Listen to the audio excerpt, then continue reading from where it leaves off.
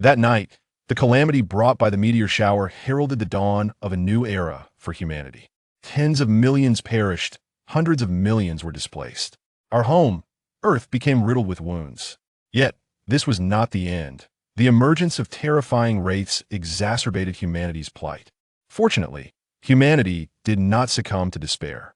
The fervor of Chongwu began to sweep across the globe, leading to the development of super-technological weapons, the creation of Tianhe mechas, the rise of mutants, and the inheritance of the Chongqing. Humanity finally acquired the capability to confront the wraiths. Within the Great Wall, can humanity withstand the onslaught initiated by the wraiths? In the face of adversity, will humanity prevail in its battle against the wraiths? In the apocalypse, will the final glimmer of dawn once again illuminate the earth? This book will transport you into an entirely new world. Chapter 1. The Red Meteor Shower. In the first parallel universe, Yadin Domain, amidst the silent cosmos, countless meteoric seas floated aimlessly, colliding as usual, and the debris from these collisions gradually coalesced into planets. After enduring an extensive passage of time, these planets would erupt, reforming the meteoric seas, thus continuing the cycle. Suddenly, a vivid scarlet hue ignited deep within the universe, resembling a flickering flame in the darkness, both enchanting and brilliant. In the wake of that scarlet glow, thousands of points of light appeared, akin to the stars in the night sky, growing larger as they approached. Upon closer inspection, these were indeed spaceships of varying sizes. These vessels accelerated as if in flight, desperately evading the crimson behind them. Abruptly, all the spaceships came to a halt, drawn back by an overwhelming gravitational force. Not only the ships, but also countless meteors and even planets were pulled in. A wave of disturbance rippled through the cosmos. A visible shockwave surged forth, obliterating all matter in its path into dust. Gradually, the shockwaves intensified, and just as they were about to reach their peak, everything returned to tranquility. At that moment, the pitch-black universe was instantaneously illuminated as if it were day, as a shockwave, colossal beyond measure, surged forth, shattering even the void into fragments. Nearly half of the spaceships were engulfed by the shockwave, dissolving into nothingness. Meanwhile, an incomprehensibly vast wormhole manifested within the void, its immense gravitational pull drawing in all untouched matter. Gradually, the diameter of the wormhole began to shrink, and when it diminished to the point of disappearance, everything within the Yadin domain ceased to exist. In the third parallel universe, Maya domain, at the heart of the domain, a black hole relentlessly swept through everything that ventured too close, akin to a beast devouring its prey. Its tremendous gravitational force rendered all approaching matter powerless against its insatiable hunger. As the black hole passed through a meteoric sea, the meteors were predictably drawn towards it. Suddenly, the meteors, drifting toward the black hole, froze in place. Seeing its prey halt, the black hole intensified its pull, attempting to draw them in. Yet the meteors remained unmoved. Gradually, the group of meteors began to tremble, and as time passed, their quaking grew increasingly violent. The black hole seemed to grow furious, accelerating towards the meteoric sea, intent on consuming them itself. But at that moment, an anomaly arose. In a void not far from the black hole, a sudden collapse occurred, causing most of the meteors in the meteor sea to dissolve into nothingness. The black hole was similarly affected, shrinking significantly as a wormhole, larger than the black hole by several tens of times, emerged in the void, emitting a powerful repulsive force that expelled various materials. Some of these materials turned to dust during the transmission process, while others were drawn into the black hole, and many more drifted away in all directions throughout the cosmos. In Baichuan City, Huaxia Country, an announcement from the observatory stated, "Tonight, a massive meteor shower will sweep across the northern hemisphere." Numerous astronomy enthusiasts have gathered at various prime viewing locations, eagerly awaiting the arrival of the meteor shower. A female journalist stood at the foot of a great mountain, reporting before the camera. In Baichuan City, the best viewing spot is undoubtedly the Lingyang mountain range behind me, which occupies the largest geographical area in our city and offers the most open surroundings. Moreover, the highest peak, Lingyang Peak, is the preferred location for citizens to observe the meteor shower. The camera followed the journalist's gesture, panning to a nearby, towering peak. As you can see, Although the sky is growing dark, this does not dampen the eager anticipation of the citizens. Currently, Lingyang Peak is already filled with people. There is still some time before the meteor shower arrives. We will conduct a live broadcast shortly, so please stay tuned. This is Tang Ru reporting from the Lingyang mountain range.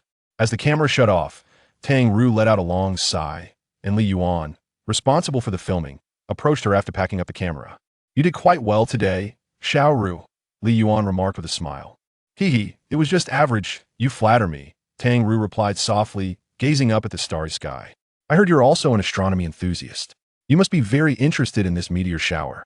Upon mentioning astronomy, Tang Ru's interest piqued, and she replied enthusiastically, "Indeed, this is a once-in-a-century, super large meteor shower. I certainly won't miss it, or I wouldn't have applied to be a reporter for this special meteor shower segment." "All right, let's head up quickly," she said, turning to climb toward Lingyang Peak. Li Yuan chuckled and picked up the camera, hastening to catch up. The deep autumn night always arrives early. Although it was still not yet 1900 hours, darkness had enveloped the entire Lingyang mountain range, illuminated by the lights of those gathered to witness the meteor shower. After nearly 2 hours of waiting, the anticipated meteor shower finally arrived. At 20:58, the first meteor streaked across the night sky, prompting reporter Tang Ru to begin the live broadcast. By 21:05, the frequency of meteors increased, marking the true arrival of the meteor shower. At 21:11, the meteor shower became denser, with exceptionally large meteors appearing, allowing people to glimpse their true forms through telescopes. By 21:18, red meteors started to appear, and the crowd gradually sensed something amiss. These meteors seemed to have breached the atmosphere and entered Earth. At 21:33, while Tang Ru was conducting the live broadcast, a meteor, measuring several meters in diameter, crashed beside Lingyang Peak. The immense impact made the entire mountain range seem as though it had experienced a great earthquake, with dust swirling in the air as hundreds of thousands of spectators both at the scene and in front of their televisions bore witness to this spectacle. At 21:44, tens of thousands of meteors plummeted from the heavens, plunging the populace into utter panic, with countless individuals crushed into mere pulp amidst the chaos. The meteor shower that people had eagerly anticipated transformed unexpectedly into a catastrophe, threatening their very lives, a turn of events no one could have foreseen. In that moment, a singular thought resonated in every heart. The apocalypse had arrived. Chapter 2. A New Order. November 5th, 2020, a day that humanity shall never forget. On that fateful night, thousands of meteors struck the northern part of the Earth, resulting in the deaths of over 100 million people in the northern hemisphere due to this calamity. The land was pounded down an average of 1 meter, and some nations with low sea levels became engulfed by the ocean. Statistics indicate that the area of Earth's landmass diminished by nearly 1. However, the most terrifying of all was a type of red meteor, larger than ordinary meteors. Upon striking the ground, it emitted a peculiar energy, creating an energy field. This energy had the lethal ability to instantaneously kill all living beings it infected, resulting in the deaths of over 80 million people. In other words, the primary cause of mortality in this disaster was this energy. Scientists found themselves utterly powerless in the face of this phenomenon, resorting to sealing off all energy fields, which did not dissipate until nearly 3 months later. Upon further investigation, scientists discovered that the substance forming the red meteors was an unknown material. This material resembled stone, yet was dozens of times harder than the hardest substance on Earth, iridium. Scientists named it Xingshi, having identified a total of 3,721 pieces, with the smallest measuring merely a few meters in diameter, while the largest exceeded 2,000 meters. Although Xingshi was incredibly hard, it was remarkably light. Even the largest piece, upon impact, created a crater less than 50 meters deep. Consequently, in order to harness this material, governments worldwide began to gather the Xingshi within their territories for research, attracting numerous nations from the southern hemisphere eager to purchase it at high prices. The terrifying energy was termed dark energy, and as it dissipated, scientists could only study the effects of this energy on the human body and methods of defense through the dissection of the deceased. People referred to that day as Doomsday, for it not only claimed countless lives and obliterated homes, but also shattered the stability of social order. Robberies, murders, riots, various illegal activities surged alarmingly, To provide disaster relief and maintain social order, the government deployed a vast military presence. Many nations in the southern hemisphere seized the turmoil as an opportunity to wage war against smaller countries, plunging the entire world into a state of unrest. April 1st, 2021, 5 months had passed since Doomsday, and the social order of Huaxia had returned to a state not dissimilar to that before the catastrophe. People were digging mountains and filling pits, rebuilding their homes, and society had entered a phase of stability. While individuals had yet to emerge from the anguish of losing loved ones and their homes, a semblance of normal life could still be maintained. In Lingyang district of Baichuan City, the order in the northern hemisphere was gradually stabilizing, although the wars instigated by certain nations continued to simmer. The United Nations has failed to negotiate and has dispatched troops for intervention. Further updates will be reported later. The news segment concluded and transitioned into advertisements. The screen flickered, the television turned off, and the woman picked up her recently finished bowl of rice, heading towards the kitchen. Finish your meal quickly and head to school. If you miss the bus again, you will have to walk. I have many matters to attend to today and cannot take you. And do not run around after school. Wait for me to pick you up. It's chaotic outside, and you know I cannot bear to see you harmed. The young boy seated at the dining table, upon hearing this, gulped down the milk in his cup, wiped his mouth, and grabbed his backpack, making his way towards the door. You carry on with your tasks. There's no need to pick me up. I can take care of myself. The woman, washing dishes, poked her head out. Be obedient and wait for me to collect you. Bang. The only response she received was the sound of the door closing. This child. The woman shook her head in resignation and turned back to her dishwashing. Zhang Yang missed the school bus again, but this time it was intentional. His home was not far from the school, and he could easily walk there. The reason for his actions was to visit the vast wilderness of Shijiao, the place that had changed him. 5 months ago, on the night of the cataclysm, Zhang Yang was confined to his bedroom to study. The more he thought about it, the angrier he became. Today was a weekend. Moreover, there was a spectacular meteor shower tonight. Why was he being forced to study? Overwhelmed with frustration, Zhang Yang decided to run away, knowing his parents would never allow him to go out. If caught, he would only face a scolding, but witnessing such a spectacle would be worth it. With this thought, Zhang Yang resolved to act. Since his parents were in the living room, he climbed out the window and descended along the drainage pipe, running for half an hour until he reached the wilderness of Shijiao. Following a narrow path through the woods, Zhang Yang ascended towards the highest mountain, filled with anticipation as the meteor shower began. As he saw meteors streaking behind him, the exhilarated Zhang Yang quickened his pace upwards. However, just as he reached halfway up the mountain, an immense pressure forced him to the ground. Struggling to turn around, Zhang Yang looked up and was instantly petrified. A meteor was hurtling towards him. He wanted to flee, but the overwhelming pressure rendered him immobile. As the meteor drew nearer, the pressure intensified, leaving him helpless. Filled with despair, Zhang Yang closed his eyes and quietly awaited death, overwhelmed with regret. The roaring sound of the burning meteor was like a fire fanned by a blower, growing ever louder as the immense pressure flattened trees within a radius of several miles. Crack! He felt a bone in his body shatter, and Zhang Yang spat out a mouthful of blood. Soon, the sound of crushed bones echoed repeatedly, and Zhang Yang became increasingly disoriented, his mind a blank slate, as if he could succumb to slumber at any moment. A resounding boom erupted as a massive meteorite struck the foot of the mountain, the tremendous impact causing the earth to tremble violently and clouds of dust to swirl into the air. Suddenly, an intense beam of light emerged from the crater created by the meteorite, drifting slowly towards Zhang Yang and enveloping him. Under the immense pressure, Zhang Yang had lost all sensation, with only a flicker of awareness remaining to confirm that he was still alive. Just as Zhang Yang believed he was on the verge of death, the pressure vanished in an instant. All pain dissipated without a trace, and his body gradually warmed. Am I dead? Zhang Yang opened his eyes and gazed at the sky, where countless meteorites continued to rain down upon the earth. After a bitter smile, he moved his body, only to discover that he still had control over it. Zhang Yang stood up, feeling around and jumping in place, confirming that he had indeed returned to normal. What on earth is happening? Why am I completely unscathed? Zhang Yang was baffled. He distinctly felt that many of his bones had been crushed, yet now he was perfectly intact. A sudden sharp pain in the inner side of his right arm jolted Zhang Yang's thoughts back to reality. He rolled up his sleeve and saw a six-pointed star emblazoned like a tattoo about 10 centimeters above his palm. How did this come to be? Zhang Yang, who believed he had never encountered anything like a tattoo, curiously touched the six-pointed star. However, just as his fingers made contact, the six-pointed star began to glow, radiating for about 10 seconds.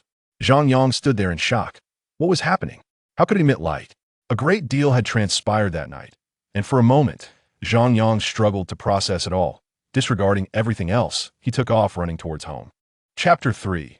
The incident. Zhang Yang swiftly reached the foot of the mountain, but at that moment, a dense fog, reminiscent of volcanic ash during an eruption, loomed ominously ahead. Zhang Yang was compelled to alter his course and flee in another direction. Suddenly, a middle-aged man burst forth from the nearby woods, his surname being Li, a familiar figure known as Lao Li, an administrator from the western suburbs. In a state of panic, he was desperately fleeing. Zhang Yang, a frequent visitor to the western suburbs, was recognized by Lao Li, who shouted upon seeing him, "Zhang Yang, beware of that black mist, run east." However, in his frantic state, Lao Li stumbled and fell to the ground, unable to rise. Zhang Yang considered aiding him, but he quickly abandoned the thought as the black mist enveloped Lao Li, who vanished like salt dissolving in water, disappearing without a trace, as if he had never existed. Zhang Yang felt he was losing his sanity. He had never witnessed such a scene. Yet the encroaching black mist confirmed that what he saw was no illusion. In a fit of despair, he cried out and ran madly toward the east, where the mist was absent.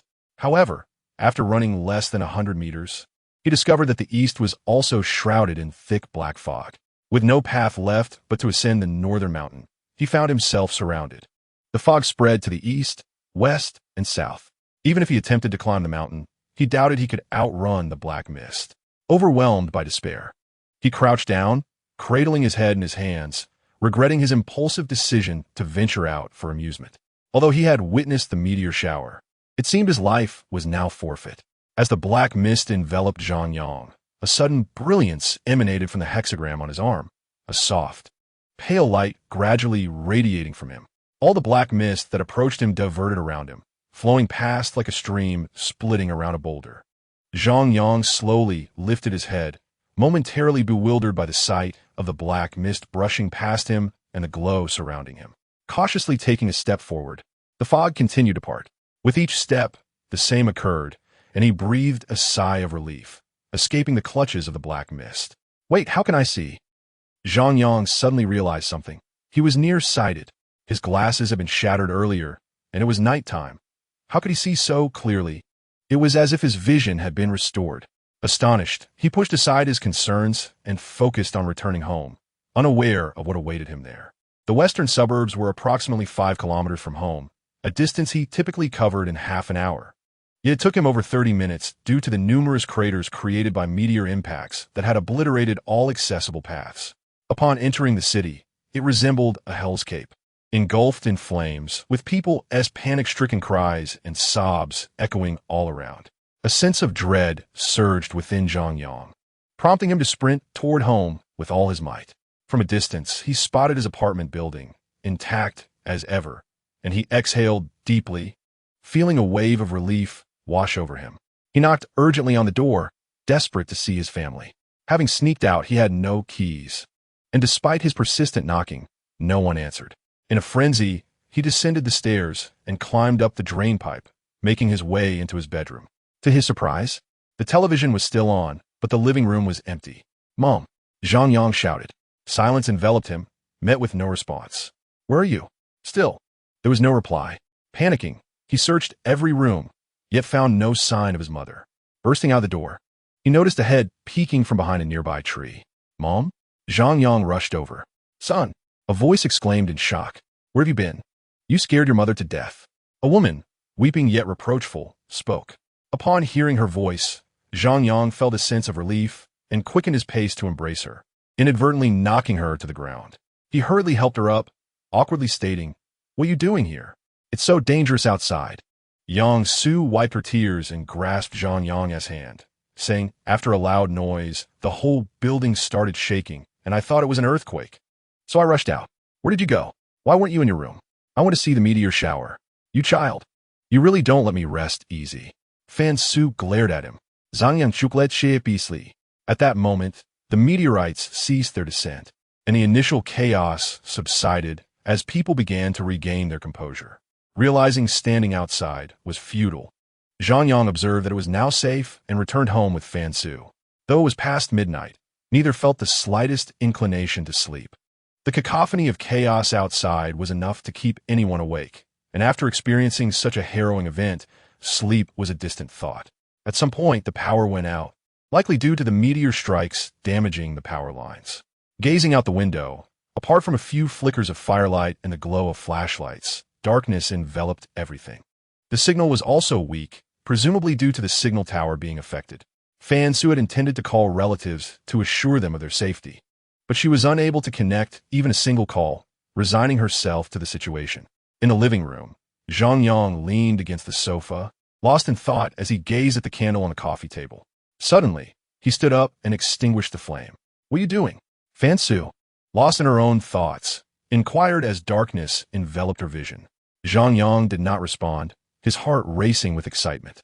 His suspicions were correct. He could see. "I can see," he murmured. "See what? So? Are you all right?" Fan Su, bewildered, stood and reached out to touch Zhang Yang's forehead. Zhang Yang gently pushed her hand away, relighting the candle. "I'm fine. I'll be right back," he assured, moving toward the door. "Where are you going at this hour?" "Just going for a walk. It's too dangerous outside." "Don't go out. I'll be fine. I'll return shortly." The night was exceptionally dark, perhaps due to the absence of light, yet this did not hinder Zhang Yang's vision. He stood atop a nearby hill, gazing into the distance.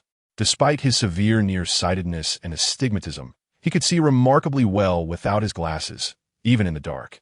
For instance, he could see a man hastily walking with a child several hundred meters away. In the woods behind the mountain, a group was laden with packages heading toward another city. Zhang Yang could even discern the features of the man and child, as well as the belongings of the group. This vision surpassed that of an ordinary person, and he could not comprehend the reason behind it. Suddenly, the hexagram on his right arm blazed with light, causing a sharp pain in his head, and his body began to heat up. Darkness consumed his vision, and he lost consciousness. Chapter 4. The floating stone. Time passed, though Zhang Yang could not tell how long. He awoke, feeling as if his head were splitting, heavy as if filled with lead. "What is happening? Why did I faint?" Upon opening his eyes, he found himself lying in his bedroom, and just as he did, a voice filled with urgency and excitement called out, "Son, you're awake." Upon hearing a voice, I turned to see Fan Su standing nearby. At that moment, her eyes were dark and red, clearly indicative of a lack of rest and recent tears. "What's wrong with me?" I asked. How dare you ask me?" she retorted. "I told you not to go out, yet you insisted on doing so. If I hadn't gone out to find you, you would have been corroded by that dark mist." Fan Su glared at me as she spoke. I felt a bit embarrassed, scratching my head. It seemed that even my mother was unaware. Accidentally, I caught sight of my right arm and was taken aback. The hexagram symbol had vanished. What on earth happened? Was all of this merely a dream? I rubbed my eyes.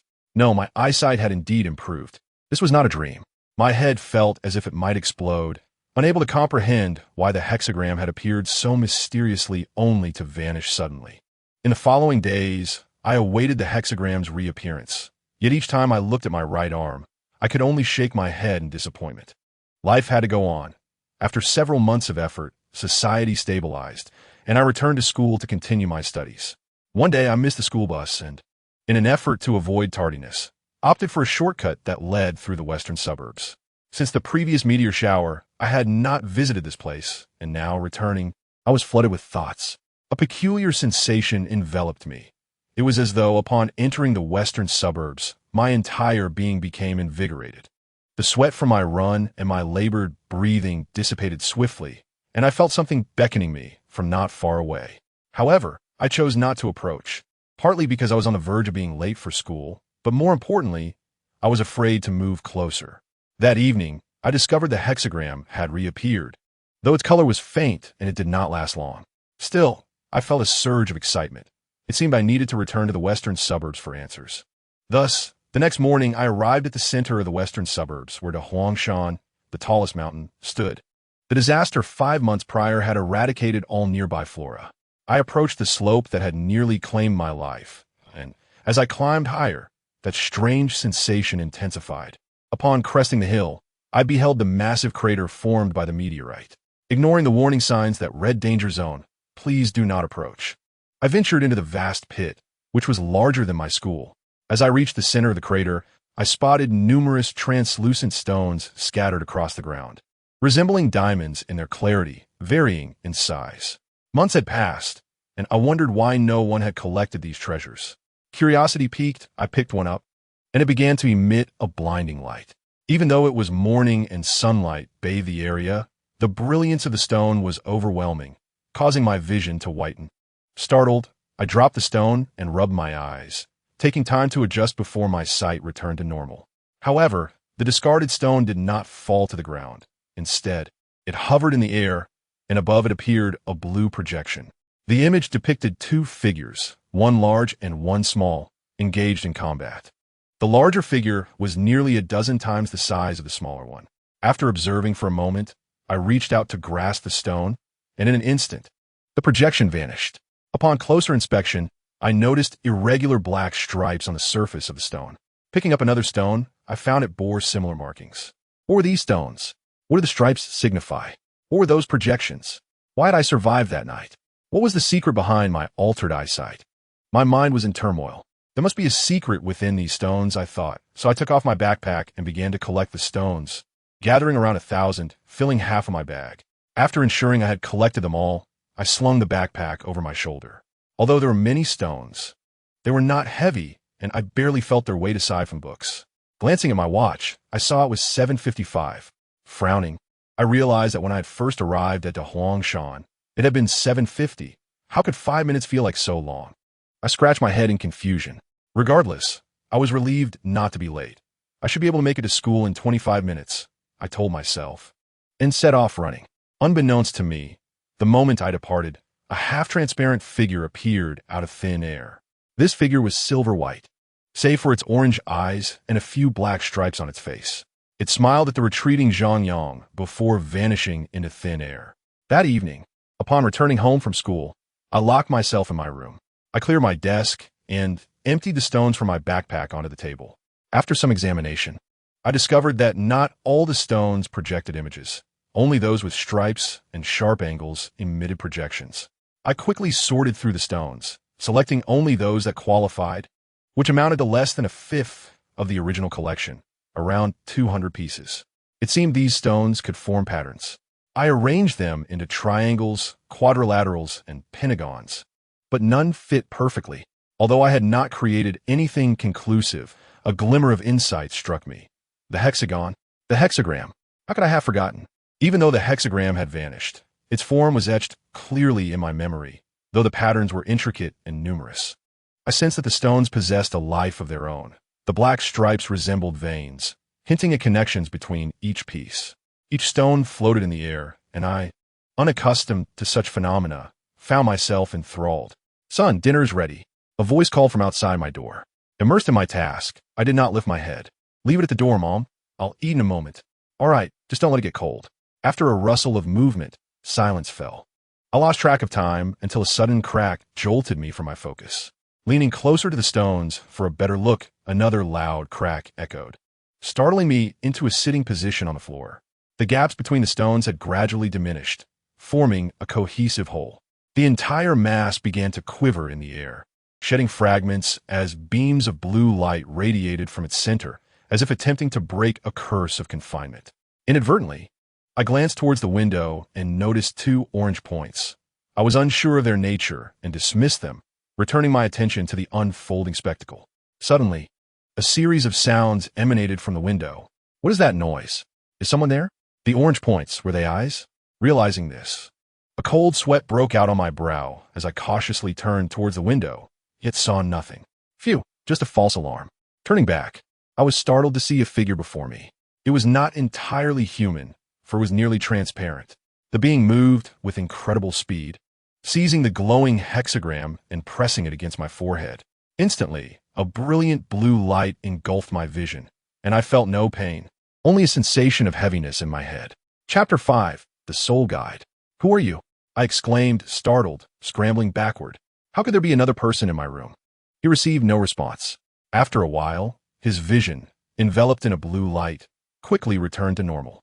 Zhang Yang surveyed his surroundings, utterly astonished by the unparalleled spectacle before him. It was pitch black all around, with countless meteors floating in the void, a scene he had only ever witnessed on television. This was no longer his home. He was undeniably amidst the cosmos. Standing in the vast universe, meteors drifted past him silently. It took Zhang Yang a moment to regain his composure, realizing he had never even been on an airplane. Yet here, he was in a realm accessible only by rocket. Suddenly, his body moved uncontrollably forward at a remarkable speed, causing the scenery around him to blur into shadows. He attempted to halt his momentum, but to no avail, continuing to propel forward. After approximately 20 seconds, he beheld a planet, its blue and white hues reminiscent of Earth. However, the blue was not a gentle hue, but a deep, almost black shade, and the white was not pure, but a grimy gray, as if the planet had suffered pollution. Before long, he found himself within the planet's atmosphere, and upon gazing down at the land, he was taken aback to discover it bore an uncanny resemblance to Earth. With the 7 continents and 4 oceans positioned identically, he swiftly navigated to the location of Asia, descending further to the land of Huaxia, and finally halted atop a towering building. Above him, a rift stretched several hundred meters, from which grotesque creatures began to emerge, their numbers overwhelming and terrifying, some even the size of multi-story buildings. These beings wreaked havoc upon the city, leaving a trail of destruction akin to a hellscape. Much of the city lay in ruins, and survivors had nowhere to flee, staring in despair at the approaching monsters that threatened to shred them to pieces.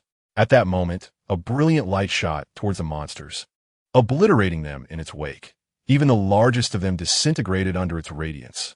Yet, another dark beam emerged from the rift, racing towards the light. Zhang Yang suddenly felt a sharp pain in his head, intensifying with each passing moment, beads of sweat cascading down his face. The scene before him blurred rapidly, and, with a flash, everything vanished. Rubbing his eyes, he found himself staring at the ceiling of his bedroom. Am I dreaming? He mused. How vivid it feels. This is a virtual mirror. You are not dreaming, a voice echoed in his mind.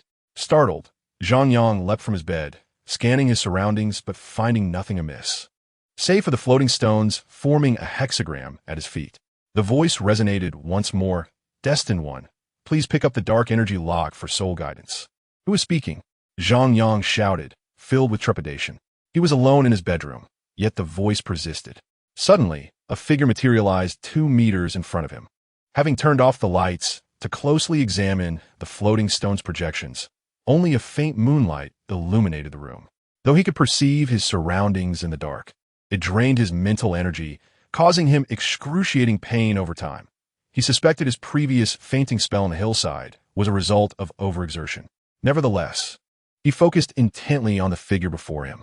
It appeared human, albeit semi-transparent, standing upright with its head bowed, clad in shimmering silver. Zhang Yang noticed a hexagram emblem emblazoned on its chest, identical to the one that had mysteriously appeared on his right arm. Who are you? Why are you in my bedroom? Zhang Yang inquired, stepping back. I am the soul guide, Ming, here to assist you in your journey, it replied. What? Zhang Yang was bewildered. I hail from a world that has been destroyed. The remaining civilization of the Yodin realm has traversed through a wormhole to this domain. Every parallel universe now faces imminent catastrophe. You have been recognized by destiny. Please proceed with the soul guidance, as my energy is waning. The transparent figure lifted its gaze to meet Zhang Yang's eyes. At that moment, Zhang Yang noticed the figure's face bore the same intricate patterns as the floating stones. What are you saying? What world has been destroyed? What is soul guidance? Zhang Yang stammered, utterly lost. I exist as an energy entity, and my power is nearly depleted. Please expedite the soul guidance. What must I do? Is it harmful to me? Completely harmless. Please confirm your agreement to the soul guidance. Zhang Yang pondered for a moment. All right. Before he could finish his sentence, the transparent figure raised its hand, causing the hexagram stone to levitate and hover before him. The figure's patterns glowed, and the eyes and emblem on its chest radiated brightly. In an instant, the figure transformed into light, merging with the hexagram stone. The stone, once ablaze with brilliance, suddenly dimmed, its surface shimmering faintly. A sharp pain surged through Zhang Yang's right arm. Looking down, he saw the hexagram emblem reappear, flickering with a pale blue luminescence. A burning sensation coursed through his body, causing him to grit his teeth in agony. The hexagram stone began to rotate, drifting slowly toward the emblem on his arm. The excruciating burning sensation vanished abruptly, replaced by a peculiar feeling, as though his inflamed arm had been submerged in water. Upon entering his body, Zhang Yang distinctly felt a continuous stream of energy emanating from the stone, flooding through his bones, blood, and organs, enhancing them as if he were undergoing an evolution. Significant energy also flowed into his brain, coalescing into a glowing blue energy sphere at the center of his forehead. He could see this sphere and feel its dynamics whenever he closed his eyes. After approximately half an hour, the influx of energy subsided. Zhang Yang exhaled deeply, relieved that it had finally concluded. As he prepared to move his body, he discovered he was utterly immobile. Accidentally glancing at his reflection in the mirror, he was astonished. Not only was he unchanged, but his eyes glowed with an ethereal blue light. Suddenly, a buzzing sound echoed in his mind, and his vision became increasingly blurred, his consciousness fading as he succumbed to sleep. Chapter 6. The Red Mist Incident. The April breeze carried a hint of winter's remnants, a gentle wind bringing a touch of chill. In the morning, as the first rays of sunlight streamed into the room, Zhang Yang awakened. A series of urgent knocks echoed at the door. "Son, time to get up for school," called Fan Su from outside. "I'm getting up," he replied. "All right, I'm off to work. Remember to have breakfast and don't be late." "Got it." Zhang Yang sighed deeply, reflecting on the surreal events of the previous night. The soul guide? Soul guidance? What purpose do they serve? He couldn't fathom why he had agreed to it at the time. Shaking his head, he sensed the energy sphere in his mind. It remained still, seemingly dormant. Not wishing to dwell on these thoughts, he rose and donned his clothes, glancing at the hexagram symbol, which had transformed from black to a pale purple. As he reached out to touch it, he felt a distinct contour beneath his skin, as if the hexagram were embedded within him. However, it appeared entirely normal, and Zhang Yang had grown accustomed to such anomalies, not pondering them further. In class, while the teacher eloquently lectured at the podium, Zhang Yang struggled to keep his eyes open, fatigue weighing heavily upon him after a night of turmoil. Physics was, without a doubt, the most tedious subject. Zhang Yang, sprawled across the desk, stretched lazily and muttered to himself, before shifting positions to continue indulging in his daydreams. "All right, I shall invite a student to solve this problem," announced the bespectacled physics teacher, casting a glance over the students seated below the podium. You cheeky little rascal. Daring to sleep in my class? Just wait and see. Zhang Yang, you come up." Immersed in a pleasant slumber, Zhang Yang remained unresponsive.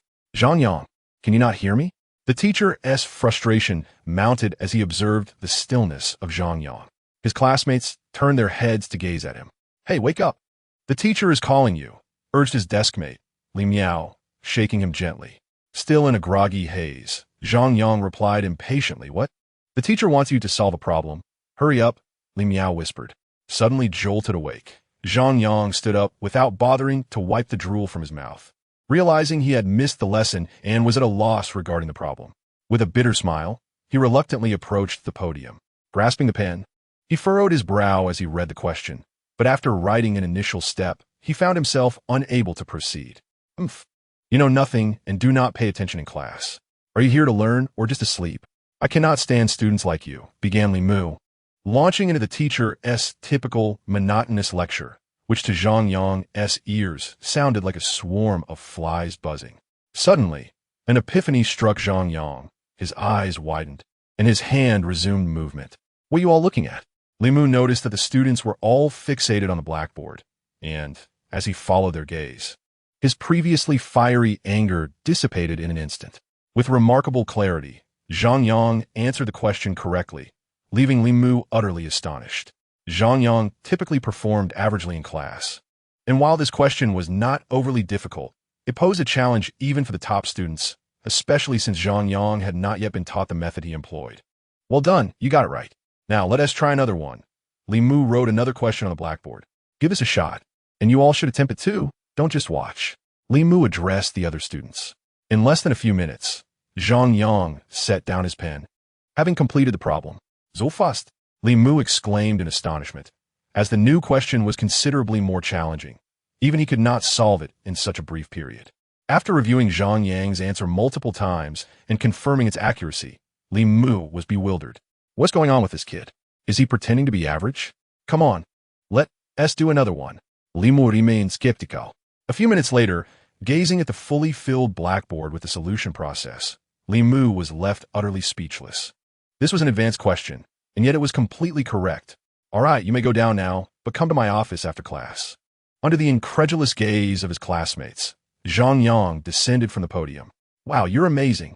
You managed to solve such difficult problems, Li Miao said, giving him a thumbs up in admiration. Zhang Yang, however, was too preoccupied to acknowledge him, having no clear understanding of what had just transpired. Initially, he had read the problem several times without any direction and was on the verge of giving up when, suddenly, a blue energy orb flashed in his mind. And it was as though a light bulb had turned on. The problem suddenly appeared simple, akin to a high school student tackling an elementary school question. The subsequent questions felt the same, as if they were basic common knowledge. Although he had never encountered them before, he instinctively knew the answers. Flipping through the exercises revealed that he could indeed solve them all. Questions that previously required the aid of answers now posed no challenge, as he could ascertain the solutions with a mere glance. The same was true for other subjects. Is this how it feels? How delightful, Zhang Yang thought to himself, feeling elated, thinking that now there was no fear of failing to gain admission into a prestigious high school. Lindu County, located in Pingyuan City of Qingning Province, is a moderately sized county surrounded by mountains, situated in the very heart of the mountains. The people of Lindu are diligent, living peaceful and ordinary lives. However, recent days have witnessed a significant event unfolding in Lindu County. Approximately 20 miles east of Lindu County lies an unbroken chain of mountains, where a thick fog descended the night before, spreading over a radius of about 10 kilometers. When dawn broke, the townsfolk were astonished to discover that the fog was red. This was indeed a novelty, as red fog had never been reported before. Local meteorological and environmental agencies conducted investigations but could not ascertain the cause of the red fog. The provincial authorities even dispatched personnel from the local Academy of Sciences to investigate the matter yesterday. Yet this morning, countless ambulances raced through the streets and alleys of Lindu County. In just one night, hundreds to thousands of individuals exhibited varying degrees of poisoning, causing hospitals to be overwhelmed, and many patients were even transferred to nearby county hospitals for treatment. The sound of ambulance sirens echoed incessantly through the streets of Lindu County. Hospitals could not determine the cause of the symptoms, as examination results indicated that the patients were entirely normal, merely exhibiting heightened excitement, without the usual symptoms of poisoning like vomiting or diarrhea. They displayed certain peculiar characteristics, such as reddened skin, resembling someone scalded with hot water, bloodshot eyes, and extreme agitation. Investigations revealed that most of the poisoned individuals hailed from villages outside the county, particularly those from areas where the red fog had appeared, while others were merely curious onlookers who ventured to witness the phenomenon. Naturally, some were employees from various governmental agencies. Undoubtedly, the cause of this poisoning was linked to the red fog, though its true nature remained a mystery, regrettably. Those capable of studying the red fog were now confined to hospital beds. Local authorities cordoned off the area where the red fog had manifested to prevent further spread, and the affected individuals were placed under quarantine for observation. Livestock impacted by the red fog were also subjected to centralized incineration. As this was the first occurrence of such an event, it garnered significant attention, with numerous reporters arriving from various regions to cover the story. Chapter 7. Without pressure now. Tell me, what was going on with you today? Li Mu, seated in a chair facing Zhang Yang, picked up a teacup from his desk, blew on it lightly, and took a sip. Zhang Yang opened his mouth but emitted no sound, unsure of what to say or how to articulate his thoughts. The atmosphere grew quite tense, with other teachers in the office occasionally glancing at Zhang Yang while engrossed in their tasks. Few students enjoy the examination office, and Zhang Yang was no exception. Typically, He found himself here for either making mistakes or issues with assignments, which led him to keep his head down in self-doubt, even when he had done nothing wrong. Don't waste time. Explain how you managed to solve those problems. Li Mu turned away from the teapot to fix his gaze on Zhang Yang. I just did it. It was quite simple, Zhang Yang replied with a wry smile. Oh, simple? Li Mu turned back, rummaging through a stack of test papers on his desk until he extracted one, then picked up a pen and handed it to Zhang Yang. You can skip the next art class. Complete this paper instead. You can leave whenever you finish it. I'll inform your art teacher. This was a paper he had recently devised, featuring considerable difficulty, and it had not yet been distributed to the classroom. Given your apparent intelligence, this should pose no challenge. Li Mu mused. After stating this, he stood up, fetched a chair for Zhang Yang, and exited the office, likely to speak with the art teacher. What on earth is happening? Zhang Yang thought silently, swallowing to moisten his dry throat. Sitting in the chair, he glanced around before beginning to work on the paper. A few minutes later, Li Mu returned, his expression devoid of emotion as he regarded Zhang Yang. Well, still simple? Where have you gotten to? He prepared to lean down and inspect the paper. However, Zhang Yang suddenly rose to his feet, exclaiming, I'm done. How could this be possible? Li Mu was taken aback, swiftly snatching the paper to review it. Remarkably, it had been less than 5 minutes, yet he had completed an entire set of questions. The other teachers in the office were drawn to Li Mu's astonished exclamation. All were left speechless by his unexpected proficiency, with so many teachers present. There was no way he could have cheated. At that moment, Li Mu was compelled to scrutinize the boy before him. Observing Zhang Yang's innocent demeanor, he became convinced that this boy had been feigning ignorance all along. Why would he do such a thing? What secret did he harbor? Mr. Li, did you just say that Zhang Yang answered all the questions correctly? A young female teacher at the opposite desk inquired with curiosity. She was Zhang Yang's chemistry teacher, maintaining a friendly, mentor-like relationship with him. Turning towards her, Li Mu managed a wry smile. Indeed, Teacher Wang, astonishingly, he got them all right. Upon hearing Li Mu's affirmation, Zhang Jing's mouth fell agape in surprise, as did the other teachers who gazed at Zhang Yang in astonishment. Zhang Yang, please explain the definition of solution. Zhang Jing suddenly posed a chemistry question. Without hesitation, Zhang Yang provided an answer. Gibbs' law? The principle of the electrolytic cell? Zhang Yang astonishingly answered each question in turn, even tackling high school-level concepts with ease. Li Mu began to question Zhang Yang as well, probing from middle school to high school and even into university-level material, occasionally presenting concepts he himself scarcely understood. Yet Zhang Yang responded with remarkable poise. As class was in session, only Zhang Yang remained in the office, while the other teachers paused their work to join in the questioning. Thus, an impromptu interrogation ensued, with each teacher taking their turn to ask Zhang Yang questions. He appeared akin to a living encyclopedia, unfazed by any inquiry posed. All the teachers were left dumbfounded, staring at Zhang Yang as if witnessing a ghost, causing him to feel quite embarrassed. Scratching his head and offering a sheepish grin, he was at a loss for how to proceed. Li Mu, recognizing Zhang Yang's discomfort, suggested, "You may return now."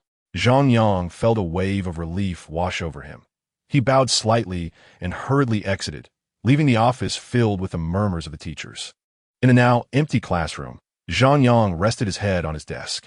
During lunchtime, most students had gone to eat, leaving only a few behind to work on exercises. As he drowsily leaned on his desk, he suddenly perceived something outside the classroom. Huh? Zhang Yang lifted his head, glancing around to ensure everything was normal. Still doubting his senses, he resumed resting his head on the desk. Moments later, he abruptly lifted his head again, the sudden movement causing his books to tumble off the desk with a loud crash. What the heck? What are you doing?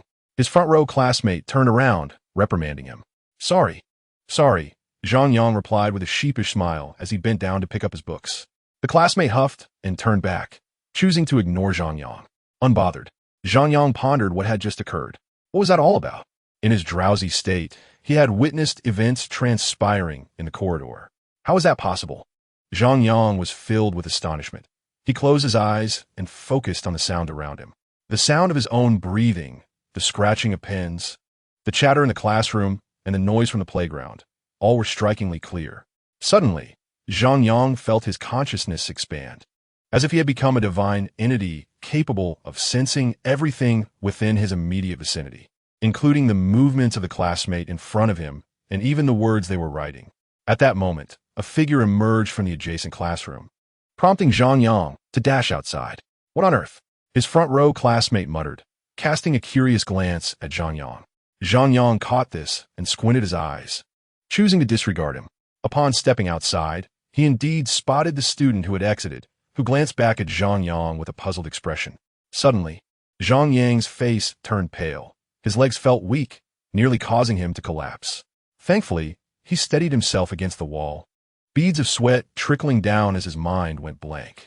Gradually, he made his way back to the classroom and sat down. What was happening to him? Why did he feel so dizzy? Would he fall ill? With these thoughts, Zhang Yang could no longer feel joy, even with his newfound abilities. The entire afternoon passed with Zhang Yang not paying attention in class. It felt too simple, akin to a university student attending an elementary lesson. Consequently, he dozed off for the entire afternoon. The warm sunlight streamed through the windows, mingled with a refreshing breeze, bringing tranquility to Zhang Yang as he rested his head on his desk.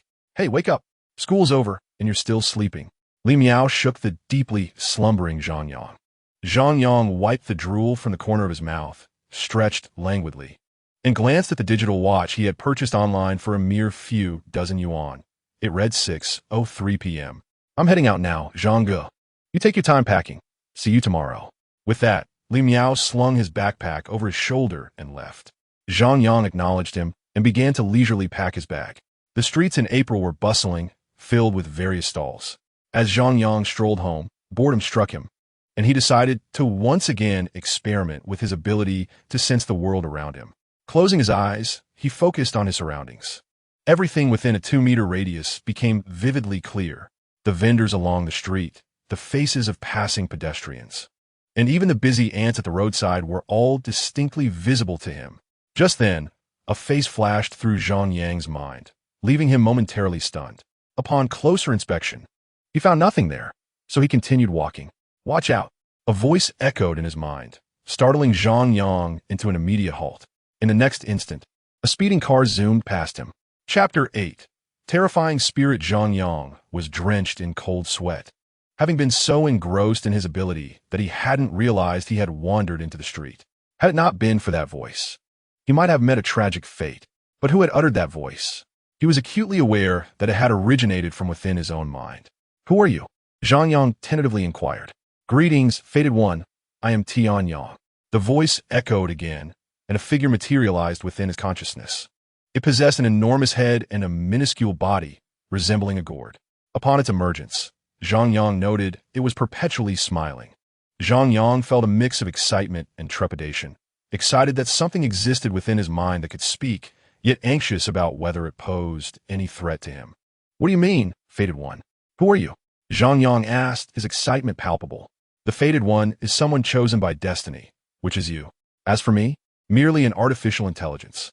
Moreover, to communicate with me, you need only think of what you wish to say. There is no need to voice it aloud." As it spoke, its gaze darted around, prompting Zhang Yang to follow its line of sight and realize that several people were curiously watching him. Embarrassed, Zhang Yang forced a smile and swiftly made his way home. What is destiny? What does being chosen mean? What on earth is going on? Zhang Yang pondered. "I know you have countless questions. I will gradually reveal everything to you. The upcoming information is crucial, so please listen attentively." Tian Yang suddenly adopted a serious tone. Zhang Yang was taken aback. He could actually hear it.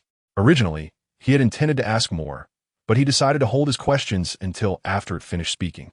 Thus, when he reached a nearby park, he found a bench and sat down. "Before we proceed, I must tell you a story. Alrig, Zhang Yang replied. On a certain planet in the 7th parallel universe, a monstrous entity known as the Mingling was birthed. This creature was insatiably bloodthirsty, and all beings it killed transformed into its kind. Over time, the number of Mingling increased exponentially, and soon this planet transformed into a terrifying realm inhabited solely by these entities. Due to their rampant destruction and formidable reproductive capabilities, the planet became inhospitable for their existence. Consequently, they set their sights on other celestial bodies. Within a century, the conflagration ignited by the mingling engulfed nearly every corner of the cosmos, leading to the obliteration of all civilizations within the seventh parallel universe, while the mingling population surged to an unfathomable magnitude. However, their insatiable nature led the rulers of the mingling to contemplate methods of breaching other parallel universes. On July 7th, 18th year of the Light Era, at precisely 4:21 p.m., my home planet, Tianhe witnessed the emergence of the first temporal rift, spanning 55 meters high above its surface. Not long after, the mingling from the seventh parallel universe began to pour through this rift into Tianhe. Thereafter, the normalcy of human life was irreparably shattered, as the mingling commenced their slaughter of all living beings. Initially, the military managed to contend with them, repelling wave after wave of the mingling. Yet 2 years later, the appearance of a second rift, measuring 130 meters, altered the course of events irrevocably. A new batch of more powerful mingling entered Tianhe, rendering conventional weaponry ineffective against them. In response, humanity devised more potent and lethal superweapons and developed a highly advanced genetic evolution serum. Those who underwent genetic modification in conjunction with the apocalypse mechs could almost wield godlike powers. However, both the creation of the genetic evolution serum and the mechs proved to be exceedingly challenging. At that time, given the technological level of Tianhe, no more than 20 units of the serum and mechs were produced annually. The most daunting task was selecting suitable candidates for modification. The serum's potency was immense, and even the slightest mismatch during genetic fusion could lead to catastrophic self-detonation of the modifier. While loss of life was tragic, the waste of the genetic evolution serum was utterly intolerable. Thus, the most compatible individuals were meticulously chosen from around the world for pairing, and those capable of successful genetic integration were termed timings. The emergence of the apocalypse mechs temporarily halted the advance of the second wave of mingling, sparing humanity from utter subjugation. 5 years after the first rift appeared, a third rift, measuring 447 meters, manifested on Tianhe. The mingling that emerged this time posed a cataclysmic threat. They evolved too rapidly for humanity to keep pace and could only passively endure their onslaught. The cataclysmic war became the decisive battle between Tianhe and the mingling. 91 timings led the entirety of Tianhe's military forces against trillions of mingling for 3 months, ultimately achieving victory by eradicating all mingling. However, the cost was incalculable. Humanity was left devoid of the strength to confront them again. It was predicted that the fourth rift would appear 5 years later, and humanity, having lost hope in combat, shifted its focus to constructing spacecraft, yearning to escape Tianhe and the Yaden domain. 5 years later, the fourth rift opened as anticipated, extending 889 meters. Upon witnessing the mingling emerge from this rift, despair engulfed the remaining human populace. Most survivors chose to stay behind, sacrificing themselves to buy time for a select few to escape. When a moment arrived, the core of Tianhe was detonated, resulting in a colossal explosion that annihilated all mingling emerging from the 4 rifts, along with countless remaining humans. The explosion of Tianhe triggered a chain reaction affecting numerous neighboring planets, leading to widespread devastation across multiple star systems, disrupting the cosmic balance and causing even greater explosions, reducing the entire Yaden domain to dust. It was feared that before long, the entire first parallel universe would succumb to the mingling's dominion. Zhang Yang spoke slowly, his voice tinged with a cold detachment, yet underscored by a hint of sorrow. Zhang Yang felt as though he had just witnessed a gripping and intense film, with stunning and heart-rending scenes flashing before his eyes. The end of the mingling was not confined to the Yaden domain or even the first parallel universe. Their ambition was to conquer all existing parallel universes. This meant that the third parallel universe, where this planet resided, was also within their sights. If you two were to fail, humanity across all universes would face annihilation. Tianyang's voice was chilling. Zhang Yang, taken aback, responded in disbelief. If even you are powerless against them, what can we possibly do? Many survivors from Tianhe traversed the wormhole created by the explosion to arrive on Earth, bringing with them advanced technology and the apocalypse system, which would undoubtedly aid humanity in resisting the mingling. Rest assured about that. However, before we proceed, I need to ascertain your willingness to become a star guardian, to protect this planet. Understand that while timings gain extraordinary powers, they also face innumerable dangers, meaning your life could be at risk at any moment. Zhang Yang hesitated, grappling with a weighty decision, though he feared not death. He was concerned about the toll it would take on his mother should he perish. Nonetheless, the dire circumstances at home necessitated improvement, and he worried for her well-being. After a moment of contemplation and an arduous internal struggle, Zhang Yang gritted his teeth and declared with unwavering resolve, "I am willing." Excellent. Tianyang's tone carried a hint of relief, and Zhang Yang noted the slight smile that graced his lips. According to calculations, there remained only 534, 240 minutes, or 904 hours, 371 days, until the first temporal rift in the third parallel universe, Earth, would open. During this time, you must strive with all your might. Zhang Yang's heart raced, a surge of fervor coursing through him. Do not be overly excited. The mingling cannot simply be confronted at will. You have yet to grasp their power. Throughout the coming year, I will devise an intensive training regimen for you, which you must adhere to rigorously. It begins tomorrow. For tonight, rest well. Your days of ease are coming to an end, Tianyang grinned. Chapter 9. Isolation Ward upon entering. Zhang Yang was immediately enveloped by the enticing aroma of delectable cuisine. Wow! Kung Pao chicken, Yuxiang roast sea, osmanthus pork, and mushi soup.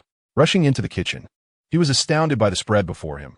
Steaming dishes arranged beautifully on the table, with more being cooked, filling the air with mouth-watering scents that made his mouth water.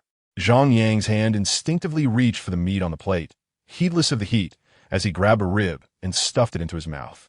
The sweet and sour flavor mingled with a gentle satisfaction, the fragrance wafting from his nose down to his throat, a truly delightful experience. Yet, just as he was about to indulge again, a pair of chopsticks unexpectedly swatted his hand away. "Wash your hands first," said Fan Su with a smile as she busied herself. "The last dish will be ready soon. Prepare to eat. It has been a while since you had these, right?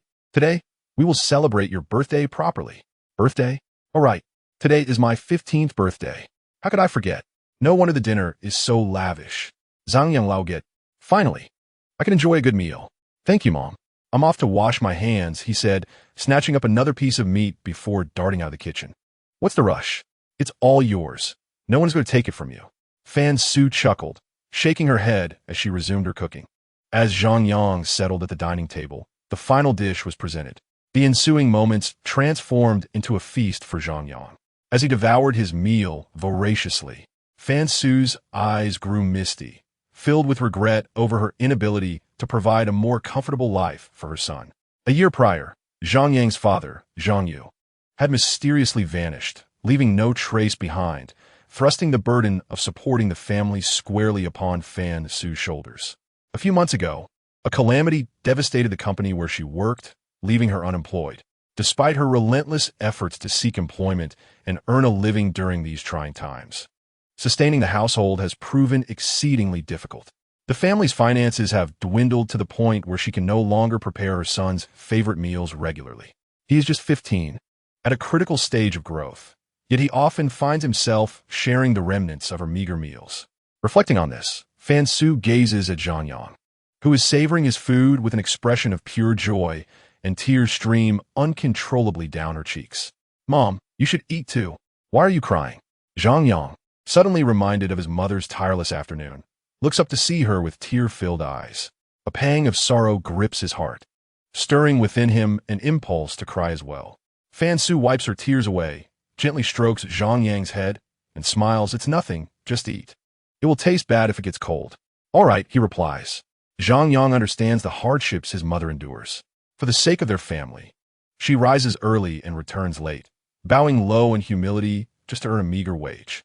The immense pressure has already turned her hair gray before she has even reached 40. He witnesses it all, feeling a deep sense of discomfort in his heart, while simultaneously harboring resentment towards his father, who has vanished without a trace. "I will ensure you live a good life, I swear." Zhang Yang follows silently. He looks up at his mother, their eyes meeting, and they share a smile. In a certain hospital in Pingyuan City, deep within the isolation ward, dozens of doctors are examining a patient, a middle-aged man whose body is covered in large, red abscesses, his form swollen significantly. After imparting some instructions, the doctors exit the room. The patient's abscesses have increased in size, indicating that the effects of the Z1 agent are not as pronounced as hoped. Shaolin, monitor the patient's condition closely and report to me immediately if there are any changes, the lead doctor says as he walks away. Understood. Directoli, Shio Elena Raspunsprumli. How are the other patients faring? Directoli Inkirastudfuli. Relatively stable. Most patients can still manage their emotions. A doctor beside, Xiao Lin hastens to inform. Director Li's expression grows serious, his brow furrowing deeply. It seems the number of uncontrollable individuals is on the rise. Quickly, take me to see. With that, the group quickens their pace towards the distance. Just 10 seconds after the doctors depart, a figure appears in the corridor, a middle-aged man, carrying a bag and bending over, glancing furtively around. Upon reaching the door from which the doctors had just exited, he pushes it open and steps inside. Huaga, look what I brought you. The newcomer exclaims, pulling a lunchbox from his bag. It's your favorite. It's been ages since you had it. Eat it while it's hot. Mao? Have you lost your mind? This is not where you should be. Leave at once. The patient inside the room looks at him in surprise. No need to be polite with me. This was sent by sister-in-law. She is truly a wonderful wife. You can't imagine how worried she's been about you these days. Alas, I have wronged her. Given my current state, I doubt I will recover. Brother, please take good care of her, Hua Gu says, gazing sadly at the lunchbox on the table. Of course. Who else would do it but us brothers? Sister-in-law is far superior to the women in my family. Ha! Mao laughs boisterously. Suddenly, the elder brother is taken aback, a sense of foreboding washing over him. What do you mean by superior? Hua Gu remains as foolish as ever. Don't you have any awareness? Mahu scoffs, hands in his pockets, expressionless as he gazes at his cousin. The elder brother feels as if he has been struck by lightning, his mind going blank. Hua Gu, look at you now. Not only have you accomplished nothing, but you can't even keep your own wife. You beast. Hua Gu trembles with rage, lunging at Mahu in a frenzy. Yet, in his frail state, he is no match for Mahu, who kicks him aside, sending him crashing against the wall. Do you see your own condition? Where are you now? Mahu sits down in the chair beside the hospital bed, retrieves a cigarette from his pocket, and takes a deep drag. Hey, why aren't you speaking? Seeing Hua Gu slumped against the wall, motionless, Mahu feels a twinge of anxiety. No way, he can't be dead. Mahu stands up cautiously and walks toward Hua Gu. Hua Gu. Approaching, he calls out gingerly, but receives no reply. Just as he prepares to flip Hua Gu over with his foot, Hua Gu suddenly turns his head. Mahu is startled. Not by Hua Ji's movement, but by his face. What a horrifying visage. His entire face is covered in ruptured abscesses, black pus oozing down, and his eyes have turned an unfathomable black. Having never witnessed such a scene, Mahu is gripped by terror. His legs shaking as he screams and bolts for the exit. A faint black mist emanates from Hua Gu, and bone spikes protrude from his arms at the elbows. Hua Gu leaps up, swiftly pinning the fleeing Mahu to the ground. Hua Gu, I was wrong. Please spare me. With that, Mahu coughs up blood, convulses for a moment, and then breathes his last. Hua Gu extracts the bone spike from Mahu's chest, lifts him, and tosses him onto the hospital bed, then leaps on top of him. The dark mist from Hua Gu transfers to Mahu's body, and in no time, Mahu's corpse begins to shrivel rapidly. It's time for medication, Lin Yan announces as he opens the door to supervise the patients taking their medicine. However, the sight before him leaves him utterly paralyzed with fear. Chapterdis, formulating appelant. Lin Yan screams. The horrific scene before him making him feel as if he were trapped in a nightmare. The metallic scent of blood in the air compels him to accept the grim reality. Dropping everything he holds, Lin Yan shrieks and attempts to flee. But his legs weaken in terror, and he stumbles to the ground.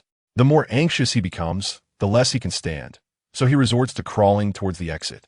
Hua Gu pays no mind to Lin Yan, seemingly oblivious to his presence, as he remains focused on controlling the dark mist before him.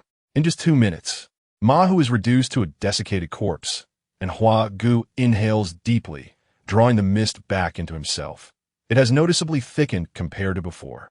With the rupture of all his abscesses, the areas once filled with pus have become hollow, yet as the dark mist returns to his body, these voids gradually begin to heal. Huaga lets out a strange, metallic sound, unlike anything a human could produce. He then leaps off the bed, clinging to the wall effortlessly, and without any handholds, he propels himself toward the exit, while the lifeless form of Ma Hu astonishingly rises to follow him. After finishing his meal and helping Fan Su tidy the table, Zhang Yang returns to his bedroom. Tian Yang? Zhang Yang silently muses. I am here. The voice of Tian Yang resonates in his mind. Could you please tell me more about the Mingling? Certainly. Please touch the star mark to activate the humanoid mode for a more detailed presentation. Star mark? Is it the hexagram? Yes. Raising his right arm, Zhang Yang gazes at the faint purple hexagram insignia and slowly presses his left fingertip against the center of the star mark. Instantly, the insignia radiates brilliantly, and glowing cracks resembling a spider web emerge around it. A transcendent sensation surged forth as countless images flickered through my mind in an instant. It was an extraordinary feeling, one so wondrous that it defied description. This was the essence of genetic evolution. How peculiar it was. A figure emerged from the radiance of the star mark. Upon closer inspection, this figure possessed a colossal head and a diminutive body, resembling a gourd, with the head and body being of equal size. Zhang Yang had seen him in his mind before, but this was their first true encounter. Greetings, Zhang Yang. This is our inaugural meeting, Tian Yang said with a smile, his voice devoid of the mechanical tone typical of artificial intelligence, sounding instead remarkably human and soothing to Zhang Yang's ears. Hello, Zhang Yang replied, fixat on Tian Yang. The star mark serves as one of the conduits through which I enter and exit your being. Should you require my assistance in the future, you may summon me by activating the star mark. Zhang Yang nodded in acknowledgement. Could you lower your voice? Tian Yang, understanding Zhang Yang's apprehension, chuckled, fear not. Ordinary individuals cannot perceive my presence. Zhang Yang sighed in relief, reassured by this statement. Now, allow me to provide you with a detailed introduction to the Mingling. With a wave of his left hand, Tian Yang conjured a plane of blue light before Zhang Yang. Mingling are the result of mutations in living organisms. Any life form that becomes infected will transform into one. Typically, Mingling lack intelligence, obeying commands solely to carry out the slaughter of other life forms. Primary Mingling are not particularly strong and can be vanquished with conventional weaponry. As he spoke, a three-dimensional depiction of a creature materialized on the blue plane. This monster bore a skull atop its neck, hunched over, and appeared exceedingly frail, as if comprised solely of skin and bones, with elongated arms resembling those of a gorilla. This is a primary Mingling. They move akin to gorillas, utilizing the powerful suction of their fur to adhere to various surfaces. Do not be deceived by their apparent frailty. In a true confrontation, the outcome may be uncertain. Their offensive capability relies primarily on strength, with each primary Mingling capable of delivering blows that weigh around 100 pounds. However, the true terror lies in their overwhelming numbers, as primary Mingling often appear in the hundreds or thousands. Next, the plane displayed a different creature, significantly more robust and taller than the previous one. This is a middle-level Mingling. They're the evolved form of primary Mingling. Each middle-level Mingling develops a bone spur on each arm and possesses skin as tough as iron, rendering most weapons ineffective against them. Each middle-level Mingling can command hundreds of primary Mingling, making them quite formidable. Beyond that, there are high-level, special, and king-level Mingling, which I shall explain later. Mingling carry a contagious virus that, upon the death of a living organism, enters the corpse in the form of mist to absorb energy. Once a Mingling has absorbed sufficient energy, it undergoes evolution, transforming the deceased organism into a Mingling as well. The reproductive rate of Mingling is astonishing. Each female Mingling can give birth to one offspring every 5 days, resulting in an unfathomable population. This encapsulates the fundamental knowledge of Mingling. Upon concluding his explanation, Tian Yang waved his hand, and the light screen vanished. Are these my adversaries? A surge of fervor rose within Zhang Yang, as vivid images of himself battling countless Mingling flooded his mind, igniting his passion and determination. I yearned to engage in combat with a Mingling at once. What would happen if I encountered a primary Mingling right now? Zhang Yang inquired curiously. Without a moment's hesitation, Tian Yang replied, "You would be swiftly annihilated." "Then perhaps I shall refrain from that." Zhang Yang's fervent spirit seemed to extinguish like a flame doused in water. Refraining is not a solution, Zhang Yang. You are a destined one, recognized by the 6-star mark. A mere dismissal will not resolve the issue. Zhang Yang's face flushed crimson, abashed as he scratched his head, but then seemed to recall something. What is the 6-pointed star? I shall explain that later. Knowing certain things too early may not be beneficial for you. Very well. Commencing tomorrow, I will devise an intensive training regimen for the next 370 days, which you must adhere to strictly. For now, rest well this evening, Zhang Yang stated gravely. Now, I will conduct a full-body assessment. Zhang Yang observed a beam of light emanate from Zhang Yang's eyes, sweeping over him from head to toe. Alas, this is subpar. Moments later, Zhang Yang expressed his disbelief. Your physical health, bone density, and organ vitality fall far short of my expectations. How can your condition be so poor? You should at least match your peers. Zhang Yang was at a loss, unable to comprehend why the apocalypse chose someone with such a frail constitution as a star guardian. Momentarily feeling disdain for the destined one he inhabited, Zhang Yang chuckled helplessly, recalling that during the past 6 months, he had chosen to fend for himself to alleviate his mother's burdens by earning his own tuition, living expenses, and pocket money. It was precisely this unhealthy diet and irregular sleeping habits that had led to his decline in health. Not to worry, with diligent training, I will improve. I hope you maintain that mindset and can endure it. Zhang Yang smiled confidently, his gaze resolute as he addressed Zhang Yang. I will. Very well, beginning tomorrow. Training will commence at 5 in the morning. Agreed, I shall fulfill my duties. Zhang Yang replied with a grin. Chapter 11. The building in peril at 5 in the morning. While most people slumbered, sanitation workers toiled diligently under the dim streetlights. On the desolate streets, their presence was nearly solitary. Within a certain residential building, one individual was struggling. Awake! Zhang Yang roused the slumbering Zhang Yang. In a daze, Zhang Yang mumbled. Just 5 more minutes.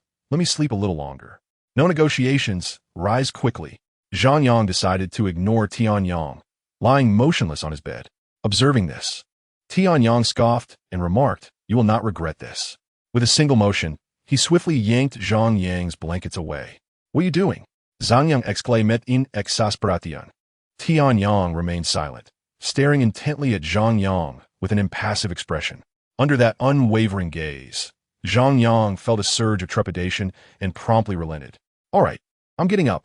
You have 5 minutes. I shall wait for you downstairs. If you exceed even a second, I will show you what cruelty truly means. Zhang Yang declared assertively, vanishing in an instant, leaving Zhang Yang astonished. 5 minutes later, a disheveled Zhang Yang stood downstairs, looking lackluster, with remnants of toothpaste still at the corners of his mouth.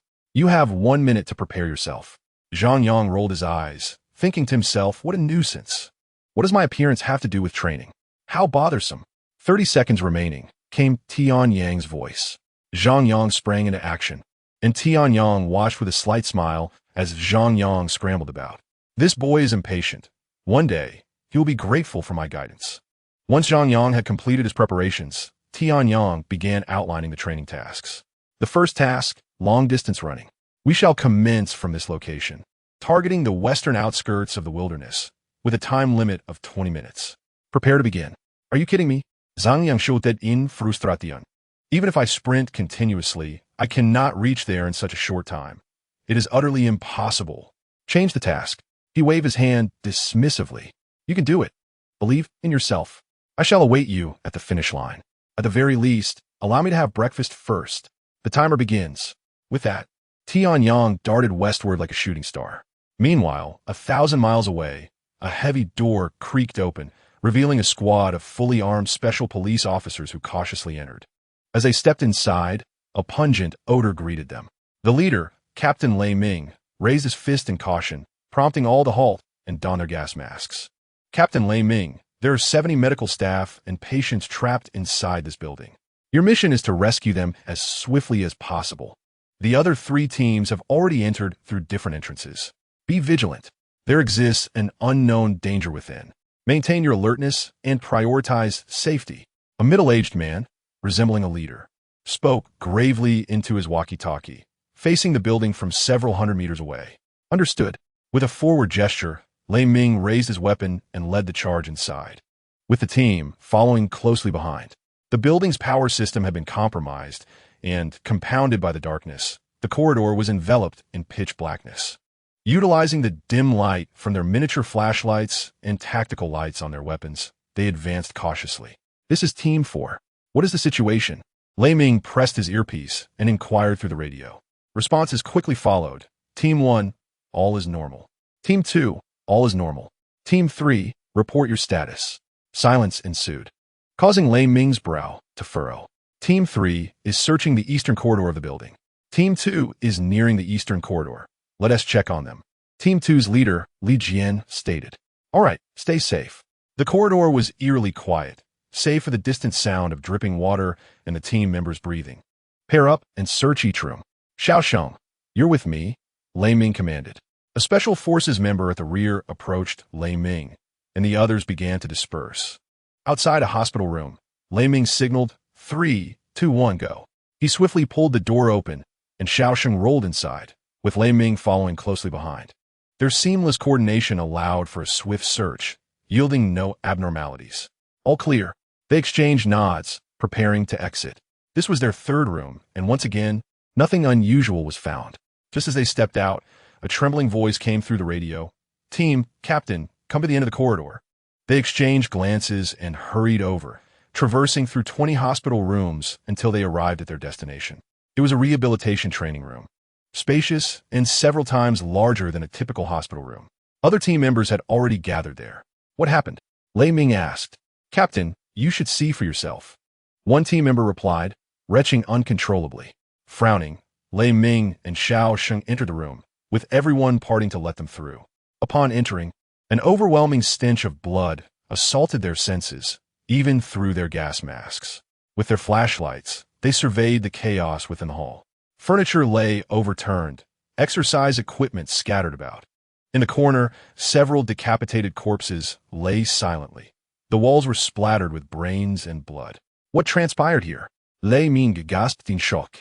After years of serving as a special forces soldier, he had witnessed many horrors, yet the sight before him was still terrifying. Xiaosheng, unable to contain himself, vomited. What kind of monster could commit such brutality? An unsettling premonition surged within Lei Ming. What tools were used in this massacre? He inquired. Based on the injuries and the exploded skulls, it appears to be fists and feet. Lei Ming had similar suspicions, but he struggled to accept the reality that someone could so viciously obliterate another's head with mere punches and kicks. A sudden crackle of electricity filled the air. Stepping back from the room, Lei Ming pressed his earpiece. "Team 2, have you located Team 3? Moments later, a voice crackled through. "Not yet, still searching." "Wait, we have a situation," Li Jian warned. 30 meters ahead, there's someone, but they're facing away from us. Hard to see. "Who is it?" "It looks like a patient. They're in a hospital gown." They turned around. "What is that?" Li Jian exclaimed. "Shuka." Gunfire erupted, and eerie roars resonated from the other end of the radio, tightening Lei Ming's chest. "Team 2, report your location. Quickly, report your position." The sounds of shouting and screams from Team 2 echoed clearly through the earpiece. The hearts of Team 4's members sank. Team 1 and Team 4 request immediate backup. "Request backup." Li Jian's panicked voice rang out. "Li Jian, stay calm. Quickly report your location. Team 4 will rush to support you." Explosions of grenades shook the building. The structure trembled violently, and Lei Ming experienced a sudden ringing in his ears from the shock. Removing his earpiece, he rebooted it and reattached it. But no further communication from Team 2 came through. Silence fell among the team members. Xiaosheng asked, "Captain, what happened?" "Uncertain. Team 3 seems to have come under attack and engaged in a firefight." Outside the building, Wei Bingming anxiously attempted to contact the members of Team 4 who had entered the structure. Since their entry, the wireless signal had weakened drastically, becoming sporadic.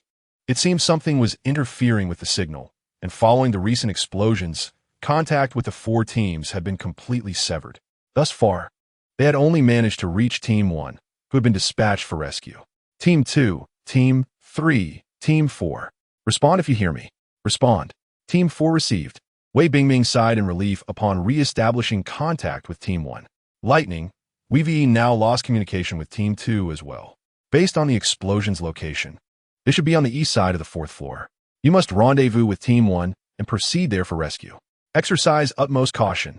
Understood. Target the east side of the 4th floor, full speed ahead. Remain vigilant. Unknown dangers lurk there. Lei Ming commanded. With that, he sprinted toward the 4th floor, the team closely trailing behind. Team 1, report your position. We're at the stairwell on the east side of the 3rd floor. Remain where you are. We will join you. Received. 3 minutes later, Lei Ming's Team 4 reunited with Team 1. Brother, it's good to see you.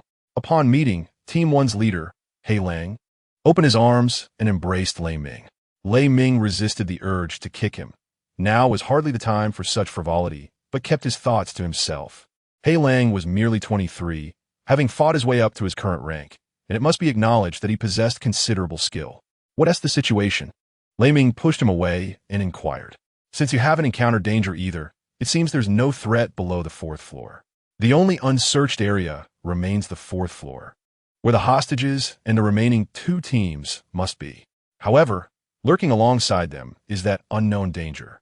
One of the 3 routes to the 4th floor has been destroyed, and the elevator is out of order. The staircase before us is the sole access to the 4th floor, and we must ascend from here. All right, without further ado, let us prepare to advance. Everyone, adjust your state and muster your spirits. Although He Lang possesses great skills, he is significantly lacking in practical combat experience compared to Lei Ming, who is currently the acting commander. Lei Ming waved his hand forward, leading He Lang as they ascended the staircase. The 2 teams collectively comprised nearly 30 individuals, which provided a comforting sense of security. The staircase was situated in the middle of the floor, flanked by dark corridors. After confirming the absence of toxins, everyone removed their gas masks. Upon reaching the 4th floor, a strong metallic scent of blood mixed with gunpowder assaulted their senses. The corridor on the 4th floor felt even darker than below, leaving them uncertain if it was merely a psychological effect. Grouped in 3s, the teams set out to search, with orders to request reinforcements at the first sign of danger. He Lang led 2 teams to the left, while Lei Ming took 3 teams to the right. Everyone remained unaware of the lurking dangers, their nerves frayed with tension. The dark corridor was littered with dismembered limbs, blood splattered across the walls, a sight that profoundly affected the soldiers' hearts. Suddenly, several rooms caught Lei Ming's attention. The doors of the other rooms were either broken open or easily accessible, whereas the few before them showed no signs of damage, yet remained obstinately locked, as if secured from within. With a resounding explosion, the door was blown apart by C4, and Lei Ming rushed inside. Indeed, there were people. Lei Ming felt a surge of joy. It appeared to be several doctors, though it was unclear what horrors they had endured. Through the light, he saw their faces pale, devoid of color, and their gazes vacant. At last, we have found you. We are here to rescue you. Let us leave this place immediately. He turned to exit the room, assuming a defensive stance at the door. After waiting for a while, without any sign of the occupants emerging, Lei Ming cursed under his breath, irritated by their delay. What are you dawdling about? Hurry up and leave. He stepped inside to urge them. The doctors appeared, ghostly, oblivious to Lei Ming's words. He approached and shook one doctor, who suddenly snapped back to reality, eyes wide with terror, trembling as he screamed, "Monster! Monster! Don't kill me! Don't kill me!" The other doctors soon joined in their cries, seemingly paralyzed by fear. "Captain, there are also a few doctors and patients in the other rooms, but I haven't seen the other 2 teams." A soldier rushed in to report. "Are they in the same state?" Indeed. Lei Ming's brow furrowed deeper. What had happened to them? If they had encountered the monster, how were they still alive? What dreadful creatures lurked here? Send a small team to gather and protect them, and have He Lang bring his men over, Lei Ming ordered with a serious expression. Understood. A few minutes later, around 10 individuals were brought in, their mental state even worse than the previous group. They had now located 15 people in need of rescue, and Lei Ming estimated only a few remained. The others were likely beyond saving, prompting a deep sigh from him. A loud crash shattered the brief silence, quickly followed by another impact. Then the sounds of intense gunfire and the warriors' roars. The occupants of the room were startled, all eyes turning to the door. 3 individuals will stay to guard the hostages. The rest, follow me out, Lei Ming commanded immediately.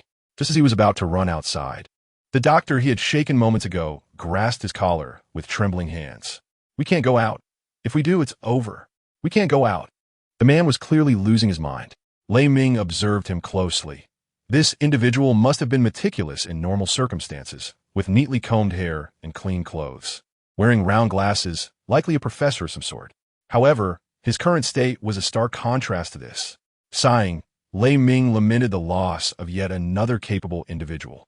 Nevertheless, he could not heed the old professor's warnings. His comrades were fighting valiantly outside, and he could not stand idly by. Moments later, the soldiers in the room joined the fray. What is this? There are so many. The newly engaged soldiers shouted while firing. They beheld a horde of grotesque creatures emerging from the right corridor. Though they wore human clothing, they were anything but human. They were humanoid in size, with skulls atop their necks, hunched over, and their emaciated forms resembled mere skin stretched over bones, with long arms akin to those of a gorilla. Their numbers swelled like a tide. One soldier struggled to fend them off, but was ultimately overwhelmed. With a sickening crack, a creature struck him in the neck, and he fell lifeless to the ground. To the left, Lei Ming shouted, and a portion of the soldiers immediately redirected their fire to the left. More creatures emerged from that side, even more than on the right. What are these things? Why can't we kill them? The special police were in a frenzy. These monsters not only possessed immense strength, but also exhibited formidable defensive capabilities, requiring multiple shots to bring one down. Observing closely, Lei Ming seemed to discern a pattern. There were two types of monsters. One was slender and weak, easily dispatched with 2 shots, while the other was robust like a gorilla, capable of severely injuring a person with a single blow, having already claimed several special police lives with its powerful strikes, and requiring concentrated fire to defeat. But Lei Ming was puzzled. Why had the troublesome second type fallen with just a few shots? He shone his flashlight on the one that was about to be overwhelmed by the encroaching horde, and the sight of its exploded skull caught his attention. Lei Ming suddenly realized the key. Attack their heads. Their weakness lies in their skulls. Upon hearing Lei Ming shout, the special police focused their fire on the heads of the creatures. The heads of those in the front were instantly shattered, causing the monsters to topple like dominoes. And their assault began to wane. Lei Ming was elated. He had struck gold. The special police shared his relief, knowing the monsters' weakness would prevent them from being passively beaten back. Before long, they noticed the smaller monsters had vanished, leaving only the larger ones behind. Had the smaller ones all perished? There was no time to ponder, as the next action of the monsters sent chills through the remaining special police. The creatures tilted their heads back to evade being shot in the skull, relying on their tough skin as they resumed their rapid assault. The special police fired while retreating, but the monsters pressed forward relentlessly. Get out! Don't enter the rooms! Lei Ming shouted. A few special police at the forefront, having exhausted their ammunition or seeking refuge, slipped into the rooms along the corridor's sides, only to be followed closely by the larger creatures. Before long, the anguished cries of those special police echoed from within. Those sounds pierced the hearts of the remaining officers, for they were comrades who had fought side by side, now forever separated mere seconds after battling together. The eyes of the special police turned red as they recklessly fired upon the monstrous adversaries. However, how could they possibly withstand the onslaught of numerous creatures with their dwindling ammunition? Soon, the special police found themselves cornered, their escape routes eliminated as they were encircled. Into the room, Lei Ming shouted hoarsely, realizing that facing the enemy from a single direction was their only chance of survival. With fewer than 10 remaining, the officers rushed into the nearest room, which fortuitously housed the doctors and patients they were tasked to protect. As the last special officer prepared to enter, several smaller creatures descended from above. They had not been eradicated, but had cleverly hidden behind the larger monstrosities. The officer, unable to fire in time, was swiftly tackled to the ground. A small creature behind him struck down, shattering his right arm in an instant, causing him to grimace in pain. This officer was none other than Xiao Sheng, who had fought alongside Lei Ming for over a decade. Hearing someone call his name, Xiao Sheng struggled to lift his head. Soon after, his left leg was also broken, his complexion turning ashen. He managed a faint smile towards the person in front of him. Then, with a desperate pull, he turned to embrace the creature atop him, whispering something with his lips. Don't! Lei Ming bellowed in despair, realizing that Xiao Sheng was bidding him to take care. He attempted to rush out to save him, but was restrained by other officers who tackled him to the ground. The sound of explosions reverberated as tempered glass shattered, shaking the entire room. Sitting up amidst the smoke, Lei Ming felt tears streaming down his cheeks. Xiao Sheng had been his comrade through countless trials. Yet their journey had abruptly ended here. Thunder, what happened? Where did that commotion come from? Before Wei Ming could finish his question, his voice was silenced. Lei Ming sat frozen, staring blankly towards the doorway. The surviving creatures quickly regrouped after the explosions, resuming their assault on the room. With the entrance now destroyed, the special police had to barricade it with furniture to fend off the monsters. Captain, pull yourself together. There are still so many who need you. A voice broke through Lei Ming's stupor, and wiping his tears with his sleeve, he focused on his comrades battling the creatures. Brothers, trust me, I will avenge you. With determination, he picked up a rifle from the ground, reloaded, and rejoined the fight alongside his fellow officers. The corridor erupted with a series of explosions, causing a third of the room to collapse onto the third floor. After a fierce exchange of gunfire, several figures dashed into the room. A sigh of relief washed over the officers as they recognized the newcomers, Hai Lang and his team, who had been searching elsewhere. Hey, you alright? Hai Lang approached Lei Ming, patting his shoulder. What about the monsters outside? Lei Ming's voice was devoid of emotion, making it difficult to discern his thoughts. We've left them behind. If we let them live, how will I, Hai Lang, ever show my face again? Hai Lang chuckled, lightening the mood. Hearing this, the others relaxed, relieved that the monsters had been dealt with, while also marveling at the prowess of Hai Lang and his team.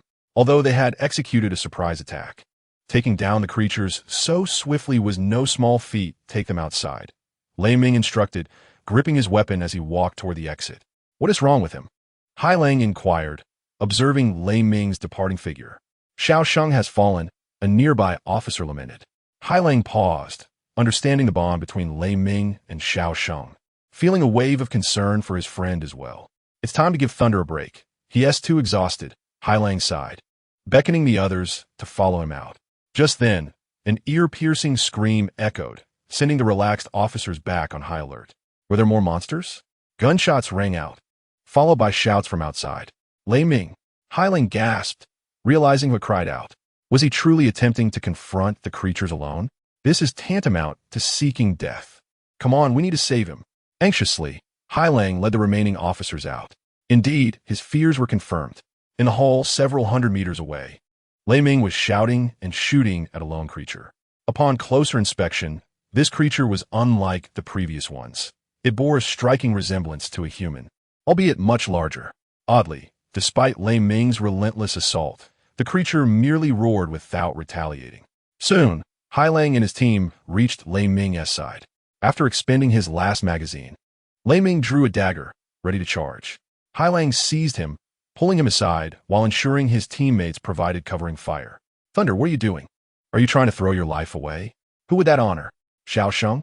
Hai Lang's frustration was palpable as he addressed Lei Ming by his code name, abandoning personal terms. Indeed, who would I honor? Xiao Sheng? I cannot perish like this. He has family that needs me. Lei Ming gradually regained his composure, offering Hai Lang a faint smile and a pat on the shoulder. This gesture left Hai Lang momentarily stunned. Had he truly come to his senses? Suddenly, the ground shook violently as the creature lunged forward. Chapter 14. Heavy casualties. The creature's speed was beyond description, swift as the wind, quick as lightning. In the blink of an eye, 2 special police officers fell, their blood gushing forth from severed necks. The sight of the bloodied bone spikes sent chills down the spines of the remaining officers. The creature showed no signs of halting its rampage, and in another flash, 2 more officers were lost. Consumed by rage, Lei Ming shouted, picking up a gun and unleashing a barrage of bullets at the creature's head. His outcry caught the creature's attention, and it appeared before him in an instant. Unmoved, Lei Ming continued his relentless assault, fueled by the deaths of his comrades, including Xiao Sheng and those who had perished in the corridor. He was now the last of his team. What meaning does my survival hold? His fury transformed into a single desire, to avenge his fallen brothers. The creature raised its bone spike, thrusting it towards Lei Ming's body. He remained unflinching, recognizing that escape was futile. Death seemed a preferable fate. Hai Lang's eyes widened in disbelief, fixated on Lei Ming. Was this how he would sacrifice himself? The remaining officers ceased firing, fearing they might harm Lei Ming, and time seemed to freeze. "Brothers, wait for me. I will join you soon." Lei Ming closed his eyes.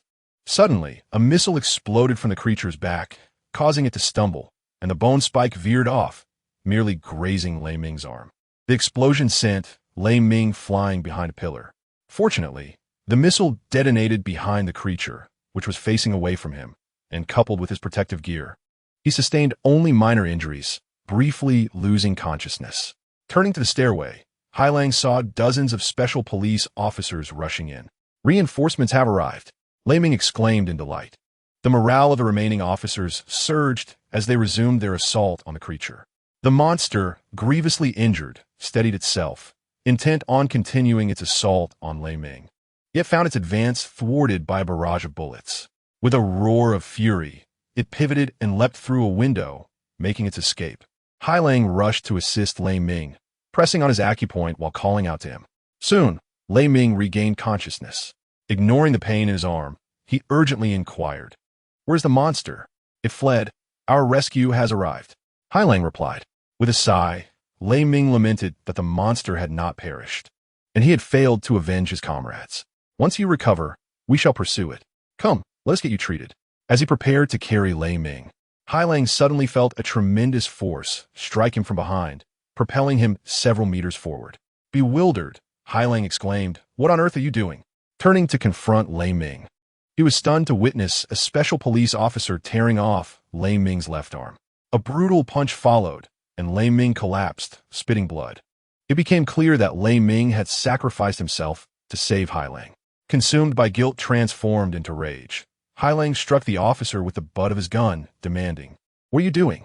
The officer, taken by surprise, fell to the ground. In that moment, Hailang noted the grotesque veins protruding from the officer's skin, and the emergence of sharp fangs, his eyes now entirely black. He recognized this man, Wu, a member of Lei Ming's squad, known for his gentle demeanor and willingness to help. How had he transformed into this? Before Hailang could ponder further, Wu stood and charged at him, devoid of any humanity, driven by a primal ferocity, as if he would not rest until Hailang lay in tatters. Hailang aimed his weapon at Wu, but found himself unable to pull the trigger. Wu was just in his 20s, vibrant and full of life, unlike the countless criminals Hailang had already slain. How could he bring himself to harm someone like Wu? As Wu advanced menacingly, Hailang was bathed in cold sweat. He realized that delay would cost him his life. Ultimately, Hailang steeled himself. Wu had already inflicted grievous harm on Lei Ming and would undoubtedly do the same to him. A barrage of bullets pierced Wu's body, and, as he momentarily halted, Hailang sighed, overwhelmed by sorrow. Just as Hailang readied himself to rescue Lei Ming, Wu surged forward again. "What?" Hailang gasped in disbelief, a man riddled with bullets, and yet he continued to move. Hailang felt as though he were on the brink of a breakdown. In the span of an hour, he had witnessed horrors he could scarcely fathom, feeling as if he were trapped in a nightmare, driven by a desperate need to save. Hailang resolved not to waste any more time. Having fired the first shot, he felt liberated to fire again, if bullets failed to end Wu. Perhaps a shot to the head would do the trick. With a resounding crack, Wu's head exploded like a watermelon, blood and brain matter splattering everywhere. At last, Wu fell. Hailang's heart sank at the sight of Wu's lifeless body. The sound of gunfire nearby drew Hailang's attention. The conflict only intensified, carrying the unconscious Lei Ming. Hailang made his way to the hall. Special police officers were engaged in combat against several unarmed officers. Upon closer inspection, these were the deceased officers who, like Wu, had morphed into monsters. Despite their battered forms, they stood resilient. With one hand supporting Lei Ming, Hailang fired at the head of one mutated officer, who collapsed immediately. The other officers quickly dispatched the remaining aberrations. As dawn broke, the sun struggled to penetrate the thick clouds, casting a gray pall over the land, mirroring the somber mood of all present. Watching the bodies of the fallen officers being carried away, Wei Bingming felt his heart shatter. 60 officers had entered, yet fewer than 10 emerged alive, with many bodies unaccounted for. These were his subordinates, his colleagues, now lost forever. What had transpired in that brief hour? How could he explain this tragedy to the families of the deceased? Observing the crowd of onlookers and journalists clamoring for interviews, Wei Bingming's expression darkened, as if he were a storm cloud ready to burst. Personally escorting the remaining officers to the ambulance and ensuring arrangements for the deceased were made, he boarded the vehicle in silence. At the foot of the desolate mountain, a youth lay sprawled on the ground, gasping for breath, his chest rising and falling erratically, revealing the extent of his exhaustion. "I actually did it. I truly accomplished it," Zhang Yang exclaimed, his face flushed with excitement, unsure whether it was fatigue or exhilaration. Covering approximately 6 kilometers in less than 20 minutes was no small feat. He recalled that the world record for 5,000 meters was around 13 minutes, achieved on a track. In comparison, he had not fared poorly at all. A surge of pride welled within him. The thrill of achievement dulled the fatigue. The morning sky was overcast, yet a gentle breeze invigorated Zhang Yang. Feeling quite impressive, Tian Yang's figure emerged in his line of sight. Zhang Yang grinned and rose to his feet. "You will find that this is merely the beginning." As Tian Yang ascended the slope, Zhang Yang followed closely. 5 months ago, an energy source from a chosen one entered your body. It took only a month for the energy to harmonize with you, indicating a remarkable compatibility between your genes and that of the chosen one. The energy source is the culmination of a chosen one's life force. Upon successful fusion, you will inherit their memories and knowledge. Zhang Yang's understanding dawned. No wonder he had been able to solve those problems. It was all due to this. Knowledge could be acquired in an instant, but ability required one's own effort. So, young man, strive forth. On Tiana Star, a chosen one's existence lasts but 20 years, during which the planet undergoes radical transformations, not solely due to the dark forces, but also because of the chosen one's presence. Each chosen one possesses immense power, capable of reshaping the world or annihilating it. Tian Yang halted, turning to gaze deeply at Zhang Yang. To reshape the world? Is this not akin to the powers of a superhero? Such beings could do as they pleased. Zhang Yang's eyes widened in disbelief, realizing such individuals truly existed. With a sidelong glance, Tian Yang resumed his path. Ignorant child. Even those as formidable as they ultimately fell. All 91 guardians of Tianhe Star perished, and the star itself met its doom. Zhang Yang's heart quaked at the revelation. To prevent such tragedies from recurring, he must exert every ounce of effort to strengthen himself. This was both his mission and his responsibility. "Do you understand, Zhang Yang?" Tian Yang's voice was laced with sorrow and urgency. Understood. Zhang Yang could hardly believe such words came from an artificial intelligence, as they resonated with genuine emotion.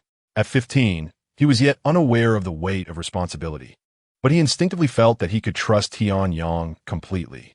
Why, he could not say. Let's hope for the best. At this moment, they had traversed to the opposite side of the mountain. Originally, this area was enveloped by an unbroken chain of mountains, but following a catastrophic event where a meteorite fell, it transformed into a vast basin. A gentle breeze swept through, stirring the yellow earth.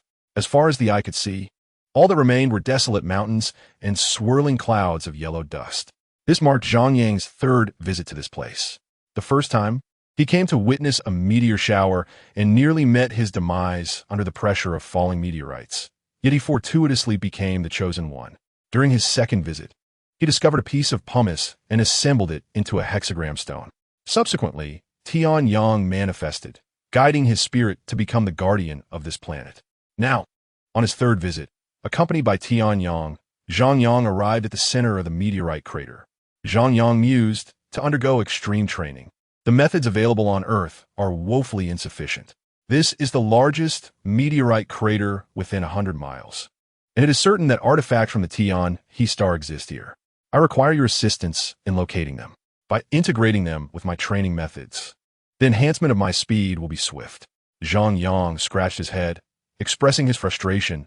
"I wish to assist you, but if even you cannot find them, how can I? Allow me to search, and you can assist me," Tian Yang replied. "How shall I assist?" With a smile, Tian Yang softly uttered the 8th sense. The 8th sense? Zhang Yang was somewhat bewildered, only familiar with the 6th sense. Wasn't there a saying that a woman's intuition was quite accurate? Where did the 8th sense come from? Suddenly, he recalled something. In class that day, there was a mention of the ability to sense all things. Could that be what is referred to as the eighth sense? The ability to sense all things? Zhang Yang tentatively inquired. Tianyang smiled slightly. Indeed, you merely need to activate your eighth sense, and I shall take care of the rest. Realizing the truth of the matter, Zhang Yang nodded. Standing upright and closing his eyes, immediately entering the state of sensing all things, also known as the eighth sense. Instantly, the rustling of the wind and the movement of the grass fell within his perception. The range of his senses gradually expanded, 2 meters, 2.5 meters. He recalled that the maximum radius of his previous expansion had been 3 meters. As the sensing range continued to grow, it approached 3 meters. A blue light enveloped Tianyang, and his 1 meter 3 body transformed into a 1 meter 8 silhouette of light. After the brilliance faded, the now semi-transparent Tianyang hovered several meters above Zhang Yang's head. The radius had reached 3 meters, marking the maximum extent of Zhang Yang's current sensing ability. Gradually, he felt his endurance waning. Hold on. Sweat streamed uncontrollably down his face as Zhang Yang gritted his teeth, the pain causing his entire body to tremble. His mind feeling as if it were about to explode. He was on the verge of losing control. Yet, at that moment, a wave of warmth enveloped him, a faint energy emanating through his meridians and blood. This energy coursed swiftly through his body, while the energy ball in his mind radiated an abundant supply, replenishing Zhang Yang's dwindling mental strength. Instantly, his mind felt much lighter, and Zhang Yang experienced a surge of comfort. Above him, at approximately 10 meters, Tianyang stood like a deity. A stream of energy emanated from him, flowing continuously towards Zhang Yang. It was thanks to Tianyang that everything around him became clearer, and the range of his senses expanded accordingly. 5 meters, 10 meters. Soon he reached 30 meters, a tenfold increase beyond his limit. Moreover, it continued to grow. In awe, Zhang Yang carefully savored this newfound sensation. The current sensing experience was worlds apart from before. Previously, Zhang Yang believed he had a clear perception, but now, with the enhancement of Tianyang's energy, he realized just how ignorant he had been. Previously, he could only sense all actions visible to the naked eye within his range. But now he could even feel the slow growth of the grass and trees. Unbeknownst to him, the sensing range had reached 60 meters when Tianyang suddenly opened his eyes wide. As the range expanded, his gaze grew ever more intense, as if he had seen something astonishing. Just as the radius approached 80 meters, Tianyang ceased the energy transfer, and the sensing range abruptly halted at 80 meters. Several light markers shot out in different directions, and then Tianyang transformed into a sphere of light, returning to Zhang Yang's body. Zhang Yang's body weakened, and the eighth sense faded away. Zhang Yang, go search the light markers. My energy has been severely depleted, and I need to enter a period of rest. We shall discuss matters upon my recovery. Tianyang's voice resonated weakly in Zhang Yang's mind. Before Zhang Yang could respond, Tianyang fell into a deep slumber. It was evident how significantly this energy expenditure had impacted him. Then rest well, Zhang Yang replied softly, gradually rising to his feet and heading toward the nearest light marker. Ouch, that hurts. After just one step, Zhang Yang couldn't help but groan. The overexertion of energy left him feeling sore all over. Just the slightest movement made it feel as if his bones were about to fall apart. Yet, Zhang Yang felt no regret. The sheer clarity and vividness of perception had truly opened his eyes. Was this the feeling of becoming powerful? Zhang Yang's heart was filled with mixed emotions, an indescribable sensation. A few minutes later, upon gazing at the light marker before him, Zhang Yang furrowed his brow. This desolate area held nothing from the Tianhe star. After circling the marker a few times, he found nothing. Could it be buried underground? This presented a dilemma for Zhang Yang. Setting aside the fact that there was nothing available for excavation, the hardness of the soil left him feeling helpless. The pressure from the meteorite's impact had drastically increased the soil's density, making it even more challenging to dig. However, he couldn't simply abandon the effort. With no other option, Zhang Yang departed to devise a strategy. After a brief moment, Zhang Yang returned with several pieces of wood and a large bucket of water.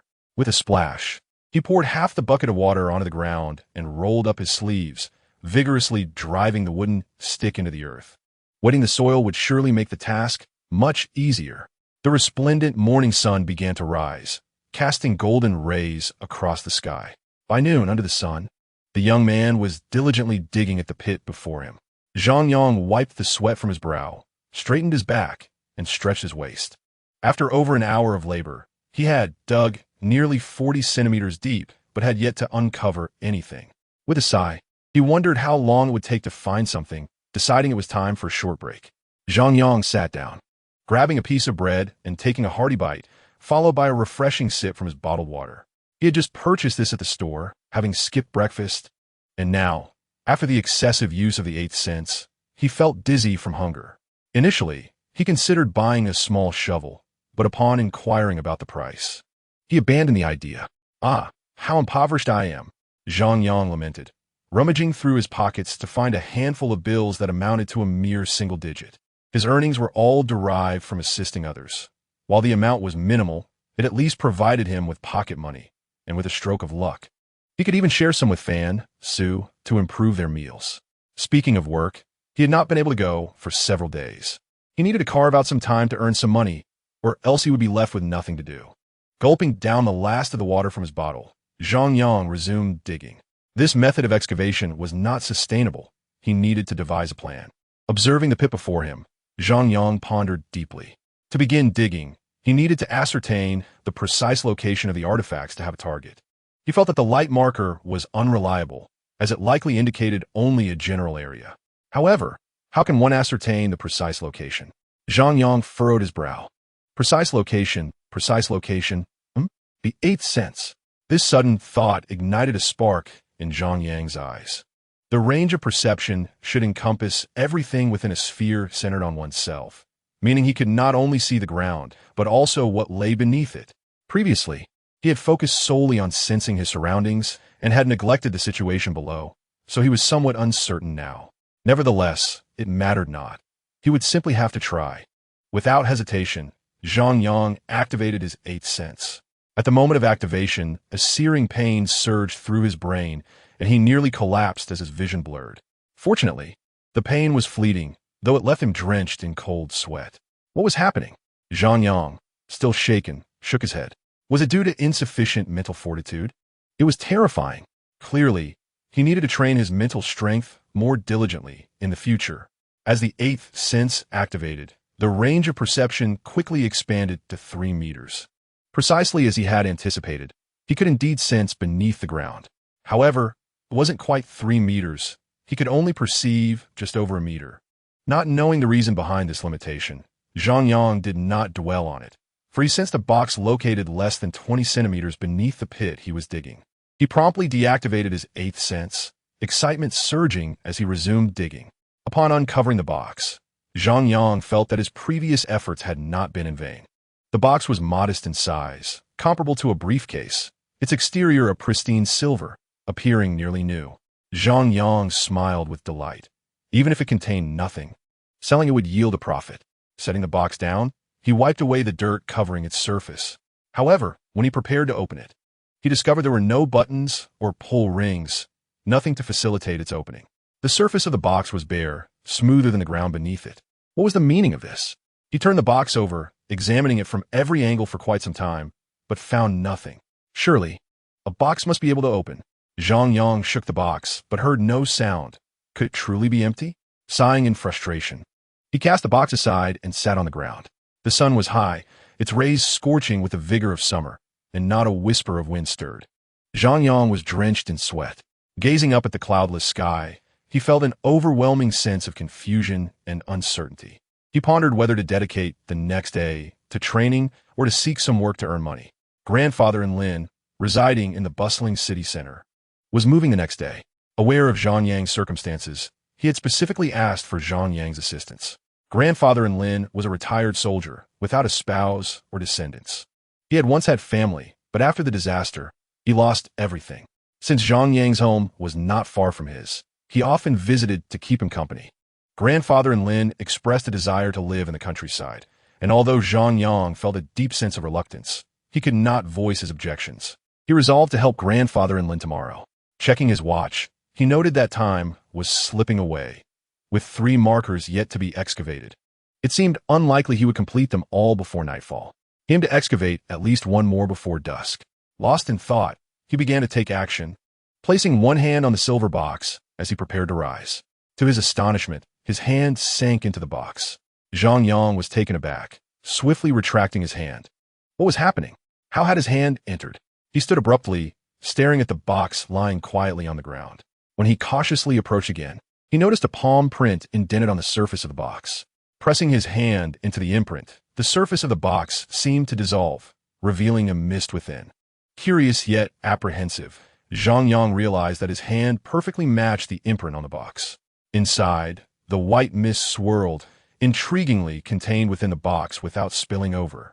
This was a novel experience for Zhang Yang, who, cautiously extending his hand into the box, felt a refreshing sensation envelop his entire being. His arm swiftly penetrated the box, and he marveled at how this box, less than 10 centimeters thick, could accommodate his entire arm without him reaching the bottom. After some exploration, it seemed he had grasped something.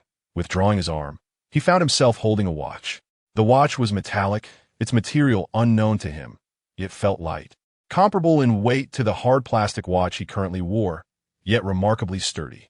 It was a beautiful timepiece, one that Zhang Yang greatly admired, and he decided to keep it for further study later. Continuing his search within the box, he soon discovered a small black stone. This stone was diminutive, roughly half the size of a fingernail, entirely black and glossy, with an exceptionally smooth surface resembling glass. Could it be a diamond? If so, he would be fortunate. Zhang Yang chuckled at the thought. After placing the black stone away, he was eager to excavate another marker. Glancing at his watch, he noted that it was already 2 o'clock. Yet, how was he to close this box? There were no apparent switches, and now even the lid seemed to be absent. Previously, placing his hand on the box had opened it. Perhaps returning his hand to its original position would close it? Zhang Yang decided to test this theory.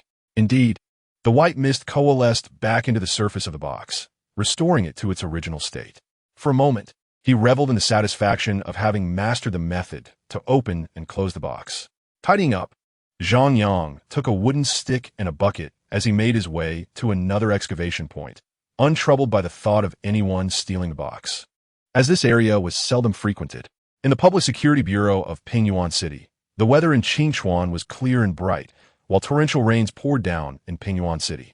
The deluge mirrored the hearts of all the special police officers, filled with sorrow, grief, and anguish. Outside the director's office, all the officers paused in their tasks, standing silently at the door, listening to the tumult within. Occasional shouts erupted from inside. "Director Wei, what do you propose we do?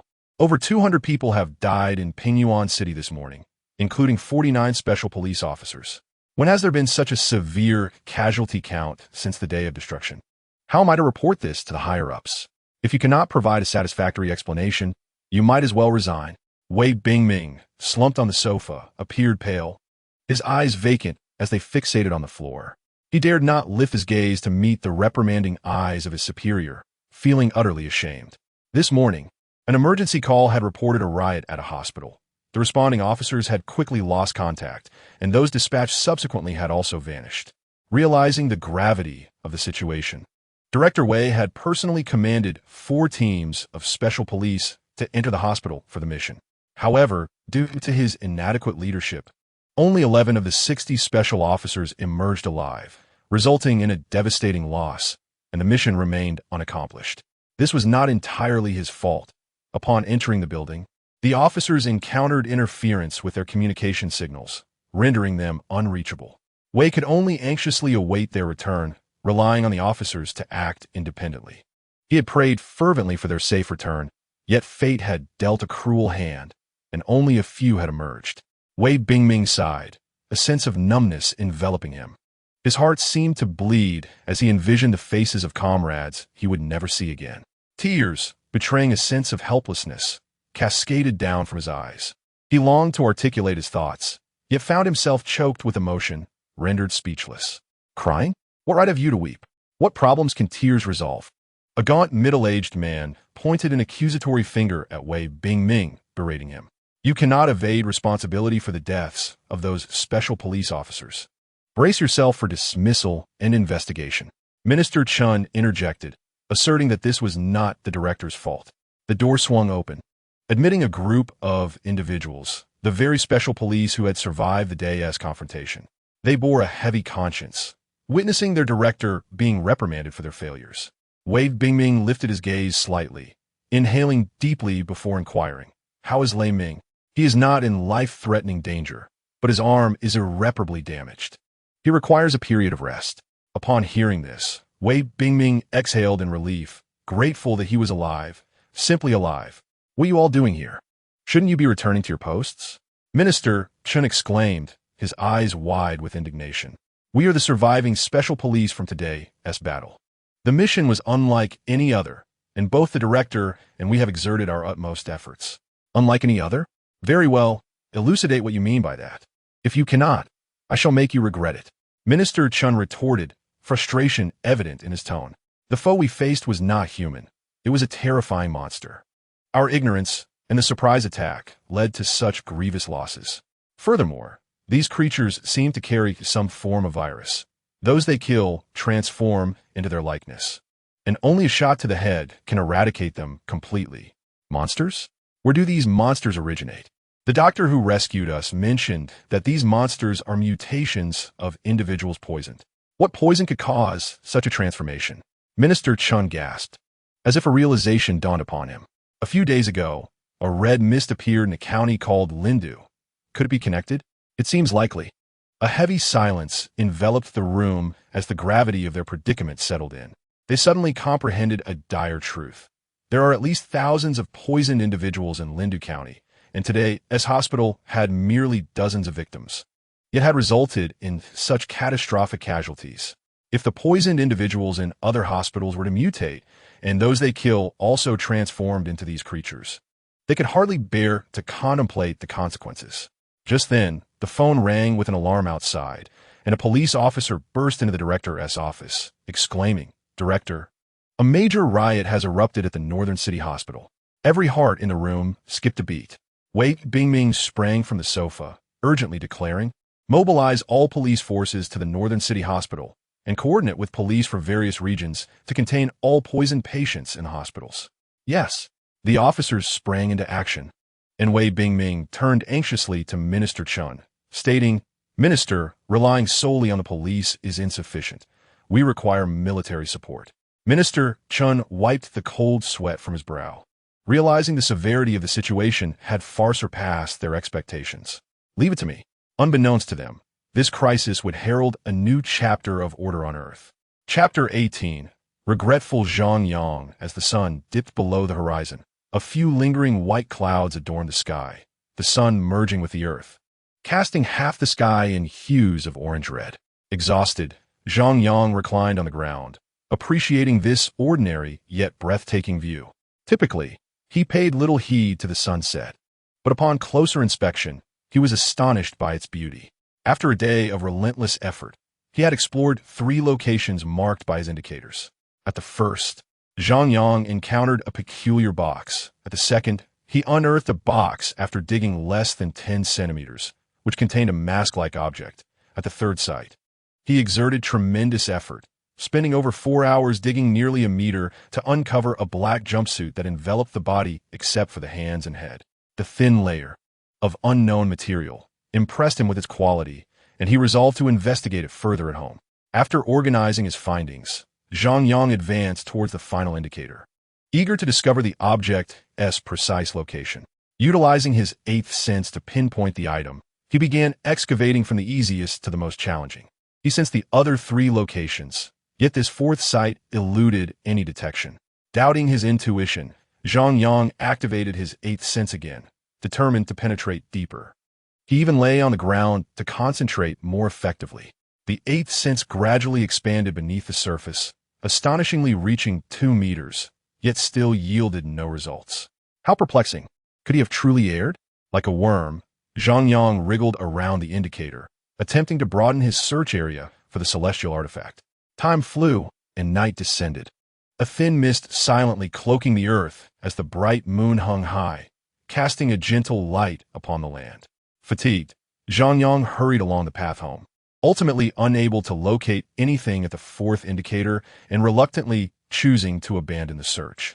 Nevertheless, His spirits remained high as he glanced at the box in his hand and the jumpsuit draped over his arm, smiling with satisfaction. Finding these 3 items had brought him immense joy, and the box might conceal further treasures. Today's haul could be deemed remarkably fruitful. As for the 4th location, he would devise a plan once Zhang Yang awakened. Zhang Yang navigated the familiar streets with ease. The sun had scorched him during the day, yet now a light rain began to fall, the gentle spring rain mingling with a cool breeze, creating a refreshing sensation. As the rain intensified, Zhang Yang quickened his pace toward home. Upon reaching the ground floor, he paused, his gaze irresistibly drawn to the opposite building, specifically the window on the 4th floor to the right. A silhouette flashed in his mind, a graceful, enchanting figure that stirred his heart. With her slender frame, lustrous black hair, and delicate features, she had made an indelible impression on Zhang Yang from their first encounter. He could not ascertain her age, though she appeared to be about his own, nor did he know her name. Everything about her remained a mystery to him. Every Saturday, she would venture out to practice the violin, and watching her from the windowsill as she exited her apartment and walked through the community until she vanished to become a cherished ritual for Zhang Yang. Today was another Saturday, yet he had missed the opportunity due to his excavation. A twinge of regret settled in his heart. The lights in her home were on. She must be inside. What could she be doing? Surely, such an artistic girl engages in elegant pursuits, unlike himself. Observing his own disheveled appearance, Zhang Yang raised his hands in a gesture of resignation, glancing upward before preparing to leave. Just as he turned, an inexplicable force seemed to anchor him in place, his eyes widening as he beheld the vision that had lingered in his memory. There she stood, clad in a white coat and tight jeans, hands tucked into her pockets. Standing upright, she accentuated her already impressive height of over 1.6 meters, resembling a celestial fairy amidst the hazy darkness of the night. Gazing at the enchanting figure before him, Zhang Yang felt a wave of inadequacy wash over him. When had she arrived? Why was he unaware of her presence? Shouldn't she be at home?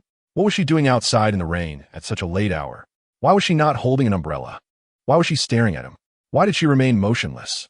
A myriad of questions raced through Zhang Yang's mind, leaving him flustered and unable to meet her gaze. His head bowed in embarrassment. The two stood in opposition for what felt like an eternity until, finally summoning his courage, Zhang Yang lifted his head to look at her. What met his eyes was her cascading hair, drenched by the gentle spring rain, rendering Zhang Yang's heart fluttering with desire. Yet, it was her smile that captivated him the most. Her eyes, as clear as azure waves, radiated a subtle warmth, and the curve of her lips was as beautiful as a crescent moon.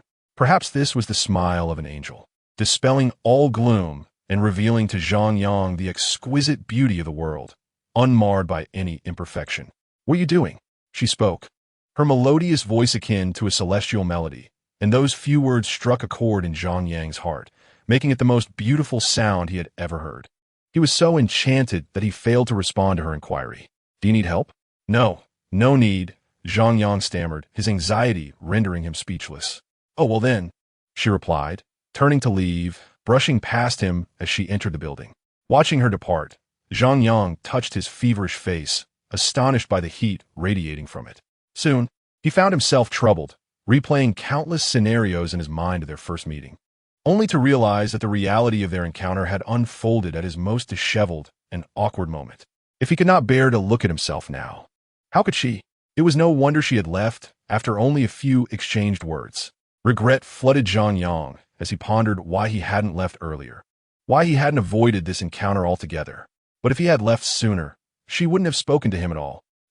Why had he suddenly become so emotional and self-conscious? He was never like this. In a whirlwind of excitement, anxiety, and regret, Zhang Yang hurried home, observing his fleeing figure. She at the 4th floor window smiled gently, finding him quite endearing. Upon returning home, Zhang Yang immediately took a shower, feeling significantly more comfortable after changing into clean clothes. Sitting at his desk, he retrieved a smartwatch from his coat pocket.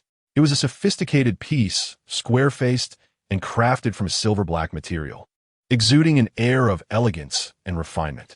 After removing his makeshift wristwatch, he donned the smartwatch, which fit perfectly. The moment he put it on, a slight current coursed through his arm and into his brain, as if the watch had established a connection with his mind. Zhang Yang merely felt a tingling sensation and dismissed any further peculiar feelings. There was a button on the side of the watch, which Zhang Yang assumed was for displaying the time. Curiosity piqued, he pressed it gently. With a click, the sides of the watch face extended outward, and the display screen lifted, revealing a glowing blue chip at its center. Was this a battery? Zhang Yang removed the chip, and the watch returned to its original state. After observing the chip for a moment, he pressed the button again, causing the watch to transform once more, and he inserted the chip back in. It appeared that the button was not a power switch, but merely a means to change the battery. How, then, was he supposed to use this watch? Zhang Yang scrutinized the smartwatch, eager to uncover its secrets. However, after an extensive examination, he could discern nothing further and set the watch aside, turning his attention to a small box he had located at the second cursor point. Inside was a flesh-toned soft mask, resembling a facial mask, its texture surprisingly akin to real skin. As Zhang Yang laid the mask upon his face, it lacked any means of securing it, unlike typical masks with straps. The instant the mask made contact with his skin, it melted into a liquid, seeping into his pores. Zhang Yang gasped, attempting to remove the mask, but it had already fused with his skin, leaving him powerless. In a panic, he rushed to the mirror to see what had become of him. Where did the mask go? He wondered, astonished to find his face unchanged, as if nothing had occurred, though he had most certainly worn the mask, which had now merged with his skin. Perplexed, Zhang Yang pondered whether the advanced technology of tie and hexing was truly so bizarre. Why could he not operate anything? He hoped that the mask would not cause him harm. Returning to his desk, Zhang Yang set the last item, a silver-white box, flat on the surface. As he approached it with his palm, the box vanished, and white mist began to swirl. Delving his hands into the box, he felt around but discovered nothing. The mist obscured his vision, and the box seemed bottomless, its apparent mere 10-centimeter thickness deceptive as he struggled to reach its depths. After a fruitless search, he wondered if it contained only the watch and stones. That seemed implausible for such a large box. He even placed a pen inside, yet could not feel it when reaching in. Where did the pen go? He mused, feeling somewhat bewildered. Never mind. I'll wait for Tian Yang to teach me when he wakes. After tidying away the items, Zhang Yang opened his computer and hovered the mouse cursor over the icon of his favorite game. Weekends were his most anticipated days, for it was during these evenings that he could indulge in his beloved games, something his parents seldom allowed. However, today, as he stared at the computer, his hand hesitated to click. For reasons unknown, Zhang Yang felt no inclination toward the games that once captivated him. Engaging in such trivial pursuits felt like a waste of time, leaving him bewildered as to why he had previously squandered so many hours on them. He shut down the computer and approached the window. Looking across to the illuminated fourth-floor window, he felt an indescribable sensation within him. He could no longer live a mundane existence. It was time for change. Now, equipped with vast knowledge and a mind connected to an intelligent extraterrestrial being, he was also a guardian of Earth. With these gifts, what excuse did he have not to strive for greatness? Only by becoming stronger could he alleviate his mother's burdens, seek out his missing father, and be worthy of her affection. Determined, he gazed at the glowing window across from him. From this day forward, he would prove himself worthy of admiration. Observing his slender frame in the mirror, Zhang Yang shook his head. He dropped to the floor and embarked on a set of push-ups, a feat he had not attempted in ages. 20, 30, 35, 36, 40. After exerting tremendous effort, Zhang Yang managed to perform 40 push-ups, his face flushed crimson, gasping for breath. It had been a long time since he last exercised, and his physical condition was truly lagging behind. Lying on the bed, he began doing sit-ups. 2 minutes later, Zhang Yang lay flat on the bed, utterly motionless after exhausting all his strength to complete 100 sit-ups. After a brief respite, he approached the door, opened it, and grasped the door frame to perform pull-ups. His arms, still fatigued from the push-ups, felt utterly powerless, and he mustered every ounce of energy to pull himself up 3 times. After jumping down, he shook his arms and commenced some stretching exercises. Sweating profusely, he drank several glasses of water to regain some comfort. Previously, he had never exercised this rigorously, always stopping to rest when fatigued. Now he realized that enduring through the pain of exercise could indeed be quite gratifying. Deciding to call it a day, Zhang Yang sat at his desk to rest. Just then, his left wristwatch emitted sound.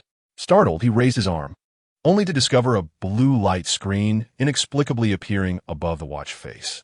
The screen was small, roughly the size of his palm, adorned with numerous unfamiliar symbols that resembled some form of script he had never encountered. In an instant, a flash of insight crossed his mind, and Zhang Yang's eyes widened. These were the characters of Tianhe Xing. Within him resided the energy source of a Tianhe warrior. Thus, he had inherited the knowledge and understanding of that warrior. As he gazed at the symbols, the knowledge of Tianhe Xing surged forth. Recognizing these characters made things easier. Zhang Yang chuckled and pressed down on the light screen. Chapter 20. The Super Virus Beep. The light screen on the watch displayed a 20 centimeters blue three-dimensional projection, featuring 2 lines of text, Personal Information Overview and Others Information Overview. Zhang Yang tapped on the Personal Information Overview, and the projection flickered, revealing a miniature three-dimensional image of himself alongside a series of data. Height, 170 centimeters, weight, 60 kilograms, mental strength, 21-16, strength, 80 kg, 40, body temperature, 37. 137.7. Heart rate, 73 beats min 70. Note, the first number denotes the average baseline, while the latter indicates the current condition. Zhang Yang was astounded by the sight before him, and in his excitement, he exclaimed aloud. Glancing at his heart rate, he noticed it had already risen to 85. Such functionality rivaled that of medical equipment in hospitals. Could he monitor his condition at all times? Indeed, this was a remarkable device. After perusing his information, he sought to exit and view others' information. But unlike a computer controlled by a mouse, this was merely a projection, leaving Zhang Yang at a loss. As he tapped at the projection and fiddled with the watch, he discovered that the projection could be resized with hand gestures. He also realized that to exit, he merely needed to grasp the projection and pull it apart. As he moved the personal information projection aside, it returned to its initial 2 lines of text. Zhang Yang clicked on the Others Information Overview, and the projection flickered, causing the 2 lines to vanish instantaneously. Staring blankly at the projection, he awaited its transformation until a minute later, he slapped his forehead, realizing his foolishness. There was no one else here but himself. It seemed he would need to find someone to test this feature, setting aside the functionality of the Others Information Overview. The personal information feature alone satisfied Zhang Yang, making him feel that his efforts today had not been in vain. Feeling sufficiently rested, he embarked on another round of exercise. 10 minutes later, Zhang Yang collapsed into his computer chair, ready to open a web page for some news. At that moment, an advertisement popped up in the lower right corner. Habitually, Zhang Yang attempted to close it, but his eyes inadvertently caught the attention of a headline. Super virus begins mass spread. How should we defend ourselves? A super virus? Surely, this was just a sensationalized title concocted by the website to attract views. Zhang Yang chose to ignore it and clicked the mouse to dismiss the advertisement. Opening the browser and clicking on current news, he seized the opportunity to drink a glass of water while the web page loaded, as he felt quite parched after exercising. After finishing the last sip, he set the cup down and turned his gaze back to the computer screen. However, in the next moment, he was startled, spraying water all over the screen as he read a large headline on the web page. Supervirus infections have exceeded 10,000. What? Zhang Yang could hardly believe his eyes as he clicked on the headline. Was there truly a supervirus? When had it emerged? Why had he never heard of it before? Although he had not been keeping up with the news lately, such a significant event surely would have crossed his radar. Browsing through the article with a furrowed brow, Zhang Yang's concern deepened. Pingyuan City? It was in the neighboring province, less than 300 kilometers from Baichuan City, where he resided. If the virus could spread on such a large scale in Pingyuan City, could it potentially reach Baichuan City? It had only been 5 days since the discovery of this virus, and already thousands have been infected. This was utterly outrageous. Infected individuals would lose their sanity, exhibit aggressive behavior, move like apes, lose their hair, their skulls would become exposed, and they could even evolve. Wait, wasn't this what Yang referred to as the mingling? Hadn't it been said that the mingling wouldn't invade for over a year? Where had this mingling come from? Zhang Yang was taken aback. The article featured several photographs, and upon seeing them, Zhang Yang's heart sank. The creatures depicted bore an uncanny resemblance to Yang's projections. What should he do now? As the destined one, he could not remain idle. Yet with his current capabilities, what could he possibly accomplish? A sense of anxiety and helplessness flooded Zhang Yang's mind. Closing the report, he began to browse through other news articles, and without exception, they were all centered around the supervirus. Moreover, most were negative reports, discussing the disaster in Pingyuan City and questioning whether it could escalate into a global catastrophe. In just 5 days, infections have soared past 10,000. Experts predict that within half a month, the count will reach 100,000. The supervirus is unstoppable. Those infected are doomed. There were some optimistic reports as well. The northern district of Pingyuan City is a hotspot for infections. The method to eliminate the infected has been discovered. Nearby provinces have dispatched substantial military support to aid Pingyuan City. Reading these reports, Zhang Yang's brow furrowed, and his complexion turned pale. At that moment, he felt lost and helpless. Yang, please awaken. The mingling has begun its invasion, and without you, I do not know what to do. Zhang Yang silently bleated. The rain fell heavier, the gentle drizzle evolving into a thunderous storm. A sound of the door opening echoed, and after a long day of hard work, Fan Su finally returned home. Hearing the door, Zhang Yang exited his bedroom and was met with the sight of Fan Su, drenched and looking weary. A pang of pain struck his heart. Fan Su worked at a hotel 3,000 meters away from home, and Zhang Yang knew she must have been reluctant to take a taxi back. A wave of frustration and helplessness surged within him.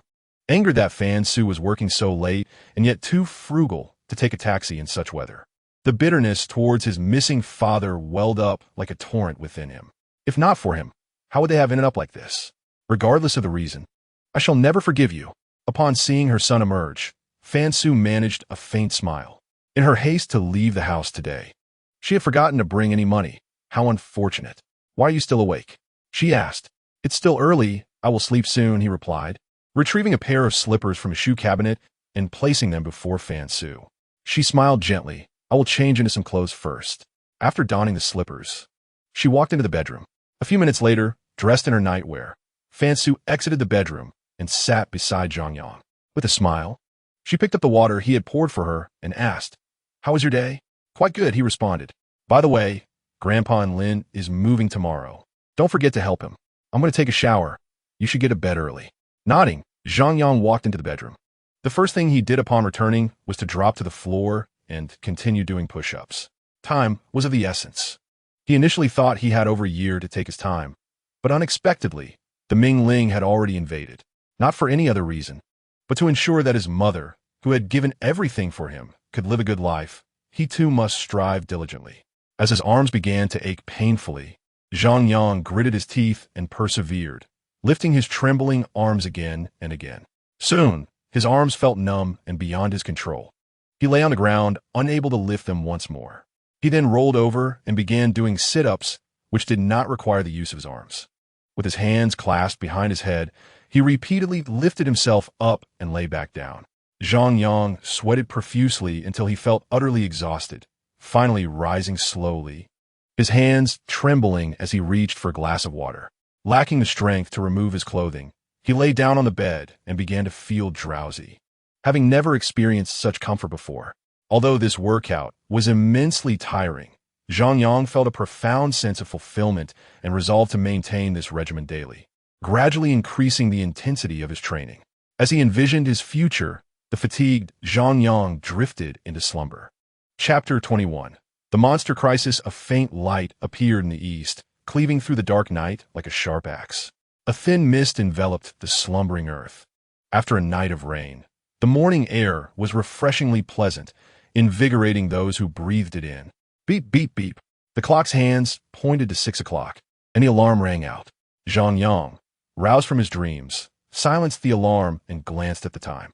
His fondness for weekends was not solely due to the endless hours spent playing computer games, but also because they afforded him the luxury of sleeping in.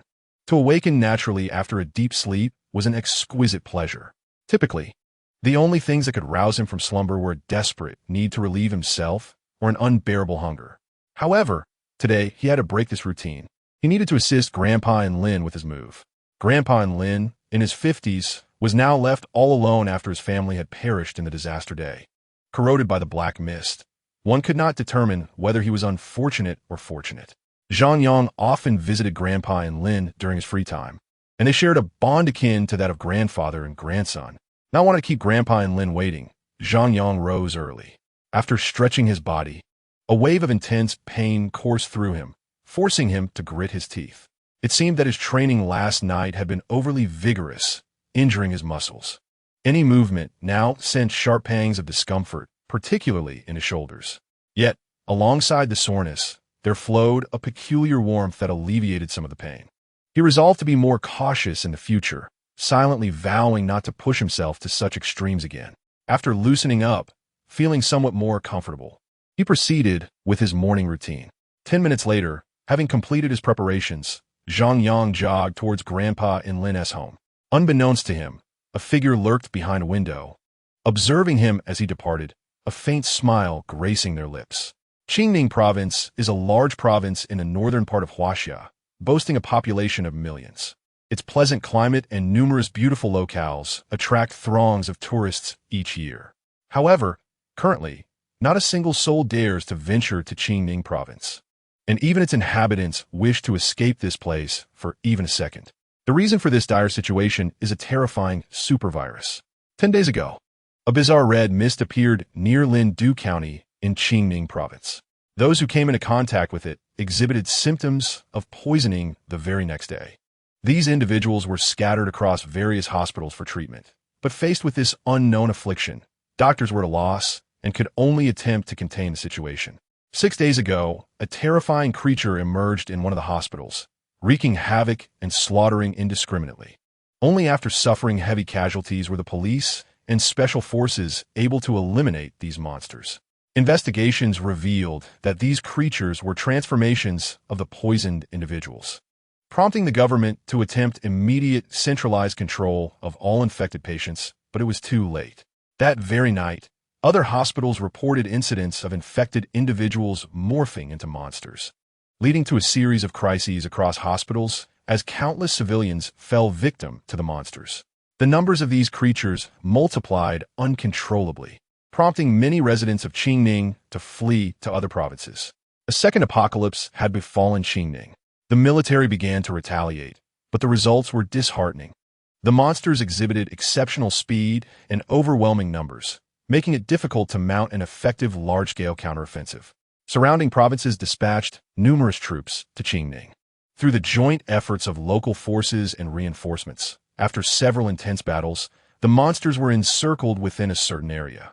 Experts estimated that the number of monsters within this containment zone had exceeded 100,000. This meant that over 100,000 civilians had perished. Fortunately, after the battles, the monsters fell silent, refraining from launching further attacks. The encircling troops numbered only around 100,000. If they were to engage in another direct confrontation, victory was uncertain. Should the monsters break through and invade other provinces, the consequences would be unimaginable. The government decided to wait for reinforcements to arrive before coordinating a counterattack with local forces. By gradually shrinking the encirclement, they aimed to deplete the monsters' numbers. Currently, all resources were prepared, awaiting the arrival of the reinforcements. Longhua Hospital is Qingning Province's only tertiary hospital, located 100 kilometers from the monster encirclement. Here, military and civilian casualties from battles and monster attacks receive treatment. Adjacent to Longhua Hospital is the command center of the Joint Forces. At night, the sky was overcast. The hearts of ordinary civilians mirrored the gloomy weather. But for the high-ranking officials of the Joint Forces, this night was of utmost significance as they awaited the arrival of an important figure. An academician from the Research Institute had invented a powerful weapon specifically designed to combat the monsters, and he had special items to present to the Joint Forces, which filled them with excitement. This esteemed academician was en route to Longhua, and the Joint Forces officials were eagerly anticipating his arrival. An academician? How important could he be to warrant such a reception? Scoffed a middle-aged man in military attire, his face darkened. A glance at his rank revealed him to be a brigade commander. Patience, Commander Ding. We are not welcoming an ordinary academician this time. An elderly man in a suit interjected excitedly. He was Dai Hui, the governor of Qingning Province, over 50 years old. With not a single strand of white hair atop his head, yet the recent events had visibly aged him. As he spoke, his bloodshot eyes remained fixed on the road ahead. "Oh, is there something special?" Ding Yin inquired further.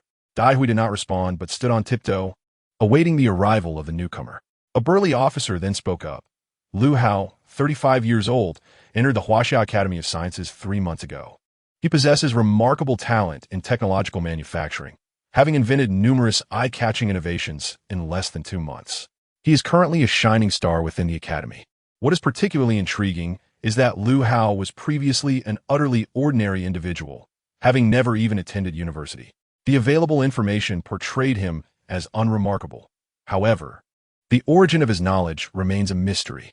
Fortunately, he harbors no detrimental intentions towards the nation and has made significant contributions. Thus, further inquiries were deemed unnecessary. Most importantly, he was recommended by General Guda. What? The surrounding individuals gasped in astonishment, engaging in animated discussions.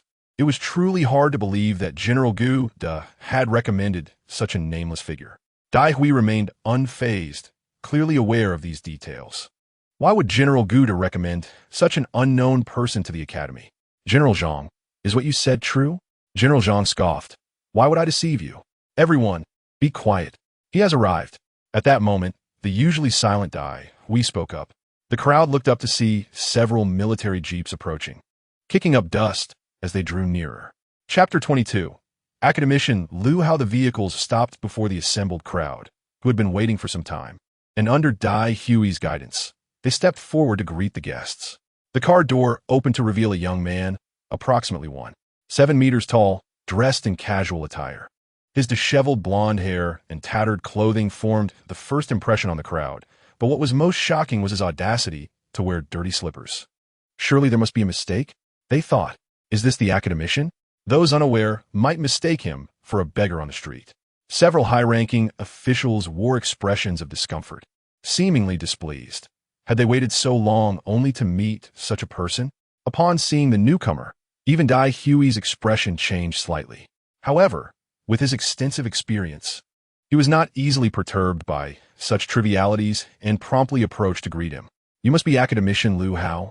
We have been eagerly awaiting your arrival." Dai Hui smiled as he extended his hand to Lu Hao. "That's me. And you are?" Lu Hao, just out of the car, surveyed his surroundings and extended his hand in return. "I am Dai Hui, Governor of Qingning Province." "Oh, it is an honor to finally meet you." While Dai Hui had no obligation to be so polite, given his need for Lu Hao's assistance, he deemed it best to maintain decorum. Just as he was about to exchange more pleasantries, Lu Hao waved his hand dismissively. "All right, let's go inside. My time is limited." With that, he turned and walked toward the building. Dai Hui was left momentarily speechless, and the faces of the crowd darkened. Does he really think so highly of himself? Ding Yin scoffed derisively. "Oh." Lu Hao halted in his tracks, then turned back. "Since I am not welcomed here, I shall take my leave." He said this as he opened the car door, preparing to get back in. "Hey, wait. Dai Hui hurriedly grasped his arm. "You have seen for yourself, Governor Dai. It would be better if I left." Lu Hao brushed Dai Hui's hand away and turned back toward the car. "Academician Lu, please do not take offense. He has a rather peculiar temperament. Do not mind him. You must think of the millions of people in Qingning." Dai Hui was in a cold sweat from anxiety. "Very well. I shall give Governor Dai the courtesy he deserves." With that, Lu Hao cast a glance at Ding Yin before turning away and heading toward the building, with the crowd following closely behind. Ding Yin was seething with rage. How could a mere academician treat him with such disdain? As a brigade commander, he had never endured such indignities. Yet, he restrained himself, recognizing that there were officials present who outranked him. All he could do was glare at Lu Hao through gritted teeth. Dai Hui sighed in relief. The academician had come to assist, yet he had nearly driven him away. If word of this spread, where would his reputation stand? More importantly, they would not obtain the new weapon, which was the crux of the matter. Furthermore, he could not afford to offend Lu Hao, for it would also mean incurring the wrath of General Guda. Thankfully, Lu Hao seemed agreeable. Upon arriving in the hall, Lu Hao came to a halt. "Is there a problem?" Dai Hui asked nervously. "Let us first test the weapon. Where's the experimental area?" "This way," Dai Hui replied, leading Lu Hao and his companions to the shooting range. Lu Hao waved his hand, and immediately a few individuals carrying boxes approached. They were Lu Hao's assistants, who had come along with him. After placing the boxes on a table outside the target area, they stepped back. Lu Hao strolled down the table, opening the boxes one by one. The senior officials, particularly the military officers, stepped forward in curiosity, eager to discern the contents of the containers. Upon seeing them, their intrigue grew. What kind of items were these? There were 5 boxes in total, containing both weaponry and protective gear, yet these were unlike anything they had encountered before. The equipment exuded a sense of advanced technology. Undoubtedly, the military personnel were keenly interested in weaponry, and upon seeing these items, the officers' eyes sparkled with excitement as if they had spotted prey. "Brother Lu, would you kindly demonstrate the capabilities of these devices?" inquired a burly officer beside Dai Hui with a grin. "Who are you?" Lu Hao glanced at him. "My surname is Zhang, given name you. General Guda often speaks highly of you, describing you as an extraordinary talent. Now that I see you in person, it is indeed true." Lu Hao laughed heartily and stepped forward to shake hands with Zhang Yang. "Thank you for the compliment. So you are General Zhang. General Guda has also mentioned you frequently. It is a pleasure to finally meet you." The doubts in the minds of the crowd dissipated instantly. Indeed, he was a person of General Guda's esteem, and their relationship was evidently significant. Ding Yin breathed a sigh of relief, thankful that he had not acted too rashly earlier, or it would have been troublesome. "Let us not waste words. Let us begin with the new equipment." Lu Hao smiled slightly as he spoke, retrieving a peculiar firearm from the first box. This was a rather strange gun, approximately 70 centimeters in length, adorned in silver and black, featuring 3 barrels. This is the trimodal gun, equipped with 3 modes of attack. Lu Hao attached 3 thumb-sized containers of varying colors to the gun's body, then raised the firearm and turned around, aiming at the target. With a series of sounds reminiscent of electric currents, beams of yellow laser-like rays shot forth from the gun's barrels, igniting the target in flames upon contact. Several officers were taken aback. The gun's power was astonishing, boasting a rapid firing rate, minimal recoil, and a quiet discharge. First mode, laser, suitable for targeting a single opponent. Its firing rate surpasses that of typical rifles, with remarkable speed and stability. Lu Hao waved his hand, prompting soldiers managing the shooting range to replace the burning target. Grasping the gun in his right hand, he pressed a button on the gun's body, causing the barrel that emitted lasers to swiftly rotate downward in a clockwise motion, revealing another barrel. He took several steps forward, pulled the trigger, and in an instant, a blue beam shot forth over 10 meters, akin to a flamethrower, but emitting a blue spray that froze everything in its path.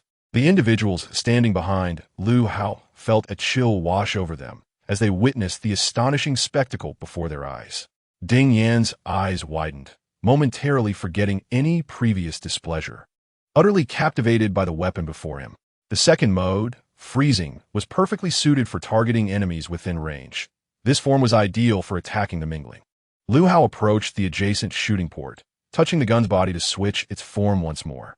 This was a capture device, making it exceedingly convenient to ensnare the mingling. As he spoke, he fired a shot at the target, and 2 laser chains shot forth, ensnaring the limbs of the life-size target. Bound by these lasers, escape was nearly impossible without resorting to severing one's own limbs. Lu Hao turned around, smiling at the gathered crowd. The officer's eyes sparkled with excitement, gazing hungrily at the weapon in Lu Hao's hands. "What exactly is this mingling you speak of?" Zhang Yu inquired. "It is what you refer to as a monster, which I shall elaborate on shortly," Lu Hao replied, placing the gun back in its case. He continued, "What I have introduced so far is not even the most remarkable feature of this tri-mode gun. Allow me to present its true highlight." The crowd's eyes widened in disbelief. "What? This is not the main highlight? Just how extraordinary is this gun?" To alleviate the burden on soldiers, the weapon weighed a mere 8 kilograms, and the ammunition was remarkably easy to transport. He retrieved a bottle of yellow liquid, about the thickness of a finger, and held it up for all to see. This is the ammunition required for the laser mode of the tri-mode gun. To be precise, it is energy. Just this small bottle can sustain an hour of continuous fire, allowing each soldier to carry 2 bottles. This significantly mitigates issues of ammunition scarcity and cumbersome loads. The officers were rendered speechless by astonishment, their flushed faces betraying their excitement. "What an incredible item! Academician Lu, I want 1,000 of these guns." At that moment, a voice called out from the back. Chapter 23. Unveiling new technology. The crowd turned to see a bald officer, around 6 meters tall, whose rank indicated he was a brigade commander. Academician Liu, I desire 1,000 of these guns. Is that feasible? The brigade commander asked with a smile. No problem at all, Liu Hao replied. I could even provide 10,000 if you wish. The bald brigade commander burst in a hearty laughter, and the other officers' eyes lit up. 10,000? That means even more than that for my troops. Observing their reactions, Liu Hao smirked. You may have the guns, but can you utilize them? What do you mean? Liu Hao picked up a small bottle of energy rods and shook it in front of everyone. The energy rods required for this gun can only be manufactured in the Academy of Sciences. No ordinary arms factory has the capacity to produce them. Currently, the Academy can only produce a few dozen energy rods each day. An immediate silence enveloped the room. Can't we produce more machines for making energy rods? The brigade commander asked, unwilling to accept this limitation. The issue lies not in the number of machines, but in the scarcity of resources required for energy compression. Take this bottle of frozen energy, for instance. Compressing it requires reducing 1 meter of nitrogen gas to 5 centimeters, demanding an unimaginable amount of energy, Liu Hao explained, placing the energy rod down and picking up a red one. This laser energy rod requires energy that is millions of times greater than that of an incandescent light source. And the electricity needed for charging is equally staggering. We are currently working on improving this energy rod, but for now, this is the situation. Liu Hao's words fell like a cold shower on the officer's spirits. The bald officer sighed deeply, disappointment etched on his face as he turned to leave. Wait, I haven't finished speaking yet. I didn't say there were no energy rods. Hearing this, the bald officer halted, turning back with urgency. How many do you have? How many? Liu Hao rolled his eyes and held up 3 fingers. 300? Liu Hao shook his head. 3,000? The bald officer ventured, somewhat uncertain. 3,000 of each type. What? The bald officer's eyes widened in astonishment, and a smile gradually spread across his face. Ha, splendid. I want 1,000 of each. Liu Hao struggled to free himself from the officer's firm grip. Though not tall, the officer was surprisingly strong. Yet, Liu Hao noticed tears glistening in the corners of the bald officer's eyes. All energy rods are yours. How you distribute them is up to you, Liu Hao said, gesturing towards the other officers. What do you think, Zhang Junzhang, Ding Lijun, Ma Lijun? Is it acceptable for me to take 1,000 each? Ding Yan, known for his fiery temper, immediately objected. Why should you take 1/3? No way, at most 1/5. There are 5 armies here. Old Ding, Zhang Yu said, patting Ding Yan on the shoulder. In recent days, Old Li's unit has made the greatest sacrifices. Taking 1,000 is not unreasonable. Why should it be? Just because my infantry brigade always leads the charge, and I've lost 2/3 of my brothers. Liu Hao glanced at the bald officer, surprised to learn of his hardships. No wonder tears glimmered in his eyes upon hearing of the numerous energy rods. He sought vengeance for his fallen comrades with these weapons. Ding Yan opened his mouth, but ultimately said nothing. No problem, Old Li, I'll allocate you 1,000, and you can have a majority of the remaining items. Zhang Yu said with a smile to Ding Yan. Thank you, Commander Zhang, Ding Yan replied, nodding in acknowledgement. All right, Academician Liu, shall we move on to the next item? Very well. Setting down the energy rod, Liu Hao approached the table beside him, opening a box containing a sleek, silver-black helmet. This is an intelligent sensing helmet. Its defensive capabilities far exceed those of standard helmet, and it is remarkably lightweight. It features bulletproof, shockproof, night vision, and heat-sensing functions, and most importantly, it boasts an exceptionally robust communication system. As long as it remains undamaged, it can receive communications from anywhere with a signal. The officer's eyes brightened. This was indeed a remarkable item with such diverse functionalities. How many of these helmets are available? 5,000, came the reply. I want 2,000. The bald brigade commander declared. Ding Yan shot him a glare, but seeing that the other officers remained silent, he refrained from speaking further. Next, Liu Hao moved to the 3rd box, retrieving several bags of food. This is a new type of military ration, both scientifically formulated and health-conscious. This small bag is sufficient for 1 soldier for an entire month. The officers gasped in astonishment, realizing that the tiny packaging, no larger than half a palm, could sustain a soldier for an entire week. What is this made of? This is incredible. It's easy to produce. You needn't fight over it, Liu Hao chuckled. Then he approached the fourth box, opening it to reveal three ominous-looking shells, their black surfaces exuding a chilling aura. These are three types of shells. This elongated one is a powerful tracking armor-piercing shell. Once it locks onto a target, it can penetrate even a meter-thick concrete wall to detonate. The round one is a concentrated black flame bomb, which will ignite a massive fire upon explosion, reaching temperatures of 3,000 degrees, capable of incinerating nearly all organic matter. The black flame bomb is rather dangerous, so exercise caution when using it. Finally, this shell, composed of numerous fine missiles, is a large-scale annihilation bomb, with each missile capable of destroying a 56-meter radius. The explosive power of this annihilation bomb, consisting of over 20 missiles, could easily obliterate a mountain. How many of each of these shells are available? Ding Yin, brimming with eagerness, inquired with the fervor of a child beseeching candy from his parents.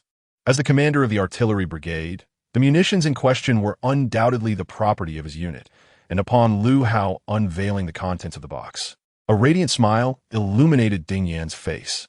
There were 500 powerful tracking armor-piercing shells, 200 concentrated black flame orbs, and a mere 50 large-scale annihilation orbs. Haha, splendid. Gentlemen, do look at Ding Yan, he exclaimed, casting a glance towards the other officers. All yours. No one will contest you. Zhang Yang chuckled. Ha ha. Then I shall not hold back. At that moment, Lu Hao approached the final box, opened it, and retrieved a small vial of liquid, comparable in size to the energy rod of a three-state gun, though distinctly different in nature. Instantly, the attention of the gathered individuals was captivated. This substance is detrimental to human health, causing significant harm. It is administered through injection, and its effects last for 3 minutes. Afterward, the recipient experiences prolonged paralysis, with severe cases resulting in permanent disability. What is this substance? If it poses such grave risks to human health, why was it even developed? Ding Yan's initial desire to seize more was swiftly extinguished upon hearing the effects of the liquid. Then, Academician Lu, what are its effects? Incroyable Devi, who had remained silent until now. You are indeed correct, Lu Hao replied to Ding Yan. Given the considerable harm it inflicts on the human body, it ought not to have been conceived. However, its effects are undeniably formidable. What exactly are these effects? Lu Hao twisted the small vial, and a syringe emerged from his side. He pointed the syringe at his own arm. Should I inject this now, all functions of my body would amplify exponentially, adapting to my inherent potential. Regardless of my state, even on the brink of death, I would instantly return to normal and experience a surge in capabilities. Chapter 24. The genetic modification program. The assembly fell silent. They grappled with the paradox that this remarkable creation was simultaneously a perilous entity. Should they deem it beneficial, its significant risks loomed large, causing irreversible damage. Conversely, if deemed harmful, it could empower soldiers in their most desperate moments. In the future, potential enhancers would be allocated to every soldier, with the authority to wield them resting solely in their hands. Well, this concludes my presentation of the new weapon. The equipment will be airlifted shortly. The high-ranking officials collectively exhaled in relief, as this was indeed favorable news, particularly for the officers present. At that moment, tens of thousands of soldiers were resolutely stationed at the perimeter, their lives hanging in the balance, as monstrous foes launched sporadic assaults. The introduction of this weaponry would significantly bolster their chances of survival. Subsequently, under Dai Hui's guidance, Lu Hao proceeded to the conference room, where he meticulously elucidated the nature of these monsters, including their names, characteristics, abilities, and weaknesses. The attendees were left in awe of Lu Hao, a newly arrived academician from the capital, who possessed such comprehensive knowledge of the monsters. Logically, those present should have been the foremost experts on the subject, leaving them curious about the source of his insights. Lu Hao's explanations were recorded on video, serving as instructional material for every soldier. Once the meeting concluded, Lu Hao presented a gift for the valiant soldiers of Qingning. Due to its considerable size, the gift could not be moved indoors. The crowd followed Lu Hao to the open space in front of the building, where a colossal object was shrouded in cloth. With a swift motion, Lu Hao unveiled the gift, revealing an immense metallic crate, towering at 2 meters and 1 meter wide. The silver-black box was adorned with intricate engravings, exuding an aura of advanced technology. Before the assembled crowd, Lu Hao opened the crate. Standing beside it, he lightly touched its surface, and with a click, a blue touch projection system emerged before them. The complex engravings on the box illuminated and pulsated rhythmically. Following a series of intricate maneuvers, Lu Hao managed to open the crate. As the onlookers drew closer, they beheld the contents, a suit of mecha. This mecha bore a striking resemblance to those depicted in certain science fiction films, albeit in a striking blue hue. The pristine mecha gleamed, its blue-black surface radiating an icy chill that sent shivers down their spines. With a mere gesture, Lu Hao levitated the mecha, defying gravity. Even the basic level of Mingling presents formidable challenges. When advanced, elite Mingling emerge, our military might alone will be insufficient. We must harness the prowess of technology to unleash human potential. Typically, humanity only activates 10 of its potential. Should this potential be elevated to 20, an individual's bodily functions would undergo a significant enhancement, manifesting as superior memory, heightened athletic abilities, and increased sensory acuity. If potential reaches 30, extraordinary abilities may be unlocked, such as teleportation, invisibility, and burrowing, often referred to as superpowers. Is it possible to activate potential to 100? Someone inquired. In theory, yes. Yet the highest recorded potential activation stands at 57. This is already immensely powerful. What would occur if one were to reach 100? If someone truly activated their potential to 100, they would no longer be classified as human. Their capabilities would transcend human limitations. Perhaps we should refer to them as divine beings. The assembly was left speechless, gazing at Lu Hao as if he were specter. They could scarcely believe their ears. Even Dai Hui, the eldest and most seasoned among them, was taken aback. The notion of becoming a divine entity seemed preposterous. However, such a possibility was exceedingly remote. Balderino non possible. With that, Lu Hao returned the mecha to the crate. The Academy of Sciences is currently developing a genetic evolution agent, specifically designed to assist humanity in unlocking its potential. Once successfully developed, we will select a group of suitable individuals for genetic synthesis. If successful, these individuals may become the key to saving the world. A genetic evolution agent? Genetic modification? Academician Lu, does this pose any risks to human health? Zhang Yang queried, his brow furrowed with concern. As the saying goes, there are pros and cons. Genetic modification can indeed empower an individual, but the prerequisite is successful alteration. Failure results in but one outcome: death. Zhang Yang furrowed his brow deeper, pondering the implications. Lu Hao perceived the unease and doubts swirling within Zhang Yang, and, with a hint of resignation, remarked, perhaps you believe that Mingling are not insurmountable foes, though there may be a price to pay. We can ultimately vanquish them without resorting to such perilous measures. Yet, you must understand that the true danger has yet to arrive. These are merely the scouts of Mingling, and in just a few days, they have claimed the lives of countless individuals. Should a full-scale invasion occur, with the current defensive capabilities of Earth, we would not endure for long. At that juncture, the annihilation of our planet would be imminent. Forget about mere tens of thousands. Entire billions of lives would be extinguished. Lu Hao's words struck deeply, resonating with the hearts of all present. Zhang Yang closed his eyes, reflecting on the gravity of the situation. Indeed, if humanity were to face extinction, what value would life hold? What is the progress of this technology? How long until it is successfully developed? Ding Yin interjected. Lu Hao cast a glance at him, retrieved a small box from the metallic crate, and placed it on the table. From within, he extracted a glowing orb, presenting it to the assembly. There happens to be a source of energy here, which is the key to genetic modification. If a person's genes can successfully pair with it, the first genetic modifier will be born. The crowd's curiosity was piqued, eager to discover what this miraculous entity could be. Yet Lu Hao forbade anyone from touching it, leaving them only to gaze in wonder. Esteemed leaders, I require you to select a group of exceptional warriors to assist me in completing the genetic modification. Time is of the essence, and I hope for swift action. Are you confident in this endeavor? Ding Yin scoffed. No. Are we to send our warriors to their demise? Absurd. The leaders fell silent, for this matter bore no political implications. Nevertheless, the military officers voiced no objections, their silence indicating their stance. They, too, were reluctant to place their soldiers in such perilous experiments. Academician Liu, do you have any conditions for the participants? Zhang Yang inquired. I understand your concerns. Injured individuals are acceptable, as long as they are still alive. Upon hearing Liu Hao's words, the officers sighed in relief. In these times of scarcity, the one thing in abundance is the injured.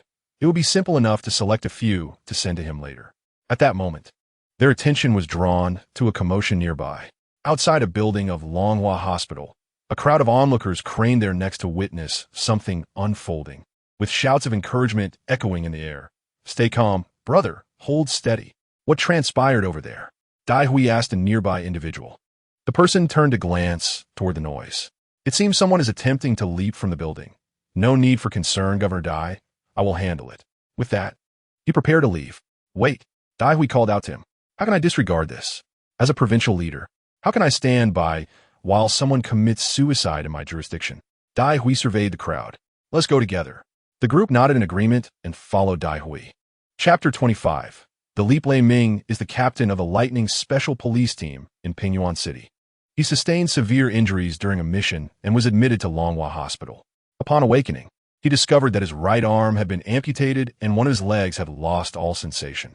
This was a devastating blow for him, as disability meant losing his job and spending his days relying on meager compensation and pensions to survive. He had witnessed the hardships faced by disabled special police officers. Most disheartening was that, out of a team of 15, he was the sole survivor after this mission. Those who perished were not only his comrades, but also his friends, his brothers. One blow after another had extinguished Lei Ming's will to live. After days of despondency, he ultimately chose to walk the path of despair. They are all gone, and I am but a useless being. Very well, brothers, blame my inadequacy, for I can no longer avenge you. Forgive me. I shall join you shortly. On the rooftop, seated in a wheelchair, Lei Ming spoke to himself, teetering on the edge. After uttering these words, a deep, agonizing pain gripped his heart, nearly suffocating him. A profound sense of helplessness surged within him, and tears streamed down his face without his awareness. He had lost count of how many times he had cried. He never imagined he could shed tears like this.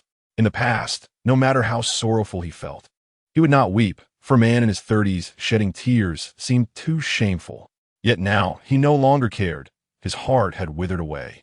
The night sky was adorned with countless stars as Lei Ming gazed upward. Sheng Di, Lao Li, Wei Nuo, I cannot tell which star belongs to you. Please slow down. If you go too fast, I cannot keep up. Lei Ming smiled faintly, lowering his gaze to the brightly lit world below, wishing to take one last look. Behind him, a crowd was pleading with him, patients, doctors, and police officers. Yet they dared not approach, for Lei Ming gripped a Nepali army knife, its blade glinting ominously. Brother, brother, a frantic voice echoed, heralding the arrival of someone. Lei Ming blinked, a tremor coursing through him. It was him. Turning his head, he saw Hei Lang rushing towards the crowd, breathless and desperate. Brother, don't do this. Listen to me and come down. Lei Ming remained silent, still gazing into the distance. I will stay with you. May I come closer? Hai Lang cautiously approached. Lei Ming turned to glance at Hei Lang, tightening his grip on the knife, causing Hei Lang to halt immediately. Don't panic. Don't panic. Brother, ISNT living better? Living?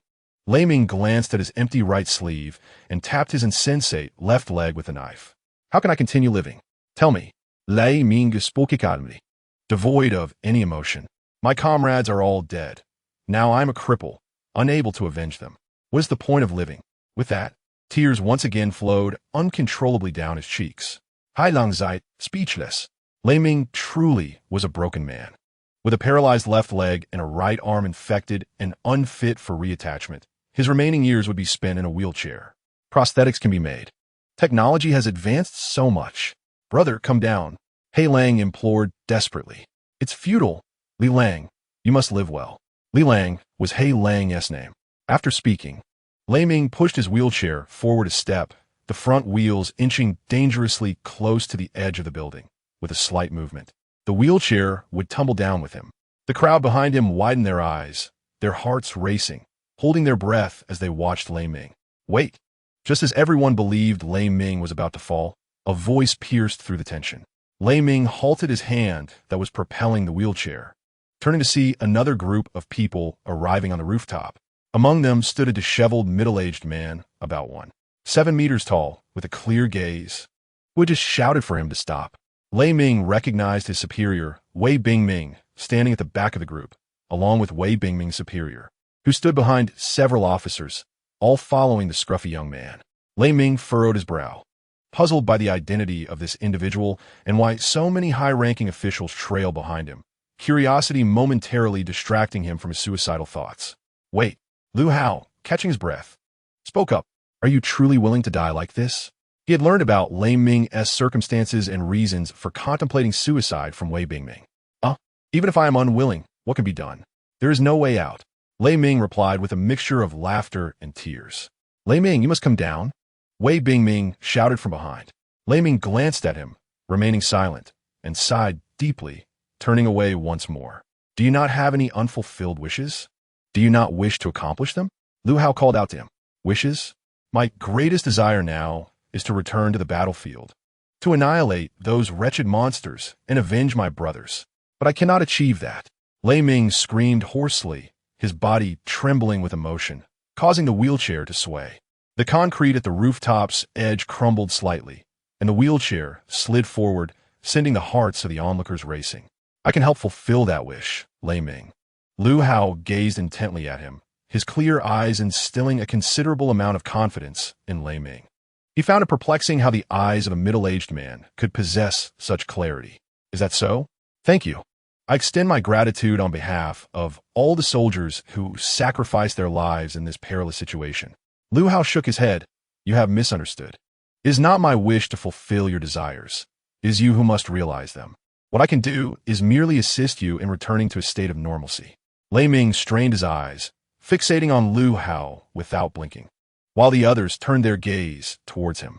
With a severed arm and leg, how could one possibly return to normalcy? Only those high-ranking officials behind. Lu Hao understood his thoughts. You claim you can heal my arm and leg? Lei Ming asked incredulously. Indeed, you heard correctly. You merely need to cooperate with me to complete an experiment. Lei Ming, filled with joy, turned his wheelchair back around. Wonderful. How shall we proceed? Can we start now? He inquired eagerly. Do not be so hasty. This experiment entails certain risks. If successful, your limbs will regain their normal function, and you will acquire formidable superpowers. However, failure could result in your demise. Lei Ming discarded the knife in his hand and propelled his wheelchair toward the center of the room, gripping Lu Hao with his left hand. Is what you say truly genuine? A bodyguard stepped forward, prepared to restrain Lei Ming, but Lu Hao gestured for them to withdraw. Indeed, but be prepared for the possibility of failure. Rest assured, my presence here guarantees I shall not fear death in this experiment. Lu Hao nodded. Lei Ming released his grip on Lu Hao, exhaling deeply as he slumped back in his wheelchair, tears streaming down his face once more. Though this time they were tears of joy. If he could return to normal, he could rejoin the battlefield and avenge his comrades, giving his life newfound meaning. Gazing at the rising sun in the distance, Lei Ming revealed the first smile he had worn in days. Chapter 26. Farewell. After an entire morning of bustling activity, Zhang Yang finally assisted Grandpa and Lin in packing all the items for their move. In an effort to build strength, Zhang Yang eagerly took on many tasks, even insisting on handling the heavier ones, which Grandpa and Lin discouraged. Fortunately, the heftier items were managed by other adults who had come to help, allowing Lin to accompany Zhang Yang in his endeavors. Once Zhang Yang loaded the last large package onto the vehicle, he sighed deeply at the sight of the numerous bundles. These few small rooms may not seem large, yet they contain quite a lot. Zhang Yang, come inside, and Lin called, waving his hand after seeing off the others. Coming, Zhang Yang replied, wiping the sweat from his brow as he jumped down from the vehicle and ran toward Lin's home. The furniture had all been cleared out, leaving the house empty. Lin retrieved 2 small stools, placing one behind himself and offering the other to Zhang Yang, along with a bottle of drink. At over 50 years of age, Lin was a retired soldier. Despite his age, his physical condition and spirit surpassed that of most individuals his age. Had it not been for the profound loss of his family, he would have undoubtedly been even more vibrant. Thankfully, He had begun to move past the grief of losing his loved ones. And Lin pulled out a box of Heishi brand cigarettes, taking one out and putting the rest back, lighting it and taking a deep puff, displaying an expression of utter contentment. This brand of cigarettes was favored by smokers, not only for its enjoyable taste, but also for its affordability, especially in the aftermath of the apocalypse, when countless individuals lost their jobs and struggled to afford even basic necessities. Receiving the drink, Zhang Yang gulped down several mouthfuls, quickly finishing off most of the bottle. After a morning of labor, he was indeed quite thirsty. Zhang Yang, I appreciate you always being here for this old man. After we part ways, who knows when we shall meet again? Lin remarked before taking another deep drag from his cigarette. Grandpa and Lin, there is no need for such formality. You are like my own grandfather, and I enjoy hearing your stories from your time in the army. Besides, your new home is still in Baichuan City, so I can visit you whenever I have the chance. Zhang Yang replied with a smile. All right then, this old man will eagerly await your visits. Zhang Yang nodded vigorously. Lin took one last puff of his cigarette, discarding the nearly burnt stub, and grasped Zhang Yang's hand. Zhang Yang, you are a good child. I see it clearly. Your mother has worked so hard for you. You must not disappoint her. Zhang Yang looked at Grandpa and Lin and nodded. You must study diligently, gain admission to a good university, and ensure your mother enjoys a better life. As he spoke, he pulled out an envelope containing a stack of cash, attempting to hand it to Zhang Yang. Startled, Zhang Yang exclaimed, Grandpa, what are you doing? Why give me so much money? Although he had come to help, he felt he had done little, and even 100 would feel excessive, making him uncomfortable. To his surprise, Grandpa and Lin handed him a whole bundle. This money can help your family through tough times. Take it, my child. No, I cannot accept this. How can I take your money? If you truly wish to give me something, just one bill would suffice. Child, take it. This is 5,000. I have saved quite a bit over the years. But unfortunately, after safeguarding my wealth for half my life, I find myself unable to spend it. Zhang Yang continued to decline. But Lin shot him a stern look and placed the money firmly in his hand. Zhang Yang had no choice but to grasp the money, his face flushed. At that moment, he noticed a hint of moisture in Grandpa and Lin's eyes. One must cherish every moment spent with family. While one can, one should always be with them. Don't wait until it's too late to regret. Yes, I understand. Lin surveyed the surroundings, lamenting, this place holds so many memories of family. In the quiet of night, I often find myself unable to sleep, longing for them. As one ages, burdens multiply. Lin's voice, heavy with age, carried a hint of sorrow as he tightened his grip on Zhang Yang's hand. Grandpa and Lin, Zhang Yang shifted his stool closer, and Lin affectionately patted his head. Zhang Yang, maintain your benevolent spirit. Even if this world leaves you battered and bruised, even if those around you betray you and stab you in the back, you must keep your heart intact and not let your environment or other factors sway you. Zhang Yang listened intently, choosing silence. Grandpa and Lin was a man of experience, and his words would undoubtedly prove valuable. He spoke of the importance of thoughtful consideration before action, the necessity of patience, and the understanding that one does not live solely for oneself. That day, Grandpa and Lin imparted numerous life lessons and insights to Zhang Yang, enriching his understanding. As the truck departed, Lin leaned out of the driver's window to bid farewell, and Zhang Yang smiled and waved. The sun dipped below the horizon, and the truck rolled away, its shadow elongated by the setting sun. Watching the vehicle grow distant, Zhang Yang felt a pang of sorrow. Despite his own family's misfortunes, he felt that his situation paled in comparison to Grandpa and Lin's.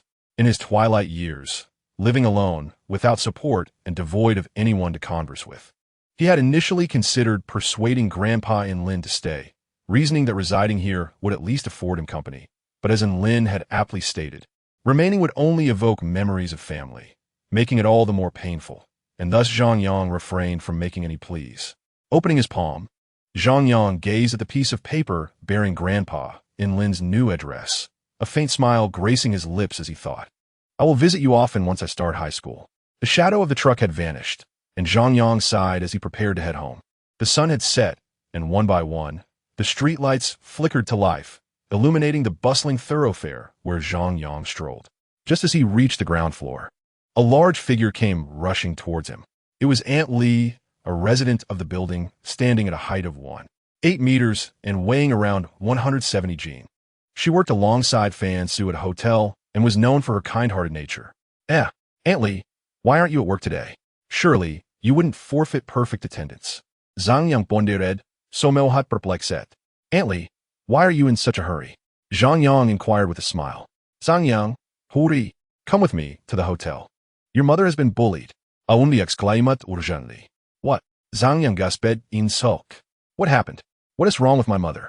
Who bullied her? He grasped Aunt Li's arm, his anxiety evident. Aunt Li, panting heavily, her chest rising and falling dramatically, wasted no time resting as she pulled Zhang Yang along. Just come with me. I'll explain on the way.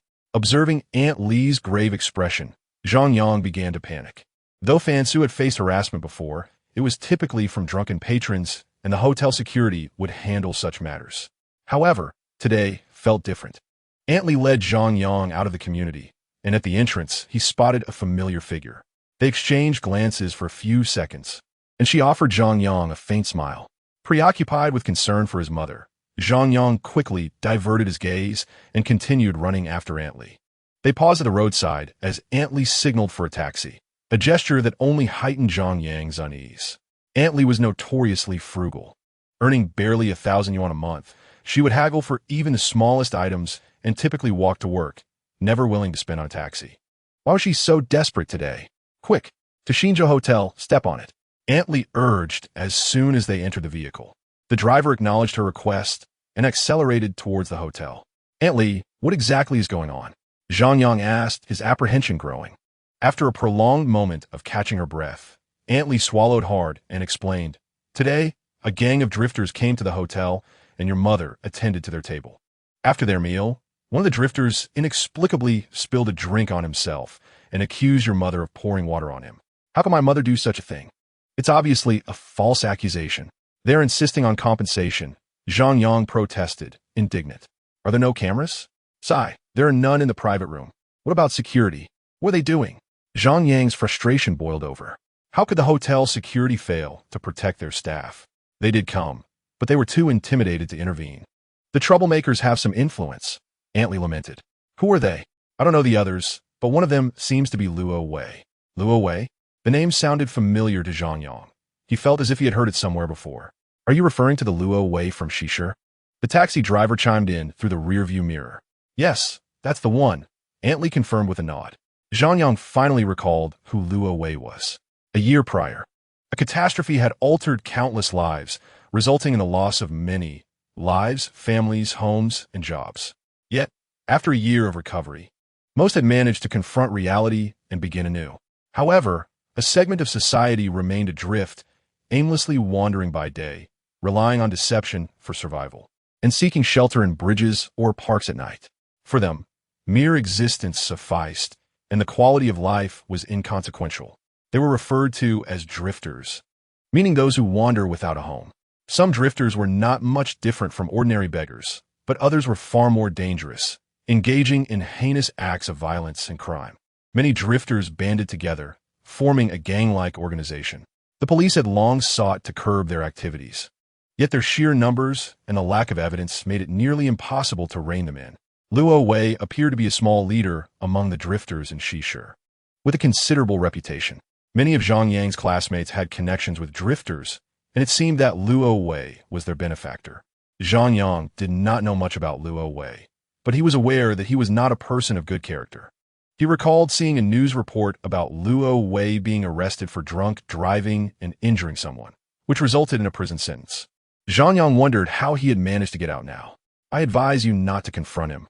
It will be best to back down if possible. He is not someone you can provoke, the driver cautioned as he steered the car. Are we the ones provoking him? They are the ones bullying us. Aunt Li shouted in frustration at the driver. The driver shook his head and fell silent. Zhang Yang, too, remained quiet, contemplating how to resolve the situation. Their intention was clearly financial, and if it came down to it, they could simply pay them off. The priority was to rescue his mother. Zhang Yang felt the envelope tucked in his pocket and nodded in agreement. If money could not resolve the issue, Zhang Yang clenched his fists. In the past, he would have been fearful of thugs like Luo Wei, but now he was no longer the same. They arrived at the hotel, and after paying the fare, Antley hurriedly led Zhang Yang inside. Xinzhou Hotel was a four-star establishment, regarded as the finest within a radius of several dozen miles. Upon entering the lobby, Zhang Yang was momentarily blinded by the extravagant crystal chandeliers that adorned the ceiling, reflecting off the white marble floor and illuminating the hall as if it were daylight. This was Zhang Yang's first visit to such a luxurious place, and he was taken aback by its opulence. However, he had no time to marvel at the lavish decor. His sole focus was on finding his mother. Antley rushed Zhang Yang up to the third floor, and as they turned a corner, he spotted a crowd gathered outside a private room. Zhang Yang pushed through the throng to enter the room.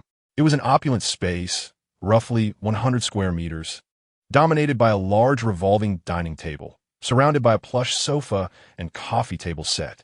A group of individuals sat at the table smoking, their attention fixated on the sofa and coffee table area.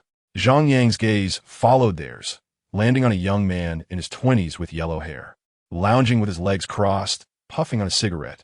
Another young man beside him was berating the two waitstaff, while the hotel manager attempted to mediate, and a security guard stood protectively in front of the waitstaff. "Mom." Zhang Yang's heart sank as he recognized Fan Su, one of the waitstaff. Upon hearing his voice, Fan Su turned, her expression a mix of shock and concern.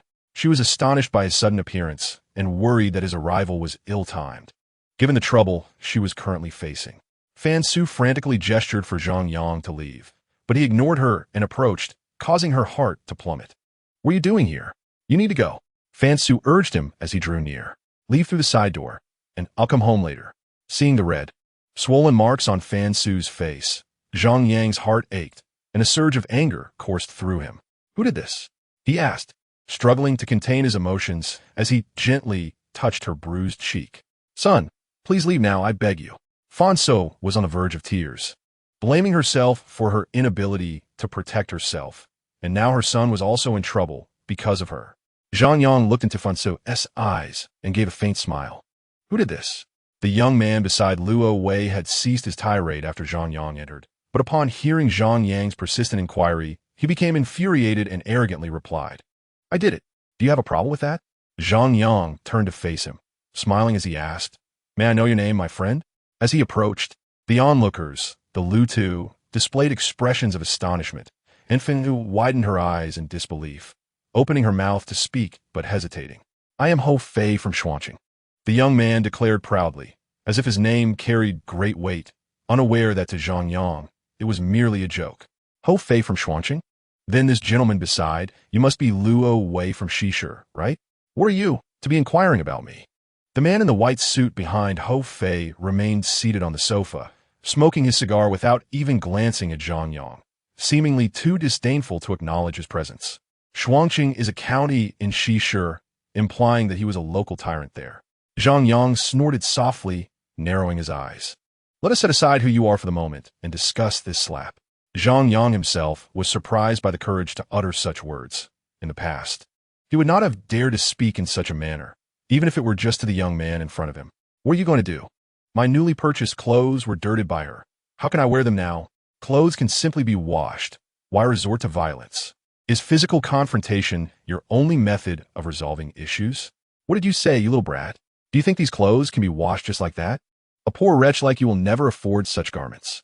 Ho Fei laughed in anger and, glancing at Fan Su behind Zhang Yang, continued mercilessly, "You must be this woman's son. Therefore, let us settle this mother's debt with the son. I want to hold your previous remarks against you. Just compensate me for this garment, and I shall let it go. What do you think? Name your price." Zhang Yang, realizing his initial suspicion was correct, they were indeed harassing them for money, scoffed coldly. Ho Fei extended 5 fingers. 500? Ho Fei, staring coldly at Zhang Yang, sneered, "No, it's 5,000. Don't go too far." Zhang Yang narrowed his eyes, clenching his fists. This was nothing short of a blatant extortion. The clothes he wore were merely made of ordinary fabric. They were not worth such an exorbitant amount. Moreover, his mother, Fan Su, earned less than 1,000 a month. His demand equated to half a year's salary. Even if he had that much money, he would never give it to him. 1,000, no more. Zhang Yang raised his right index finger. Behind him, Fan Su tugged at Zhang Yang's arm, whispering, "We don't have that much money. Mom, don't worry about it. Leave it to me."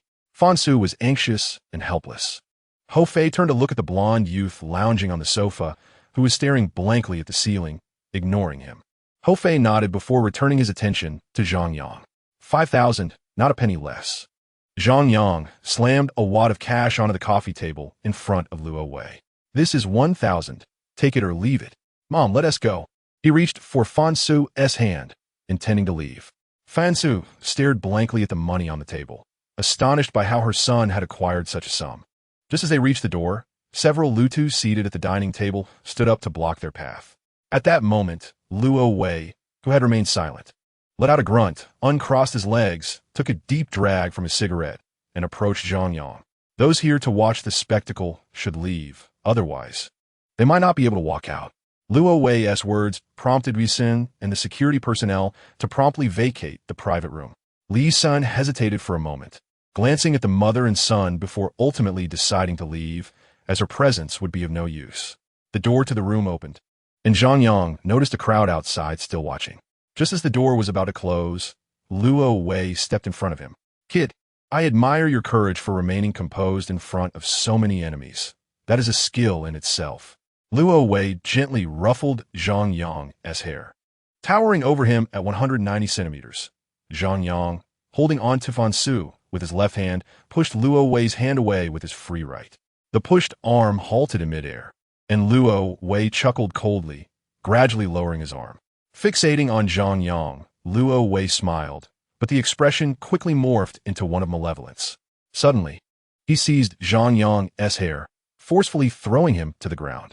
So, Zhang Yang cried out in pain, while Fan Su screamed, attempting to pull her son up, but was restrained by the Lutu at the door, tears streaming down her face. Kid, before you act so recklessly, consider whether you have the capital to back it up. Otherwise, you might end up worse off than you began. Luo Wei scoffed, squatting beside Zhang Yang. Then, he stood up and kicked Zhang Yang several meters away. Throw him out onto the street. Take care of this woman. At just over 30, Fan Su had a figure and beauty that were quite standard. And though she hadn't put much effort into her appearance beyond a light makeup for work, her beauty was still undeniable. Hearing Luo Wei's command, the Lutu at the door approached Zhang Yang, wielding their clubs with sinister smiles. Zhang Yang, caught off guard by the brutal kick, felt a wave of cold sweat wash over him as he curled up on the ground, trembling. Luo Wei's words pushed Zhang Yang to the brink of tears. He struggled to stand up, bending over. You eat without paying, falsely accuse my mother of dirtying your clothes, and I tolerated it. You not only slander my mother, but also physically assault her, and I endured that too. I offered you money, yet you refused to let us go and choose to bully my mother and leave me broken on the street. We are not your prey to be toyed with. What kind of society is this, where you can do as you please? Come on, let us fight to the death if need be. Grabbing a baseball bat he found somewhere, Zhang Yang shouted and charged at the approaching Lutu. He swung the bat down hard, knocking the nearest thug to the ground. Without a moment to think, he raised the bat again and swung fiercely. A sharp pain surged through his back as he turned to retaliate against the person behind him. Soon, several blows rained down upon him. One struck his arm, causing him to lose grip on the bat, which clattered to the ground. Zhang Yang roared and began to fight back with his fists and feet. Yet how could he possibly contend with so many seasoned Lutu? He was quickly cornered and beaten mercilessly. Watching her son endure this beating, Fifu's heart ached. She cried and shouted, desperate to protect him, but was helplessly restrained by the two Lutu gripping her. Zhang Yang, be careful! Fan Su yelled, turning to bite the hand of the thug holding her. The thug, caught off guard, released his grip, allowing Fan Su to break free. Zhang Yang was severely beaten, barely clinging to life, unable to feel the impact of the blows that landed upon him. Upon hearing Fan Su's voice, he mustered his strength to lift his head, only to be forcefully pushed back down by a body. The assailants ceased their assault, and upon being pushed away, he discovered that it was Fan Su who had fallen atop him. A dagger was embedded in her shoulder, blood staining her white work attire. Despite the excruciating pain coursing through him, Zhang Yang cradled Fan Su in his arms. He had not shed a tear throughout his ordeal, but seeing Fan Su's pale face and weak breaths made him weep uncontrollably. With one hand pressing against her wound, he gently wiped the tears from her eyes. Mama, are you all right? Are you okay? A sense of helplessness overwhelmed Zhang Yang, as if the very air he breathed was laced with bitterness. Looking ahead, he saw Luo Wei leaning forward, one hand outstretched, palm clenched. It was evident that the dagger had been hurled by Luo Wei, aimed at Zhang Yang rather than Fan Su. Fan Su had thrown herself onto him to shield him from harm. Luo Wei straightened up, brushed his hands clean, and ran his fingers through his golden hair as he stepped towards Zhang Yang. Crouching before him, he lifted Zhang Yang's chin with a finger. Why are you not as talkative as before? I thought your skills matched your tongue. With a disdainful pat on Zhang Yang's face, Luo Wei continued. You were not supposed to be involved today, yet you disrupted my plans, and your mother has sullied my brother's clothes.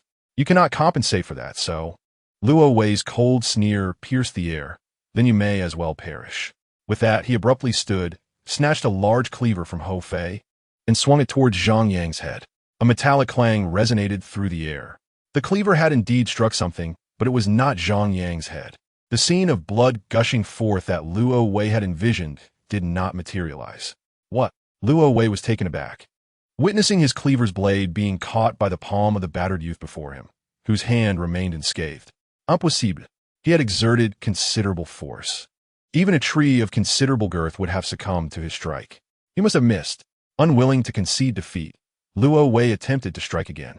However, when he tried to lift the blade anew, he found that no matter how much strength he used, he could not dislodge the cleaver from Zhang Yang's grip. Let go of me. Frustrated after failing to pull the cleaver away, Luo Wei cursed, raising his foot to stomp down on Zhang Yang's head. Yet, as if struck by an unseen force, his foot met with excruciating pain that coursed through him, causing him to collapse and stagger back into Ho Fei's arms. Brother Luo, are you all right? Ho Fei quickly dragged Luo Wei to the sofa. Ah, my foot. Someone check my foot. Luo Wei cried out, tears streaming down his face from the agony. Ho Fei knelt to remove Luo Wei's shoes and socks, and upon seeing the injury, he gasped in shock. Brother Luo, your foot is broken. What? Luo Wei, enduring the pain, lifted his right leg, only to find his calf grotesquely swollen, his foot dangling as if barely attached, with a gaping hole the size of a fist in the sole. Attempting to move, he realized his leg had lost all sensation. Is my leg broken? Ah, kill him. You must kill him. In disbelief, Luo Wei shouted hysterically. Immediately, several assailants charged towards Zhang Yang, armed with their weapons. Zhang Yang had removed the dagger from Fan Su's back, binding her shoulder to staunch the bleeding. After performing some rudimentary first aid, he set her aside and rose to his feet. At this moment, there were only 13 individuals present. Zhang Yang, Fan Su, and 11 assailants. Fan Su had succumbed to unconsciousness, while Luo Wei lay incapacitated on the sofa, groaning in pain. The assailants closed in on Zhang Yang, the foremost among them. Clad in a black shirt, wielding a baton, aimed a vicious blow at him. Zhang Yang remained motionless, bent slightly forward, his gaze fixed on the ground, his bangs obscuring his face, rendering his thoughts inscrutable. The black-shirt assailant scoffed, regarding Zhang Yang as if he were already dead. The baton struck Zhang Yang's neck with a resounding crack, causing his head to jerk violently. Yet, the assailant frowned in confusion. It did not appear that Zhang Yang had sustained any injury. Why is he still standing? Shouldn't his neck have snapped? The black-shirt man pondered. Did I not exert enough force? Determined, he lifted the baton once more. Wait, let me handle this. Ho Fei, who had been attending to Luo Wei, suddenly interjected. Upon hearing Ho Fei's words, the black-shirt man lowered his baton and stepped back. With a sudden flicker, the lights in the room extinguished, enveloping the space in darkness. Who turned off the lights? Turn it back on. Ho Fei bellowed with his raspy voice. The nearest assailant reached for the switch, but the lights remained unlit. Brother Ho, the power is out. What terrible luck. Turn on your phone flashlights, and let's deal with this brat first. Ho Fei coldly ordered. Meanwhile, Luo Wei had lost consciousness due to the pain, and in a fit of rage. Ho Fei seized the cleaver that lay on the coffee table and advanced towards Zhang Yang, his fury palpable. At that moment, a piercing scream, mingled with a strange sound, echoed through the room, startling everyone. Zhao Su, what are you screaming about? Ho Fei scolded impatiently. Zhao Su was the black-shirt assailant who had struck Zhang Yang with the baton. After being called out, he stood beside Zhang Yang, having sheathed his baton. I'm talking to you. Are you deaf or mute? Ho Fei directed the beam of his phone's flashlight at Zhao Su. "Brother Ho, Zhao Su is dead." A voice emanated from Zhao Su's direction. "What?" Ho Fei gasped, rushing over. Upon witnessing the scene before him, the other assailants nearly retched. Zhao Su lay grotesquely mutilated. His limbs severed, each joint twisted unnaturally, his neck bent at an impossible angle, rendering him unrecognizable. His eyes had been gouged out, and as the flashlight illuminated his face, it revealed two hollow sockets, sending chills down their spines. The contorted expression and gaping mouth suggested he had encountered something truly horrifying before his demise. Furrowing his brow, Ho Fei pondered, who did this? Is it the specter spoken of in the news? Impossible. If anyone here harbored animosity, it could only be two individuals. A realization struck him. The one who had incapacitated Luo Wei was that unassuming brat, and now, with Zhao Su dead, could this also be linked to him? Upon contemplating this, Ho Fei turned to Zhang Yang, who was seated nearby, only to find that he had vanished when the beam of his flashlight fell upon Zhang Yang's previous location. Where on earth did he go? Just moments ago, everyone's attention was fixated on Zhao Su, and they had failed to notice that Zhang Yang had quietly slipped away. In a state of urgency, Ho Fei swiftly illuminated the surroundings with his flashlight, yet discovered nothing. Several other members of the group also searched for Zhang Yang, only to realize not only had he disappeared, but the injured woman was also nowhere to be found. Ho Fei's suspicion solidified. It was this brat who had taken Zhao Su's life. The only exit was through the main door, and with his men guarding it. There was no way he could have escaped that way, nor could he have jumped out of a window. Therefore, he must still be within the confines of the room. For the sake of a life lost and his elder brother's leg, he was determined to locate Zhang Yang and exact vengeance. Suddenly, a shout shattered Ho Fei's train of thought. The group turned towards the sound, discovering a shadowy corner, far removed from the others, where darkness prevailed and visibility was compromised. Just as the group was preparing to direct their flashlights towards that direction, a pair of cold, emotionless eyes emitted a chilling blue glow from within the shadows. Chapter 30, One Against Many, Part 2. The eerie blue eyes flickered and vanished, and when the group shone their flashlights in that direction, Zhang Yang's figure was nowhere to be seen. "Look, that woman is over there," someone exclaimed. Indeed, they spotted the unconscious Fan Su lying on the couch opposite Luo Wei. When did she move there? The group pondered in confusion. She had been lying 7 to 8 meters away, and several of their own had stood between them. If she had moved, they would have surely noticed. "Kill her. I refuse to believe that brat won't come out." Ho Fei sneered, his eyes narrowing. With that, several members dashed over. Just then, a sudden scream erupted from one of the followers trailing Ho Fei. Startled, Ho Fei spun around, preparing to scold, only to be splattered with a warm, viscous liquid. He quickly wiped his face, realizing the liquid had even entered his mouth, leaving a metallic, salty taste. It was blood. Shining his phone towards the screaming follower, aided by the flashlight, Ho Fei saw that the man had been slashed diagonally across the neck, his clothing drenched in the gushing blood. He was clearly not going to survive. What on earth was happening? Was this brat a ghost? Appearing and disappearing without a trace. Killing without a sound? Ho Fei felt himself on the verge of a breakdown. "Come out, you coward!" he shouted in exasperation. In just a few minutes, he had already lost 2 of his men, and to think it was at the hands of a mere child. How would they ever show their faces again if this got out? "Ho, go watch your back!" Several followers suddenly cried out. Hearing their urgent voices, Ho Fei felt a chill run down his spine and pivoted sharply, but it was too late. A dagger pierced through his arm.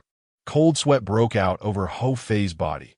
Had he been even a moment later, the dagger would have penetrated his chest instead. He felt an overwhelming sense of dread. Ignoring the pain, he scrambled to the wall. "He's over there. Kill him." A commotion ensued as Ho Fei, now cornered, peered into the fray, illuminated by the light. He beheld a frail figure, eyes shimmering with blue light, dashing into the throng of followers and engaging them in combat. Though his movements were not swift, they were fierce. He did not flinch as the club struck him, showing no intention of retreating. His slender frame seemed to embody an iron will, completely disregarding the blows, while those he struck were left either injured or incapacitated. Ho Fei could hardly believe his eyes. Was this boy even human? How could he possess such strength? Several followers wielding baseball bats swung at him with ferocity and speed, but he merely blocked with his arm, sending the bats flying. and two broke upon impact with his body. Multiple brothers had already been knocked down by a single punch, including a hefty man weighing 160 pounds, who was sent reeling back until he collided with the wall. The fallen brothers were either severely injured or unconscious. In a moment, faced with the ferocity of Zhang Yang, the remaining followers began to retreat, too intimidated to advance. Hou Fei regretted not letting them leave earlier. Zhang Yang took a deep breath, ignoring the few weapon-wielding followers encircling him who dared not approach, and walked over to lift the unconscious Fan Su, preparing to exit the box. At that moment, he was no longer the fearful boy he had been just moments before. 3 minutes prior, he had been on the brink of collapse, bracing for the downward swing of blade, and had closed his eyes in despair. In that critical moment, a searing sensation erupted from the star mark on his right arm, igniting every cell in his body with newfound vigor. A faint yellow energy emanated from the mark, coursing through his bloodstream, and within 3 seconds, his upper body was suffused with this energy. His previously feeble form rapidly regained strength, and the unbearable pain gradually subsided. By then, Luo Wei's blade had descended, and Zhang Yang instinctively raised his hand to block it, only to find that he had caught the blade in his grasp. After the blade struck his palm, he felt merely a tingling sensation, devoid of the sharp pain usually associated with such an instrument. Was the blade dull? Following that, he countered a powerful kick from Luo Wei with his fist, feeling it shatter Luo Wei's shoe and crush the bones in his foot. He realized that it was not the blade's dullness, but rather a significant enhancement of his physical capabilities, particularly his strength. Seizing the moment while everyone's attention was on Luo Wei, he stood, cradling Fan Su to one side, then lunged at Hou Fei with a knife, but missed due to Hou Fei's evasive maneuver. No matter, he reassured himself, at least I wounded him, which serves him right. Watching Hou Fei scramble towards the wall, Zhang Yang felt a thrill of excitement. He then approached the remaining followers, who raised their weapons to strike. Zhang Yang, subconsciously unafraid, trusted that these weapons could not harm him. As expected, the clubs indeed inflicted no damage upon him. With that realization, a cold smile spread across his face as his pent-up fury erupted. He directed all his strength towards a red-haired follower about to strike him. The red-haired follower swung a baseball bat as thick as his wrist down with ferocity. Zhang Yang countered with a punch, breaking the bat in two, and without pausing, he struck forward, landing a blow to the red-haired follower's chest. Zhang Yang distinctly felt several of the red-haired man's ribs snap. The red-haired man spat blood and was sent flying. The other followers, witnessing this, quickly followed suit, suffering broken arms or legs. In the span of mere moments, 5 followers had collapsed, and with Hou Fei included, only 5 intact followers remained, yet they were now paralyzed with fear at Zhang Yang's overwhelming power, unwilling to advance. On the surface, Zhang Yang appeared invincible, but the reality was far from it. That energy was gradually waning, the vibrant yellow fading to a pale hue, growing ever fainter.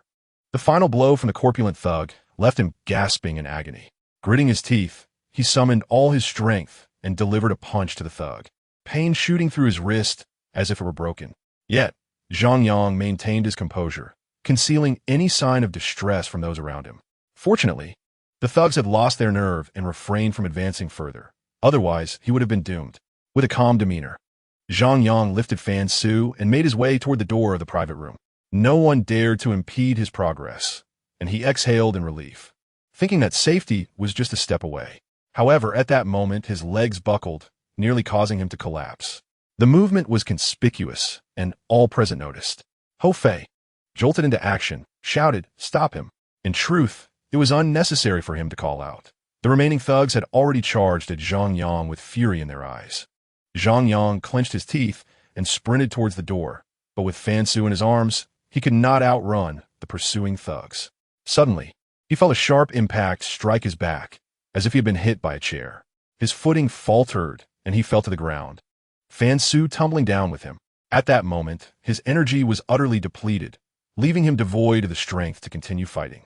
Gazing at the door within arm's reach, Despair washed over Zhang Yang. He looked at the unconscious Fan Su beside him and chuckled bitterly, mocking himself for being a star guardian with superpowers yet unable to protect his own mother. Still laughing? I will tear you apart. Hou Fei snarled as he struggled to approach Zhang Yang. Suddenly, The private room was illuminated, the power restored. Simultaneously, the door burst open, and a commanding voice rang out, "Don't move, police." Chapter 31. The crackdown begins. It was Aunt Lee who had alerted the police. Unable to bear the sight of her neighbor, suffering while she stood idly by, she immediately called for help after exiting the room. She had also pulled the circuit breaker to create a diversion and buy them some time. Fortune favored the determined, as the police arrived at a critical moment. Hearing the authoritative shout, the thugs charging at Zhang Yang immediately halted, raising their hands in surrender. Fear replaced their bravado in the presence of armed police officers. Zhang Yang wept at the sight of the officers bursting into the room. A wave of bittersweet emotion flooded his heart. This was the second time he had felt the fleeting nature of life and death. Both experiences etched into his memory. "We are saved, we are saved," Zhang Yang choked out repeatedly. Meanwhile, Ho Fei glared at Zhang Yang, barely 3 meters away, his expression dark enough to drip with malice. The police had arrived just in time. They had suffered at the hands of this brat, and just as victory seemed to tilt in their favor, the authorities showed up. Did that mean they had suffered in vain? Anger swelled within Ho Fei, and he resolved to take desperate measures. He had to kill this brat to quench his rage, even if it cost him his life. Without hesitation, he drew a dagger from his shoulder and lunged at Zhang Yang, aiming for his neck. A single thrust would surely spell death. The series of actions unfolded in an instant, too swift for the police to react. Sensing something amiss, Zhang Yang turned just in time to see the sneering Ho Fei and the glinting dagger approaching. His eyes widened at the sight of the descending blade, and with no strength left to evade, he resigned himself to fate. "Watch out, get down." Just then, the first police officer to enter shouted loudly while firing a shot at Ho Fei. The thug was hit, but it did not deter his reckless advance. Just as the dagger was about to pierce Zhang Yang, he felt himself being yanked backward, creating distance from the weapon. He would still be injured, but it would not be fatal. As he shut his eyes, bracing for the dagger's impact, he felt someone hold him tightly. Was it Ho Fei? No. He realized he had not been stabbed. Opening his eyes in confusion, he saw a burly police officer standing protectively in front of him, reminiscent of Fan Su moments earlier. The officer had pulled him back just in time. Zhang Yang had narrowly escaped the blade, but the officer was not so fortunate. Although his bulletproof vest absorbed most of the damage, the exposed arm suffered a deep gash from the dagger. Zhang Yang noticed the officer frown, but said nothing. "Are you all right?" The officer smiled gently at Zhang Yang, his warm expression akin to a hand parting the clouds to reveal the sun, bringing a glimmer of hope to Zhang Yang's chilled heart. Before Zhang Yang could respond, the officer called out, "Get an ambulance, we have injured." He then patted Zhang Yang's head and rose to assist his fellow officers in subduing the thugs. Watching the officer's retreating figure, Zhang Yang felt a faint echo of a long-lost paternal presence. A crowd still gathered at the door, watching the commotion. The injured were taken into ambulances, and Zhang Yang and Fan Su found themselves in the same vehicle. As he observed Fan Su receiving medical attention, Zhang Yang sighed in relief. This night would certainly remain unforgettable. On April 11th, Qingning Province, after 2 weeks of overcast skies, finally welcomed the first rays of sunshine this month. For all stationed in Qingning, it was a day of joy, not merely due to the brilliant sunlight, but also because the newly developed weapons from the Academy of Sciences had arrived. The frontline troops were equipped with a new type of firearm and an advanced smart helmet, vastly superior to previous models.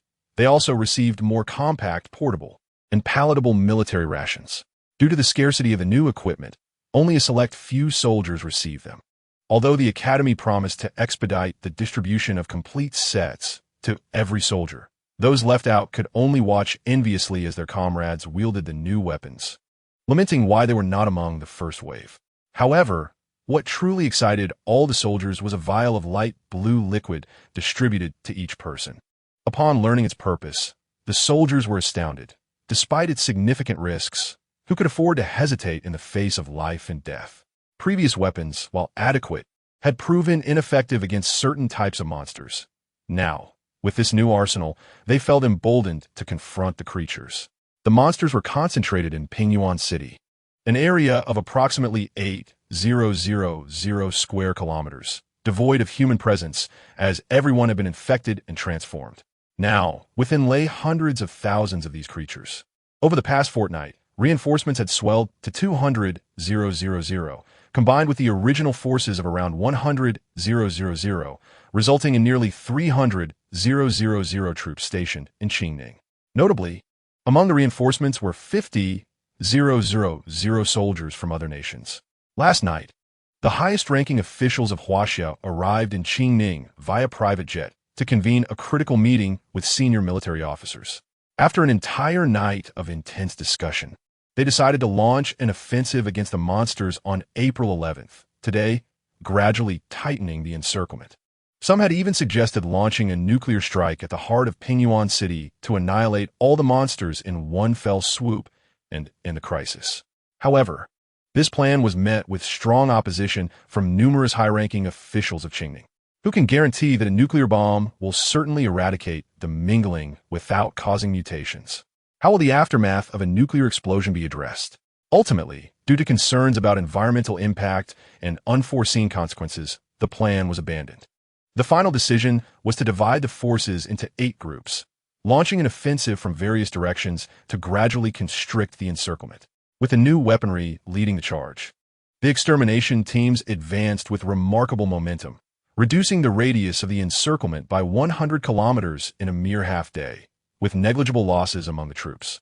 At this rate, it is estimated that within 3 months, the 8,000 square kilometers of land in Pingyuan City could once again be returned to humanity. It seemed as if everything was progressing favorably. Chapter 32. Focus character at the First People's Hospital of Baichuan City, in a dimly lit ward. The sound of chewing could be heard. Upon closer inspection, it was revealed that Zhang Yang, reclining on the sofa, was indulging in fruit sent by others. To avoid disturbing Fan Su, who lay sleeping in the adjacent bed, he restrained his movements. Fan Su was not in any life-threatening condition, apart from her knife wound. She had merely lost a significant amount of blood, and a few days of rest would suffice for her recovery. As for Zhang Yang, he found it remarkable. He remembered sustaining grave injuries. Yet upon examination at the hospital, he discovered that he was not severely wounded at all, only suffering from minor abrasions. He lifted his arm to glance at the hexagram insignia. Could it be the cause? It was the energy it emitted during the critical moment that had preserved his life. Yet Tianyang remained in slumber, leaving his questions unanswered. Through this incident, Zhang Yang had gained a deeper understanding of many matters, particularly regarding his next steps. He needed to quickly comprehend his abilities. These powers were undoubtedly formidable, but if he could not harness them, what difference was there between having them and not?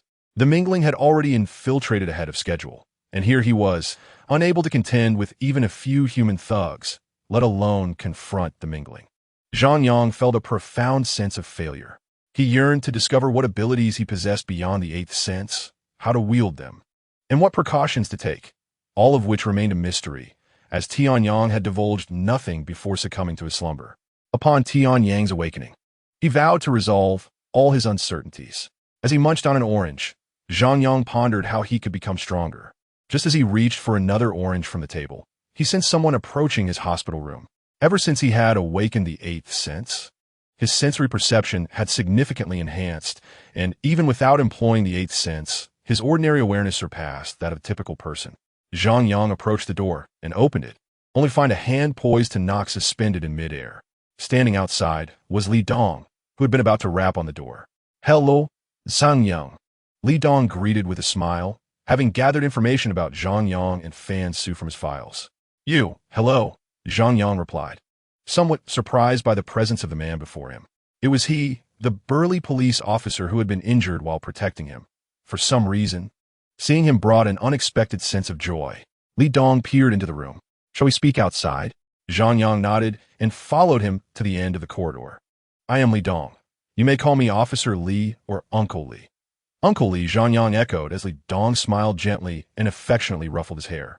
Zhang Yang noticed the distinct swelling on Li Dong's right arm. Despite his casual attire, it was evidently bandaged. "Would you like to know what became of those thugs who harassed you and your mother last night?" Li Dong suddenly inquired. "Of course," Zhang Yang nodded, his gaze fixed intently on Li Dong. 11 thugs, 3 dead, 4 severely injured, and only 2 left unharmed. Li Dong spoke with a tone of surprise mingled with admiration. "I truly wonder how you managed that." Zhang Yang, however, was stunned by this unexpected revelation. I killed him. 3. He gazed incredulously at his own hands. While he had indeed taken countless lives in video games, in reality, he had rarely even engaged in fights, let alone killed anyone. How had he ended up killing 3? In a fit of rage the previous night, he had lost his reason, merely seeking to eliminate those bullies, not foreseeing the grave consequences that would ensue. Suddenly alert, Zhang Yang took a step back and asked Li Dong, "You aren't here to arrest me, are you?" At the sight of Zhang Yang's wariness, Li Dong could not help but burst into laughter. "Fear not, they got what they deserved. By the way, how did you manage to prevail against so many alone?" Zhang Yang was momentarily at a loss for words. He could hardly claim to possess superpowers, and even if he did, who would believe him? I usually enjoy exercising and have practiced martial arts," Zhang Yang stammered, fabricating a reason. Li Dong chocolat, aware as a police officer that Zhang Yang was not being entirely truthful. Recognizing that there were unspoken matters, he chose not to probe further. "Please be cautious. They may have accomplices looking for trouble. We will assign plainclothes officers to protect you for a while, but you must remain vigilant."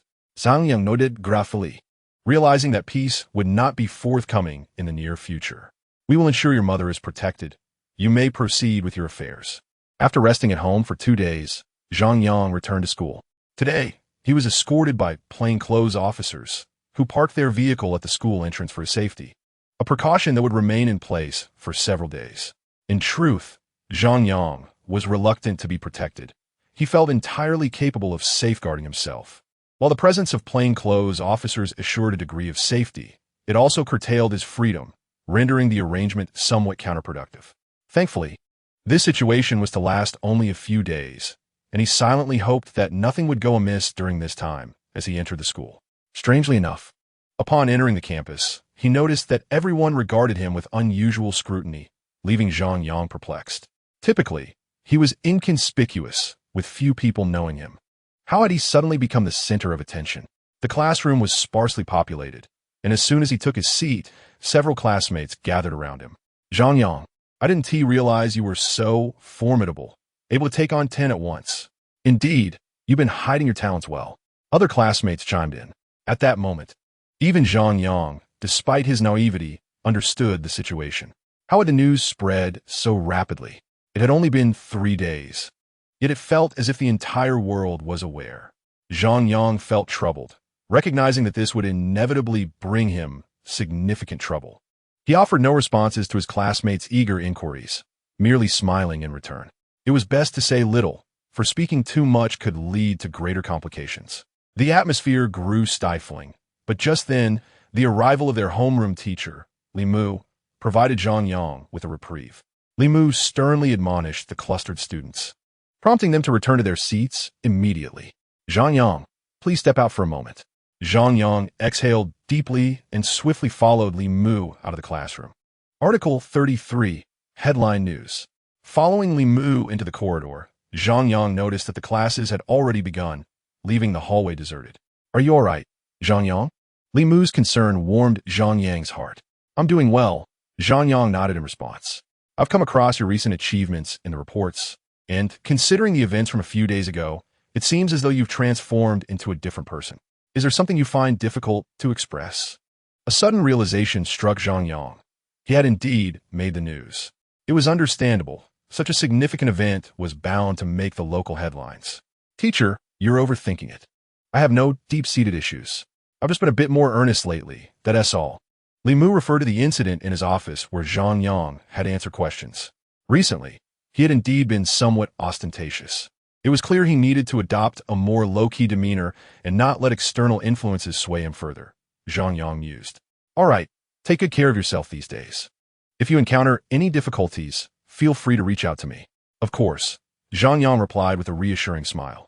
Upon returning to the classroom, Zhang Yang found himself completely disinterested in the lesson. Previously, he had struggled to comprehend the material and had lacked motivation. Now, he understood everything yet felt no desire to engage. Nonetheless, he found a certain comfort in understanding the content. After enduring until the end of the school day, Zhang Yang had an undercover officer escort him to a sports store, where he spent nearly 1,000 yuan acquiring a plethora of athletic equipment. There was an unoccupied bedroom at home, spanning over 10 square meters, typically filled with miscellaneous items. Upon returning home, Zhang Yang dedicated the entire afternoon to tidying the bedroom, relocating all the sports gear inside, transforming it into his personal gym. Having completed the organization, Zhang Yang eagerly embarked on a series of exercises. Sweating profusely but feeling immensely elated, he discovered that his physical condition had significantly improved compared to before. He could now perform 70 to 80 push-ups in one go, 200 sit-ups, and lift 30-kilogram dumbbells for dozens of repetitions. While reveling in his progress, a thought struck him. He could monitor his condition via his wristwatch. How had he forgotten that? Zhang Yang opened his personal status information, and a blue projection of his physical capabilities appeared before him. Height, 170 centimeters, weight, 58 kilograms. Mental strength, 33, 28, strength, 110 kilograms, 90, body temperature, 37, 1, 37, 7, heart rate, 65 BPM, 60. Gazing at the projected data, Zhang Yang furrowed his brow. Something was amiss. While his height and weight had remained consistent, his mental strength and physical power had notably increased. His heart rate seemed to have slightly decreased as well. An increase in mental strength and weight was advantageous, but a slower heart rate raised questions about its implications. Zhang Yang activated his eighth sense, feeling the aura emanate outward. Enhanced significantly this time, he was eager to see what would transpire. Before long, the range extended to 3 meters, and Zhang Yang felt neither discomfort nor fatigue. The sensing radius continued to expand until it reached just over 4 meters, where it finally stabilized. Previously, he could only maintain the eighth sense for about a minute. Yet this time he managed to sustain it for nearly 3 minutes. Zhang Yang was on the verge of leaping with excitement as he checked his mental strength, which now displayed a value of just 8. It was evident that mental strength was crucial for utilizing the eighth sense. To enhance his eighth sense, he needed to fortify his mental strength. Unsure of how to strengthen his mental prowess, Zhang Yang resolved to search online for methods to enhance mental strength. Opening a web page, he habitually clicked on the news section and, to his surprise, discovered his own story trending in local news. The headline read, "Middle School Little War God." Zhang Yang's lips twitched in a bemused smile as he browsed through the article. The report was relatively accurate, but the accompanying photo left him feeling disgruntled. In that image, he wore glasses, having not styled his hair that day, and appeared rather lackluster. The photo was unflattering. And now the citizens of Pingyuan City were subjected to this unappealing portrayal.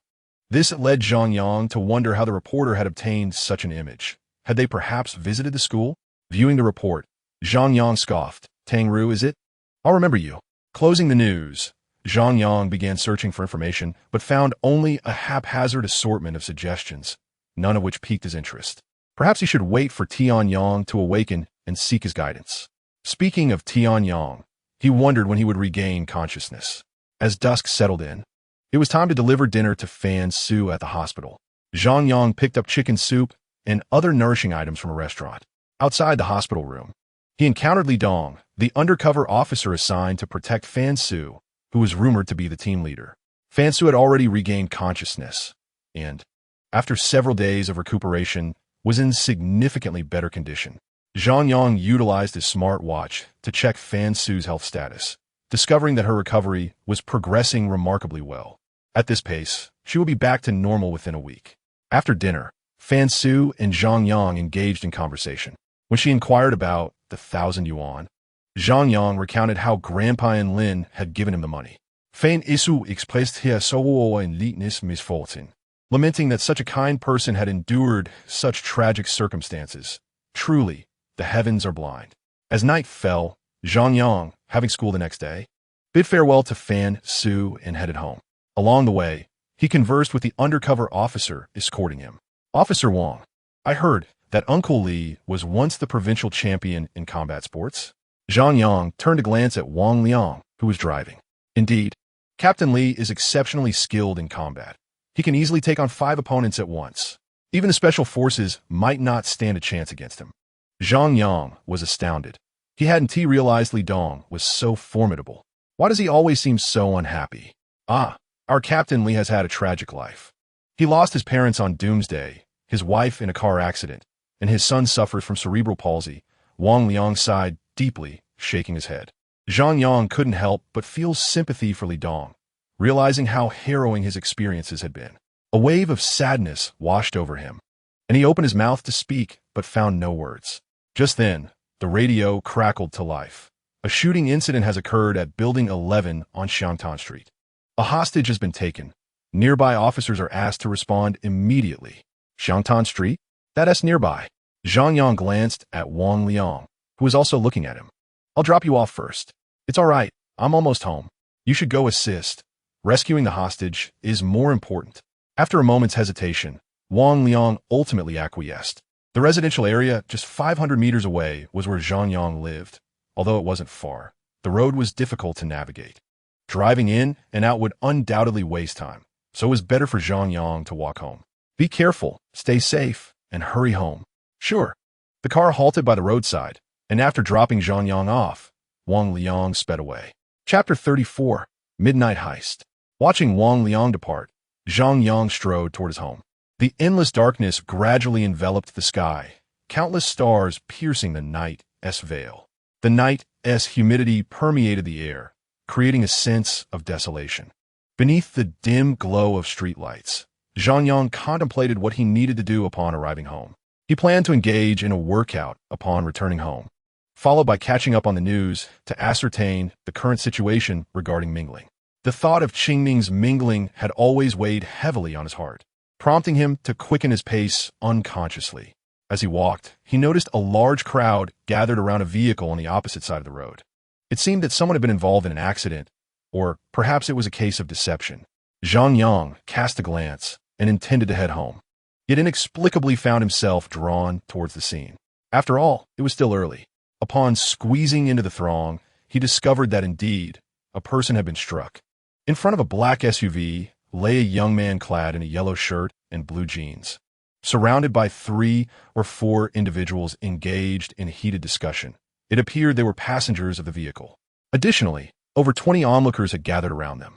As Zhang Yang entered the crowd, he sensed something amiss. Everyone involved, whether the onlookers, the victim, or those in the car, were all men, predominantly middle-aged and young, dressed in attire that seemed out of place. He also noticed that several pairs of eyes were furtively glancing in his direction, not in an overt manner, but rather surreptitiously. Feeling uneasy, Zhang Yang attempted to extricate himself from the situation, retreating discreetly, only to find his path blocked by the mass of people behind him.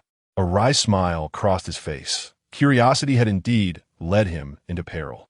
At that moment, the young man on the ground stood up with a mocking grin, and the 4 individuals surrounding him ceased their argument, all turning their gaze toward Zhang Yang. A sense of dread washed over him.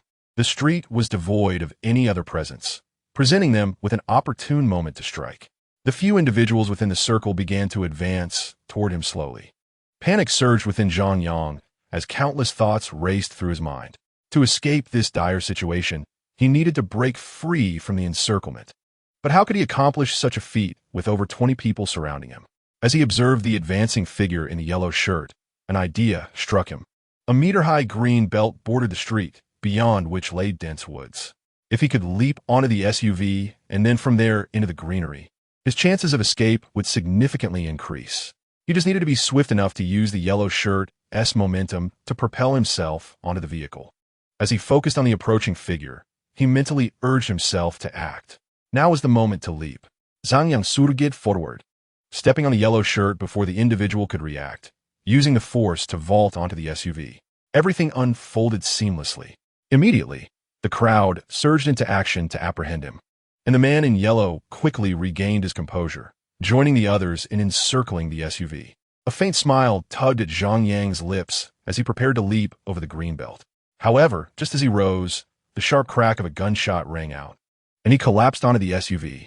Struggling to rise, he found his left leg unresponsive, as though it no longer belonged to him. His calf throbbed with an insistent itch, which morphed into excruciating pain upon inspection. Under the dim glow of a street lamp, he saw his hands drenched in blood. He had been shot. Turning his gaze toward the source of the gunfire, he beheld a pale young man clad in a black coat, gripping a smoking gun aimed directly at him. Under the moonlight, the youth's face appeared even more ghostly, and he squinted before offering a cold smile. At that moment, several strong hands seized Zhang Yang, who struggled futilely against their grip. A sharp blow to his head sent him spiraling into unconsciousness. When Wang Liang arrived at the scene, he discovered that the assailant had been subdued and the hostage rescued. The perpetrator was an elderly man, weathered by time, with deep lines etched across his face.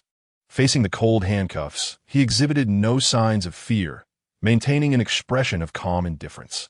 Wang Liang found this perplexing.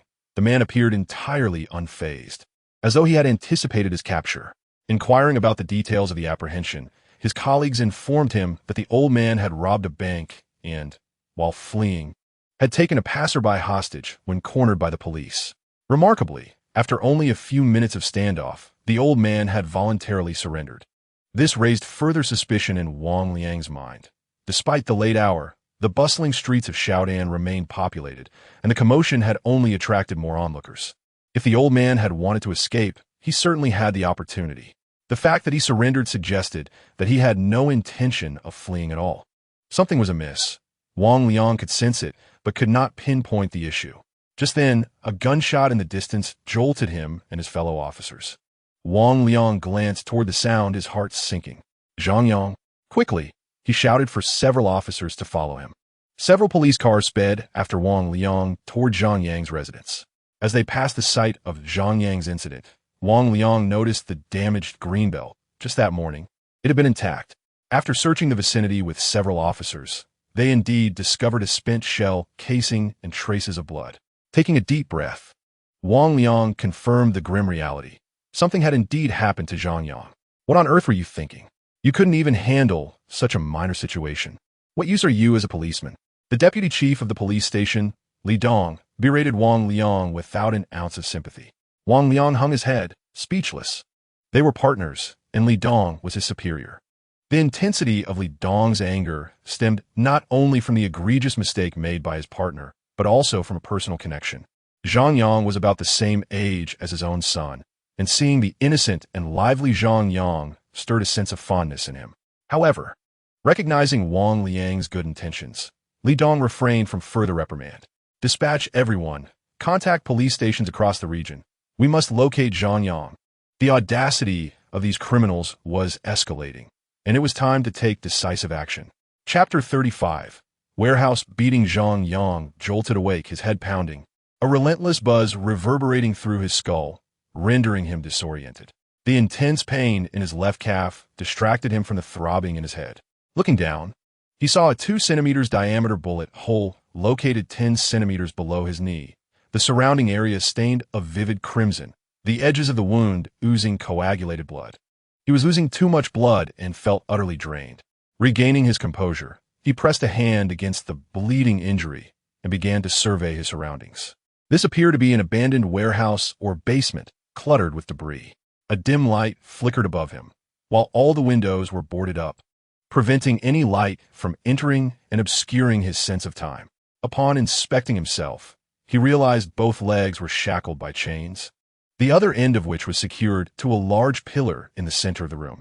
Zhang Yang attempted to tug at the chains, but they would not budge. He searched for something sturdy to potentially break the shackles, but after a thorough examination of his surroundings, he found nothing of use. A frown creased his face. They were not so foolish as to confine him within a tool-laden warehouse without ensuring he couldn't escape. He scoffed at his predicament. Fortunately, my watch is still intact. It is now noon, and it appears I have lain here throughout the night. I must escape from this place post-haste. Who knows what those captors are scheming? Perhaps the next time they arrive, it will be my last moment. The throbbing headache has somewhat subsided, and I, Zhang Yang, took a deep breath to activate my heightened senses, only to discover several rooms akin to mine in the vicinity, at least 7 or 8 by my count. The pain in my head surged again, prompting me to swiftly shut down my heightened perception. This sensation is truly unbearable. I dragged myself toward the corner, feeling the presence of another individual in the adjacent room, similarly chained to a pillar. This young man appears to be only a few years my senior, yet he lies motionless on the ground, seemingly lifeless. I sense he is still alive. Though his breath is faint, his heart beats vigorously. "Hey, wake up!" I called out, tapping the wall as I approached. The warehouse walls, constructed from thick wooden planks, produced a loud sound upon impact, but I refrained from striking too forcefully, lest I attract unwanted attention. I believed I had made sufficient noise, yet the young man remained unresponsive, perhaps indifferent to my plight. Reluctantly, I returned to my post by the pillar. At that moment, the door creaked open, and someone was entering. My heart raced as I turned toward the entrance. The door swung wide, flooding the room with blinding light, causing me to squint. 6 figures stepped inside, one of whom I recognized as the individual who had shot at me. "Oh, you're awake," one of the muscular men taunted, his skin dark and glistening. I remained silent, still adjusting to the abrupt change in lighting, which was painfully bright. One of the taller figures approached a pillar and pulled a lever fixed to it. Suddenly, the chains were tightened, and I was hoisted upside down. A jolt of agony shot through my legs, and I felt the familiar warmth of blood trickling down my thigh. "Let me go," I shouted, but my pleas fell on deaf ears. Instead, I was met with relentless beatings, as the man who had previously shot me stood aside, observing while the others took turns striking me. They wielded belts, whips, and clubs, raining blows upon me in succession. The pain was suffocating, rendering me unable to cry out. My skin felt drenched, though I could not discern whether it was blood or sweat.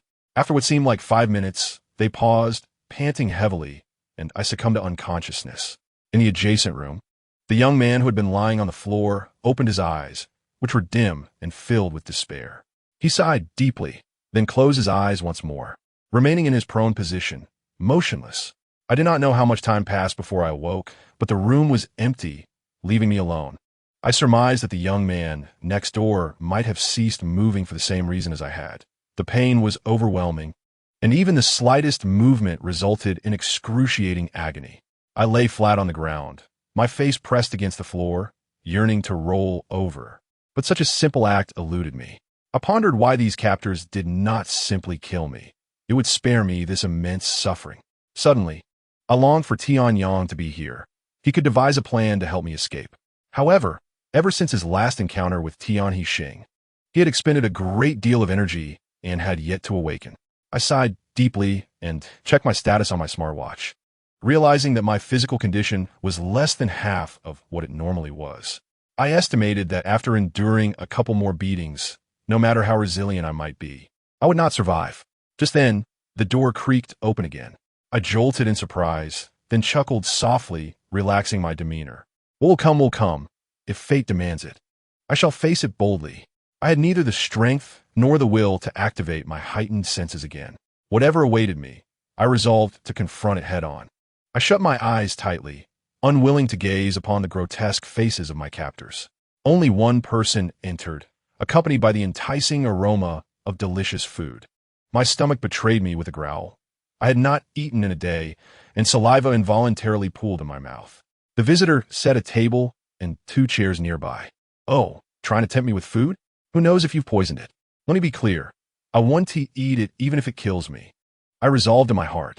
A hand rested on my shoulder, and I flinched in alarm. The hand paused momentarily before returning to my shoulder, and this time I remained still. The visitor assisted me in turning over and helped me to my feet.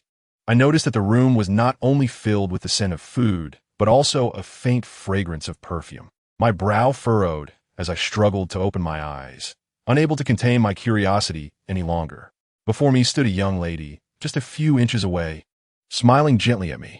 Her perfectly arched brows, a slightly upturned nose, and a face as radiant as white jade resembled the beauty of a painting. Her attire was simple, yet exuded a soft glow, enhancing her ethereal beauty. I could hardly believe my eyes. Was I dreaming? In this filthy, chaotic warehouse, in the lair of my captors, there stood an enchanting maiden. I parted my lips to speak, but no sound emerged. I was so taken aback by her beauty that I found myself at a loss for words. The young lady helped me sit in a chair, and I remained motionless, allowing her to arrange me as she wished. A pang of sadness struck me. Her presence here undoubtedly tied her to my captors. Gazing at her extraordinary beauty and recalling the vile faces of my captors filled me with an indescribable sentiment. "Please eat. It will taste dreadful once it cools down," she urged. I was momentarily stunned, but quickly regained my composure. Looking at the sumptuous dishes before me, I found no desire to lift my chopsticks. as my thoughts were consumed by her presence. I was perplexed by my own reaction. I had never been so captivated before. It was as if she possessed an irresistible allure that drew my gaze. "My name is Bai Ji. May I ask yours?" she inquired. Such a poetic name.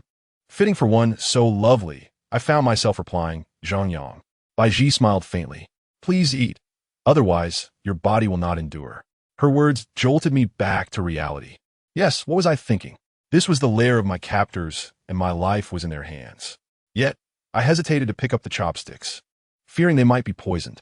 Though I did not fear death, I lacked the courage to take that step. Noticing my indecision, Bai Ji smiled gently and picked up a piece of meat with her chopsticks, bringing it toward my mouth. Zhang Yang's eyes widened in disbelief as he watched Ji's actions. Feeling utterly powerless to resist, he involuntarily parted his lips to accept the chopsticks that Bai Ji offered him. For a moment, Zhang Yang felt as if he were not in a terrifying hell, but rather in a wondrous paradise. After what seemed like half an hour, he swallowed the last bite of rice, and Bai Ji took her leave. Once she departed, Zhang Yang let out a sigh of relief. He felt a peculiar sense of oppression in her presence, as if even sharing the same air brought him a deep sense of guilt. He could not fathom why he felt this way. Zhang Yang slapped himself, urging his mind to abandon thoughts of Bai Ji.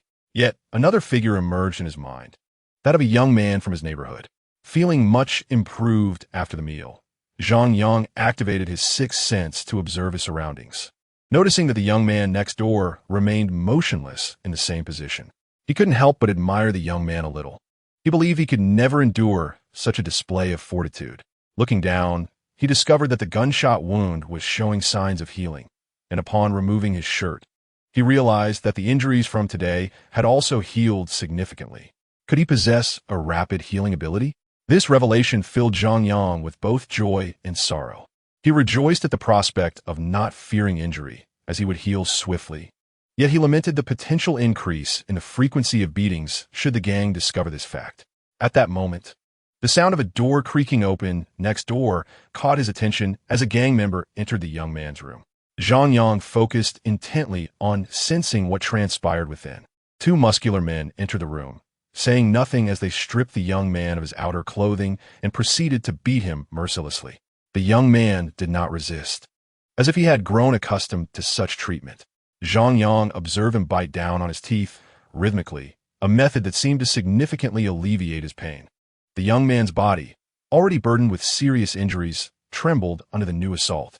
Zhang Yang felt a deep discomfort.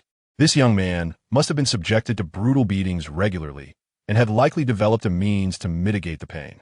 He pondered why the gang repeatedly inflicted such violence. Was it merely due to actions taken against them? In that case, it seemed the young man must have done something to displease the gang as well. Curiosity about the young man's transgressions sparked within Zhang Yang. After approximately half an hour, the two men ceased their assault only when the young man lost consciousness. Bai Ji's table and chairs were moved aside upon her departure, leaving Zhang Yang to meditate on the ground. At that moment, regret washed over him. He lamented his decision to get involved in this turmoil, as it had led to his current predicament. Now, he found himself a prisoner. He cursed the accursed chains. Without them, perhaps he could have escaped. Frustration mounting, Zhang Yang struck the iron chain, binding his ankle with all his might. Surprisingly, the anticipated pain did not materialize. Although his fist throbbed, it was not severe. What was this? Zhang Yang examined his hand, astonished to find it unscathed, with only a slight redness. Furrowing his brow, he struck the chain again with renewed vigor. The metal clanked loudly, and to his delight, he realized the pain was less than before. To confirm his hypothesis, another wave of gang members soon arrived to beat him once more. Indeed, it was not as painful as the previous time, and after half an hour, he feigned unconsciousness to persuade the gang members to cease their assault. This discovery sent a thrill of excitement through Zhang Yang. If he was no longer afraid of pain, he could find a way to remove the chains. Once free, he would surely devise a means to escape this place. Thus, he began to strike the screws of the chains repeatedly, determined to dislodge them and free himself. From that moment on, whenever he found a spare moment, he hammered at the chains, his hands becoming bloodied, only to heal rapidly and continue the effort. This ambition was not merely a fantasy. After 4 long days of relentless toil, The screws were finally shattered. Now he merely needed to pry the chains apart enough to extract his foot. Through these experiences, he had come to understand the pattern of beatings, 2 each day, followed by 1 meal. It felt as if they were conducting some sort of experiment. The young man next door was on the brink of collapse, yet Zhang Yang had no thoughts to spare for others. He must focus on his own survival. On the 5th day, he prepared for the final step in escaping the chains. After enduring another beating, he feigned unconsciousness, and once the gang members departed, he began to pry at the chains, gritting his teeth and exerting every ounce of strength he had. Miraculously, the chains began to yield.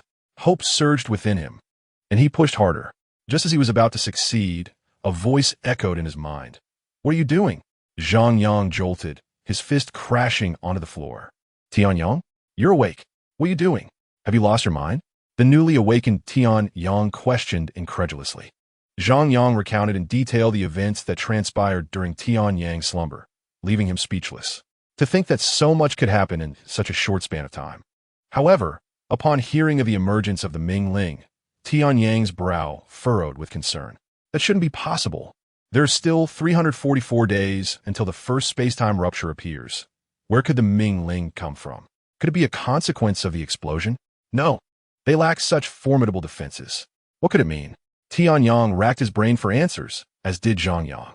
Zhang Yang, you need to exert yourself further to unlock your potential. Time is running short. I see that your abilities have indeed developed over these past few days. Your healing power, defensive capabilities, and mental strength have all increased. Quite commendable, but still insufficient. Keep pushing forward. Tian Yang's praise made Zhang Yang feel somewhat embarrassed. He had not actively trained during this time. As for the increase in healing and defensive abilities, he had the gang members to thank for their relentless beatings. Without them, how would he have unleashed his potential? Had he remained an ordinary person like the young man next door, he might have perished long ago. In truth, you need not fear these petty thugs at all, Tian Yang suddenly remarked. Zhang Yang pressed on the star mark, and, at that moment, the corporeal form of Tian Yang emerged from his mind. The bond between them had grown increasingly profound, allowing Zhang Yang to anticipate most of Tian Yang's thoughts. He noticed that Tian Yang's previously translucent form had gained some solidity. It seemed that this period of slumber had greatly benefited him. Noticing Zhang Yang's gaze, Tian Yang smiled slightly. This time, I have recovered well, regaining 3 of my energy. Once I reach half capacity, I will be able to fight alongside you. Zhang Yang's spirits lifted at this announcement. Very well, let me share the specifics of your abilities with you. With a wave of his hand, Tian Yang conjured a 3-dimensional projection, akin to a film. The dim lighting allowed Zhang Yang to see it more clearly. The image depicted a motionless figure, an ordinary person, much like Zhang Yang had once been. However, upon undergoing genetic modification, everything about him would become extraordinary. The genetic alteration would unfold in 3 phases. The first phase is the comprehensive evolution of the human body. Different individuals undergo evolution at varying paces, determined by their unique physical conditions and genetic compatibility. Some may require merely a few days, while others could take years. Throughout this evolutionary process, every bodily function, such as the 5 senses of sight, hearing, smell, taste, and touch, as well as strength, physical endurance, healing abilities, and mental fortitude, will experience significant enhancement. This constitutes the foundation of genetic evolution. The figure in the image gradually transforms from an exceedingly ordinary man into a handsome, suave, middle-aged individual. Indeed, one's appearance can change remarkably. It seems you previously had poor eyesight. Zhang Yang widened his eyes in surprise. Indeed, I was several hundred degrees nearsighted, and then suddenly, overnight, my vision improved. That is precisely it, Tian Yang shrugged. It turns out that you had already undergone genetic evolution back then, which explains why you suddenly recovered to a normal state when you were on the brink of death, with your eyesight restored as well. Zhang Yang nodded in realization, but soon inquired, what about the stones and the star mark from over half a month ago, and the soul induction that occurred to me? Tian Yang smiled gently, turning to look at the image, and Zhang Yang followed suit. There, the genetically fused middle-aged man stood still, waving his hand, causing a brilliant white light to emanate from his skin. Moments later, the light vanished, revealing an imposing, technologically advanced black and red mech suit adorning his body. This signifies the second stage of genetic evolution, also known as mech summoning resulting from soul induction. Zhang Yang was left utterly speechless. Could it be that he could summon a mech too? This was astonishing. Tianyang appeared to sense Zhang Yang's confusion, approaching him and patting him on the shoulder, saying, "Of course, you can summon a mech, and yours will be exceptional." The projection transformed, displaying a series of data. Do you see? Your body's comprehensive evolutionary level is currently at 7. Once it reaches 50, you will be able to summon it, and I will inform you of the summoning method at that time. Why can't I summon it now? Zhang Yang asked. Tianyang rolled his eyes. Do you really believe you possess the capability to summon a mech at your current level? Even if you could your physical strength handle it? Don't be foolish. The mech form of an evolver will enhance combat power by 200, as mechs are designed specifically for battle. To summon a mech, your physical strength must meet the necessary standards. Otherwise, not only will you fail to unleash its full potential, but you may also severely injure yourself. Zhang Yang awkwardly scratched his head, attempting to mask his embarrassment. And what about the third stage? Tianyang shot him a glare. Why the rush? You better hope to reach the summoning standard soon. You will soon face countless spectral beings. Even evolvers can face peril when surrounded by numerous spirits. While possessing a mech greatly increases an evolver's chances of survival. All right, I understand. Zhang Yang replied. Good, just keep that in mind. Now let us discuss the third stage. The projection shifted once more, revealing the middle-aged man engaged in combat with spectral beings.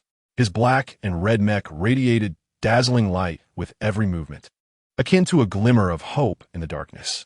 The mech was equipped with numerous weapons, and amidst the swarm of spirits, the middle-aged man launched miniature missiles from his mech, causing significant destruction among the spectral entities.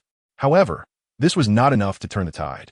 As the spirits continued to surge towards him, in that moment, the middle-aged man leaped into the air, moving with the speed of a launched missile. After executing a somersault, he descended with tremendous force, his fist igniting in fiery brilliance. This scene reminded Zhang Yang of a cinematic moment he had witnessed on television, an awe-inspiring strike from the sky. With a resounding crash, his fist struck the ground, fracturing it with deep fissures, causing many spirits to fall into the crevices while others were obliterated by the shockwave. Yet, half of the spectral beings remained. At this juncture, the middle-aged man brought his hands together in a prayer-like gesture, squatting low to channel his energy. Above him, a colossal circular formation resembling a black hole emerged, from which bolts of lightning cascaded into the mech, converging between his joined palms to form a rapidly spinning energy sphere. Though the imagery was silent, Zhang Yang felt as if he could hear the electric hum of the sphere. Suddenly, the middle-aged man unleashed his power, propelling the glowing sphere towards the remaining spirits. With a thunderous explosion, the shockwave shook the heavens and earth, reducing all remaining spirits to mere dust. The image trembled under the influence of the energy sphere, and with a wave of Tianyang's hand, the projection vanished. Chapter 38. A Clash of Strengths. Gazing at the scene before him, Zhang Yang's mouth fell agape. He struggled to articulate his thoughts. Was this truly a real event? It felt as though he were watching a science fiction film. The might of the mech was astounding. The black hole, the lightning within it, and the energy sphere they coalesced into. Even through mere observation, he could sense the immense power encapsulated within.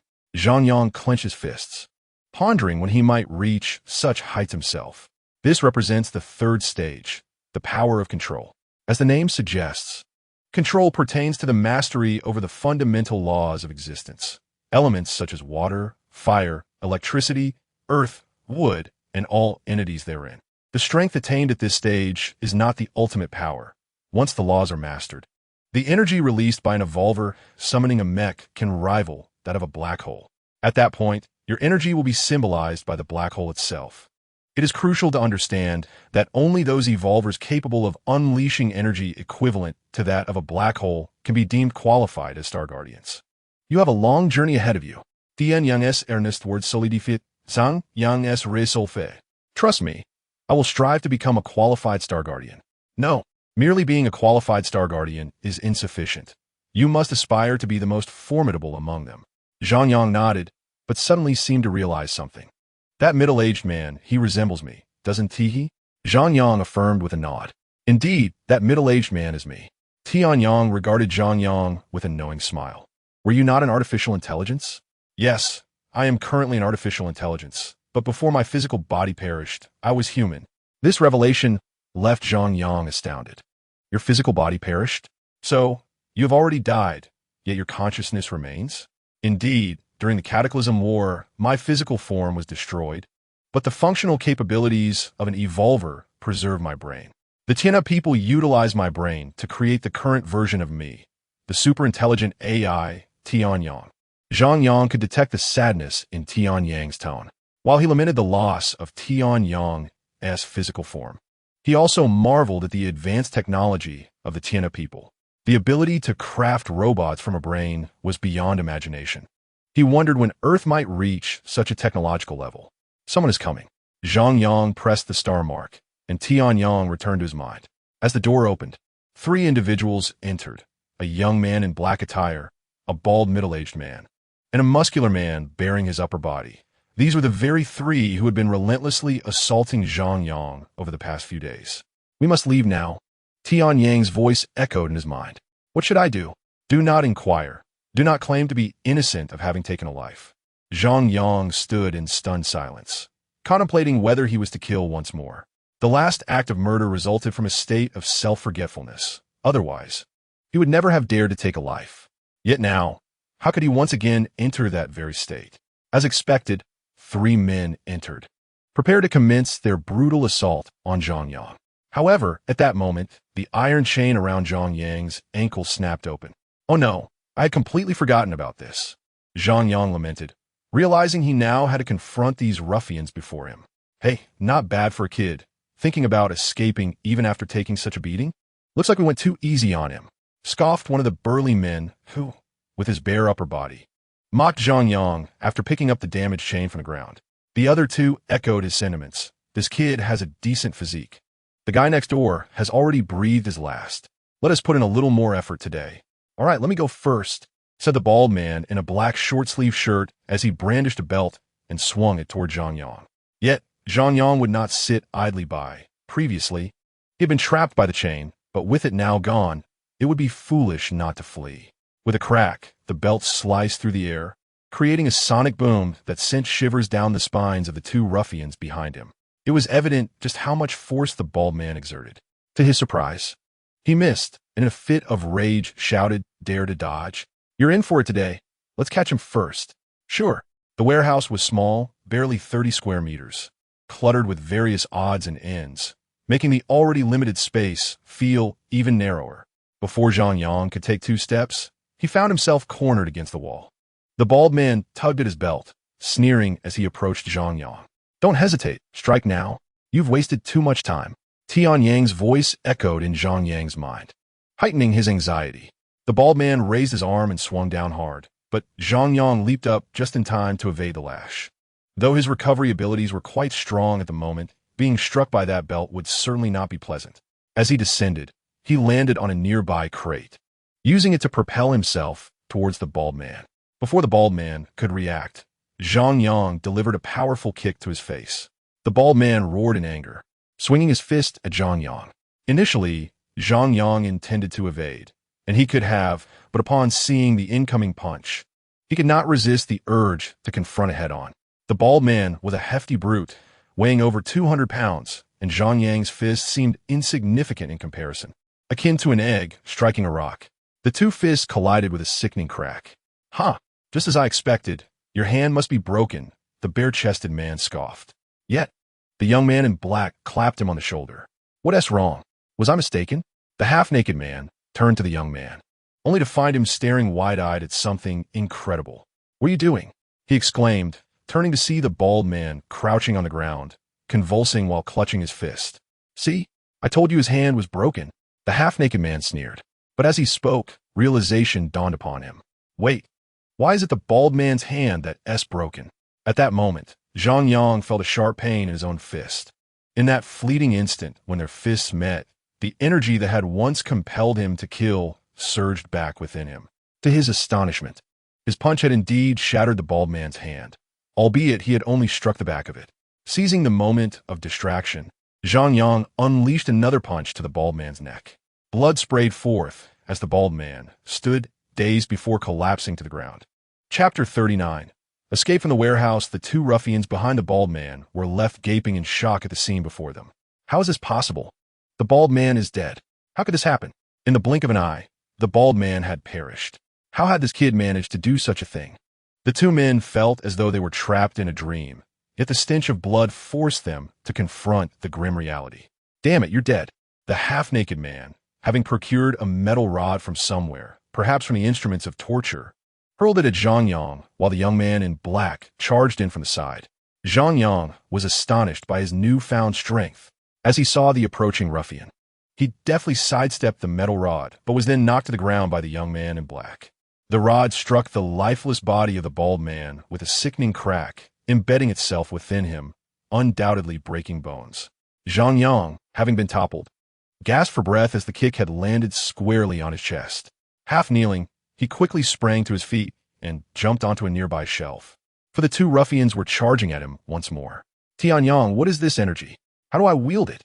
Zhang Yang gasped, bouncing about the shelf. I advise you not to squander that energy. You have no idea how many more foes await outside. I cannot fend them off. If you do not assist me, I fear I may never escape this warehouse.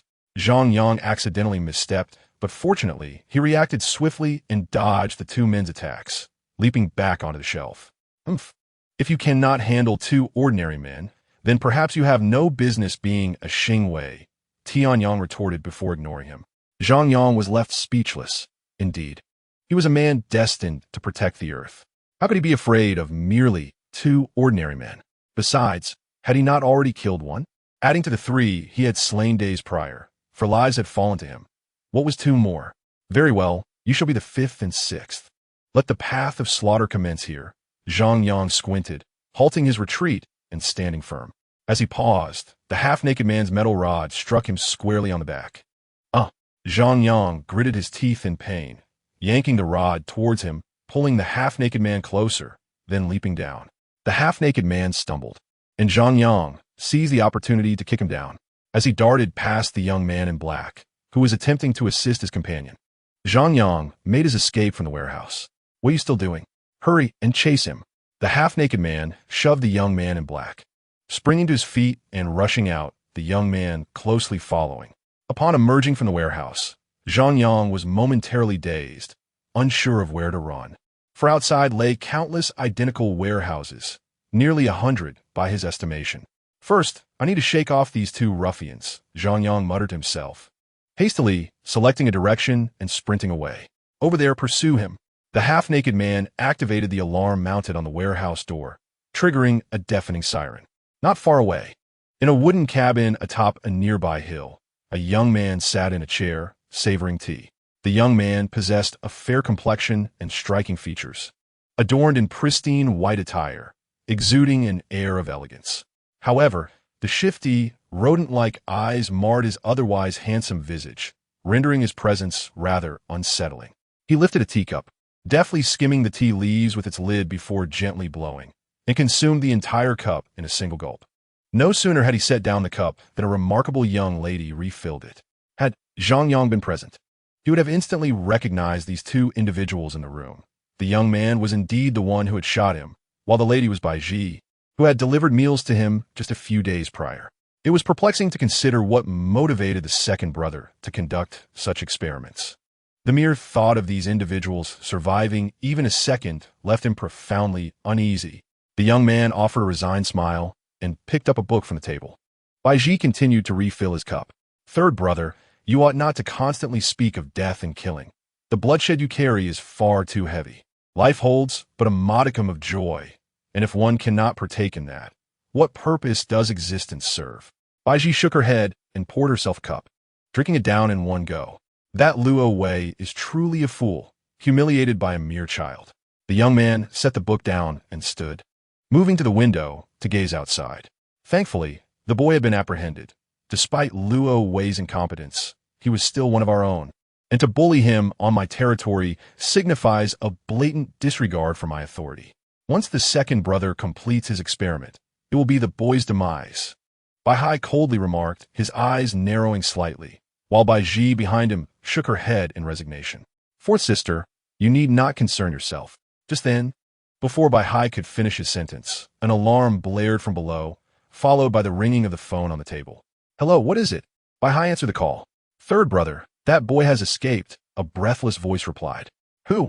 Be clear." Bai Hai snapped impatiently. "That kid named Zhang something, what was it again? Stop stammering, what is his name?" "Is it Zhang Yang?" Bai Ji interjected. "Is it Zhang Yang?" Yes, that S him, Zhang Yang. What you all doing? You let a child who gets beaten every day slip away? Third brother, this kid is no ordinary person. He even took down the bald guy." "What?" Bai Hai's voice rose in excitement, startling the half-naked man. "Calm down. We are pursuing him now. He won't escape. If you fail to catch him, I'll break your hand," Bai Hai said bitterly before hanging up. "Is it really him?" Bai Ji asked curiously as she approached Bai Hai. "You seem rather invested in him," she remarked. "Humph, he has killed our people again. I shall flay him alive." With that, he grabbed his coat from the rack and left the small room. Unbeknownst to him, Bai Ji smiled faintly upon hearing the news of Zhang Yang's escape. Zhang Yang had been wandering aimlessly for quite some time, utterly disoriented. He could not even find his way out of these warehouses. They resembled a labyrinth, and despite employing his eighth sense, he could not discern an exit, as its range was limited. Before long, the blaring alarm had attracted dozens of rogues searching for him, causing him to hesitate in his movements and seek refuge. At this moment, Zhang Yang lay prone atop the roof of a larger warehouse, sensing through his eighth sense that there were about 10 rogues surrounding the vicinity. "He's in there," an excited voice rang out, startling Zhang Yang. He turned to see a high tower nearby, where a rogue stood atop, pointing at him. "Damn it," Zhang Yang grimaced, helplessly jumping to another warehouse's roof, feeling the rogues closing in. Perhaps it was due to the force of his jump or the poor quality of the warehouse roof, but as soon as he landed, it collapsed beneath him, sending him plummeting. "This is bad. There's no way to escape now." Zhang Yang sighed in distress, watching as rogue after rogue enter the warehouse. The structure was approximately 200 meters in size, mostly empty, with the fallen roof occupying a third of the space, while over 20 rogues filled the remaining area. Activating his eighth sense, Zhang Yang noted that there were also over 30 more guarding outside. Now would be the perfect time to reveal how to harness that energy. Cold sweat dripped down Zhang Yang's forehead. He was not cowardly. After all, he had faced a dozen rogues in a hotel without fear. His anxiety stemmed from the sheer number of adversaries this time, each wielding a large machete. Zhang Yang, relax and feel the strange energy flowing within you. As the rogues surged toward him, weapons raised, Zhang Yang desperately searched for the peculiar power he had been instructed to harness. Strange energy. Strange energy. What strange energy could there possibly be? Watching the rogues charge at him, Zhang Yang felt a growing urgency. Yet he could not grasp the essence of the strange energy that Tian Yang had mentioned. Mindset. You must maintain a relaxed mindset. Believe in yourself. Zhang Yang. Feel it. He quieted his mind, striving to sense even the slightest change within his body, and unconsciously released his eighth sense. Suddenly, he felt an intense warmth coursing through him, as if he were placed within a steamer, a gentle heat flowing through his veins. "Tian Yang, I think I might feel it," he murmured. "Good. Channel it to the surface of your skin and the areas you wish to exert force, then strike." As rogues closed in, ready to strike him, Zhang Yang remained attuned to their movements through his eighth sense. "Channel it to the surface, channel it to the surface." He silently chanted in his mind, yet he remained oblivious to the means of control. Taking a deep breath, Zhang Yang relaxed his body, and the warm energy surged through him. With a sudden burst of force, he punched the burly rogue charging at him, causing the man to kneel, though it did not prevent his machete from descending. The blade struck Zhang Yang's shoulder, yet he felt no pain. Instead, the area felt numb. A spark of joy ignited within him. The state he had experienced that night had returned. If that were the case, what was there to fear? Remember, with your current ability, you can only sustain this energy for 5 minutes maximum, so do not waste time. Tian Yang's voice echoed in his mind. Zhang Yang acknowledged and leaped into the fray of rogues.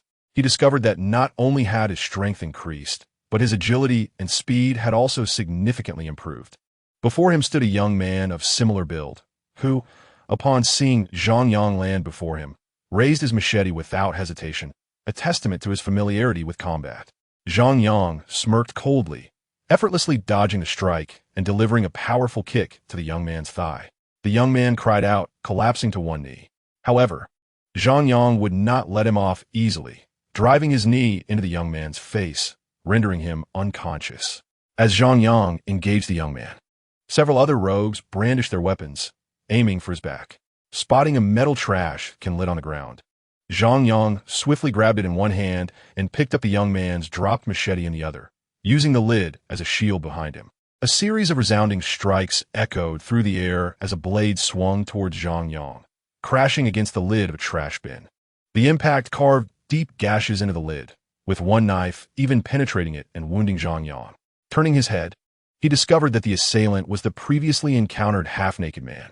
Enraged, Zhang Yang forcefully deflected the blade with the trash bin lid and retaliated with his own knife, aiming for the half-naked man. Realizing the strength of Zhang Yang, the half-naked man regretted his hasty approach. He should have waited until Zhang Yang was subdued before attempting to take his life. However, there was no remedy for regret. As he saw the blade descending towards him, his legs weakened, and he collapsed to the ground, crawling forward while glancing back at Zhang Yang, desperately hoping to evade the impending strike. Yet, imagination alone could not save him from the swift descent of Zhang Yang's weapon. "Wait, brother, wait," he pleaded, with a sickening crunch. His cries were cut short as a gash opened from his neck down to his abdomen, gushing forth a torrent of blood. The half-naked man succumbed to his injuries before he could utter another word. Zhang Yang looked at the lifeless body without a hint of remorse. "You claim to be the fifth, so be it. Now it is time for the sixth." With that, he turned his gaze towards the other individuals in the room, searching for the young man in black. The death of the half-naked man instilled fear in the remaining individuals, leaving them hesitant to advance, awaiting a signal from their companion. The young man in black, aware of Zhang Yang's pursuit, lowered his head, preparing to flee out of the room. But how could he escape in the face of Zhang Yang's heightened senses? "There you are," Zhang Yang grinned, raising his knife and hurling it with force towards the black-clad figure several meters away. The blade struck true, embedding itself in the young man's spine, causing him to spit blood as he crumpled to the ground, motionless. Witnessing Zhang Yang systematically eliminate his companions ignited fury among the remaining individuals. No longer concerned about Zhang Yang's prowess, they charged forward, emboldened by their numbers, determined to take down a mere boy. "Come on, all of you. Let me show you just how formidable I truly am." Zhang Yang sneered at the approaching throng, summoning all his strength. He propelled himself forward like a cannonball into the sea of adversaries. In midair, he twisted and delivered a powerful punch to a bearded assailant, knocking out his teeth as he groaned on the ground, clutching his face. Zhang Yang then swung the metal lid of the trash bin around him with such ferocity that his movements were a blur, sending opponents sprawling to the ground, unable to evade his onslaught. Those who fell and could not rise were dragged out of the warehouse by their companions, and with a shout, the surrounding crowd of dozens surged forward. Now, more than 50 individuals encircled Zhang Yang. Despite his abilities, he could not afford to confront such overwhelming numbers directly. Fighting while retreating, he soon found himself backed against a wall. This position allowed his adversaries to attack from only 3 directions, providing him with a slight advantage. Time is of the essence. Less than 2 minutes remain. Tian Yang sorts intensifet Zhang Yang s urgenji. What could he do against such a multitude? Even 20 minutes would not suffice to eliminate them all. Look at that slope formed by the fallen roof and wall. Think of a way to get there. Jump out of the warehouse. Once outside, you stand a chance of survival. Zhang Yang nodded, his heightened senses diminished due to mental fatigue. He was uncertain if anyone remained outside, his head spinning. He felt his energy depleting, and sustaining his strength was crucial to his escape. If he exhausted his energy before breaking free, he would be doomed. This was not the scenario Zhang Yang wished to confront, yet he had no retreat. The assailants, armed and advancing, drew nearer. Beads of sweat cascaded down his face, his breaths grew heavier, and a sharp pain surged through his head as he nearly lost consciousness. "Zhang Yang, 1 minute remaining. Follow my earlier instructions. Concentrate your remaining energy in your legs to maximize your speed and dash out. You can do it. Believe in yourself." Gathering his strength in his legs, Zhang Yang felt his body tremble with urgency as he endeavored to heed Tian Yang's advice. Just then, the approaching assailants quickened their pace, weapons raised in preparation to strike. Zhang Yang evaded the first attack by shifting his body, but he dared not pause as he bent to dodge another blow. Yet the relentless tide of attacks was not so easily evaded, and soon his clothing was tattered and torn. Fortunately, his resilience and the protection of his special energy shielded him from severe injury. However, the pain was undeniable. These assailants were determined to kill him, and before long, he bore bruises and injuries all over his body. Even his rapid healing abilities struggled to keep pace with his wounds.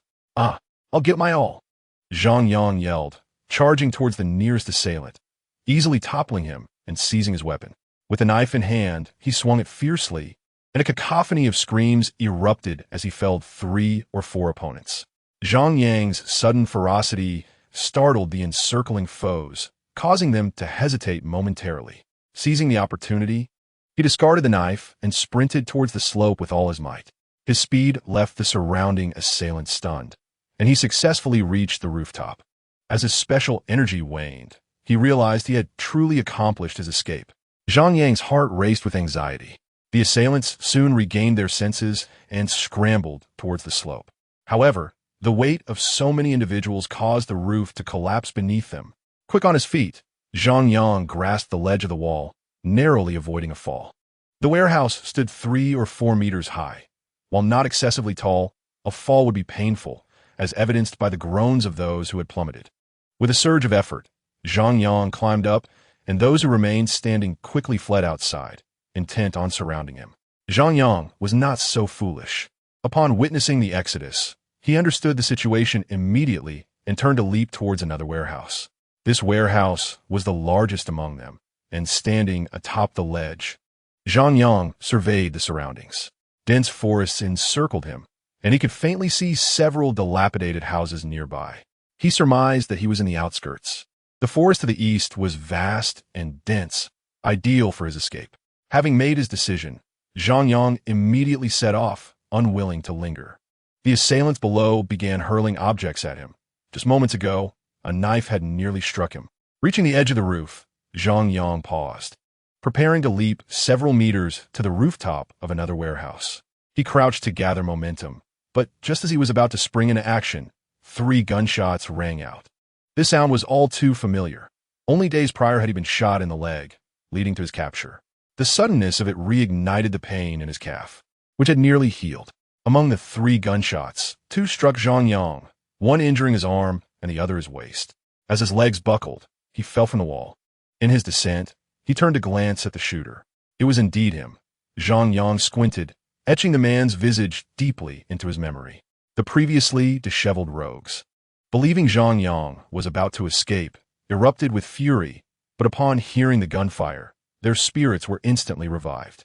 It was Sangge. Sangge had made his move. Quickly pursue, capture that brat.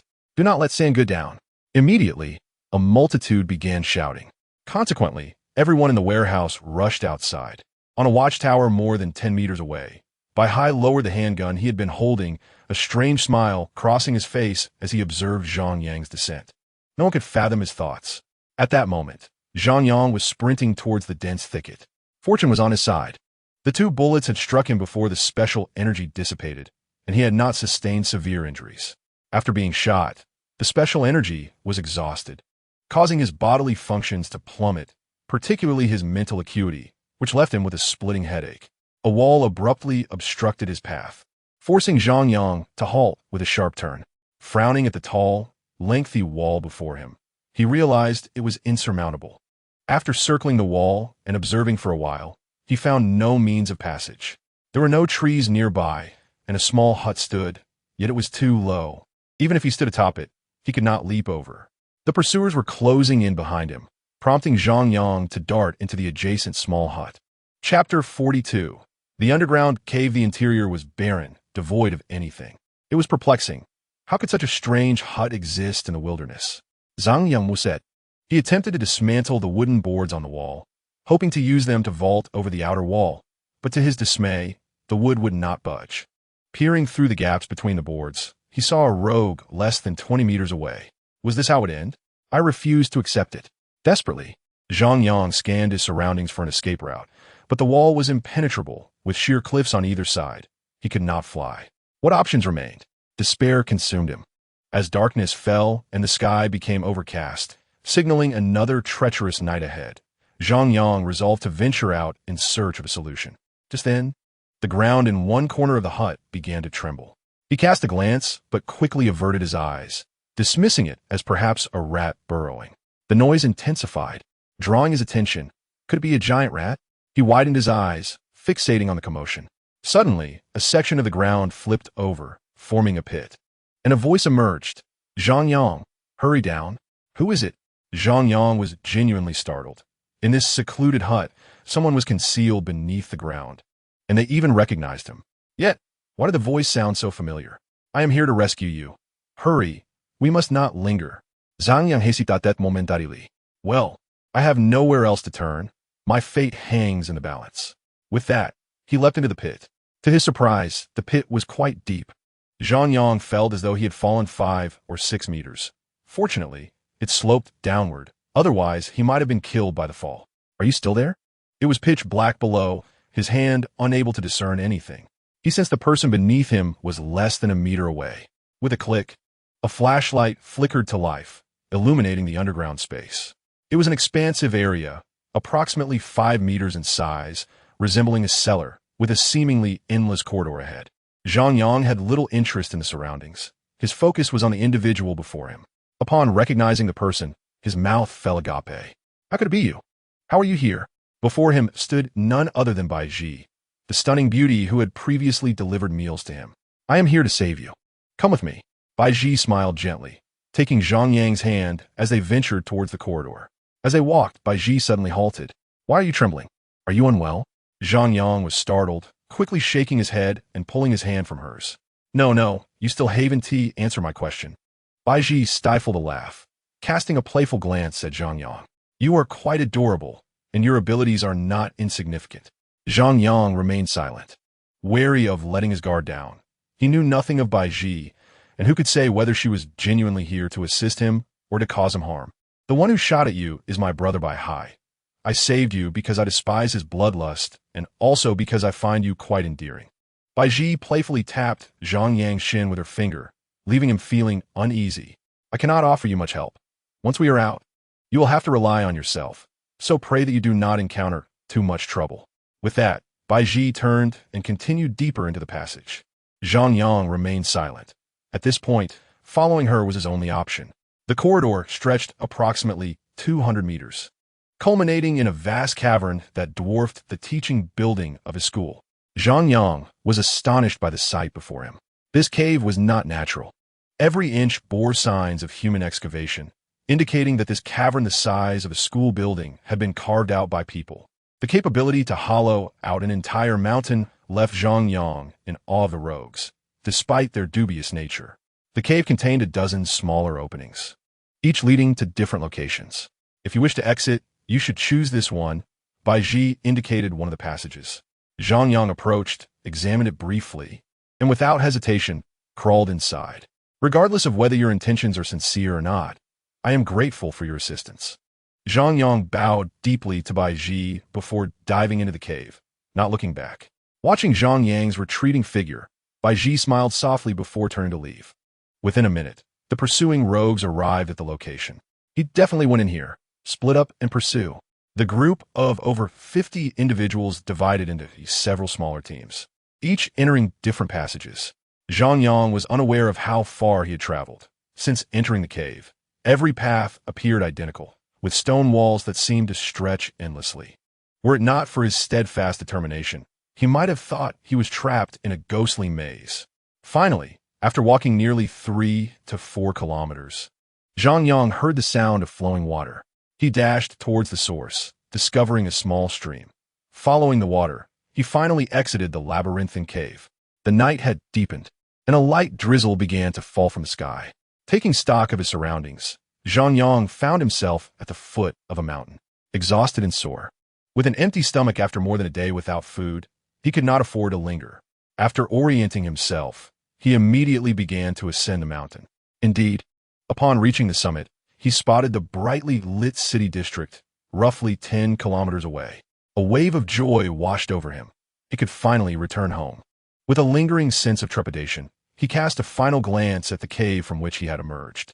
To his astonishment, several figures unexpectedly emerged from the cave. Startled, Zhang Yang quickly sought refuge behind a large rock. The burly men scanned the area for a while, and one of them seemed to have caught sight of Zhang Yang, fixating his gaze in his direction. Yet, he ultimately refrained from approaching, perhaps intimidated by Zhang Yang's fierceness or simply oblivious to his presence. After failing to notice anything amiss, the group departed in the opposite direction from Zhang Yang's south hiding place. Sighing in relief, Zhang Yang lay back on the stone, gazing up at the sky and savoring the sensation of the light rain pattering against him. He felt utterly exhausted, letting out a deep breath. Today had been quite exhilarating. After numerous narrow escapes from death, he had managed to survive. Reflecting on the events of the day, Zhang Yang felt a mix of emotions. He had genuinely wished to rescue the young man from the adjacent room, but he lacked the capability. As for Bai Ji, he was uncertain of her thoughts or intentions. Burdened by his thoughts, Zhang Yang rested for a moment before rising and making his way towards the city. Chapter 43. Hunger and cold. The treacherous mountain path, combined with the muddy conditions post-rain, caused Zhang Yang to spend 3 arduous hours reaching the city. As he strolled along the wide street, a sense of relief washed over him, a feeling akin to having survived a calamity, despite his clothes being soaked by the rain. He was disoriented.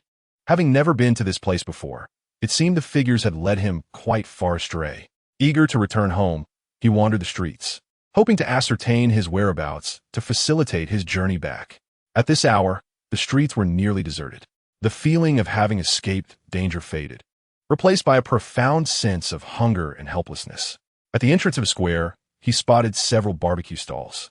The tantalizing aroma wafting through the air made Zhang Yang's mouth water, compelling him to approach.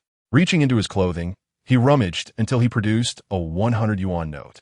This had been given to him by Lin a few days prior, a total of 5,000 yuan, from which he had lost 1,000 that night. He had stashed the remaining money in a pocket of his outer garment, securing it with a zipper. Fortunately, those figures had not robbed him, or he would be left starving. "Boss, the menu, please." Zhang Yang sat by the grill, warming his hands on the rack. A man in his 30s responded and handed him a menu. "I'll have this, and this, and this. No, make it this one in a larger portion. Hurry up, boss." Zhang Yang was too hungry to engage in further conversation. "All right, you can warm yourself by the fire for now." The vendor busied himself at the grill. As he felt the warmth of the flames, Zhang Yang fell into deep contemplation. The warmth of the fire enveloped him externally, while that unique energy emanated from within. When harnessing that energy, his defensive capabilities and strength surged dramatically. It felt as though he had become a superhero. However, this energy was limited and could not be utilized indefinitely. How wonderful it would be if he could maintain that state permanently. "Young man, it is indeed possible to sustain that state," came the familiar voice of Tian Yang, no longer surprising to Zhang Yang. Excited, Zhang Yang straightened up, inadvertently thrusting his hand into the fire, causing the vendor to widen his eyes in shock. He quickly withdrew his hand, rubbing it awkwardly and offering a sheepish smile to the vendor. "What should I do?"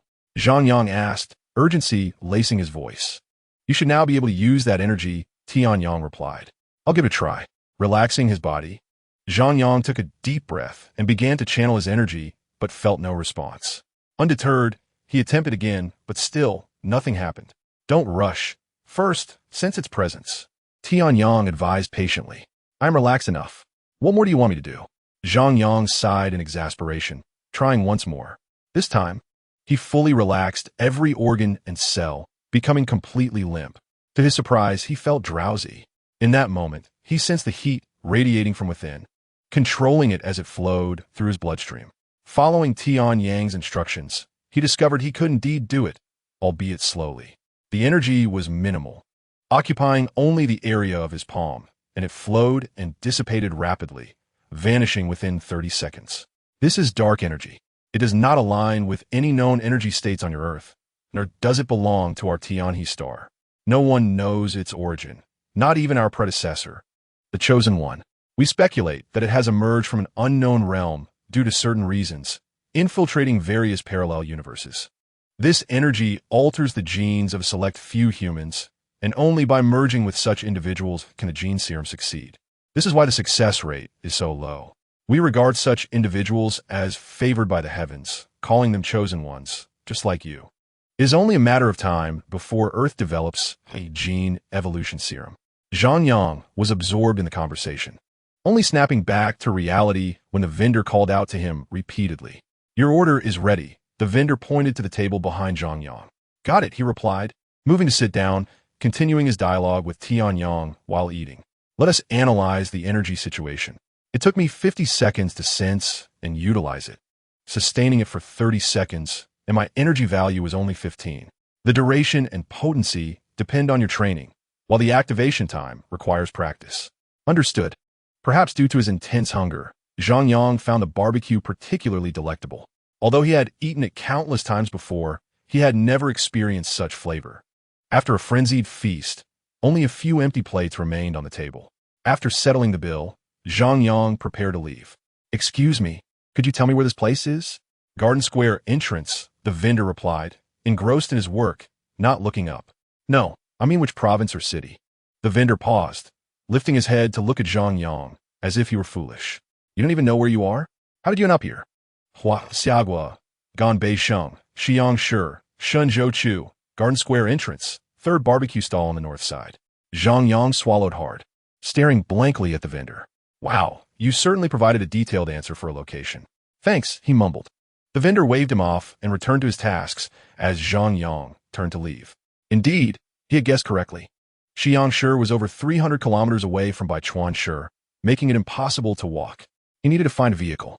However, at such an hour, there were no taxis available. After a long wait, he finally managed to hail one, only to find the fare would be 500 yuan, prompting him to abandon the idea. That's half a Fan Su's monthly salary. Why would I spend 500 on a taxi? A long-distance bus ticket is only 40 yuan during the day. Resigned, he decided to wait until dawn to take a long-distance bus. Zhang Yang, eager to return home, felt an urgency to leave the area. At the bus station, he spotted a public telephone booth. Slapping his forehead, he realized he had forgotten about it. He had Li Dong's phone number. Li Dong must be looking for him. He should call him. However, he had no coins, and there were no shops to exchange them. What should he do? Boss, do you have any coins? He retraced his steps to find a barbecue vendor. Fortunately, it wasn't far. After exchanging some small change for a few coins, he called Li Dong, who instructed him to wait. Chapter 44. Treasure. Zhang Yang stepped out of the car. Li Dong tapped on the window, and Zhang Yang, waking from his slumber in the back seat, rubbed his eyes and peered outside, realizing they had returned to his residential community. When he called Li Dong last night, Li Dong happened to be on a mission in Xi'an City. After waiting for less than half an hour, Zhang Yang got into the car, and after several hours of travel, they arrived at their destination just as dawn broke. Li Dong accompanied him upstairs. Knock, knock, knock. The door swung open, and when Fan Su saw Zhang Yang standing outside, tears streamed down her face as she embraced him tightly. After hearing the news of Zhang Yang's capture, she had been unable to eat or sleep, and since being discharged from the hospital 3 days prior, she had been home waiting for news from the police. Now, seeing Zhang Yang safe and sound, she was filled with both excitement and joy. Zhang Yang, tell me how you spent these past few days, Li Dong said, looking at him. The three of them gathered in the living room as Zhang Yang devoured the noodles Fan Su had prepared for him. He was famished. A few days ago, I was captured by a gang and taken to Xi'an City, where I was locked in a warehouse and beaten for several days. I managed to slip away when they weren't paying attention.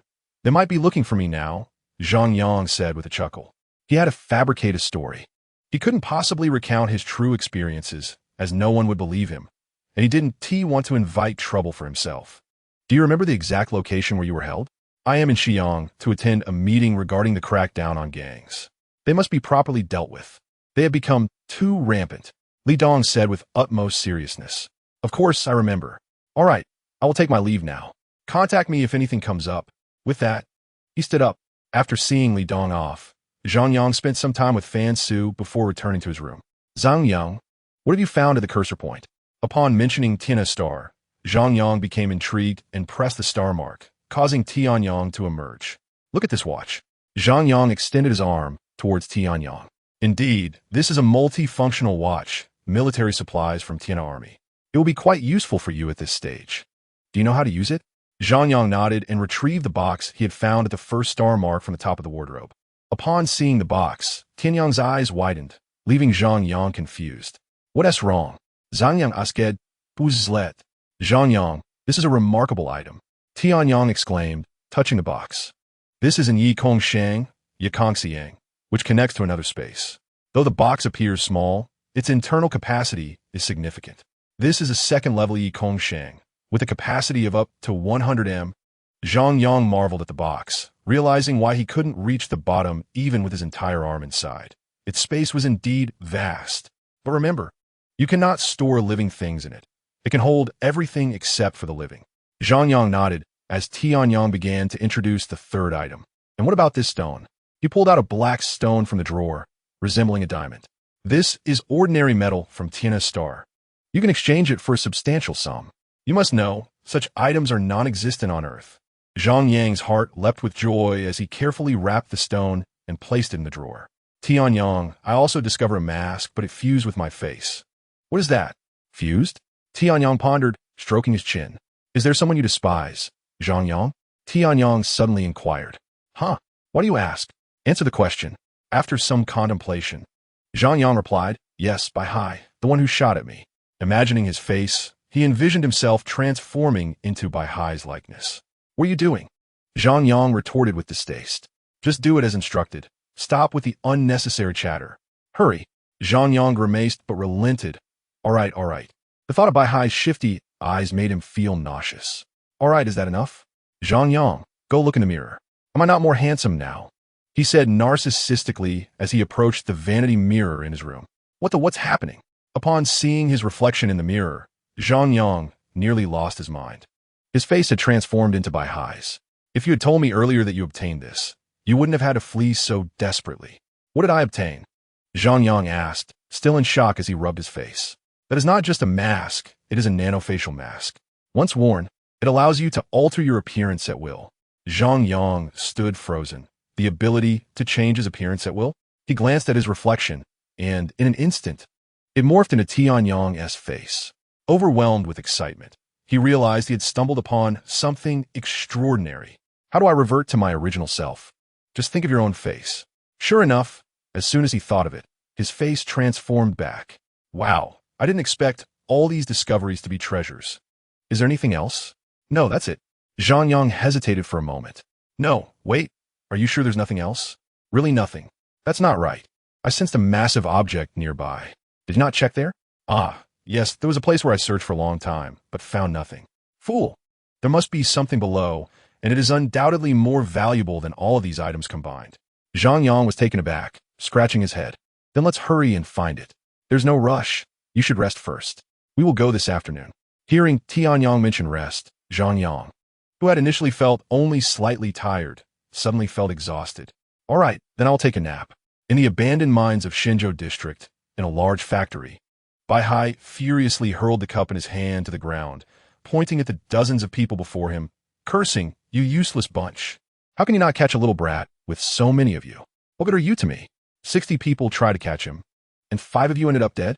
Third brother, this kid is peculiar. He possesses immense strength and an incredibly tough hide. We couldn't injure him. A young man, resembling a leader, spoke in a subdued tone. Why not say he is Superman? Third brother, think carefully. Did you hit him? If so, why is there no blood? Bai Hai fell silent, contemplating the youth's words. Third brother, give us some time, and we will definitely capture that kid. Forget it. Lay low for a few days. News from above indicates that the police are taking action. The crowd erupted in a flurry of chatter, each sharing what they knew about the police movements. That is not the key point.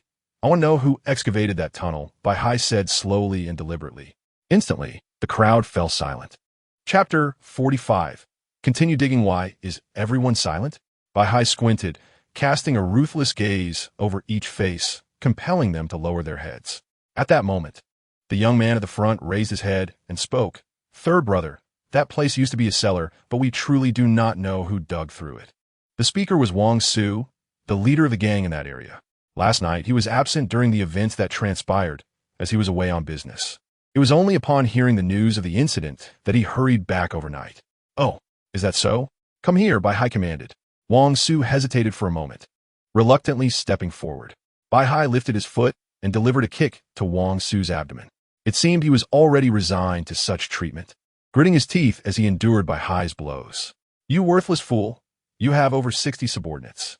And yet someone has dug such a massive hole in your territory without your knowledge. How can I trust you to manage this place? Bai Hai scolded while striking harder. Wang Su, too frightened to retaliate, fell to the ground, and the members of the gang could only watch in silent fury, frozen in place. Today, I will disable one of your hands to teach you a lesson. With that, Bai Hai ceased his assault and drew a silver dagger from behind him. As he aimed the glimmering blade toward Wang Su, the latter closed his eyes, seemingly accepting his fate. Stop! At that moment, a hurried voice called from outside. Bai Hai halted his hand and, along with everyone else, turned toward the source of the voice. I dug the hole. Do not wrongfully accuse Wang Su. Sister, this is no joking matter. It is not amusing, Zhang Yang said coldly, as Bai Ji approached. I'm not joking. I did indeed dig the hole. Bai Hai was rendered speechless, unable to respond, his anger boiling over. Do you know how many brothers he has killed? 10 in total over 2 incidents. Even if you disapprove of my methods, you should understand who deserves to die and who does not. Observing Bai Hai's face reddening with rage, Bai Ji said nothing and moved to help Wang Su to his feet. You have disappointed me greatly, fourth sister. Do not take my indulgence as a license for your recklessness. Should this happen again, do not blame me for being harsh. Everyone disperse. Go about your own business. With that, Bai Hai sheathed his dagger and left without looking back. The gang members followed him out of the warehouse, leaving only Bai Ji and Wang Su behind. Are you all right? Wang Su brushed off the dirt from his clothes and bent slightly as he replied, I'm fine. Fourth sister, why did you do that? I simply wanted to oppose him. He captures a few of mine, I'll let a few go. I do not believe he dares to lay a hand on me. Fourth sister, you should still be cautious. Third brother, are you referring to his character? Do not worry. I have eldest brother and second brother. Though they are not here, I trust he lacks the courage to act against me. Wang Su was left speechless, letting out a sigh as he took his leave. Third brother, we shall see, Bai Ji murmured softly. The sun finally emerged in the afternoon, the air after the rain infused with a hint of earthy fragrance. Refreshing and invigorating. In the meteorite crater of the western suburban hills, Zhang Yang stood near the 4th marker point, having forgotten the exact location since the marker had long vanished. Relying on his memory, he found his way here. This should be the place. Zhang Yang scratched his head and said to Tian Yang beside him, How foolish. You can't even remember this. Tian Yang shot him a glare. Zhang Yang found himself speechless. It wasn't Tia's fault. The pit was so large, and time had passed, plus it had rained yesterday. All right, enough talking. This is the spot. Are you certain? Zhang Yang s moed tweetjet. Yes, I can sense the presence of Tianhe. Zhang Yang extended his nose and sniffed vigorously, but apart from the smell of earth, he detected nothing else. Well then, let's commence digging. Tian Yang, there is nothing here.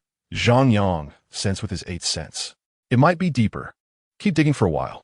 To excavate the 4th site's treasures, Zhang Yang had even bought a shovel from a hardware store. He rolled up his sleeves and began digging. The rain had softened the soil considerably, and the use of tools significantly increased Zhang Yang's digging speed. Before long, he had excavated over a meter. Tian Yang, still nothing. Standing in the pit, Zhang Yang once again used his 8th sense but still sensed nothing. As the sky darkened, he began to feel anxious. Continue digging. Reluctantly, Zhang Yang resumed his work. You keep insisting there's nothing, yet you want me to dig? Am I just your laborer? This is so frustrating. He grumbled as he dug deeper. The more he thought about it, the angrier he became, and he plunged the shovel into the pit with force. However, this time the entire shovel sank into the ground. What's going on?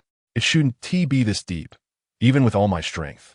The shovel should only penetrate a third of the way. Why is it fully submerged? Unable to extract the shovel since it was embedded too deeply, Zhang Yang exerted all his strength to pull it out. With a whoosh, the shovel came free, and the immense inertia caused Zhang Yang to fall to the ground. Before he could rise, he was enveloped by a sensation of weightlessness as the ground collapsed beneath him. Zhang Yang cried out. How could I collapse the ground while digging a pit? I must be incredibly unlucky. Tian Yang went to search other marker points for additional items. Having found nothing after a long search, it seemed Zhang Yang had been thorough. Just as he returned to check on Zhang Yang's progress, he heard Zhang Yang scream. A sudden jolt of concern surged through Tianyang as he hurried toward the fourth marker point. Zhang Yang, are you all right? Tianyang shouted down into the pit. After a long wait, a voice finally responded, I'm fine. Tianyang sighed in relief, but grew curious about what had happened. What lay below? However, this time, no further sound came from Zhang Yang. What is this kid up to? Why is he silent? Tianyang muttered to himself, jumping into the pit and climbing down. Zhang Yang, unable to speak due to the scene before him, had been stunned into silence. After the collapse, he felt himself roll down a slope, tumbling for what felt like several seconds before coming to a stop, revealing just how deep the pit was. No wonder he could not sense anything. It was so profound. After a moment to gather himself, Zhang Yang felt the aches from his fall. The air underground was thin, making it difficult to breathe, but thankfully it soon circulated through the pathway he had slid down, providing some relief. He brushed off the dirt from his clothes, stood up, and began to survey his surroundings. When he turned around, the sight before him left him frozen in place. Chapter 46. The transport spaceship Zhang Yang found himself surrounded by a brilliant blue light. Before him loomed a massive blue spaceship, resembling something out of science fiction film. It measured several dozen meters in length and width, towering at over 10 meters high, its surface radiating a blue glow, with shimmering blue light emanating from within. While the ship appeared cylindrical, Zhang Yang knew this was not its original form. It was originally square, but one side had been tightly compressed, giving it the appearance of a thick outer shell. Zhang Yang speculated that this was due to the immense impact when the ship struck the ground, causing half of it to be crushed. What are you doing? At that moment, Tianyang had also climbed down. When he saw the spaceship, he too stood there in astonishment. It's an F-3 model transport spaceship. Zhang Yang, we can contact other Tianmingzhe. Moments later, Tianyang, regaining his composure, exclaimed with excitement. Zhang Yang turned his head to glance at the exuberant Tianyang, who seemed on the verge of leaping with excitement. He had never witnessed Tianyang in such a state. It appeared that the spacecraft held immense significance. Zhang Yang smiled with joy, both for Tianyang and for himself. At that moment, Tianyang had already ascended to the top of the spacecraft, searching for an entrance. A few minutes later, he dejectedly reported that the entrance was no longer accessible, and they could only enter through the cargo bay, which was unfortunately obstructed by dirt on the opposite side. To gain access, they would have to excavate the soil blocking the cargo door. Zhang Yang, observing the layers of transparent material, curiously inquired why they could not shatter it and enter through the glass, as it would be much more convenient. Tianyang informed him that this transparent substance was not glass, but rather a unique crystal from Tianhixing, and added that not even shovels or firearms would suffice to breach this layer. Zhang Yang grimaced, realizing he had to abandon that idea, and obediently began to dig at the direction indicated by Tianyang. The soil beneath was significantly more challenging to excavate than that above. Yet, whether due to excitement or some other reason, Zhang Yang felt no fatigue. Sweat drenched his forehead and back, and he wrung out his shirt as if it had just been washed. His supply of bottled water was nearly depleted, leaving him both hungry and thirsty. Meanwhile, Tianyang had transformed himself into a beacon of light, guiding Zhang Yang's vision. Watching Zhang Yang toil profusely, Tianyang longed to join in the excavation, but his own condition did not permit it. Thus, after 5 hours of digging, Zhang Yang finally spotted the cargo entrance. After an additional 2 hours of labor, he managed to uncover an opening large enough for both of them to enter. Fortunately, the cargo door swung inward. Otherwise, Zhang Yang would have been utterly disheartened. Remarkably, the spacecraft power system remained intact and operational. To his astonishment, the cargo door opened automatically, as if by some unseen force. Tianyang turned to Zhang Yang with a grin, as though showcasing his remarkable abilities. Zhang Yang smirked inwardly, thinking that if he hadn't excavated the soil surrounding the cargo door, Tianyang's efforts would have been in vain. However, he had little time to dwell on such thoughts. His primary desire now was to explore the interior of the spacecraft, having never even set foot on an airplane. The prospect of boarding a spacecraft filled him with exhilaration.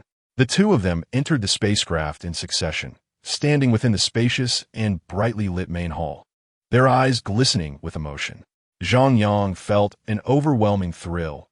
He had never experienced such elation, standing in the hull of a vessel that had traversed from another universe. In contrast, Zhang Yang felt a pang of sadness. He had arrived on Earth aboard this very spacecraft, and, after entering the atmosphere, part of the hull had sustained damage, resulting in many companions, like himself, being ejected. As a robot, he remained unscathed, but what of them? This spacecraft had once accommodated nearly 500 individuals. Where were they now? Shaking his head, Zhang Yang resolved not to dwell on such futile thoughts, focusing instead on whether the spacecraft was still operational. Zhang Yang, feel free to explore.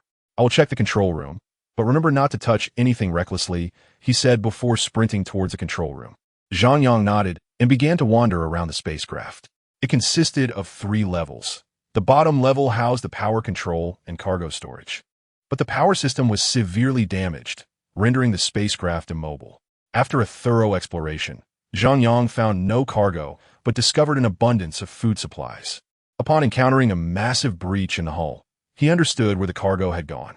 The second level served as a recreational area, featuring a cinema, cafe, swimming pool, gymnasium, and more. What captivated Zhang Yang the most was an expansive training room. Spanning 200 meters, it was larger than his own home. It was equipped with a variety of fitness equipment, including many he had never seen before. Had he known earlier, he wouldn't have spent so much on his own equipment.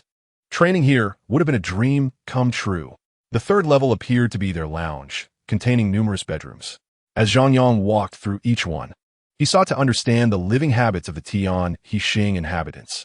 Although the rooms were in disarray, it did not detract from his curiosity. Meanwhile, Zhang Yang was examining the various components of the spacecraft in the control room. Although many areas were utterly destroyed, the main system was still largely functional and operational. This was undoubtedly good news. Other damaged sections could potentially be repaired with Earth's resources, and perhaps one day he could see the spacecraft soar once more. He was eager to share this encouraging news with Zhang Yang and search the monitors for his companion's presence. He spotted Zhang Yang standing motionless in a certain area of the first level, seemingly entranced by something extraordinary. Zhang Yang, what are you doing? A concerned Zhang Yang decided to approach him. Zhang Yang remained unresponsive, fixated on the interior. It was a rescue pod. Zhang Yang's heart sank as he sensed the gravity of the situation, halting his words and slowly approaching Zhang Yang. He silently prayed, "It cannot be what I fear. It cannot be." Upon seeing the scene before him, Zhang Yang nearly fainted. Had he still been human, he would have surely spat blood. As he had feared, it was indeed a rescue pod. The pod measured 100 meters, containing several upright rescue capsules. However, nearly half of these capsules had been crushed into fragments, while a small portion had been severed in half. This was not the crux of the matter. The most harrowing reality was that each capsule held a person, those who had come from Tian Hixing. Chapter 47. The Apocalypse Cube. Zhang Yang's heart trembled violently, causing him to struggle for breath. Standing at the entrance, he yearned to step into the rescue pod, needing only to take a single step. Yet he found himself incapable of doing so. Just that one step eluded him. His legs felt entirely beyond his control. The air was thick with a metallic scent of blood, lingering heavily. The once pristine ground, illuminated by the underground lights, had become stained red with dried blood.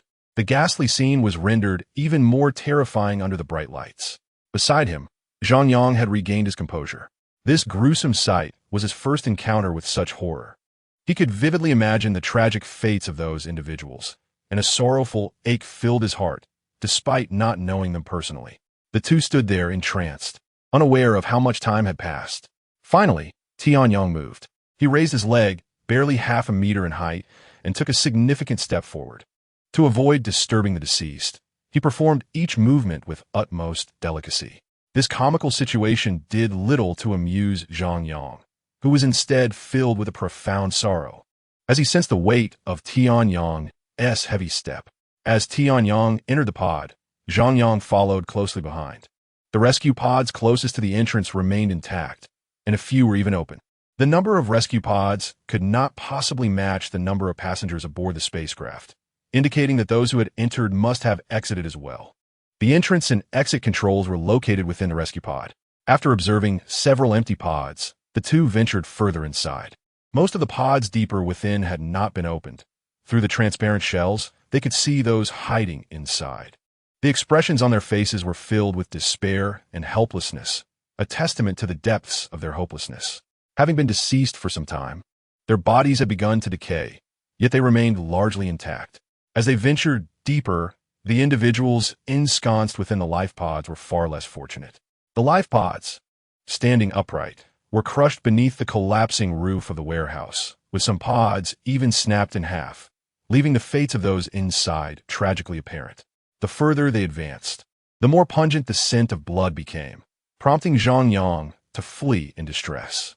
After a considerable time, Yang emerged, his gaze dim and silent as he departed from that place. Zhang Yang cast one last glance inside before following closely behind Yang. As they passed a room resembling a warehouse, Yang halted, his once dull eyes seemingly reigniting with hope. Zhang Yang surmised that there must be some exceedingly valuable and ruthless artifacts within. Yet, Yang, fearing disappointment, remained motionless at the doorway, unwilling to endure further anguish. He hesitated before the control button for the pod door, and, after a moment, finally spoke. Zhang Yang, you open it. Ultimately, he could not restrain himself. Zhang Yang nodded and stepped forward to press the red button at the entrance. With a hiss, the door opened slowly, releasing a cloud of white mist. As the door ascended to just under a meter, Yang eagerly bent down and slipped inside. Moments later, Zhang Yang followed him in. Before them lay four enormous, evenly sized black metallic boxes, the only contents of the room. Each box stood 3 meters tall and measured 5 meters in length and width. Their surfaces adorned with a myriad of intricate patterns that exuded a sense of advanced metallic technology. Seeing Yang excitedly approach one of the boxes, Zhang Yang moved to examine another. Before he could fully assess it, Yang's unrestrained laughter startled him. What is the matter? Zhang Yang swiftly rushed over to Yang. Zhang Yang, this is the Tianqi magic cube. This is fantastic, Yang exclaimed, busily manipulating something on the surface of the box. What is this? Zhang Yang inquired, puzzled, though he could discern from Yang's expression that it was something extraordinary. Inside is the Tianqi battle armor. Mecha? The one summoned during the second phase? Precisely. Yang's words nearly sent Zhang Yang leaping with joy. Ever since he discovered his ability to summon a mecha, he had envisioned it countless times in his mind. And now, the moment had finally arrived. How could Zhang Yang not be exhilarated? Soon, Yang had operated all 4 boxes. Zhang Yang, I'm heading to the control room. Follow my commands later. Before Zhang Yang could respond, Yang had already charged out. Zhang Yang paused momentarily before shouting, how will we communicate? A few minutes later, a computer mounted on the wall of the warehouse flickered with static before suddenly springing to life, revealing Yang's figure on the screen. Zhang Yang, can you hear me? Yes, I can. Now, follow my instructions. All right. The image of Yang vanished from the screen, replaced by the Tianqi magic cube within the warehouse. Yang's voice continued. We need to open the Tianqi magic cube, which requires simultaneous operation from both sides and must be executed with utmost synergy. If we fail 3 times, the cube will lock itself, and only an evolved being whose energy aligns with it will be able to unlock it.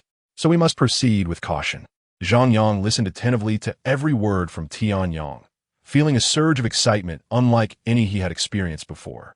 Ever since his chaotic escape from the Liu stronghold, he had longed to enhance his combat prowess, and now, the opportunity to significantly elevate his strength was within reach. All right, the unlocking process is somewhat intricate.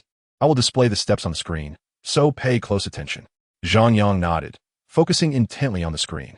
The unlocking process unfolded over 5 minutes, the multitude of steps exceeding Zhang Yang's imagination. After reviewing it 5 times, he finally grasped the general idea. Let us give it a try, Zhang Yang said, rubbing his eyes. Do you remember the steps? Do you want to review them again? Yes, Zhang Yang replied without hesitation. A few minutes later, he stood once more before the unopened box. Are you ready? Ready. Zhang Yang's voice was resolute. All right, let us begin with the first step. Zhang Yang nodded and pressed the spherical button on the magic cube once more. However, the expected changes did not occur. With a hiss, the components of the box that had barely begun to open sealed together again. Yang, what is going on? Zhang Yang asked, astonished. Yang was equally bewildered, staring at the computer screen displaying the box, his expression shifting drastically. The cube has been locked. Why has it been locked? Don't we have 3 attempts? Zhang Yang said, somewhat frustrated. Yang remained silent, his mind racing. Could someone have altered it to just 1 attempt?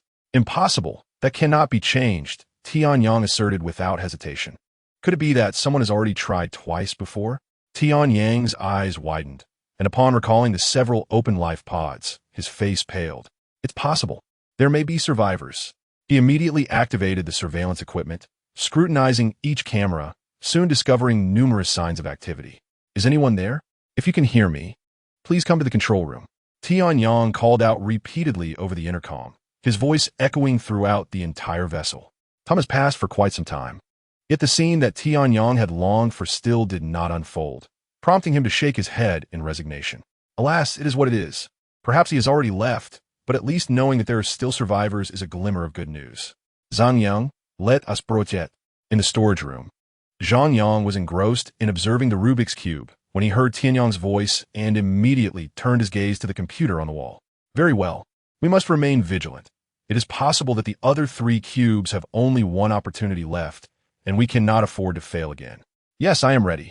Then let us begin. Fortunately, the other 3 cubes have not been locked. Half an hour later, Zhang Yang gazed in awe at the 3 cubes that had been opened, marveling at the advanced technology of Star. The 3 mechas, 2 yellow and 1 blue, hovered motionlessly at the center of the cube, which had expanded to at least double its size, nearly filling the entire space of the storage room. Would you like to give it a try? With all 3 boxes opened, Yang also left the control room to join Zhang Yang. Unable to contain his excitement, he remarked on Zhang Yang's exhilaration. Can we really try? Of course. It is merely a matter of not being able to unleash its full potential. Zhang Yang was delighted and readily agreed, thinking that even if he could not harness any power, trying would be worthwhile. What should I do? He asked eagerly. The key lies in this. Yang pointed to a black object resembling a watch that hung inside the cube. Zhang Yang stepped forward to retrieve it, placing it on his right arm, now adorned with 2 items. It bore a 3-dimensional triangular prism emblem, akin to a personal star mark, yet it appeared different. Zhang Yang voiced his confusion to Yang. This indicates the evolution level. Different levels confer different functions. This is a level 3 mecha, and you're a level 6 evolver. While this mecha may not be suitable for you in the future, it is more than sufficient for you now. What about my mecha? Your mecha is not like this. Zhang Yang was utterly perplexed. Then what is it like? Levels 1 and 2 correspond to basic mechas, which are quite common. The 2 that were opened are level 1 mechas, while the one that is locked is a level 2. Levels 3 and 4 belong to advanced mechas, with significantly enhanced abilities. These various levels of mechas can be customized, and the manufacturing conditions are not overly complex. Previously, on Star, each evolver commanded a mecha unit, ranging from dozens to even thousands of members. However, most were level 1 mechas, as those of higher levels were beyond their control. Do you know the difference between an ordinary person equipped with a level 1 mecha and an evolver with the same? The evolver would be slightly stronger. Not just slightly. An evolver equipped with a level 1 mecha can contend with 10 or more ordinary level 1 mecha users. Wow! Zhang Yang could not help but exclaim, astonished at the strength of evolvers. As for level 5 and 6 mechas, there are fewer than 10 across the entirety of Star. These are integrated with the individual's essence. The materials used to create level 5 and 6 mechas are exceptionally powerful, to facilitate the creation of energy black holes. Each component merges with the evolver's bodily organs upon manufacture. Conversely, mechas below level 5 require a waiting period based on the distance between the mecha and the summoner after being called forth, making them inconvenient in combat. Thus, more potent level 5 and 6 mechas were developed. To aid Zhang Yang in comprehending this knowledge more clearly, he projected an image. Take your time. Evolvers can undergo evolution, progressing from level 1 to level 2, then to level 3. The higher the level, the greater the difficulty, yet evolution is always possible. As a level 6 evolver, the prospect of further evolution is unlikely, though it is hard to say, as there have only been 3 level 6 evolvers on Star. With so many powerful mechas, how could Star possibly fail against the high-level mingling? Zhang Yang felt a chill of apprehension. Very strong, especially the special grade and king grade mingling, which are equivalent to level 5 and 6 mechas, and they're numerous. Zhang Yang sighed.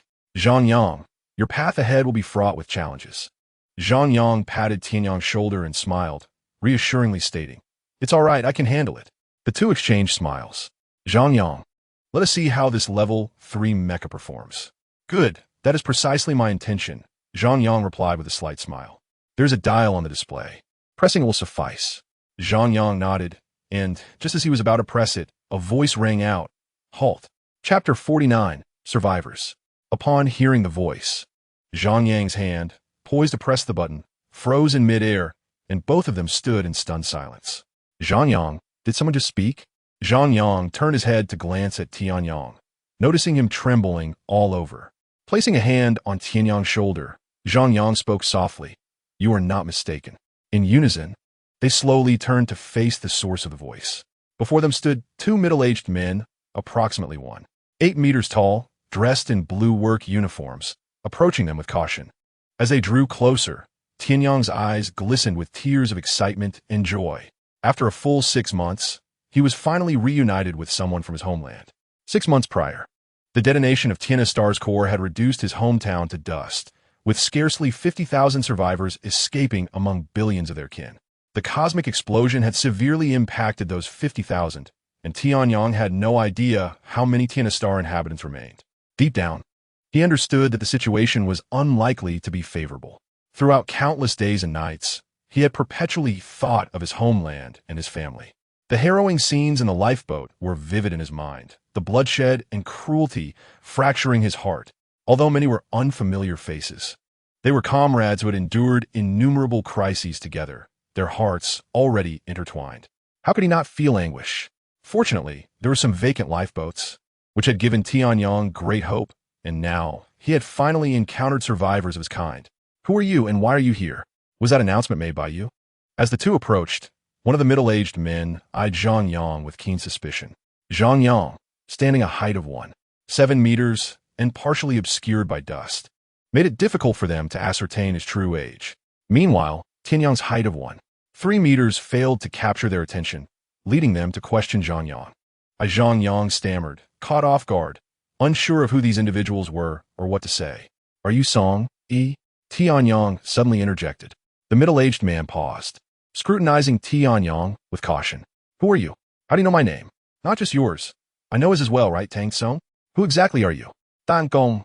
The man beside Song Yi inquired warily. He indeed bore the name Tang Song, yet he had never encountered this diminutive figure of 1.3 meters before. How could he possibly know their names? Tian Yang threw back his head and laughed heartily, suddenly emanating a faint golden glow. Moments later, he transformed from a short figure of 1.3 meters into an imposing and handsome man standing at 1.8 meters. His smooth, fair complexion exuded a striking countenance, with sharply defined features and deep, captivating eyes that shimmered with allure. His high-bridged nose and moderately full lips radiated a dazzling smile. Zhang Yang was taken aback by the transformation of the middle-aged man before him. He recognized this man from a projection not long ago. How could he not know the captain of the spaceship and the leader of the security team? After all, they were fellow inhabitants of Earth. You are the Tian Yang Xingwei? Song Yi rubbed his eyes, as if the scene before him was a mere dream. Tian Yang was one of the most formidable guardians of Tiana Xing, known far and wide. As a legendary figure, he was often elusive. In Song, he had been fortunate enough to meet him on several occasions. To unexpectedly encounter him here filled both Song Yi and Tang Song with excitement, and tears of joy streamed down their faces. After half a year, only the two of them remained from the 13 survivors. Although the provisions aboard the ship were still ample, the stifling atmosphere of living underground left them breathless. They had exhausted all means to escape this place, yet to no avail. Just when they had resigned themselves to despair, the appearance of the Tian Yang Xingwei hinted at the existence of an exit. The thought of finally being able to leave invigorated them, and they danced with joy. It is I, Tian Yang said, shaking hands with both of them. This is Captain Song Yi, and this is his spaceship. This is Tang Song, the captain of the security team. As Tian Yang introduced them, Zhang Yang gleaned enough information to warmly greet them. After exchanging pleasantries, Song Yi inquired, would you like to try the mecha?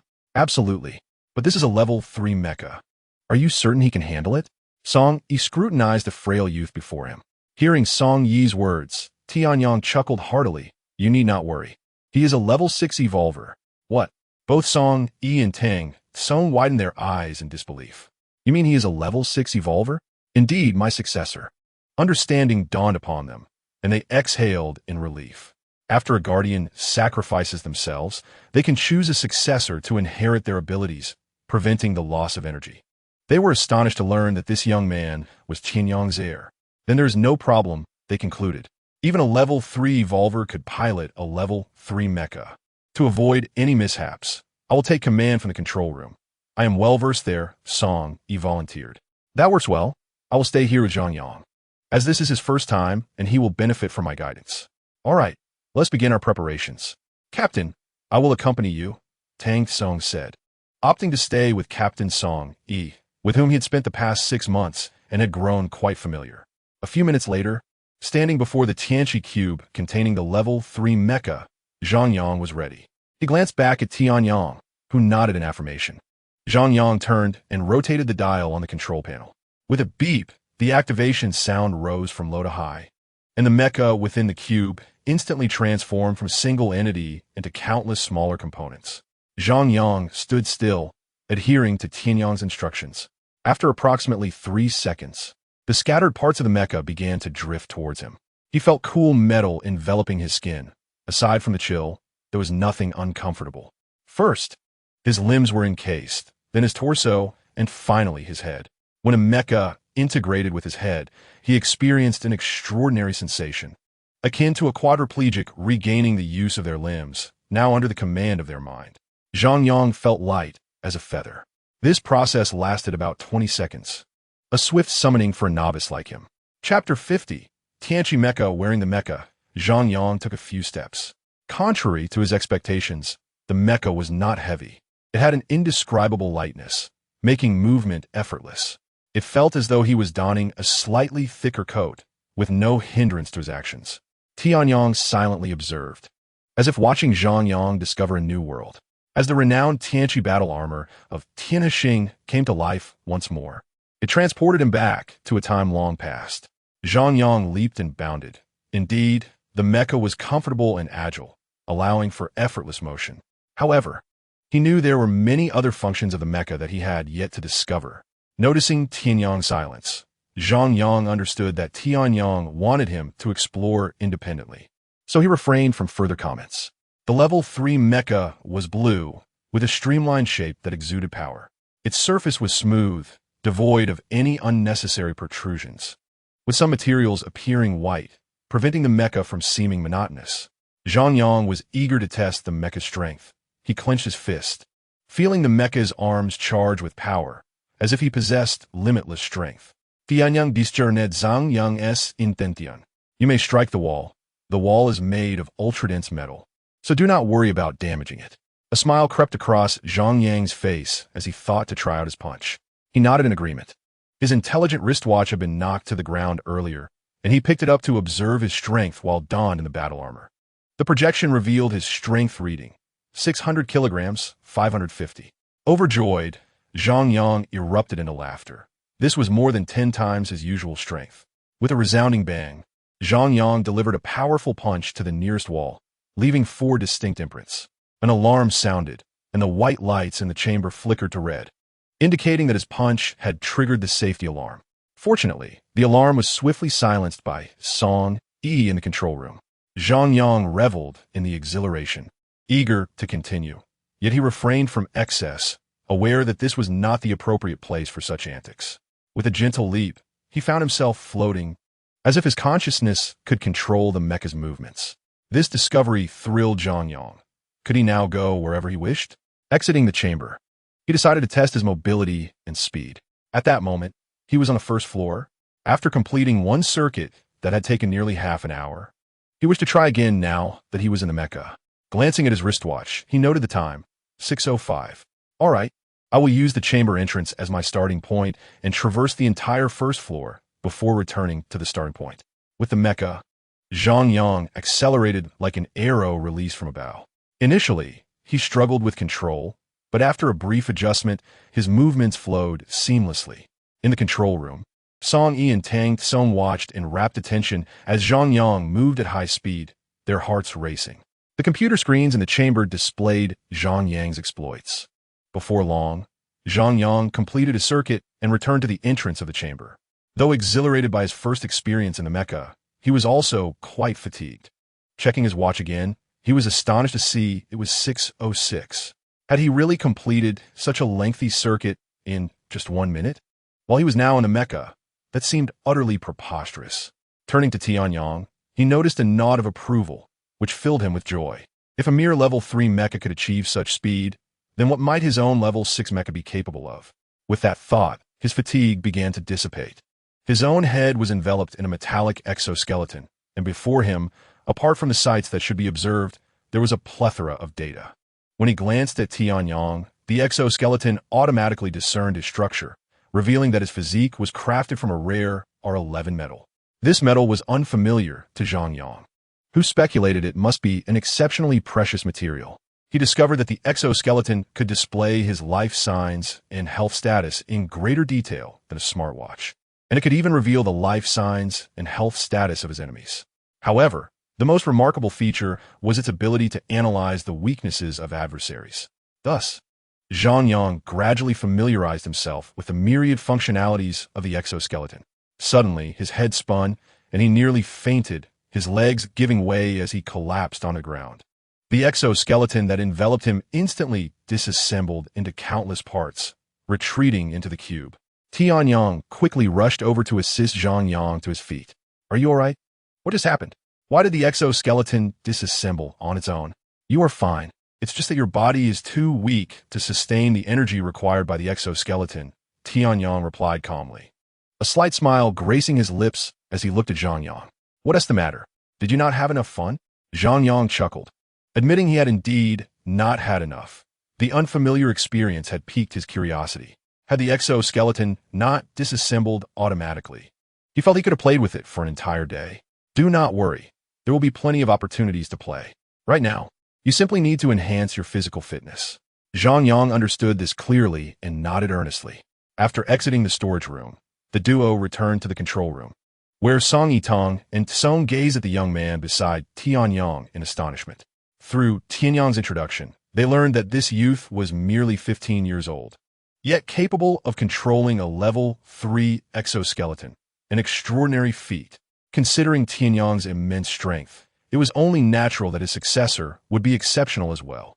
Formerly a level 6 evolutionist, Tianyang took the time to thoroughly explain the usage methods and functional techniques of the exoskeleton to Zhang Yang. With the experience gained from operating it, Zhang Yang grasped the information quickly. Initially, he intended to summon the exoskeleton once more to test it, but his current state did not permit him to do so, forcing him to abandon that thought. Having been away for quite some time, Zhang Yang resolved to return home to check if everything was normal. Tianyang expressed his desire to remain aboard the ship to catch up with Song Yitong and Tsung, as well as to tinker with the spaceship, which would serve as their base in the future. He insisted that Zhang Yang should come here daily. Zhang Yang understood the underlying reason for Tianyang's words and chose not to elaborate further. He wanted to return home, and thus retraced his steps upward. Emerging into the fading light of the setting sun, Zhang Yang stretched, realizing he had spent an entire day below. Chapter 51. Breaking through the defense line back in the city, Zhang Yang strolled through the streets, his mind preoccupied with thoughts of the blue level 3 exoskeleton. Its imposing appearance and formidable capabilities captivated him. The experiences aboard the spaceship had solidified his determination to strive harder. He now yearned for strength, a desire to grow stronger, and a longing to step onto the battlefield. Having gone an entire day without food, Zhang Yang felt ravenous, his stomach pressing against his back. He pondered why he and T ordered something to eat on the ship. Oh well, once he arrived home, there would surely be food to enjoy, and he quickened his pace. As he walked, Zhang Yang noticed something was amiss. It was 8 o'clock in the evening, and he found himself in the bustling city center, where one would typically expect a throng of people and a cacophony of traffic. Yet now, the streets were nearly deserted, with only a few vehicles passing by. Where had everyone gone? This was highly unusual. Puzzled, Zhang Yang hastened home. Upon entering, he found not only Fan Su, but also Aunt Lee. As soon as he stepped through the door, Fan Su rose to her feet. Zhang Yang, where have you been? Her tone was laced with urgency and excitement, causing Zhang Yang's heart to skip a beat. Sorry, Mom. I forgot to let you know. I had something to attend to. You child, how can you be so inconsiderate? It was fortunate for you to escape from Xiang City, but what if something unexpected were to happen again? Can you guarantee your luck will hold? Fan Su scolded, twisting Zhang Yang's ear. I'm sorry. Zhang Yang chuckled, removing her hand from his ear. What have you been doing? Why are you so dirty? She asked, wiping his face with her hand. It's nothing, Mom. Don't worry about it. Zhang Yang responded. Aunt Lee. He nodded at the standing figure of Aunt Lee. Aunt Lee was Zhang Yang's neighbor. Her husband had tragically passed away in an accident, leaving her and her son to live together, much like Fan Su and Zhang Yang, fostering a close familial bond between the two households. Aunt Lee Zhang Xiaoqian was attending university in another city, so Aunt Lee often visited Zhang Yang's home during her free time. Upon seeing Zhang Yang, Aunt Lee stood, for he was no longer an ordinary middle school student. The events of that night in the hotel had completely transformed her perception of him. He was now not merely a mischievous boy who cut classes to play online games, smoke, and drink, but rather a hero capable of vanquishing adversaries. Aunt Lee nodded in acknowledgement. By the way, has anything happened recently? You all seem quite anxious. Zhang Yang settled into the living room and picked up an apple to eat. You should pay more attention to the news. Why have you let your good habits slip? Oh, I've been busy. Fan Su sighed and began to explain. I've heard that the monsters from Qingming province have broken through the encirclement and are on the loose. Many monsters have already entered our Hanpu province. This morning, several incidents involving monster attacks occurred near the border between the two provinces and human district, resulting in dozens of fatalities. Although our Baichuan city is quite far from there, you still need to exercise caution. If you can avoid going out, then do so. Fan Su's words plunged Zhang Yang into deep contemplation. How could this be happening?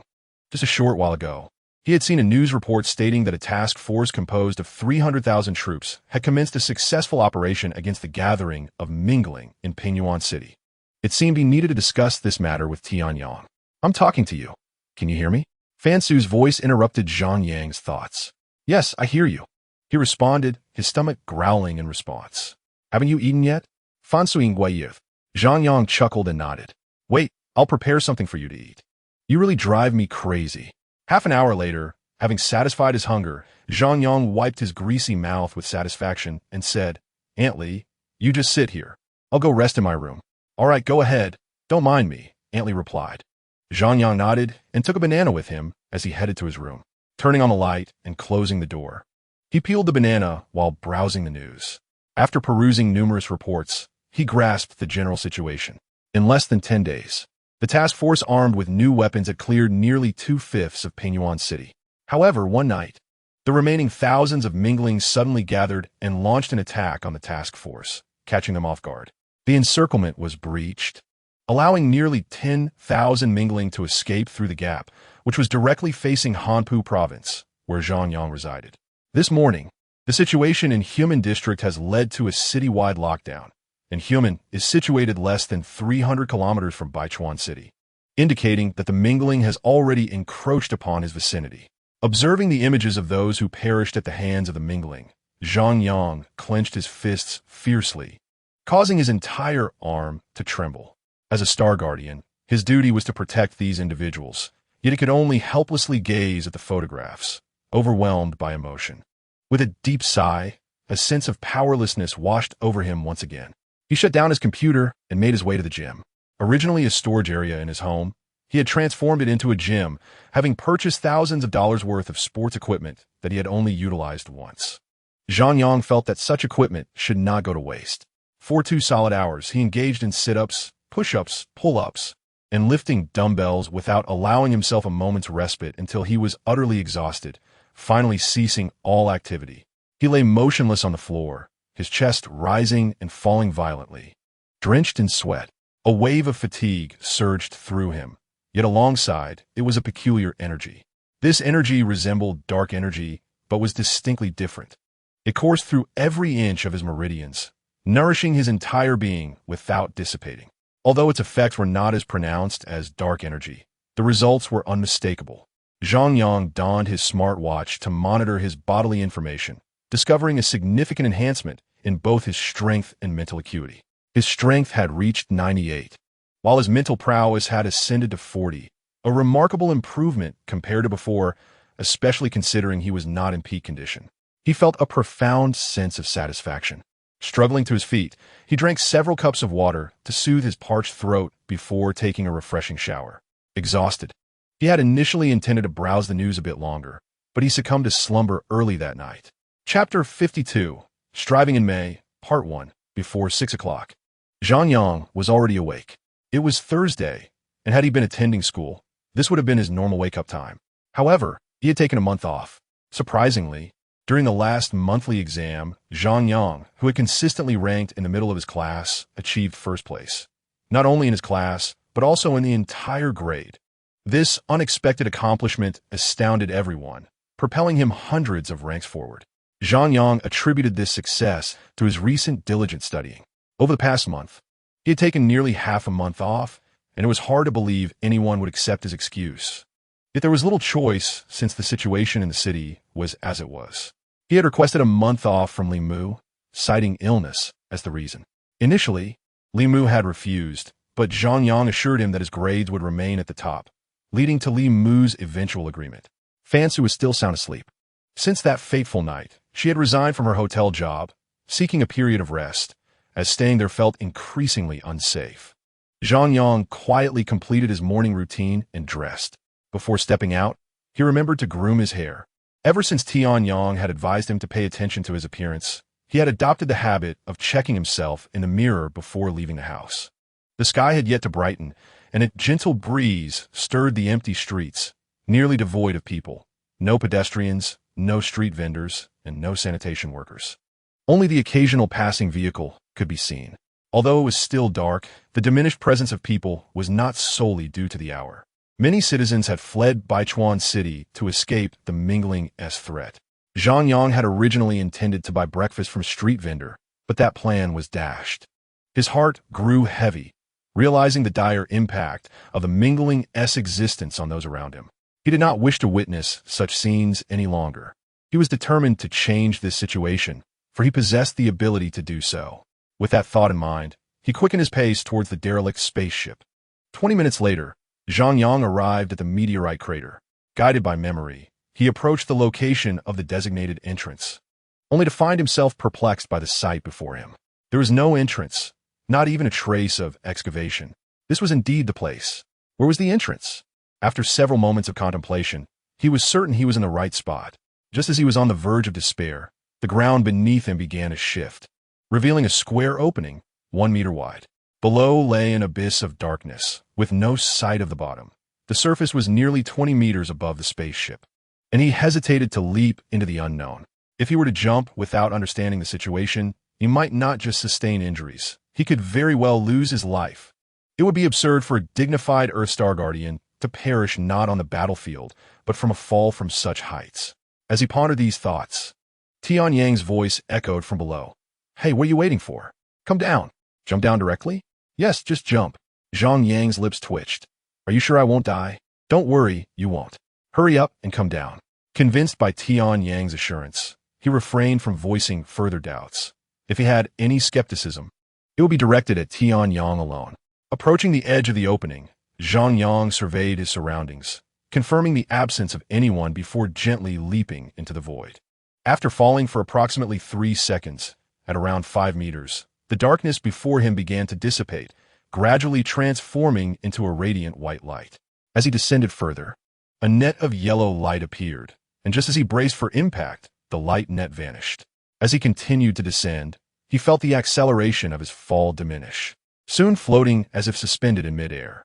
After about 20 seconds, he finally landed on the spaceship. The square opening above him restored itself as he touched down.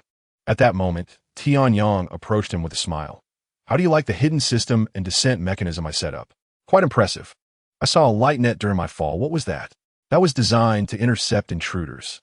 If someone were to fall, the net would catch them using a small amount of anesthetic to incapacitate them and erase their memories temporarily." Zhang Yang swallowed hard, astonished at the utility of that mechanism.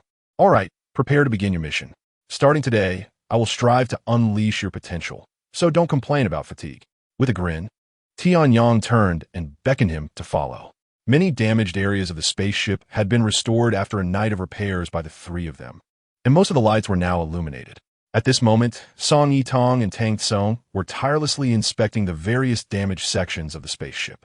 Upon seeing Zhang Yang, they greeted him, and he returned their acknowledgement with a nod. Following Yang, they ascended to the gym on the second floor. The gym spanned an impressive 500 square meters, equipped with a plethora of fitness equipment, much of which Zhang Yang had never encountered before. Curiosity piqued, he wandered around, exploring each piece of equipment. "Have you had breakfast?" Yang suddenly inquired. "Not yet. There was no breakfast available on the street." "That's unacceptable. Exercising without breakfast is detrimental to your health. Wait here. I'll find you something to eat." With that, he turned and exited the gym, leaving Zhang Yang to continue exploring the array of fitness machines. A few minutes later, Yang returned, carrying a large box. The provisions aboard the spacecraft are limited. Although their flavor is rather mundane, they are imbued with substantial energy, making them ideal for someone like you who requires a significant energy boost. With that, he handed Zhang Yang a piece. It was firm, encased in vacuum-sealed packaging, resembling the compressed biscuits found on Earth. Without a second thought, Zhang Yang tore it open and stuffed it into his mouth, as he was feeling somewhat hungry. The taste was reminiscent of the compressed biscuits, yet it was not as dry. It melted in his mouth, offering a delightful texture and a variety of flavors. Zhang Yang devoured 3 pieces in succession until he could no longer eat. If a soldier from Qingning had been present, he would have surely recognized this as their new type of rations. After a brief rest, at precisely 8 o'clock, Zhang Yang commenced a series of equipment training sessions, with Yang beside him, providing guidance on the usage of the apparatus. Zhang Yang was earnest in his learning, exhibiting no trace of laziness, which greatly impressed Yang. A regular at the gym, Yang's professional instruction allowed Zhang Yang to train for 2 hours at a time before taking a break. The gym provided water, and he could munch on compressed biscuits if hunger struck. Thus, Zhang Yang completed 5 sets in a single session. It was not until he was utterly exhausted and unable to rise that he concluded his training for the day. In the expansive hall on the second floor of the spacecraft, Zhang Yang reclined on a sofa, feeling as though his body was no longer his own after enduring over 10 hours of extreme exercise. However, it must be said that Yang's guidance was exceptional. He had not been idle yesterday, and following his own regimen, he could scarcely manage 2 hours of training before succumbing to fatigue. Yet yesterday, he had trained for over 10 hours. He could acutely feel the soreness in every muscle and tendon, with each movement eliciting a sensation that coursed through his entire body. This feeling was not merely painful, it carried a tingling sensation as well. Zhang Yang did not resent this feeling. Rather, he welcomed its presence, for it signified a sense of fulfillment and the promise of a stronger body. "How do you feel?" Yang inquired, taking a seat beside Zhang Yang. "Quite invigorated. Shall we continue tomorrow?" Zhang Yang replied, turning to grab a bottle of water from the table and gulping it down. "Absolutely, not just tomorrow, but for the entire month ahead." "Zhang Yang, are you prepared?" "Haha, I've long been prepared." However, the following morning, Zhang Yang found himself regretting his words. He had assumed that with Yang's guidance, his training would be more structured, minimizing the soreness he felt. Yet he was mistaken. After rising, he found it nearly impossible to get out of bed. A simple act such as this took him a full 20 minutes. With washing up and getting ready, there was no doubt he was late. Upon arriving at the spacecraft, it was already 8 o'clock. As he stepped inside, he spotted Yang, who appeared to have been waiting for quite some time. Upon seeing him, Yang rolled his eyes. Zhang Yang sheepishly scratched his head and followed Yang to the gym. Yang prepared a detailed training regimen for him, which entailed utilizing every piece of equipment in the gym multiple times. Zhang Yang was momentarily taken aback. There were hundreds of pieces of equipment. Yet, having declared his readiness yesterday, he, unwilling to lose face, grit his teeth and agreed, reasoning that if he could do it yesterday, he could do it again today. What was there to fear? The primary aim of this training was to enhance his physical and combat abilities, and there was a particularly unique aspect to the regimen: mental fortitude. "How does one train mental fortitude?" Zhang Yang inquired. Curiosity piqued as the plan did not specify the training's content. That is not difficult. We'll save it for last. Let's begin with the physical training outlined in the plan. Yang replied. Zhang Yang nodded, deciding to wait and see about the mental training later. After consuming a few pieces of compressed biscuits and stretching his limbs, he readied himself to commence the first day's training from the schedule, coincidentally beginning on May 1st. Thanks to yesterday's practice, Zhang Yang had become quite familiar with the equipment in the gym. To conserve energy, Yang reverted to his robotic form, a diminutive figure of 1 meter 30. And while Zhang Yang trained, he sat nearby, offering guidance. Song Yi and Tang Tsong occasionally visited the training room to observe Zhang Yang and share some training insights and knowledge about the universe. The regimen stipulated that Zhang Yang complete 5 sets of training each day, similar to yesterday, yet the content was vastly different. He was required to rest for 20 minutes after completing each set, with an average of 2 hours needed to finish each set. The first set was the easiest, and Zhang Yang completed it in under an hour and a half. As time progressed and his stamina waned, what had initially seemed similar gradually became more arduous. The final set took him a full 3 hours to complete. After enduring over 10 hours, Zhang Yang finished the first day's training. Unlike the previous day, he did not feel as fatigued after completing the 5th set, and the soreness in his body had considerably lessened, bringing him great joy. Following this, Yang led him to a small room within the gym. Zhang Yang had initially thought it was a restroom, but upon entering, he was amused by his own silly assumption. The room was modest, approximately 30 square meters, illuminated by bright white lights reflecting off the walls. Aside from a solitary chair in the center, the room was completely bare. Upon entering, Zhang Yang sat in the chair as instructed by Yang. The moment he settled down, the wall before him transformed into a massive screen, akin to that of a cinema, but even more luminous. Simultaneously, a small table rose before him, equipped with 2 grips and numerous various wires, the purpose of which was unclear to him. When he realized these wires were meant to connect with him, Zhang Yang was startled, though he found comfort in knowing they were not inserted into his body, but rather attached to his skin with rubber rings. In a moment, you will enter a dream, a very vivid dream. However, regardless of the circumstances within the dream, it remains just that, a dream. Do not harm yourself due to what transpires within it, Yang explained, placing a necklace around Zhang Yang's neck. If you encounter death or an insurmountable challenge in the dream, press the button on the necklace. Remember, do not die in the dream, for the consequences could be dire, ranging from a significant loss of mental fortitude, which is irreversible, to brain death, rendering you a vegetable. The seriousness on Yang's face made Zhang Yang gulp. Is it really that terrifying? What will I be doing in the dream? That is uncertain. The scenarios encountered in the virtual dreamscape are random each time. All right, and what about those screens? Are they for observing my dreams? Zhang Yang inquired, glancing sideways. Precisely. Yang confirmed, causing Zhang Yang to feel a bit uneasy. The notion of someone watching his dreams was unsettling. Yang seemed to sense Zhang Yang's discomfort. Do not worry. This screen is merely for monitoring the state of your soul within the dream. You need not concern yourself with it too much. After all, I am usually within you. Yang grinned.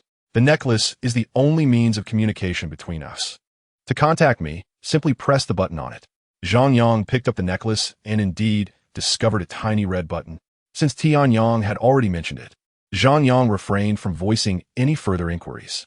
He was, however, quite curious about how this object would enhance his mental prowess. After all, his 8th sense and mecha manipulation required substantial mental strength to sustain. Remember, the longer one remains inside, the greater the increase in mental power. Once fully prepared, Zhang Yang closed his eyes, and in an instant, his perception shifted dramatically.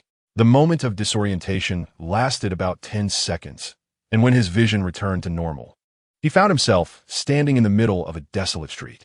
Scanning his surroundings, he noticed that there was not a single soul nor a moving vehicle in sight. The area was eerily silent. The sky was overcast, and the air was thick with the acrid scent of smoke. Every structure along the street bore varying degrees of destruction, with abandoned and wrecked vehicles littering the road. Suddenly, something white beneath the rubble caught Zhang Yang's attention. The stark contrast of the white against the gray landscape was jarring. He approached, eager to uncover the source, But after digging through the debris a few times, he was horrified to realize those white objects were human bones. The flesh had long since decayed and vanished. Zhang Yang was struck with terror. What had happened? Had the apocalypse arrived? Heart-pounding, he quickly distanced himself from the bones and continued down the street. Most of the buildings had crumbled into ruins, while the few remaining structures were shrouded in a thick layer of dust. The deeper he walked, the more his heart raced. How could such devastation occur? Had this place been struck by a nuclear bomb or invaded by malevolent spirits? Just as he struggled to comprehend the sight before him, he spotted a figure, a living person. Judging by her stature, it appeared to be a woman, crouched with her back to him, engaged in some activity. Zhang Yang felt a rush of excitement. Encountering another human could provide clarity about the situation. "Hello, may I ask?" He gently tapped her shoulder. The woman, seemingly startled, froze in place, her hands suspended mid-motion. Zhang Yang raised an eyebrow, pondering if she might be mentally unstable. Just as he was about to speak again, she suddenly turned around. Zhang Yang instinctively took a step back, but the dreadful image he had anticipated did not materialize. Instead, he was met with the sight of an ordinary middle-aged woman. Or at least she appeared to be. "What are you doing?" he inquired. The woman, however, offered no response, merely staring blankly at him. Zhang Yang, perplexed, mused whether she was not only mute, but also mentally impaired. He waved a hand in front of her face, yet she remained unresponsive. Resigning himself to the thought that there must be others nearby, he prepared to withdraw his hand when, unexpectedly, the woman lunged at him, attempting to bite his hand. Startled, he quickly jumped back. After regaining his composure, Zhang Yang felt a surge of indignation. "What do you want?" he began to ask, but his words faltered as he gaped in astonishment at the unfolding scene. The middle-aged woman stood upright, her limbs dangling as if devoid of bones. In mere seconds, her skin withered into a desiccated layer, transforming her into a grotesque figure resembling a corpse. Her skull rapidly morphed into that of a skeleton, and she advanced toward Zhang Yang with a gait reminiscent of a primate. This is a malevolent spirit. Zhang Yang gasped in sulk. This was his first encounter with a tangible malevolent spirit, and having never dealt with such entities before, he found himself at a loss. He was nearly paralyzed by fear as the spirit lunged toward him. Reacting instinctively, he swiftly dodged its attack. What now? Zhang Yang panicked, unsure of his next move. At that moment, a singular thought consumed his mind: escape. He recalled Tian Yang's words that the longer one remained in this realm, the greater the enhancement of mental power. But it was never stated that one had to engage in combat. Resolute in his decision, Zhang Yang turned and fled. The malevolent spirit pursued him relentlessly, the distance between them rapidly diminishing. Zhang Yang felt his sanity slipping away. How could she move so swiftly? In his frantic state, he accidentally toppled a trash bin, and with a strange noise, he glanced back to see another malevolent spirit emerging from the fallen container. Upon spotting Zhang Yang, it stood up and joined the chase alongside the first spirit. Realizing that reinforcements were closing in, Zhang Yang quickened his pace, but as he rounded a corner, despair washed over him. He had entered a dead end, with no way out, and to make matters worse, another malevolent spirit was lurking at the alley's entrance. With a spirit in front and two behind, Zhang Yang chuckled darkly, surrendering to the inevitable. If he could not flee, he would fight. After all, he would have to confront them eventually, and the sooner he acclimated, the better. He relaxed his body, sensing a powerful energy coursing through him, amplifying his strength, especially in his limbs. The two pursuing spirits had reached him, leaping several meters into the air to attack. Zhang Yang leaned aside, evading their strike, and delivered a powerful punch to one of them. The spirit emitted a chilling shriek as it collapsed to the ground. Fueled by the energy, Zhang Yang moved far faster than the spirits, dodging their attacks with ease. Though he was unarmed, he felt confident. If he had a weapon, things would be even easier. During one of the female spirit's leaps, Zhang Yang struck, breaking one of her legs, leaving her unable to stand, let alone attack him. Seizing the opportunity, he stomped on her head, shattering her skull into fragments. The remaining two spirits, momentarily stunned by the demise of their companion, were soon stirred back into action, their primal instincts overriding any semblance of fear. With his dark energy waning, Zhang Yang opted for a swift resolution, dispatching the last two spirits in under a minute. As he surveyed the ground littered with remnants of the defeated spirits, he felt no remorse. It seemed that malevolent spirits were not particularly formidable, in truth. They were easier to handle than the drifters. Just as he stepped out of the alley, he encountered yet another malevolent spirit, but this one was unlike the previous three. Zhang Yang sensed a palpable danger emanating from it. Why was that? His heart sank. The spirit turned to face him, and as Zhang Yang beheld its true form, his heart nearly ceased to beat. This was an intermediate malevolent spirit. Moreover, the purpose of Zhang Yang's arrival was not to engage in a battle with the mingling. Thus, he deemed retreat to be the wisest course of action. Although the intermediate mingling had spotted him, it did not approach. Zhang Yang was oblivious to its thoughts and had no desire to know. His foremost intention was to distance himself from this place and the intermediate mingling. He watched as the creature gradually receded, and after it had retreated about 10 meters, he summoned all his strength and turned to flee. He sprinted with unparalleled effort, feeling as if he had never run so swiftly in his life. Within a mere minute or two, he traversed 4 or 5 streets, and only when he could no longer see the figure of the intermediate mingling did he finally come to a halt. The street remained devoid of any pedestrians, and as he surveyed his surroundings, he found himself standing in a villa district. With no one around, he scaled the protective railing and entered the villa. The 3-story mansion, complete with a lawn, swimming pool, and garden, was the epitome of Zhang Yang's dreams. Previously, he and his family had resided in a cramped rental apartment allocated by his father's workplace, a mere 30 square meters that offered little comfort. Later, they moved to their current residence, a rented space of approximately 70 square meters. Although it was double the size of their previous dwelling, they still felt uncomfortable. His father's disappearance severed the family's source of income, while Fansu's salary barely sufficed for their daily expenses, making rent a significant burden. Consequently, they often faced harassment from their landlord due to their inability to pay the rent. Each time the landlord came to confront them, it was Fansu who bore the brunt of the landlord's vitriol, silently enduring the insults. Zhang Yang witnessed this and felt a deep anguish, yet they dared not retort, as they were the ones unable to meet their financial obligations. Moreover, they could not guarantee finding a more affordable and suitable place to live. Thus, Zhang Yang resolved in his heart that he would ensure his mother would one day reside in a grand villa like this one. The lawn was marred by dust, and the swimming pool lay dry. Though the structure appeared intact, it lacked any semblance of vitality. The front door was unlocked, and upon pushing it open, a rich aroma of grilled meat wafted toward him. Was someone cooking? There were indeed people here, and his heart leapt with excitement at the thought of no longer being alone. The charcoal in the wall-mounted furnace still glowed, and the coffee on the table emitted steam, suggesting it had been freshly brewed not long before. Now he could ascertain that there were indeed inhabitants. Is anyone there? Do you need assistance? Zhang Yang called out, standing in the living room and awaiting a reply. He scrutinized the villa's interior multiple times, yet even the coffee had cooled, and still there was no response. Unable to contain his anxiousness, he explored the entire first floor, marveling at the opulent decor that left him in awe, sensing that this family must be quite affluent. However, he found no sign of anyone, including the elusive presence he sought. Returning to the hall, he ascended the staircase to the 2nd floor. The wooden stairs exuded a vintage charm, creaking underfoot in the otherwise silent house, their sounds echoing distinctly. The 2nd floor was predominantly composed of various bedrooms. As he reached for the nearest door, a piercing scream erupted, causing Zhang Yang to instinctively retract his outstretched hand. It was a female voice, sounding rather youthful. "Is anyone there? Do you need help?" He shouted again. The sudden scream had startled the unprepared Zhang Yang, leaving him uncertain of its origin.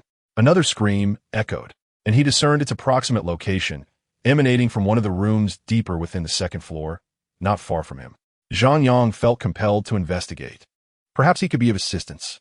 With that thought, he ventured along the corridor, opening doors one after another within the vicinity, but he encountered no one. Frustrated, yet undeterred, he persisted in opening other doors until only one remained, still yielding no results. Standing at the threshold of the final room, he hesitated, feeling an inexplicable apprehension about opening it. Just then, a cacophony erupted from within the room.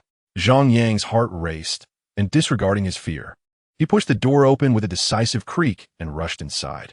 This was a storage room, comparable in size to the other bedrooms, approximately 30 square meters. Truly, it was the hallmark of wealth, as even a mere storage room surpassed his former home in scale. However, he had no time to reflect. One wall of the storage room had been breached, and countless mingling were streaming in. At that moment, 4 or 5 mingling were already present within the room, seemingly encircling something. Upon closer inspection, Zhang Yang discovered a young woman in a white dress ensnared in their midst, the source of the earlier screams. Without a second thought, he considered the mingling to be mere minor threats, easily manageable. Fortuitously, the storage room was equipped with various tools, and Zhang Yang quickly surveyed his options, seizing a large wrench and charging toward the mingling. With determined strikes, he swung the wrench at the heads of 2 of the mingling, who were so fixated on the girl that they failed to notice him. Consequently, the 2 mingling collapsed, their heads shattered. With the 2 new arrivals, 5 mingling now filled the room. The death of their companions drew the attention of the remaining mingling, who lunged toward Zhang Yang. He glanced at the girl, who was on the ground with her back toward him, obscuring her face. Yet she managed to rise, struggling to crawl toward the wall. Zhang Yang breathed a sigh of relief. Her survival made his efforts worthwhile. However, something about her silhouette felt familiar, as if he had seen her before. But he set that thought aside, focusing on dispatching the remaining mingling first. It was imperative to seal the breach, or he would never be rid of them. With a swift leap to the right, Zhang Yang hurled a shelving unit toward the opening. One of the climbing mingling became lodged, unable to enter or exit, effectively blocking the breach. Success. Zhang Yang smiled. With the opening sealed, he could now focus on eliminating the remaining mingling. As the creatures charged toward him, he gripped the wrench tightly, aware that his dark energy had just been expended and would not be available for some time. Thus, he resolved to confront the situation using the most primal and brute force methods. At that moment, 2 mingling leaped simultaneously. Zhang Yang retreated to the door of the storage room, and while one mingling believed it had the advantage of speed, it was Zhang Yang who outpaced it, easily evading its attack. The creature collided with the wall, and Zhang Yang seized the opportunity to strike its head with the wrench, reducing it to fragments. The other mingling had its legs shattered by Zhang Yang's wrench, rendering it incapable of leaping and transforming it into a crawling monstrosity. Yet, even in this state, it attempted to lunge at Zhang Yang with its gaping maw. Unhesitatingly, Zhang Yang sent it to its demise. The remaining 3 mingling were dispatched with equal ease, and the air became thick with the metallic scent of blood, nauseating in its intensity. Casting aside the bloodied wrench, Zhang Yang prepared to take the girl and flee. As the shelving unit could not provide a permanent barrier against the mingling, the girl cowering in the corner was sobbing uncontrollably, trembling with fear. "Come with me. I will save you," Zhang Yang gently reassured her, patting her shoulder. Startled, the girl abruptly turned and pushed Zhang Yang away. He stumbled and fell to the ground. Not due to his weakness. After all, he had faced several minglings without faltering, but because he had been momentarily stunned by the sight before him. It was her. Zhang Yang rubbed his eyes in disbelief, and she was still there. How could this be? How could she appear here? The moment she turned around, Zhang Yang had lost himself in thought. He had wondered why her silhouette seemed so familiar, only to realize she was indeed the person he had been longing for in the neighborhood. "What are you doing here?" he asked, unable to contain his curiosity. At that moment, the girl recognized that Zhang Yang was not a monster and threw herself into his arms, weeping. Zhang Yang's heart fluttered, but now was not the time for such thoughts. "Let South leave this place," he urged, as a mingling had already managed to wedge itself halfway through the entrance. He grasped the girl's hand with one hand while holding a wrench in the other, making their way outside. As they exited the warehouse, Zhang Yang sensed an immediate threat rushing toward him. He swiftly pulled the girl forward, and they both stumbled to the ground. The sound of splintering wood echoed around them as Zhang Yang checked himself for injuries. Once assured he was unharmed, he looked around and noticed that a row of wooden railings had been severed cleanly.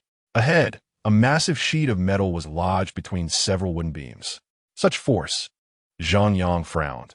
It was beyond the capability of an ordinary mingling. Turning around, he indeed spotted the intermediate mingling. It had not been chasing him, but rather waiting for its minions. They were surrounded, with his dark energy depleted. Zhang Yang realized that relying solely on his fists or the wrench would not suffice against the intermediate mingling. He felt momentarily lost. Glancing at the girl beside him, her tear-streaked face and bloodied lips stirred a deep sense of pity within him. He noticed the wounds on her legs and arms inflicted by the minglings. She was injured. Fury surged within Zhang Yang. Summoning courage from an unknown source, he charged at the intermediate mingling with the wrench. The creature, unwilling to relent, leaped toward him in response. A loud crash echoed as they collided, followed by the ominous sound of bones fracturing. The wrench slipped from Zhang Yang's grasp. He grimaced, clutching his broken arm in disbelief at the intermediate mingling's formidable defense. His full-force attack had dealt no damage, yet his arm lay shattered. Was this not a dream? Why did it hurt so much? The emotionless mingling continued its relentless assault, charging at Zhang Yang like a rampaging bull, the corridor vibrating with its thunderous steps. Zhang Yang managed to push the girl into a room he had opened while searching for her, then leaped off the ground to evade the mingling's attack. Zhang Yang was nimble, but so was the mingling. Upon seeing him leap, it halted and pivoted, delivering a powerful punch to Zhang Yang's shoulder. Another sickening crack rang out, and Zhang Yang's face flushed with pain. His right arm throbbed painfully, both shoulder and hand severely fractured. Taking a deep breath, he relaxed his body, allowing dark energy to course through him, illuminating his eyes with a blue glow. He concentrated the little dark energy he had left in his left arm and unleashed a powerful strike at the intermediate mingling, which also jumped to stomp down on him from above. His arm, imbued with dark energy, glowed faintly with a yellow light, slicing through the air with explosive speed. The impact sent a sharp pain through his left arm, but it was fleeting. Remarkably, Zhang Yang had broken the intermediate mingling's leg. Seizing the opportunity while it lay on the ground, he swiftly dealt the final blow. It was dead. He had managed to kill an intermediate mingling. A wave of pride surged within him, and he felt compelled to share this news with the girl in the room. With great effort, he stood and walked toward her. His right arm was numb, but his left arm remained functional. He pushed open the half-closed door and stepped inside. "Let us go, it's dead." Suddenly, she emitted a strange sound, her body rapidly withering away. She was transforming into a mingling. Zhang Yang stood frozen, his mind racing. How could this be? How could she become a mingling? Zhang Yang, quickly press the necklace. You cannot die. Tian Yang's urgent voice echoed from the necklace. Watching her, now a mingling advancing toward him, Zhang Yang felt a sharp pain in his heart, unable to hold back his tears. Just as her hand was about to graze his chest, Zhang Yang vanished into thin air. Chapter 57. Awakening from the dream. Calm yourself. At that moment, Zhang Yang's face contorted with rage, his eyes bloodshot, as if he were enduring immense suffering, soon drenched in sweat. Tian Yang spoke soothingly while attempting to comfort Zhang Yang, who was trembling in his chair. It was a dream. Zhang Yang, relax. Tian Yang was frantic. He had not anticipated such an event. Song Yi and Tang Tsong rushed in upon hearing the commotion. Quickly, take him to the medical pod. Tian Yang hastily disconnected the numerous wires attached to Zhang Yang. Without hesitation, Tang Tsong hoisted Zhang Yang onto his back and dashed outside, with Tian Yang and Song Yi close behind. After traversing several corridors, they entered a dilapidated room. The medical pod had sustained damage during the impact, and many of its facilities were broken, unsure if it would still work. We'll just have to try. Hurry. Tang Tsong placed the struggling Zhang Yang on a metal bed, encased in a circular glass. As Zhang Yang settled down, the circular glass sealed around him. Song Yi began operating a device resembling a computer nearby. A beep resonated from within the circle, followed by beams of white light sweeping over Zhang Yang.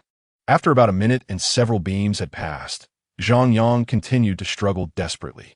Tian Yang furrowed his brow, contemplating every possible method to restore Zhang Yang to normalcy. This could not continue, or his life would be in jeopardy.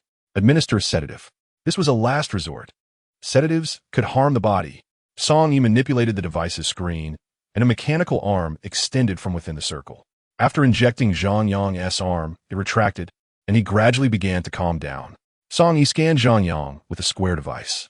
Fortunately, there are no major issues. Upon hearing this, everyone present exhaled in relief. Zhang Yang groaned softly, sitting up as the glass circle retracted. The others gathered around him. What happened to me? observing the somber expressions of those around him. Zhang Yang felt a surge of anxiety. Yang shot him a fierce glare and angrily exclaimed, "What did I tell you before we entered? And how did you behave? If this happens again, you will be prohibited from using the mental evolution device." With that, he turned away. Zhang Yang had never witnessed Yang in such a furious state. It was evident that this time he was genuinely enraged. Sigh, it was indeed his own fault. He had ventured there to enhance his mental strength, and if he had simply persevered, everything would have been fine. Why did he have to seek trouble? It was entirely self-inflicted misery. But the matter was not worth dwelling upon. It was all his mistake. I was wrong. I assure you this is the last time. Trust me. Trust you? We believe in you. Song, Yi, and Tang Tsong chimed in unison. Yang snorted and walked away. Zhang Yang understood that Yang had already forgiven him. It was just unspoken.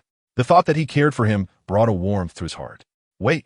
As Zhang Yang turned to get off the bed, a wave of fatigue washed over him, and he collapsed to the ground. Tang Tsong, who was closest, rushed to help him up. "What is happening to me?" Zhang Yang exclaimed. "I told you to wait. I just administered a sedative. You need to rest for a while."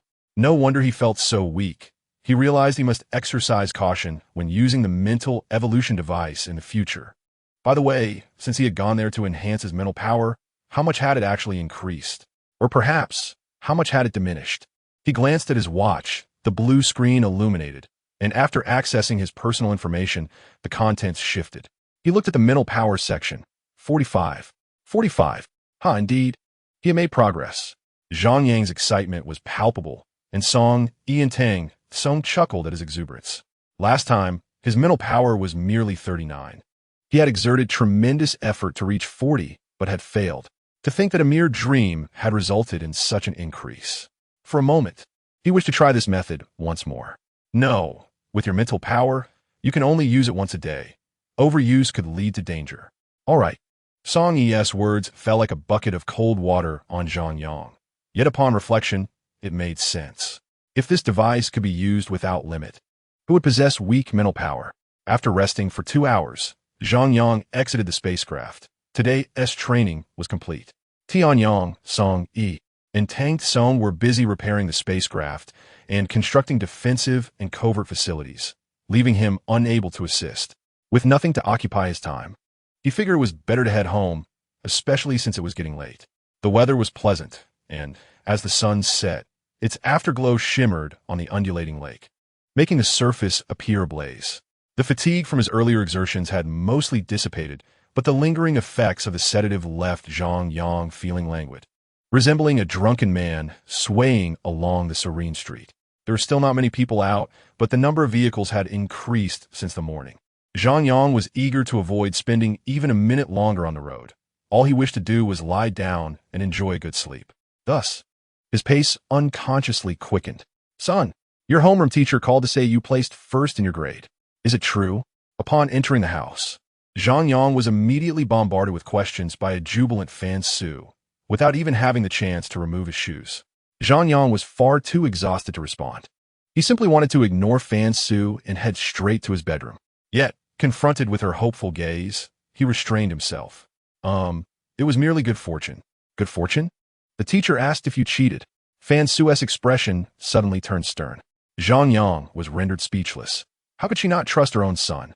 Seeing his bewildered and innocent expression, Fan Su couldn't help but laugh. "Haha, I was just joking. My son would never do such a thing. Now hurry and wash your hands. Dinner is ready, and today we have something special for you." The mention of food instantly revitalized Zhang Yang, who dashed to the bathroom to wash his hands and quickly made his way to the kitchen to serve the meal. Since Fan Su had been injured at a hotel, they had received some compensation, and, combined with the money Lin had given Zhang Yang, it was enough to elevate their standard of living, even if just slightly. Consequently, the variety of dishes was markedly better than before. While it couldn't compare to the lavish feast from his last birthday, it was still quite satisfactory. Over the next half hour, Zhang Yang enjoyed a delightful dinner. Chapter 58. Formation of the base on the morning of May 2nd at 6 a.m. before dawn. Zhang Yang rose from bed, feeling a chill in the air, prompting him to don an extra layer of clothing. A heavy rain had fallen the previous night. Yet Zhang Yang remained oblivious, having been lost in a deep slumber amidst the tempestuous storm outside. Only the sound of raindrops upon awakening alerted him to the downpour. Today marked the second day of training, and he was eager to commence. Last night, while perusing the news, he had come across several reports of incidents involving the Ming-Ling attacking individuals. Those victims had not perished, but had become infected, transforming into mindless monsters devoid of consciousness. And as of now, no treatment or containment methods existed. They had been dealt with on the spot, and their bodies incinerated. This was the most humane approach, despite the families of the infected protesting. After reading these reports, Zhang Yang felt a deep sorrow. These were living people, and they had perished in such a tragic manner. However, lamenting was futile. The most crucial thing was to enhance his own strength. Only by becoming stronger could he aid others. Through the training of the past 2 days, Zhang Yang sensed a significant transformation. He felt more vibrant, his posture straighter, and his movements increasingly agile. These were the benefits that training had bestowed upon him. Realizing the advantages of training only deepened his commitment. Unbeknownst to him, he had arrived at the wasteland, traversing hills and plains. Upon reaching the meteorite crater, he was astonished to find it had vanished. All that remained was a flower-covered plain. That crater had a nearly 100-meter radius and a depth of 10 meters. It had been there just yesterday, yet now it was non-existent. Zhang Yang could hardly believe his eyes, even if dozens of engineering teams were called in. It was implausible for such a feat to be accomplished overnight. As he stepped onto the ground where the crater once lay, he walked cautiously. It was indisputable that the crater had indeed been filled. Just as Zhang Yang pondered how to locate the spacecraft, a notification from his smartwatch on his arm interrupted him. Raising his arm, he saw a projection above a watch. It was projecting automatically. Was the device malfunctioning? He muttered to himself while examining the projection, which revealed a map with a green dot and a red dot at its center. After studying it for a moment, he deduced that the green dot represented his position, while the meaning of the red dot remained unclear. Following the projection, he made his way toward the location of the red dot. Upon reaching it, before he could begin his investigation, the ground beneath him suddenly softened, and he fell through, tumbling down a slope for several seconds before finally coming to a halt. He felt as though his very bones were about to shatter. Struggling to his feet, he surveyed his surroundings and discovered that he was standing in the hull of the spacecraft. It turned out that this slope was the very one he had excavated during his earlier digging. Zhang Yang felt profoundly vexed, unable to comprehend why they had constructed it this way instead of simply making a staircase. Fortunately, his physical condition was commendable. Otherwise, an ordinary person might not have been able to rise for quite some time. Just then, Tang Tsung approached. "Zhang Yang, you're here." "Yes, I am. Just in time for the meeting to start." "Come, join us," Tang Tsung said, waving his hand toward Zhang Yang. "A meeting? What kind of meeting?" Zhang Yang was utterly bewildered. "You'll find out once you're here," Tang Tsung replied, turning and entering a cabin. Zhang Yang hesitated for a moment before following closely behind. Indeed, this was a conference room, with a massive rectangular white conference table surrounded by dozens of intelligent chairs, each equipped with a computer on the tabletop. Upon entering, Zhang Yang noticed Tian Yang, Song Yi, and Tang Tsung sitting formally at a distance of several meters. Tian Yang occupied the center seat, with Song Yi and Tang Tsung on either side. Ever since Zhang Yang entered the room, the three of them had been staring at him, making him feel quite embarrassed. "Why are you looking at me?" he asked. "Oh, it's nothing," Tian Yang replied nonchalantly. "Zhang Yang, I have good news for you," Song Yi exclaimed joyfully, with Tang Tsung nodding in agreement. Zhang Yang's eyesight was quite exceptional. Although the three were several meters away, he could see the bloodshot eyes and dark circles beneath the eyes of both Song Yi and Tang Tsung, indicating they had likely not slept well. Or perhaps not at all. Just yesterday, all three had been busy repairing the spacecraft, and now they were about to share some good news. A smile crept onto Zhang Yang's lips. "Is the spacecraft fixed?" Immediately, Song Yi and Tang Tsung's smiles froze on their faces, and Tian Yang shot a surprised glance at Zhang Yang. "How did you know?" "I'm not foolish," Zhang Yang rolled his eyes. "Well, since you guessed it, let me show you the fruits of our labor from last night." With that, Song Yi opened his computer, and the giant screen behind him immediately displayed the content from his device. "After a night of hard work, we concealed the meteorite crater above us with advanced technology. Though it appears flat now, it only has a thickness of 1 meter, with a void beneath. What if it collapses? Zhang Yang inquired. That won't happen. The density of this layer of soil has been significantly compressed, even exceeding that of steel plates. A 1-meter-thick steel plate is not easily susceptible to collapse, Song Yi assured. Zhang Yang nodded, relieved, but then asked, but where did all that soil come from? We utilized multifunctional robots to excavate soil within a 100-meter radius around the spacecraft. Song Yi explained. Now, aside from the spacecraft, that vacant space has also become usable. Zhang Yang's eyes brightened. This meant his range of movement had expanded. Oomph. Why are you grinning like a fool? Didn't you hear what your Uncle Song said? Tian Yang admonished, his commanding presence startling Song Yi beside him. What's wrong? Tian Yang asked, noticing Song Yi's mouth agape in astonishment. In nothing, Song Yi quickly replied, continuing his explanation. Zhang Yang stuck out his tongue and resumed listening to Song Yi. The spacecraft is nearly repaired. The compressed sections of the hull have been severed and supplemented with other materials.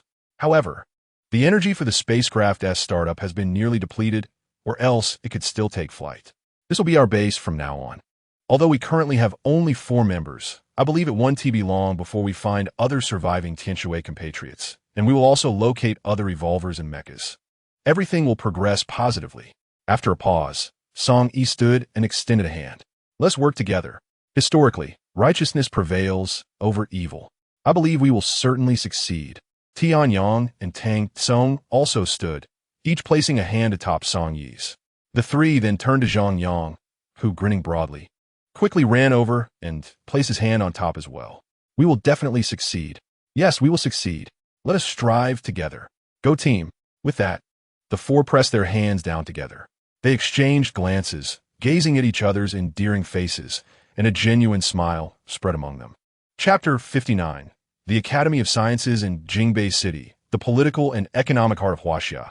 The capital boasts unparalleled strength in various domains, particularly in technology and military power.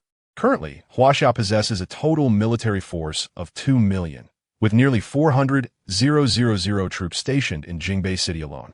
The supreme academic institution for natural sciences and the highest consulting body for scientific technology, the Huaxia Academy of Sciences, is located at the northern end of Jingbei City. In recent months, all the academicians have been tirelessly working towards developing new technologies. New weapons, new military equipment, new military rations, and new communication devices are all being innovated. And the rapid invention of these advancements is attributed to a mysterious individual named Liu Hao. No one knows where he came from or how he devised these innovations. Even his detailed information remains elusive. Yet, this enigmatic figure has a heavyweight sponsor, General Guda, the most renowned general in Huaxia. Since the outbreak of the Mingling Crisis, the Academy of Sciences has been producing vast quantities of new equipment for the valiant warriors fighting in Qingning. Consequently, it has become one of the most heavily protected sites in Jingbei City, as these new technologies hold significant allure for other nations. To prevent them from accessing these innovations, the equipment is manufactured at the Academy rather than at munitions factories. Once completed, all new equipment is promptly airlifted to Qingning. And to ensure the safety of the transport aircraft, the military even dispatches an entire Air Force squadron to escort them. This illustrates the nation's emphasis on the procurement of new equipment. In pursuit of this equipment, several foreign armies have arrived in Qingning under the pretext of jointly combating the monsters. If they could salvage weapons from fallen Huaxia soldiers, it would justify their expedition. However, they were sorely disappointed to find that all equipment was registered to individuals. Once assigned to a soldier, the weapons could only be utilized by the designated person. Even if they managed to acquire the gear of the deceased, it would be of no use to them. This predicament left them quite exasperated. Over the past month, these foreign forces had only managed to obtain new military rations. As a result, Liu Hao was promoted to the position of Vice President of the Academy of Sciences and became a key figure under national protection. In Jingbei City, May is known for its heavy rainfall. At this moment, the downpour was torrential, causing the towering trees to bow under the weight of the rain. Few pedestrians lined the streets, with only a handful of individuals braving the weather in the pursuit of their livelihoods. However, some stood out distinctly. Their chests were held high, and their faces bore a resolute and tenacious expression. Even though the relentless rain had turned them into drenched individuals, they remained steadfast in their positions. These were the soldiers guarding the Academy of Sciences, embodying the weight of the responsibility they bore. The Academy of Sciences is pivotal in determining the outcome of this war. To fortify its defenses, in addition to the original guards, an entire company of soldiers has encircled the Academy, while not far off. A battalion has taken position in the nearby woods. This arrangement also serves to prevent unnecessary troubles from arising. Wang Kai, the squad leader of the Western Guards, found himself unprepared for the sudden downpour the previous day, as he had not brought a raincoat. Although the Academy staff had distributed all available raincoats to the soldiers, they still fell short, leaving several without protection. In a spirit of camaraderie, Wang Kai generously offered his raincoat to a comrade, choosing instead to brave the rain himself. After a day of exposure, he began to feel feverish and somewhat disoriented. However, with 2 hours remaining until his shift change, he could not abandon his post, especially as the Western Front was also the main entrance to the Academy. Thus, despite his discomfort, he remained steadfast at his station. The heavy rain cast a gloomy pall over the sky, but suddenly, several bright yellow lights pierced through the darkness, capturing the attention of the guards. A few black SUVs emerged into view, unmistakably military vehicles as indicated by their license plates. Soon, the vehicles approached Wang Kai's line of defense. Gathering his focus, he shook off the daze and raised his hand to halt the incoming vehicles, which obediently came to a stop. Hello. This is a restricted area of the Academy of Sciences. Please present the necessary credentials to enter. Otherwise, kindly detour. Thank you for your cooperation. Despite his fever, Wang Kai's voice remained strong and authoritative. The rear window of the first vehicle slowly rolled down, and a hand emerged, offering him a piece of paper. Peering inside, Wang Kai spotted a high-ranking officer clad in green military attire seated in the back. Upon recognizing the insignia, he momentarily lost his composure. It was a general. There had been no prior notice of such a distinguished visitor to the Academy today. As he stood in stunned silence, the general from the back seat inquired, "Comrade, is there a problem?" Wang Kai quickly regained his composure. No. Thank you for your concern, Comrade General." He saluted, raising his arm in a military gesture, and the general reciprocated. The sight of a general who was so approachable filled Wang Kai with joy. Without delaying the general's time, he hastily scanned the contents of the document. Upon reaching the final line, he nearly leaped with excitement upon discovering that it bore the signature of General Gu De. Confirming that all was in order, Wang Kai respectfully handed the document back and took a few steps back, waving toward the guardhouse. The barrier at the entrance promptly lifted, allowing the vehicles to enter the academy. At that moment, the general waved to Wang Kai, who hurried over. "Is there something you need, General?" Wang Kai asked respectfully, not only due to the general's rank, but also because he was a personal idol of his. "Are you feeling unwell? You appear to be shivering." "Oh, it's nothing. Just got caught in the rain. I can hold on. Thank you for your concern, General. That won't do. Go and rest. Your health is of utmost importance." Hearing General Guda say this warmed Wang Kai's heart. He was reluctant to refuse the general's offer, yet he could not abandon his duty. "Did you hear me? Go now. But don't worry. If anyone gives you trouble, just say that General Guda ordered you to rest, and they can come and find me." Wang Kai's spirits soared, and he fervently nodded, exclaiming, "Understood." General Gu chuckled, closed the window, and the vehicles proceeded into the academy.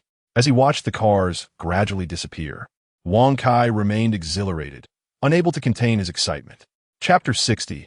Assembling the mechas, the vehicles halted beneath a large building. As soon as they stopped, several individuals clad in white, resembling doctors, approached. They were not medical personnel, but rather academicians awaiting General Guda's arrival, including the esteemed Director Xiaoming. Once the vehicle stopped, the driver exited with an umbrella and opened the door for General Gu. "General Gu has arrived. It is indeed a great honor to welcome you," Xiaoming said, extending his hand. General Gu smiled and shook his hand. "Not at all. I apologize for arriving uninvited and hope Director Xiao will be understanding." Xiaoming laughed heartily. "The rain is heavy outside. Let us continue our discussion indoors." "Very well," General Gu nodded. "After you," Xiaoming said, walking alongside General Gu into the building. After taking a few steps, General Gu paused. "By the way, at the behest of Vice Director Liu, I brought some supplies for him." Xiaoming smiled slightly. "I thought as much. We can simply have a few people carry them over without troubling you." Let's catch up. It has been far too long. These supplies are rather important, and I would like to personally deliver them to Vice Director Liu. As for catching up, we could do that later. Please inform me where Vice Director Liu is currently located. General Gu's statement rendered Xia Ming momentarily speechless, his smile abruptly freezing in place. Clearing his throat to ease the awkwardness, he replied, "All right then, we can catch up later. Vice Director Liu Hao's office is on the 15th floor. You can take the supplies up there. I must be on my way." With that, Xia Ming turned and entered the building. General Gu smiled faintly and followed him inside. Behind them, 20 soldiers in military uniforms disembarked from several military jeeps, each carrying a box, trailing closely behind General Gu. A few minutes later, the elevator arrived at the 15th floor. General Gu and the 20 soldiers exited in single file. The 15th floor was exclusively reserved for Liu Hao, who had mandated that no one was to enter without permission to maintain a quiet environment for his experiments. Thus, he was the sole occupant of that level. The surveillance camera outside the elevator turned to focus on General Gu, and seated at his computer, Liu Hao chuckled upon spotting him, promptly rushing out of his office. "Brother, you are right on time. I was just wondering where you were. I looked down and saw your vehicle," Liu Hao said, embracing General Gu's shoulders. This gesture left the soldiers following General Gu wide-eyed. After all, even the highest-ranking leaders of Huaxia would show deference to General Gu. Yet, to their astonishment, General Gu did not resist, instead smiling back. This bewildered the soldiers, who found it difficult to comprehend the casual demeanor of this disheveled man embracing their general. If Xia Ming had witnessed this scene, one could only wonder what he would think. Soon, they entered an oversized room, which served as Liu Hao's office, his primary workspace and laboratory. "Place the items down. You may wait outside," General Gu instructed the soldiers. They complied, each depositing their boxes on a table before exiting the room. Liu Hao remained silent, observing, and once they were alone, he approached the table to examine the boxes. "Brother, thank you for standing up for me. I have tolerated that old turtle Xia Ming for far too long. Were it not for these extraordinary times, I would have liked to teach him a lesson. It's nothing. I believe it won't be long before that position is yours," General Gu replied nonchalantly, settling onto a nearby sofa. "I have no interest in being a dean. Were it not for your insistence, I would not even consider taking on a role of vice dean. The constant busyness is truly exasperating. I'll endure this for a while longer. This is a piece of the Tiana Mecha found at a meteorite site in Beha province, and all the Rubik's Cube fragments are contained within. Let us see if there is a way to restore it." Liu Hao spread all the boxes across the table and began to open them one by one, observing for a moment before speaking. "A level 3 mecha. I don't foresee any significant issues. Just give me some time. No rush. Take your time."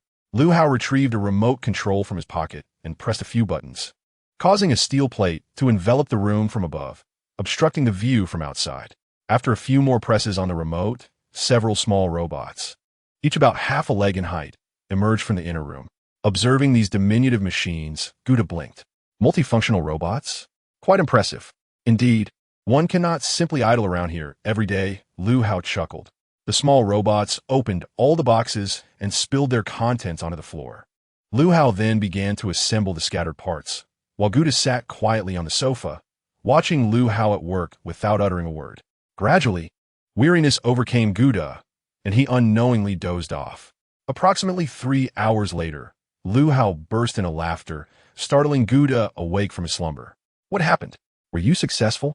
"Of course, one need only consider who I am," Liu Hao replied with a slight smirk. At that moment, the room was graced with a large square box, 3 to 4 meters wide and tall. Approaching the box, Gouda gently touched its surface with his hand. "Brother, why are you crying?" Liu Hao noticed tears welling in Gouda's eyes. "It's nothing, just a brick fell into my eye. It has been a long time since I last saw a Rubik's Cube, and it makes my heart ache a bit," Gouda softly replied.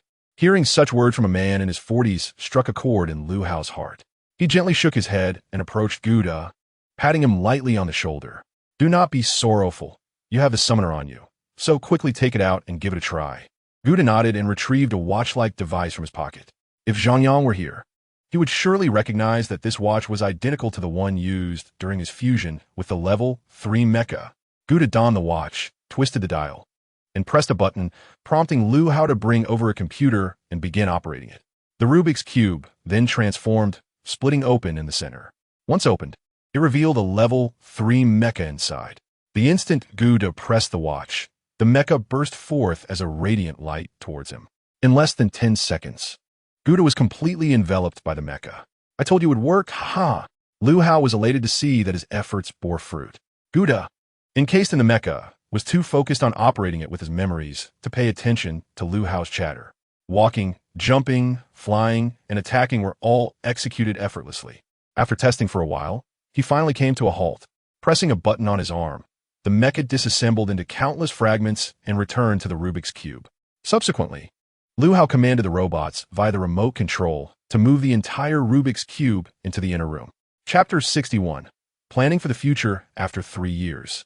How does it feel to summon a mecha once more? Lu Hao grinned as he handed Gouda a goblet filled with a blue liquid.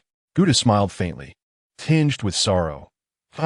It feels exhilarating, as if I have returned to the days of bloodshed in Tianhe.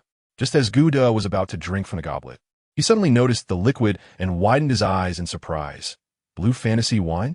Lu Hao, you have quite the treasures here. Is there more? Blue fantasy wine is a specialty of Tianhe Star, akin to red wine on Earth. As its name suggests, it is a blue beverage, with its quality determined by the depth of its color. This wine has no adverse effects on the human body and boasts various benefits, such as calming the mind, enhancing beauty, and aiding sleep. Although Gouda also appreciates red and white wines from Earth, they can never compare to the esteemed position blue fantasy wine holds in his heart. I procured this after considerable effort at a derelict spaceship site. Knowing your struggles, I shall not forget your kindness, my friend. Do you have any more? Lu Hao smiled slightly and raised 3 fingers. 3 bottles. Lu Hao shook his head. 3 boxes? He shook his head again. No way. 30 boxes. Gouda exclaimed in disbelief. Unable to contain his laughter at Gouda's comical expression, Lu Hao nodded in affirmation. Then, I shall take 15 boxes. A fair split, don't you think? Lu Hao hesitated for a moment before nodding. 15 boxes can be arranged, but you must agree to one condition. What condition? Gouda asked anxiously. Lu Hao took the now empty goblet from their earlier drinks, walked to a nearby counter, and poured another cup. Do not fret. It is not an unreasonable condition. I require all the Xianyu crystals you find, including those you may discover in the future. What do you need them for? That can be considered a secret. I will tell you later. After all, you have no use for them. So it is better to give them to me. Handing one of the cups to Gouda, Lu Hao drank his own cup in one gulp. Gouda hesitated for a moment. Fine, I can give them to you, but I want 20 boxes of blue fantasy wine. Almost choking on the sip of wine he had yet to swallow, Lu Hao exclaimed, Are you serious? How much Xianyu crystal do you possess to warrant a trade of 20 boxes of blue fantasy wine? 1 ton, Gouda replied nonchalantly. 1 ton? What would I do with just 1 ton? One deal. Lu Hao cleared his throat to mask his embarrassment, while Gouda laughed heartily, savoring the wine in his cup. The two fell into a comfortable silence, the room becoming significantly quieter. After a moment, Lu Hao spoke again. What are your plans moving forward? Gouda rose, placing his cup on the table, and walked to the window to gaze into the distance. The steel plate that had enveloped the room began to rise after the mecha was retracted. I wish to establish a school. A school? For what purpose? Lu Hao inquired with interest. Gouda sighed, speaking with a tone of melancholy. Out of the 91 Star Guardians, aside from you and me, 9 are missing, along with 80 energy sources. Over 200,000 Tianhe people are lost on Earth, and we have only managed to locate about 30. We have only discovered 1 set of level 4 mechas. This batch of minglings likely arrived on Earth with us during the explosion, but they're now akin to grasshoppers after autumn, no longer a threat. However, there are precisely 300 days until the first spatial rift opens on Earth. Establishing a school is also for the benefit of the Earthlings. With their current shallow knowledge, one would not wish to witness people merely gawking when the first rift appears, only to flee helplessly when countless minglings emerge. Gouda turned to face Lu Hao, his tone growing colder. Lu Hao remained silent, listening intently to Gouda. A school can enrich the knowledge and understanding of Earthlings, but the most crucial aim is to seek out those evolved beings who possess energy sources. They are the key to saving our future. Gouda Dun paused, lowering his voice. Perhaps we can attract the surviving Tianhe people. I have a strong feeling that there are many survivors out there, Lu Hao stood up and walked to Guda's side, gazing out the window together. Let's do it. I support you, but I want to be the vice principal. Haha, no problem. Guda turned around and patted Lu Hao on the shoulder. At that moment, the relentless rain of the past 2 days finally ceased, and the warm sunlight after the rain bathed the two of them, evoking a sense of tranquility. Everything will get better. Indeed, under the sunlight, in front of the glass, the two exchanged knowing smiles. Keep going, keep going. Just a little more effort, and you'll succeed. Go for it. In the training room, Zhang Yang crouched beside Zhang Yang, patiently guiding him as Zhang Yang, drenched in sweat, performed sit-ups on the ground. His arms flailed like slender willows in a tempest, each lift causing his limbs to sway uncontrollably, and his lustrous black hair was soaked, sweat streaming down relentlessly. He gritted his teeth, his expression contorted, yet he refused to give up. Just 10 more, hold on. 9, 8, 2, 1. Success. Zhang Yang exclaimed excitedly, gently helping the exhausted Zhang Yang to a nearby sofa to rest, while opening a bottle of water and handing it to him. Training time had been reduced by half an hour from yesterday, which was commendable. Keep up the good work. Zhang Yang patted Zhang Yang's shoulder and said, Are we training mental strength today? Training? Of course we are, how could we not? Zhang Yang replied, breathless. All right, you take a break, I'll prepare. We can't let anything like yesterday happen again. With that, Zhang Yang entered a small room in the training facility. Zhang Yang attempted to lift his arms, but found them utterly powerless. Looking at his trembling limbs, he felt no regret. Instead, he found it fulfilling, believing that his efforts were meaningful. Sooner or later, he would stand before the mingling and instill fear in them with his strength, making them flee. Zhang Yang's soul fed silently. A little over 10 minutes later, Zhang Yang emerged from the training room just as Zhang Yang was finishing his preparations. Sitting in a chair, Zhang Yang connected all the wires for himself, and once everything was ready, Zhang Yang felt a wave of dizziness and promptly fell asleep. Chapter 62. A surge of strength. Zhang Yang remained in his dream for a full hour before awakening. The reason for his exit was to escape a horde of pursuing mingling, during which he accidentally fell off a cliff. Thankfully, in that critical moment, he remembered to press the button on his necklace. Otherwise, he would have perished. The first thing Zhang Yang did upon waking was to measure how much his mental strength had increased. Upon seeing the numbers on the screen, he beamed with joy. 7 points. An increase of a full 7 points, surpassing 50. Your 8th sense radius should have reached 5 meters by now. Keep pushing, and once you exceed 50 meters, you will enter the second stage, where you can truly experience the might of the 8th sense. Zhang Yang's words illuminated Zhang Yang's mind. I will certainly strive for this. I believe that day is not far off. Zhang Yang grinned. Oh, the young man is quite confident. Let's await the outcome. The two exchanged smiles and exited the room. Time had slipped away, and Zhang Yang prepared to head home. Before leaving, he returned to the training room, eager to test his strength. Although his smartwatch displayed his strength levels, Zhang Yang mentioned that it merely indicated a predicted value and did not provide a precise measurement. Thus, he wished to gauge it himself. The training room housed a strength testing machine resembling a sandbag attached to a machine. One simply needed to strike the bag with all their might, and the machine would display their strength on the screen. After sufficient rest, Zhang Yang stood in front of the strength testing machine, took a deep breath, and focused on the sandbag. You must deliver your most powerful blow. Envision it as the person you despise the most, picturing them in the act of wrongdoing, and strike them. Zhang Yang's voice echoed in his mind. The most despised person? The image of his father, whom he had not seen for over a year, flashed in Zhang Yang's mind. If asked who he loathed the most, it would undoubtedly be him. Yet, Zhang Yang found himself unable to strike. He then recalled the leader of the rogue group who had shot at him multiple times, and the anger surged within him. It was he who had nearly cost Zhang Yang his life on 2 occasions. Just thinking of him ignited Zhang Yang's fury. Indeed, the thought of him elevated Zhang Yang's hatred to its peak. Bang! A powerful fist struck the sandbag, sending it soaring before it quickly fell back into place.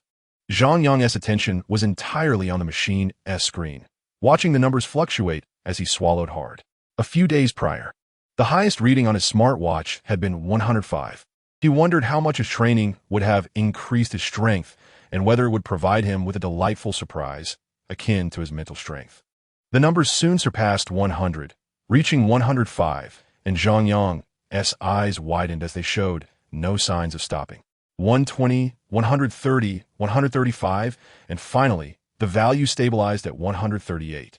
138 kilograms. That's a staggering 276 pounds. He could hardly believe the extent of his progress. He recalled seeing individuals on television who could punch a hole in a concrete wall, and he mused that he might be capable of such feats now. Zhang Yang, witnessing the numbers on the screen, gazed at Zhang Yang with surprise, offering praise before encouraging him to continue his efforts. Zhang Yang nodded with a smile in agreement. After completing the tests, Zhang Yang prepared to return home. Tian Yang escorted him to the exit, where an escalator had been installed, resembling those found in shopping malls.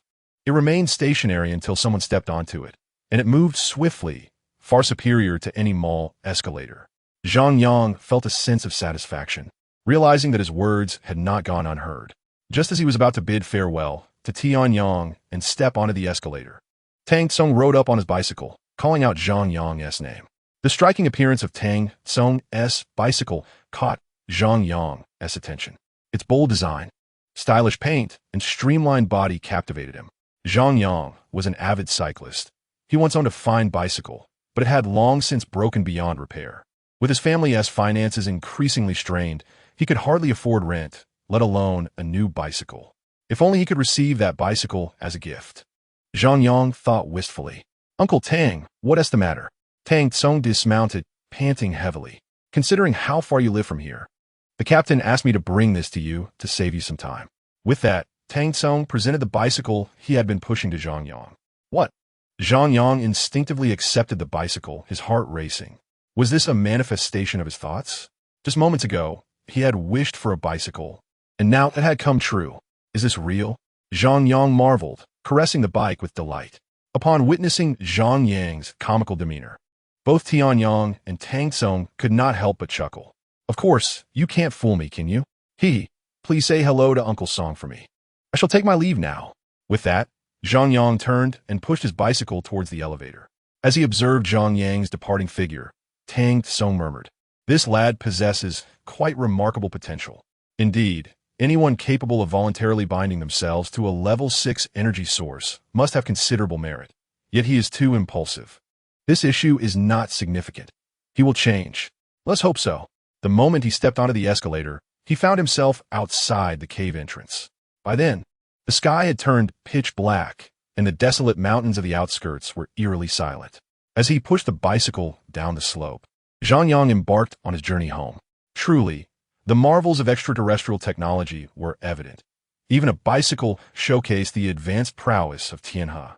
Riding was exceedingly comfortable, requiring minimal effort to propel forward, with the ability to effortlessly adjust speed, and even traversing hilly terrain was devoid of any jarring movements. The rain-soaked ground was quite muddy, and initially, Zhang Yang feared that riding too swiftly might result in splashes of mud upon his attire. However, after some time, he found no trace of mud on his clothes. Upon halting to inspect, he discovered a deep gash on the tire, likely caused by the muddy rainwater being absorbed while in motion, with the liquid subsequently evaporating within the confines of the bicycle due to the force generated while riding. Zhang Yang could not help but marvel at the ingenuity of the Tianhe beings. Having exited the desolate mountains and arrived in the suburbs, Zhang Yang was poised to ride onto the main road when two approaching vehicles captured his attention. What brings vehicles here at such a late hour in the desolate mountains? This defies logic. As the cars entered the woods, curiosity propelled Zhang Yang to follow suit, reassured by his lack of trepidation regarding any potential mishaps. The vehicles came to a halt, and 7 robust men disembarked, swiftly retrieving several packages from the trunks. Zhang Yang parked his bicycle and concealed himself behind a large tree, observing their activities intently. 3 burlap sacks were hoisted, with 2 men carrying each, while one led the way ahead. The moment the sacks were lifted, they began to stir, and Zhang Yang could discern that they likely contained living creatures. Were they transporting animals? It was certainly a possibility. Yet, considering the size of the sacks, a startling thought crossed Zhang Yang's mind. It could also be human cargo. Chapter 63. The mysterious cave on a moonless, windy night. 7 burly men cautiously ascended the mountain, bearing 3 burlap sacks, their dark clothing blending seamlessly with the inky shadows of the night. As they climbed, they remained vigilant, each movement deliberate and cautious. This careful demeanor aroused Zhang Yang's suspicions regarding their motives for venturing into the desolate mountains at such an hour. Just as they were about to crest the hill, curiosity compelled Zhang Yang to follow closely behind. Beyond the summit lay an expanse of unending barren hills, where the 7 men trudged onward. The contents of the sacks appeared heavy, as evidenced by the flushed faces and exaggerated heaving chests of the 6 bearers.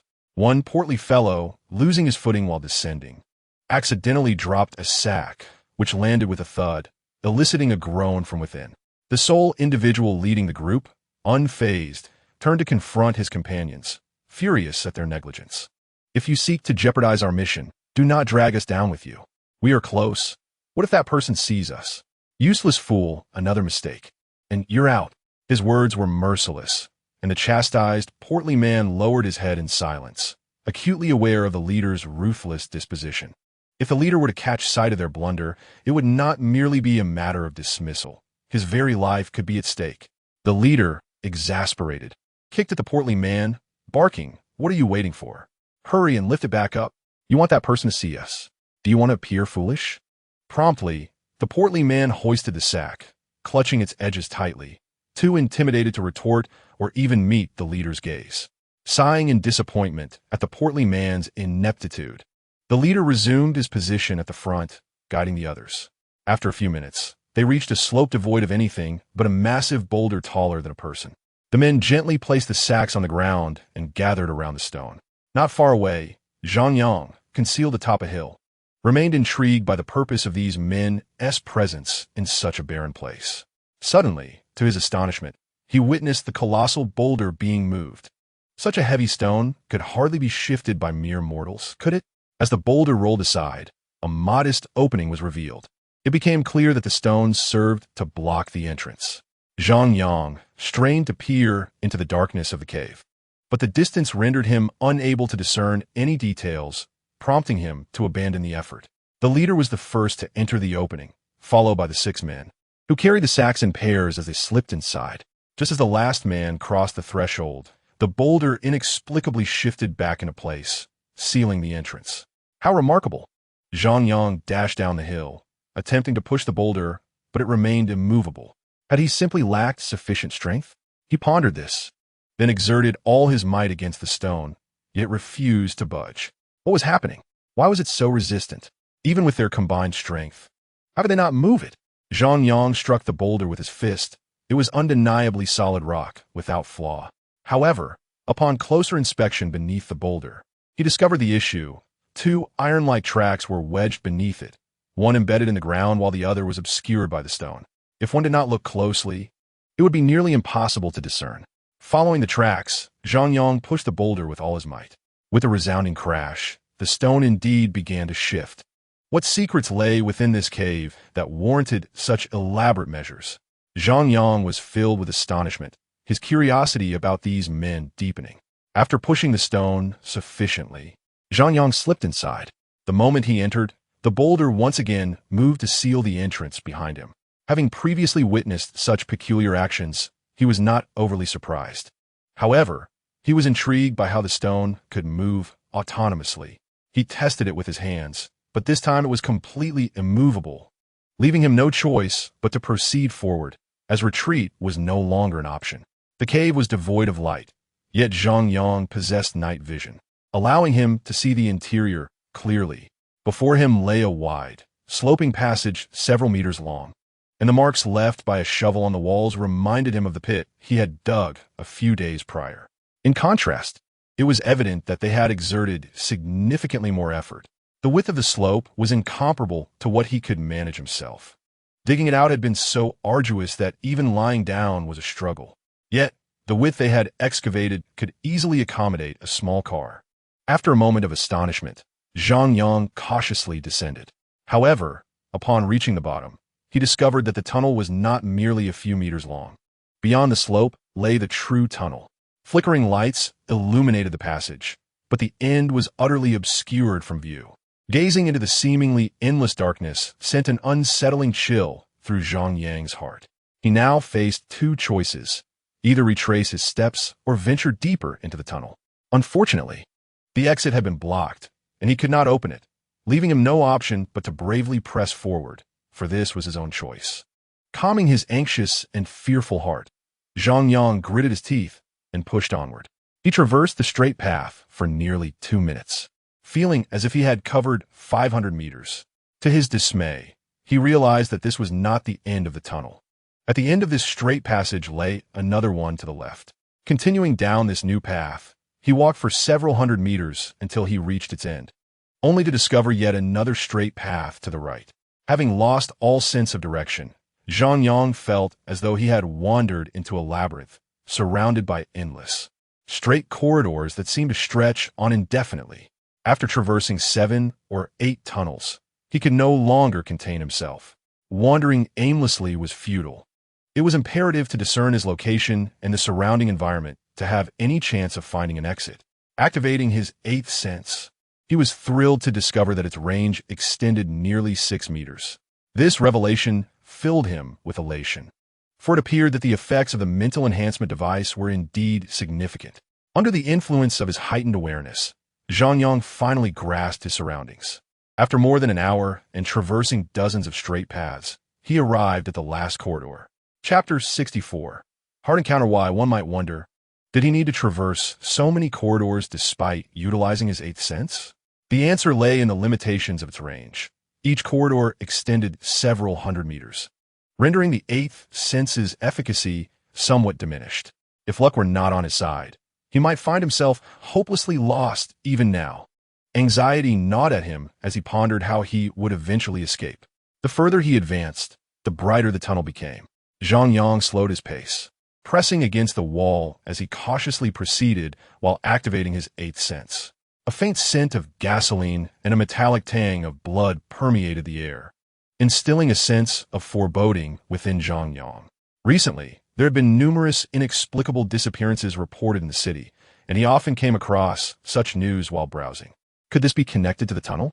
A dark crimson glow illuminated the path ahead, and as Zhang Yang concealed himself behind a large rock at the end of the corridor, he could easily slip away with a mere turn. Yet, he refrained from doing so, for the atmosphere was fraught with danger, and he dared not act recklessly. Ahead lay a vast cavern, filled with the sound of raucous chatter. The 8th sense revealed no human presence within its reach, but on the walls several meters high outside the corridor was a half-bowl-shaped platform, accessible by ropes. This platform was likely intended for sentries, but where were the guards? He set aside his concerns. It was far more crucial to understand the environment and everything within this cave. The platform provided an excellent vantage point for observation. Steeling himself, Zhang Yang leaped from the corridor. In an instant, he rolled to the predetermined position and deftly thrust his foot against a protruding rock on the wall. Propelling himself upward to grasp a wooden beam embedded in the wall, successfully climbing onto the platform and hiding behind the protective railing. Every action was the result of meticulous calculation, from the precise placement of his foot on the rock. A momentary lapse could have spelled disaster, yet he succeeded. In the distance, 2 middle-aged men huddled around a fire, warming themselves.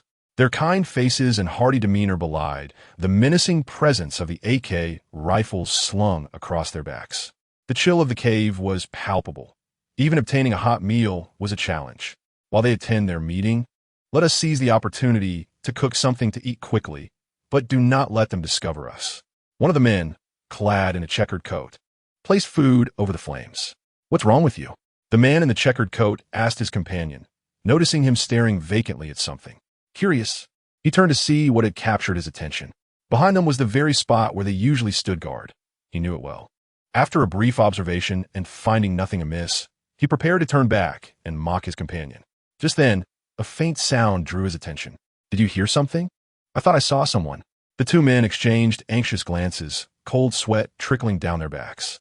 This was a cave 7 or 8 meters underground, and with everyone else gone to the meeting, only the 2 of them remained here as guards. If they were both present, then what was that sound? And what about the shadow? Let us investigate.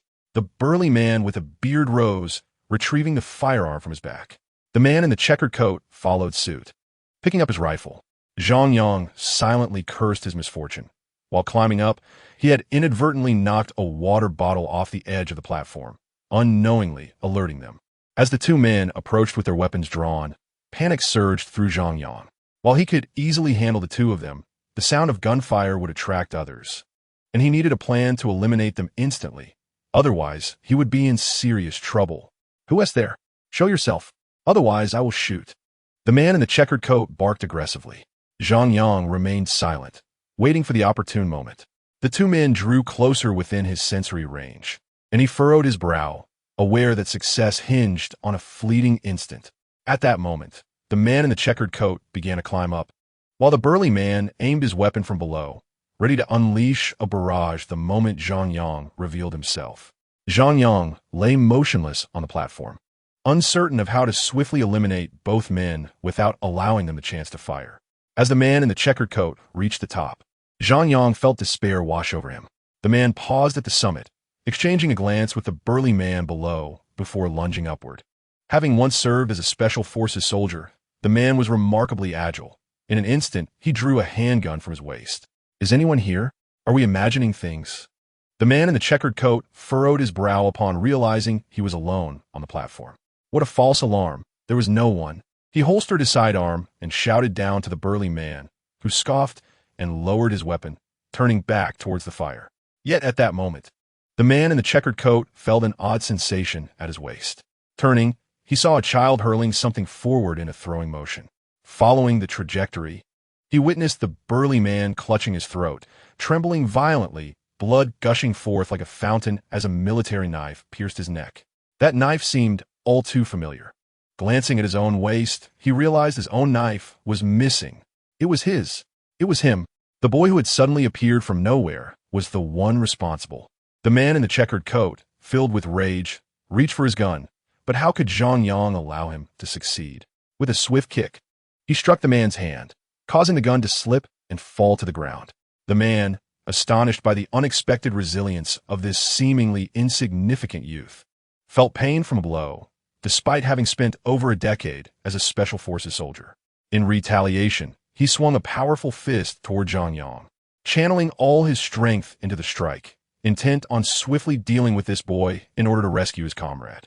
The force of his punch was so immense that the sound of the wind accompanying it could be heard as it descended, a testament to its power. Yet, as the fist approached, Zhang Yang remained unfazed. Memories flooded his mind of a recent encounter where he had been captured by rogue thugs, and a bald man had swung at him only to have his arm shattered by Zhang Yang's own blow. In that moment, he had acted without thought, instinctively meeting the descending fist. Now, that same sensation returned. It was the perfect opportunity to test his own strength. Last time he had relied on dark energy to break the bald man's arm, but this time he would rely solely on his own might. Resolutely, he raised his fist in response. With a crack, the sound of bone fracturing echoed, and a searing pain coursed through Zhang Yang's arm as the back of his hand was brutally struck, flesh torn open, even revealing broken bones beneath. Yet, this was not the most significant aspect. Despite the excruciating agony, he turned to the man in the checkered coat and, upon seeing the outcome, smiled. The entire arm of the middle-aged man had been shattered. Chapter 65. The caged man, eyes wide with disbelief, felt his complexion drain of color. He had not anticipated that the young boy's fist would possess such formidable strength. It felt as if he had struck a stone. His mouth agape. He was compelled to cry out in pain. But just then, a sharp blade sliced across his neck, and blood gushed from the wound like a fountain. He instinctively clutched his neck with his uninjured hand, but to no avail, he soon succumbed to the effects of blood loss, gradually collapsing to the ground. Surviving through years of gunfire and chaos, he had never imagined he would fall at the hands of a mere youth. Filled with indignation, he gazed at Zhang Yang, yearning to rise and tear him apart, but found himself rendered powerless. As his breath faded and consciousness blurred, he remained with wide-open eyes until the very end. Only when a man finally breathed his last did Zhang Yang feel a sense of relief wash over him. Discarding the sharp stone he had clutched, he wiped the blood from his hands on his trousers. In that critical moment, it had been the edge of that stone that had severed the man's throat. His left arm throbbed with pain, and he tore a piece of cloth from the man's clothing to bandage his own wounds, reassured by his rapid healing abilities. Gazing at the blood-soaked corpse before him, Zhang Yang's heart raced, yet he felt no trace of the fear that had once accompanied his first kill. Perhaps he had grown accustomed to taking lives. After concealing the two bodies, he surveyed his surroundings. The underground cavern was expansive, roughly the size of half a playground, illuminated by torches affixed to the walls.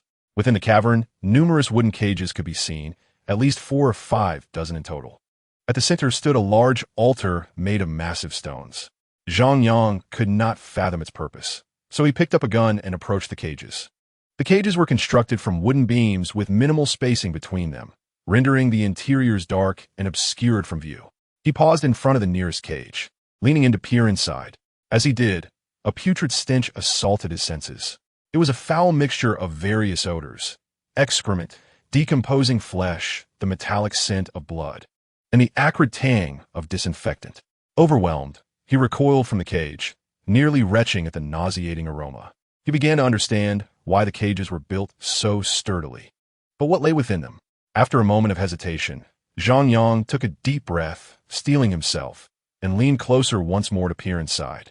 Indeed, there were people. His heart sank. Within the 5-square-meter cage were approximately 7 or 8 young individuals, slightly older than him, but clearly not yet adults. Among them were both boys and girls, all lying silently on the ground, presumably unconscious. He moved to another cage, peering inside once again. This one, similarly sized, housed another 7 or 8 individuals. Though they appeared to be slightly older, likely just reaching adulthood, Zhang Yang was perplexed. He could not comprehend who had imprisoned them and for what purpose, nor why they were separated by age. Continuing his observations, he discovered this pattern repeated in several other cages, each containing 7 or 8 individuals grouped by age. In one cage, he even spotted elderly individuals in their 50s or 60s. Zhang Yang felt compelled to help them. Despite their faint breaths, they were still alive. His phone had long since broken, and although Tianyang had informed him that his smartwatch could make calls, he had opted not to purchase a new one. Checking his smartwatch, he confirmed it could indeed make calls, but there was no signal underground. Reluctantly, he resolved to find another way. After circling the cages, he found no means to open them, as if the builder had never intended for the captives to escape. Just as he was deep in thought about how to unlock the cages, a commotion erupted from a nearby tunnel, followed by a cacophony of voices. Startled, Zhang Yang quickly concealed himself atop the cage. Someone was approaching. The cages were approximately 2.5 meters high, and hiding atop them was a clever choice. He remained still, quietly waiting for the individuals from the tunnel to arrive. The sound suggested a large group, and Zhang Yang furrowed his brow. His hand was still injured, and his dark energy was limited. If they discovered him, he would have no choice but to fight, and in his current state, the odds were not in his favor. Unconsciously, he tightened his grip on the rifle. Moments later, a group of 17 or 18 individuals emerged from the tunnel, including the black-clad men who had previously carried bags, now replaced with suitcases. They surrounded a man dressed in a white suit, engaged in conversation that Zhang Yang could not fully make out. "Where Ma Lu and Wei Rong?" someone suddenly inquired. Zhang Yang's heart skipped a beat. "Who?" The man in the white suit turned to a burly figure among them. "Don't worry about it, just a couple of guards. They've probably run off somewhere. When I find them, I'll make sure they regret it." The tall man bent slightly as he spoke to the white-suited figure, prompting disdainful glances from those behind him. Yet they understood. The man in the white suit was indeed not to be trifled with. Without discipline among your subordinates, how formidable can your leader truly be? Why should I trust you? The white-suited man said coldly, causing all to freeze, a cold sweat breaking out among them. "Please, white boss, you must believe me. I guarantee it. Rest assured, there shall be no issues. Otherwise, I shall provide a full refund," the robust man proclaimed, thumping his chest as he made this promise to the gentleman clad in white. His followers, equally fervent, chimed in with their agreement. The man in white merely cast a fleeting glance over his shoulder, stating, "Money is not the concern. I seek only the final outcome. I advise you to spend this money quickly, for should you fail, you may find yourselves bereft of the opportunity to spend it at all." A cold sweat broke out among the crowd, for they understood that the man in white was not jesting. If he desired the demise of those present, they would certainly not see the dawn of the next day. "Very well, we shall heed Boss Bai's words," the robust man exclaimed repeatedly, his voice laced with frustration. Regret gnawed at him. Why had he engaged in this business venture in the first place? Chapter 66. Termination of cooperation. Weigh your options carefully, the man in white remarked coolly before striding ahead, displaying little regard for those trailing behind him. The group, filled with indignation yet powerless to act, hastened to match his pace. How do we exit this place? The man in white inquired of the robust man who had followed closely. Zhang Yang, perched atop the cage, perked up as he had been pondering his own escape. In the east corridor, if you proceed left and navigate through 10 turns, you will encounter a river with boats. You can use one to leave. I truly cannot fathom why you transformed an air raid shelter into this, the man in white retorted, his tone laced with irritation. The robust man sheepishly scratched his balding head, explaining it was the boss's directive intended to evade detection by the police. This underground lair has taken us over half a year to construct. His pride was palpable, and the others stood tall, as though digging a tunnel were an extraordinary feat. How fitting. Mice are destined to dwell beneath the earth, the man in white scoffed, his disdain igniting the ire of the robust man and his companions. Baihe, you ought to know your limits. Do you believe our brotherhood is easily intimidated? Oh, and what do you intend to do? Baihe halted, turning with intrigue to face the robust man. We are merely business partners. Do not treat us like dogs, for you are not our master. The robust man retorted with narrowed eyes. And if I do regard you as dogs, what of it?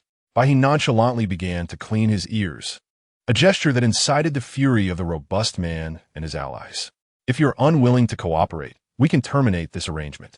Though we may be simple folk, we possess a sense of reason, a commendable sense of reason, indeed. Is this how you speak to your investors? I see no need for further collaboration. Let us terminate the contract. The robust man's eyes widened, and the figures shrouded in black, clutching their briefcases, tightened their grips. Third brother, think it over. 5 million is at stake. Opportunities like this do not come by often. Indeed, third brother, our brothers are counting on us for sustenance. The throng behind him echoed their support. Baihe regarded the unfolding scene with a cold smile, lighting a cigarette. Zhang Yang, observing from his perch, gleaned the underlying discord among the group below, yet he sensed a looming threat, an escalating sense of danger drawing near. Was a robust man truly willing to sacrifice his dignity for monetary gain? Without dignity, what meaning does life hold? Third brother, you must decide. We are all behind you, urged a tall man, a close ally of the robust man. The robust man seemed to reach a conclusion. His jaw clenched as he declared, terminate the contract. Very well. You shall pay half the penalty for breach of contract. Upon payment, I shall leave immediately. You have gone too far, the robust man declared, his patience waning. I am not in the wrong. You breached the contract first. Pay promptly, or I shall remain. You shall remain, will you? The robust man brandished a dagger from his waist, and others drew their weapons, encircling Baihe. What now? Do you intend to strike? Baihe feigned fear, his expression betraying none. The crowd fell silent, their circle tightening around him. Zhang Yang, a distance away, shook his head, sensing impending disaster for the group. Ha! Do not regret your choices, Baihe suddenly laughed, placing his hand to his mouth to emit a sharp whistle. The crowd was startled, unsure of his intentions. Weapons raised as they scanned their surroundings. Finish him! Eliminate him! Someone shouted. The robust man, distracted by the chaos, turned to thrust his dagger. Baihe remained composed, his gaze unwavering as he disregarded the dagger aimed at him. At that moment, an object flew from an unknown source, striking the crowd. They hastily evaded the projectile, which landed at Baihe's feet, revealing itself to be a flashbang. Close your eyes, it's a flashbang, the robust man shouted. A deafening bang resonated as the blinding light engulfed them, each one discarding their weapons to rub their eyes, the robust man suffering from a relentless ringing in his ears. A gunshot rang out, and the robust man witnessed a companion collapse before him. Enemies are upon us. Scatter, he shouted, but his command was drowned out by the cacophony of gunfire, half of his men falling in an instant. Observing the distance, he saw several heavily armed figures advancing while firing upon them. Clarity dawned upon the robust man. He needed to locate Baihe, yet the latter had vanished amidst the chaos of the flashbang.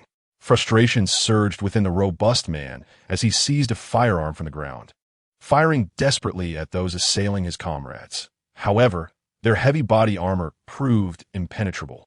Soon, the bullets were spent. "Third brother, run. Let the elder brother take revenge for us," urged the tall man, who had been shot in the leg. "No, we leave together. I shall carry you," he insisted, attempting to hoist him up. The tall man pushed him away. "Hurry, or none shall escape. Call me brother and flee. No, we depart together." The robust man, witnessing his brothers fall one by one, wept like a child. The tall man, striving to rise, was struck by a bullet that pierced his skull, his eyes widening before he succumbed to darkness. The robust man's heart grew cold as he gazed down at his fallen comrade, surveying the scene around him. His brothers lay lifeless in pools of blood, leaving him utterly alone. 8 assailants surrounded him, their guns aimed with intent. The robust man remained silent and motionless, fixated on the body of his deceased brother. The attackers ceased fire, and an eerie stillness enveloped the scene. Zhang Yang, peering through the wooden slats of his confinement, felt a pang of sympathy for the robust man. A raucous, arrogant laughter shattered the silence. Recognizing the voice, the robust man clenched his fists, abandoning the body of his fallen brother to charge forward. The source of the laughter was none other than Bai He. A gunshot struck the robust man's calf, causing him to collapse to his knees. Alas, one cannot blame our ruthlessness. Instead, one must attribute the fault to your foolishness, you 3 brothers. Bai He burst into a fit of laughter, preparing to turn away. But not before uttering the command, "Eliminate him." At that moment, unnoticed by all, the kneeling giant's eyes sparkled with intensity. Chapter 67. The time to kill you. Bai He lit a cigarette, drawing deeply as he approached the exit where the giant lay. The man's demise was assured. Bai He had no doubt that the injured brute could not possibly escape the grasp of his 8 fully armed subordinates. Moreover, these were no ordinary henchmen. They were mercenaries he had procured at great expense from abroad. The sound of gunfire erupted. Bai He scoffed, extinguishing the nearly finished cigarette beneath his foot. "Gather the gear. We must retreat. The remaining scum will soon return," he proclaimed, slipping his hands into his pockets.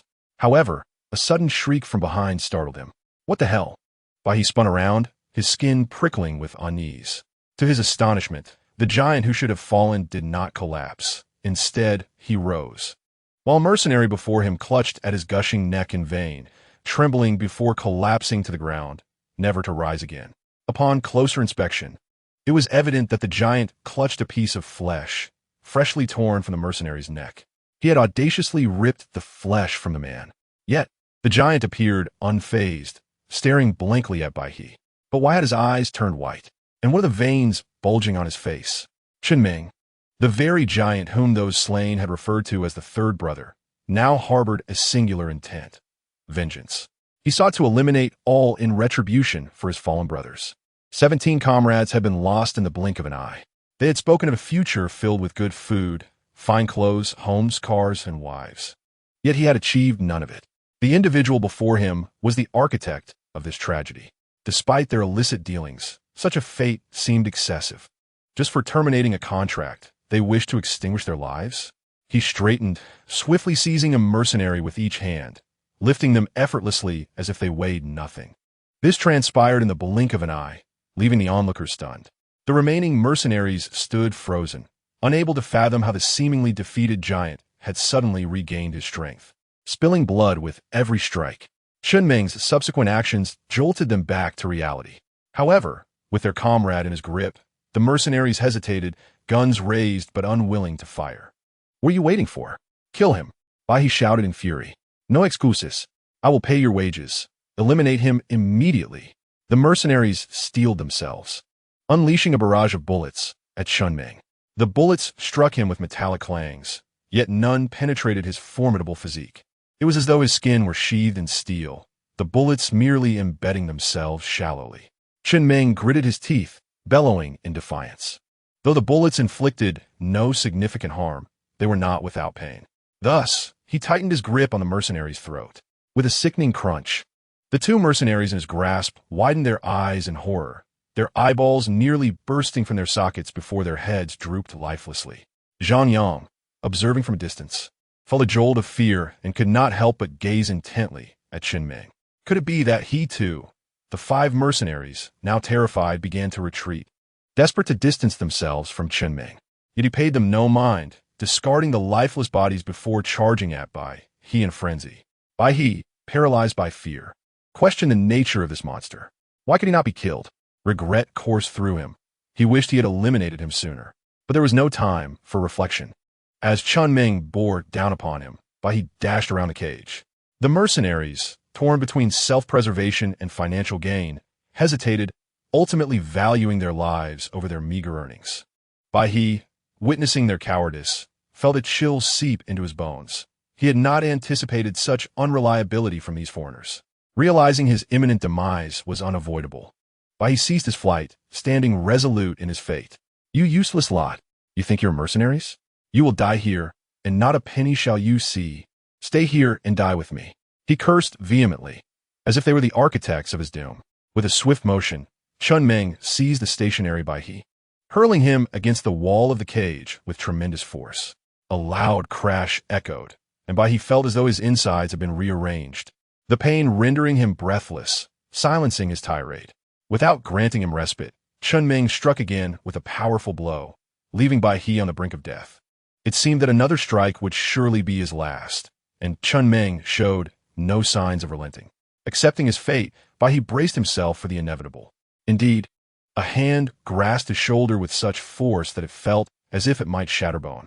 Just as Bai He closed his eyes in resignation, he felt a sudden drop, as if he were plummeting. Though Chun Ming quickly hoisted him once more, the sensation was undeniable. He had nearly fallen. I'm out of strength. Fire your weapons. Do you truly not desire your earnings? Bai He cried desperately to the mercenaries, their spirits rekindled by his plea.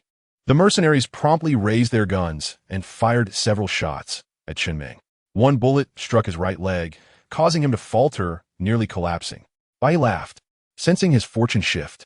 It appeared his instincts had not led him astray. With newfound resolve, he broke free from Chun Ming's grasp and staggered to safety. Though weakened, he sensed that Chun Ming was even more so. Chun Ming, unwilling to yield, crawled toward Bai He, his legs incapacitated from gunfire. Why had this happened? If only he could hold on a moment longer, he would not meet this fate.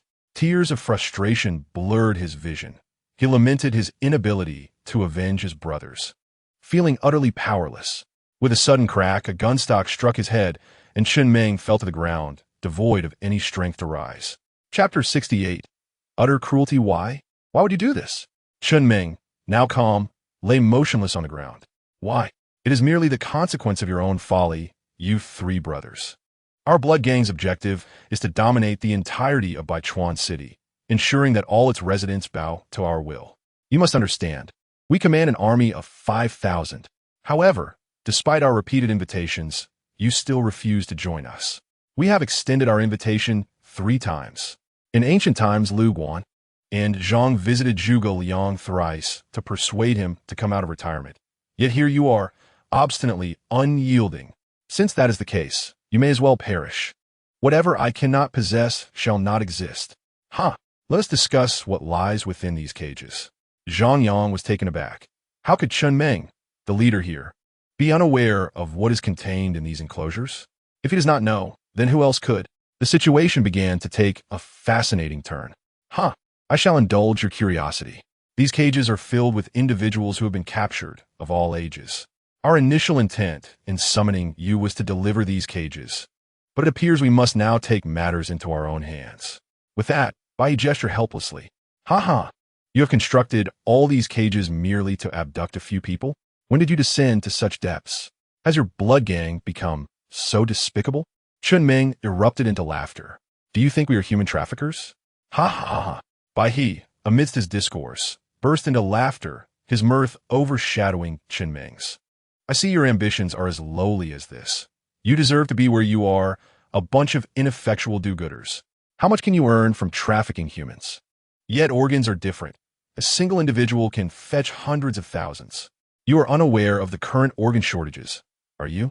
What? Chun Ming's head snapped up in agitation, only to be struck down again by a rifle butt. You beasts! How can you engage in such deeds? You shall not have a good end. Filled with righteous indignation, Chun Ming unleashed a torrent of expletives, astonished that Bai He, clad in a white suit, could be such a beast in human guise. The concealed Zhang Yang also clenched his fists. You fools! How can you still be oblivious after all this time? Truly pathetic. Chun Meng fell silent. He had long detected the foul odor emanating from each cage. Despite his reluctance, he could not escape the pervasive stench. They had even purchased various air fresheners for this purpose. Initially, he wished to discover what lay within, but he foolishly restrained his curiosity in adherence to the rules. If these cages contain people, why have they never made a sound?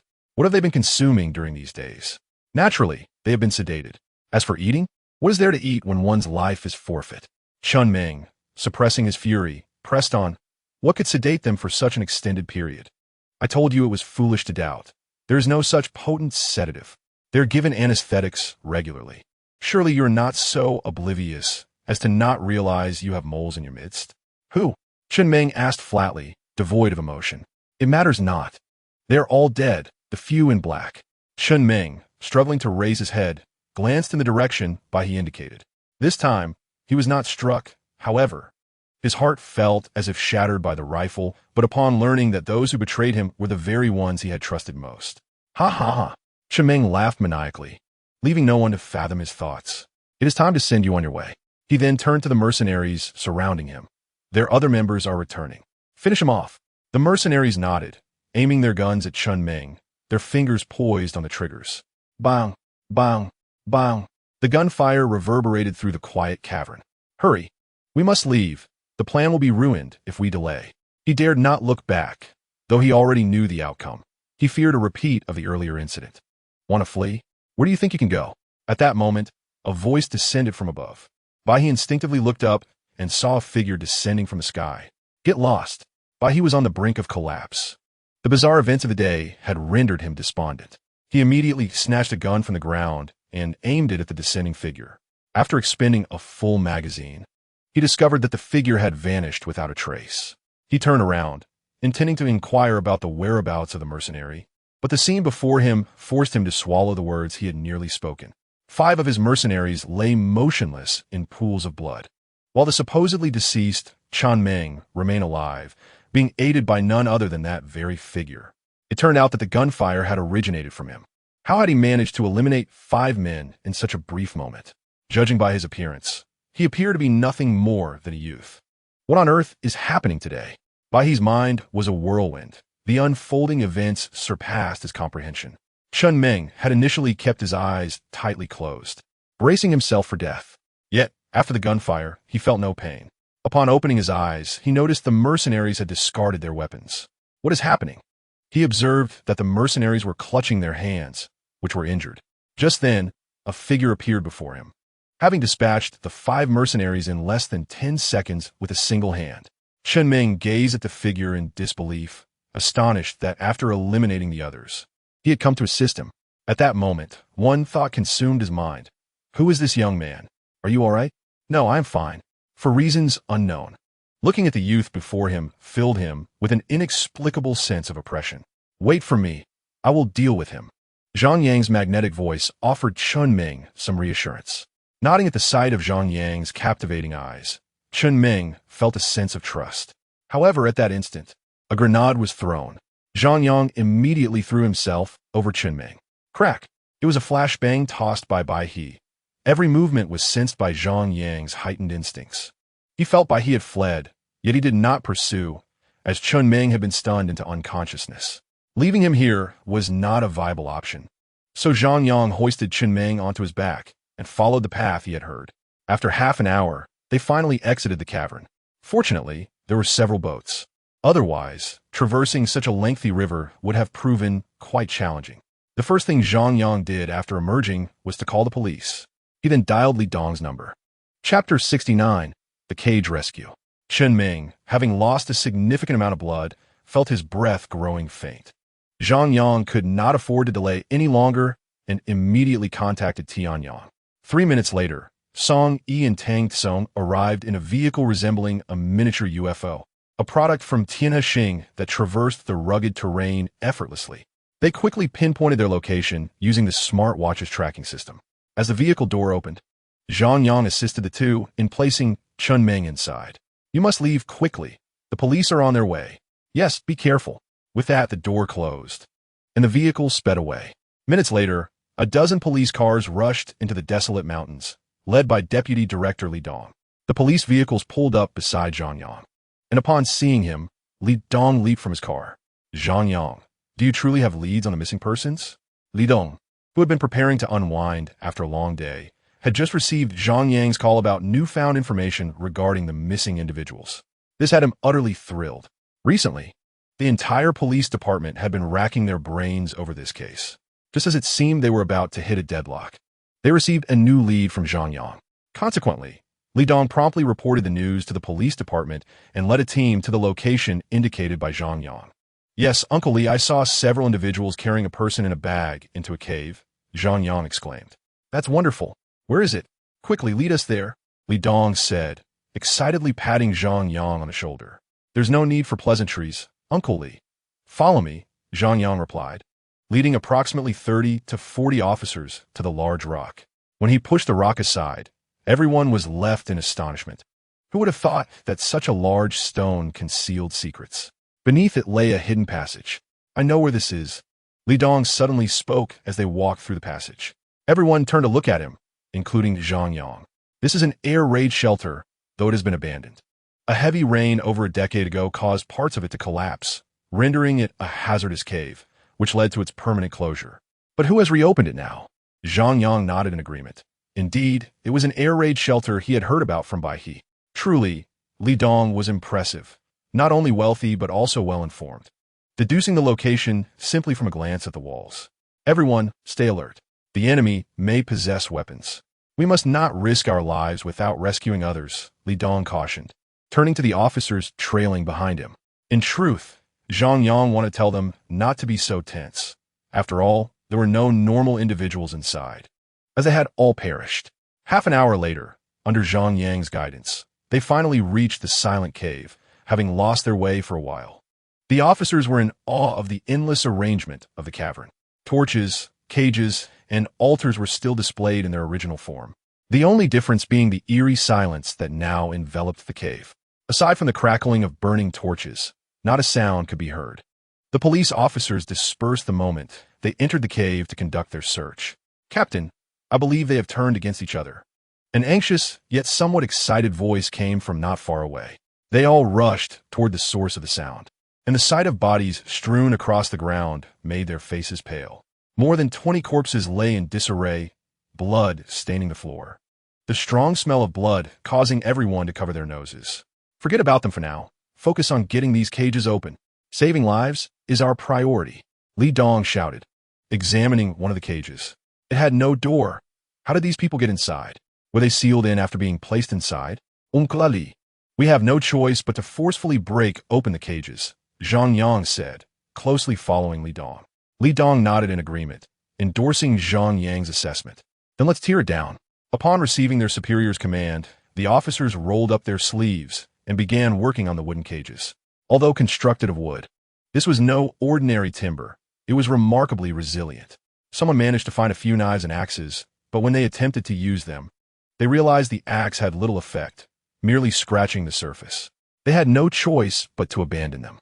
Suddenly, the sound of a chainsaw buzzing filled the air, drawing everyone's attention. Li Dong had somehow acquired a chainsaw over a meter long. After pulling the cord a few times, the chainsaw roared to life, and he began cutting through the cage in front of him. With a crack, the wood finally succumbed to the chainsaw's power, with 4 or 5 sections being severed and falling to the ground, creating a sizable opening in the cage. A horrific stench wafted through the gap, and those closest to it nearly retched from the foul odor. It was hard to believe such a repugnant smell could exist. Li Dong wrinkled his brow at the stench. But a seasoned warrior like him would not be deterred by such difficulties. He retrieved a handkerchief from his pocket and tied it around his nose, feeling somewhat relieved. Soon, the cage was dismantled enough to create an entrance for people to pass through. With the assistance of the other officers' flashlights, Li Dong charged inside. Moments later, he emerged holding a young girl of about 10 years. The girl was unconscious, her face pale and lifeless, her school uniform filthy, suggesting she had been kidnapped on her way to or from school. Thankfully, she bore no injuries, which brought a sigh of relief from everyone. However, the subsequent individuals who emerged were not so fortunate. The cage had held 7 people, aside from the young girl and another, The rest had their chests cut open. Due to a lack of timely medical attention, 3 of them had succumbed to infection and passed away. A chill swept over the crowd. What kind of person could commit such cruelty? They were unworthy of being called human, and fists clenched in anger. As each cage was opened, they uncovered a total of 41 cages, imprisoning 288 individuals. Astonishingly, fewer than 50 remained unharmed. The rest were either on the brink of death or already lifeless. This was undoubtedly the largest organ trafficking case in the entire Huaxia nation. After informing the police of the exit, Zhang Yang departed. He could be of no assistance here and would only hinder their work. The good mood he once had vanished without a trace. He could hardly believe that such heartless individuals existed. To harvest others' organs was one thing, but to not even allow them to survive was unfathomable. Zhang Yang was filled with hatred for those involved in organ trafficking, feeling they were even worse than the spirits of the deceased. With a resounding thud, he punched a nearby tree, leaving an imprint in the trunk. Ignoring the blood that oozed from his right fist, he muttered the name Bai He in his mind. The leader of the organ trafficking organization, the one responsible for the deaths of so many for personal gain. Recalling his face, Zhang Yang felt a sense of familiarity but could not place where he had seen him before. Perhaps it was merely a trick of the light. Dismissing these thoughts, he walked into the woods to retrieve his bicycle. It was already 11 o'clock. Fan Su would likely be asleep, and returning now would disturb her. Thus, Zhang Yang decided to head back to the base. At the medical bay of the base, Song, he had diligently repaired the medical equipment over the past few days, restoring many damaged devices. He did this because there was a regular visitor, Zhang Yang, who often trained and sustained injuries. Tang Tsong laid Chen Meng, who he was carrying, on the multifunctional medical bed. Under Song Yi's guidance, the glass cover enveloped Chen Meng for scanning. Waves of light swept over Chen Meng, and moments later, a voice emerged from the intelligent machine. 5 gunshot wounds, left arm shattered, excessive blood loss. Immediate treatment is advised, or there may be life-threatening consequences. Commencing treatment. Please confirm whether to proceed. Note: energy liquid supply is limited. Currently, it can sustain 2 comprehensive treatments at most. Song Yi's hand came to a halt, refraining from pressing the button further. He lifted his gaze to meet Tang Tsong's eyes. Tang Tsong remained silent, merely shaking his head. After a moment of hesitation, Song Yi ultimately resolved to set aside the instrument, terminating the treatment. They were reluctant to expend such a precious resource on an unfamiliar inhabitant of Earth. Just then, the hatch swung open, and Zhang Yang rushed in, exclaiming, "Quick, treat him, hurry!" Zhang Yang, the energy source is running low. There is no need to squander our remaining energy on an ordinary person. He is not just any ordinary person. He is a fated one like me. Zhang Yang gasped for breath, having hurriedly arrived, his lungs straining for air. What? Song Yi and Tang Tsong exchanged incredulous glances, astonished to discover yet another fated one lying before them. At that moment, Tian Yang, who had been at the entrance preparing to enter, felt a surge of hope upon hearing Zhang Yang's words. He immediately rushed in and tore open Chen Meng's shirt. Fortunately, he was currently in a state of unconsciousness. Otherwise, he would have felt immense embarrassment at the thought of someone, especially a male, pulling off his clothing. A second-tier fated one, not bad. Hurry and save him. He still has a pulse. Song Yi nodded in agreement. If that were the case, they should indeed save him. A fated one was, after all, one of their own. The intricate tasks of bomb disposal, bone repair, and blood transfusion proceeded methodically under the deft manipulation of the mechanical arm, culminating in half an hour of unwavering effort. The unconscious Chen Meng was placed on a nearby cot to rest while attention turned to treating Zhang Yang's arm. After the treatment concluded, Zhang Yang returned to his quarters. This room had once belonged to a certain time-hexing individual, whose whereabouts were now unknown, thus temporarily becoming Zhang Yang's sanctuary. Exhausted from the day's exertions, Zhang Yang immediately took a shower upon entering his room. Just as he was dressing, the doorbell suddenly rang. Upon opening the door, he found Tian Yang standing outside. "What brings you here, Tian Yang?" Zhang Yang inquired with curiosity, as Tian Yang seldom sought him out without reason. "My energy is running low. I need to rest for a while. Please return me to my star mark." Zhang Yang noticed Tian Yang's figure becoming increasingly faint. "I see. How long do you require rest?" "Just a few days." Zhang Yang nodded and activated the star mark. In an instant, Tianyang's silhouette flickered and entered his mind. Glancing at the clock, he noted it was already 1 o'clock. He could afford to sleep for 6 hours, but time was of the essence, so he promptly returned to bed. However, despite tossing and turning, he found himself unable to feel drowsy. Had his mental fortitude increased again? He decided to check with his smartwatch, recalling that his last reading had reached 51. He wondered how much it might have increased over the past 2 days. Zhang Yang anxiously focused on the projection, and upon discerning the data displayed, he couldn't help but smile with delight. 73. An increase of over 20.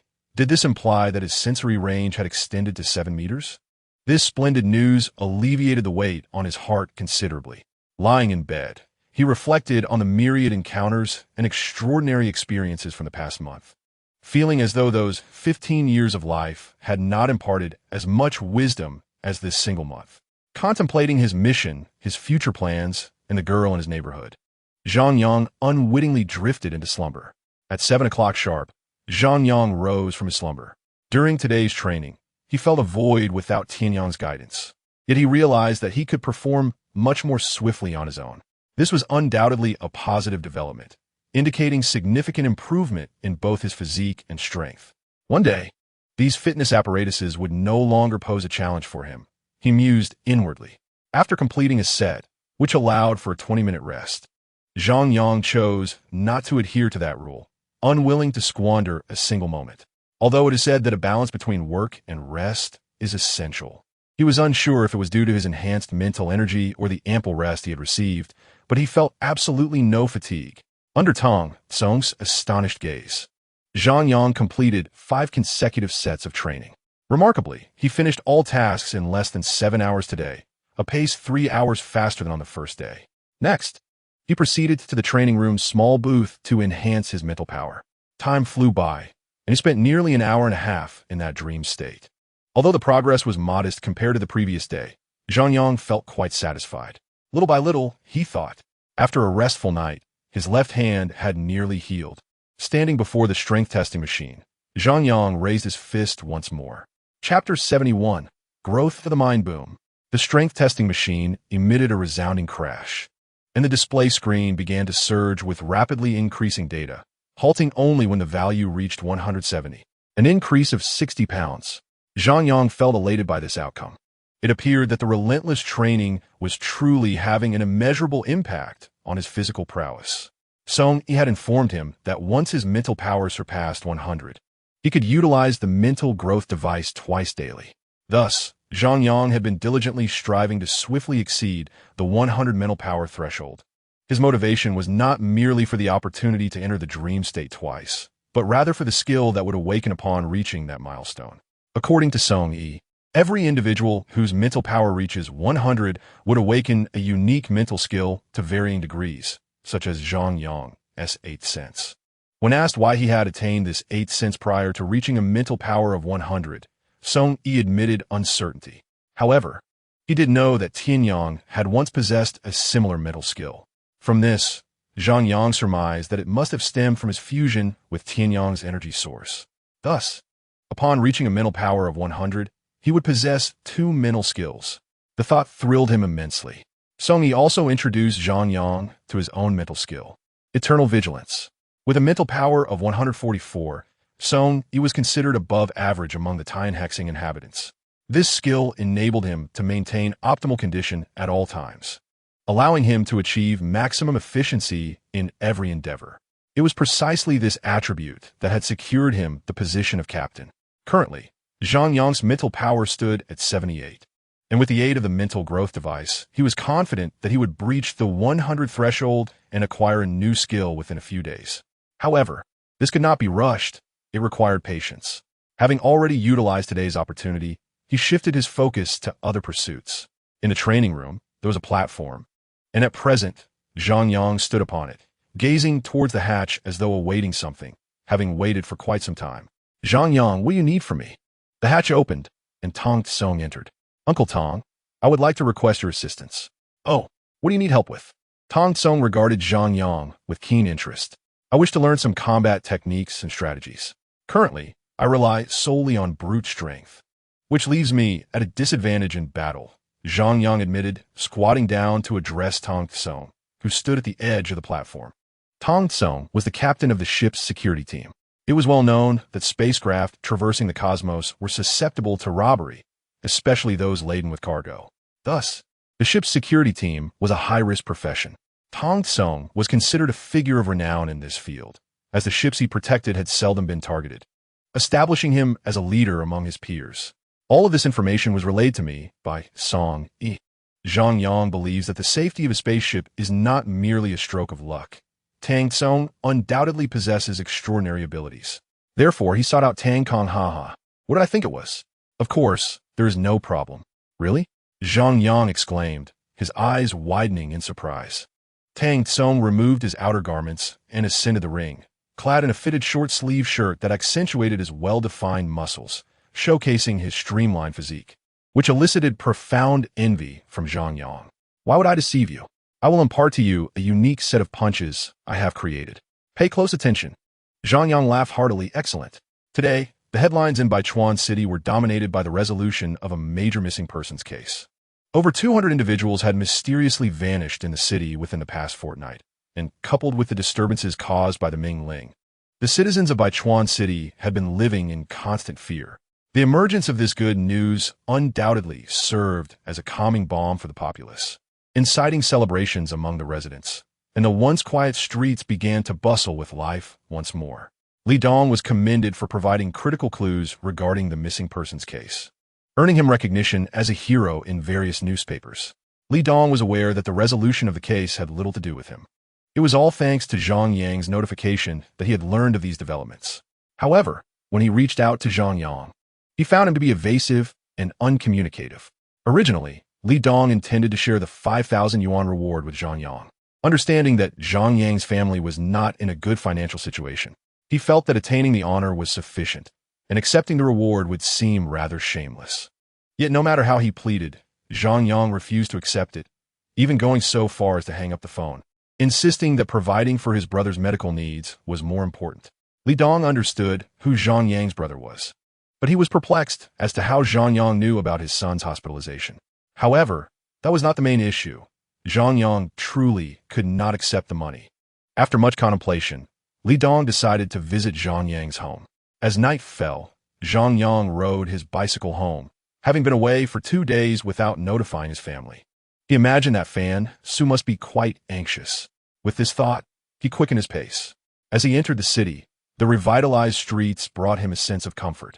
People, it seemed, were never content with a simple, healthy existence. They relentlessly pursued unattainable desires. It was only after expending so much effort without achieving their aspirations that they recognized their regrets. Had it not been for the intrusion of the Mingling and the appearances of Tian Yang, Tian Hixing, and Xing Wei, Zhang Yang would have preferred to remain an ordinary individual. After a long period of introspection, Zhang Yang felt that this moment of reflection had provided him with newfound clarity, illuminating many previously perplexing thoughts. Suddenly, he had an idea and checked his mental strength on his smartwatch. 85. Zhang Yang was so elated that he almost fell off his bicycle. His mental acuity had increased significantly after just a brief moment of contemplation. It seemed that self-reflection was indeed an effective method for augmenting one's mental prowess, and he could not help but revel in his newfound discovery. However, at that moment, a car sped out from a nearby street, its bright high beams blinding Zhang Yang momentarily. What the heck? Zhang Yang exclaimed irritably, convinced that such uncouth behavior must be the result of drunk driving. He intended to ignore it and slowed his pace to continue riding. But then, a thunderous crash resounded from behind him. Startled, Zhang Yang immediately halted and turned to look. He witnessed the speeding car crashing directly into a storefront. Chapter 72. A midnight fright at that moment. Many pedestrians were still on the road, and upon witnessing the accident, a large crowd rushed over to see what had happened. Zhang Yang did not join them. Instead, he stopped his bicycle and turned to observe the scene of the mishap. Soon, the crowd enveloped the accident site, and Zhang Yang, disinterested in the spectacle, sighed and prepared to leave. There will always be those who court disaster, having a good life, but choosing to jeopardize it. Now, they have reaped what they sowed. Zhang Yang felt no sympathy, only a sense of indifference. Suddenly, A piercing scream erupted from the onlookers. Startled, Zhang Yang turned back, his heart racing. Following the scream, hundreds began to scream and flee in terror, as if they had encountered something truly horrific. What was happening? Questions flooded Zhang Yang's mind. What could elicit such fear from so many? He quickly jumped off his bicycle and sprinted toward the scene of the accident, covering the distance of approximately 100 meters with remarkable speed, quickly closing the gap. The screams from the accident site grew increasingly harrowing, as though someone was gripped by immense terror. As Zhang Yang ran, he scanned the surroundings, and, at that moment, the vehicle involved in the incident exploded. The resounding boom echoed, and flames erupted into the night sky. Several individuals who were too close to escape were hurled into the air by the force of the blast, only to crash heavily back to the ground. Zhang Yang's heart sank, a foreboding feeling enveloping him. What was happening? At this point, he had reached within 10 meters of the scene, surrounded by debris scattered from the explosion. On the roadside, a middle-aged woman lay on the ground, and Zhang Yang guessed she had injured her thigh. As she was clutching it tightly, beside her lay a burning fragment from the explosion, and the wind was carrying the flames perilously close to her. She seemed to realize this, desperately crawling in another direction, albeit at a slow pace. Zhang Yang decided to help her. For him, it would be a simple act. But for the woman, it could mean the difference between life and death. The woman's heart was filled with despair. She could not fathom how a simple stroll could lead to such peril. Initially, upon witnessing the accident, she had intended to offer assistance, but as she approached the crowd, she was knocked to the ground by the panicking onlookers, only to be severely injured by the subsequent explosion. As she saw the flames creeping closer, her heart raced with fear and urgency. She was now alone, and the horrific sight she had just witnessed sent tremors of terror through her. A large shard of metal was embedded in her thigh, nearly severing her leg. The excruciating pain made it difficult for her to breathe, let alone escape. Just then, she felt strong hands lift her up. Turning her head, she beheld a youthful face that made her blush. Upon seeing this face, she momentarily forgot her dire predicament. The young man, with a resolute and handsome visage still bearing traces of youth, was illuminated by the fierce fire, further accentuating his striking appearance. Yet, how did his eyes carry such a weight of experience and maturity? "Are you all right, Auntie?" Zhang Yang inquired gently. The woman was momentarily taken aback, but quickly replied, "I am fine." As soon as she finished speaking, she seemed to recall something and urgently grasped Zhang Yang's arm, exclaiming, "Young man, run. There's a mingling." Zhang Yang's heart jolted. Was there truly a mingling here? Could the reason behind those fleeing be their sighting of the mingling? "Where is it?" "Over there." "Hurry, young man. Do not concern yourself with me. Otherwise, it will be too late." The woman pointed towards a burning vehicle a few meters away, still engulfed in flames from the explosion. Though the young man before her offered a glimmer of hope, how could she allow him to risk his life for her? "Perhaps you are mistaken, Auntie. I will first take you to a safe place. Do not move around," he said, tightening his hold on her as he prepared to flee. Just then, the woman suddenly screamed, "Behind you!" Without her needing to warn him, Zhang Yang sensed the murderous intent approaching from behind. He abruptly halted, gently placing the woman on the ground before he turned to face the oncoming threat, delivering a powerful punch.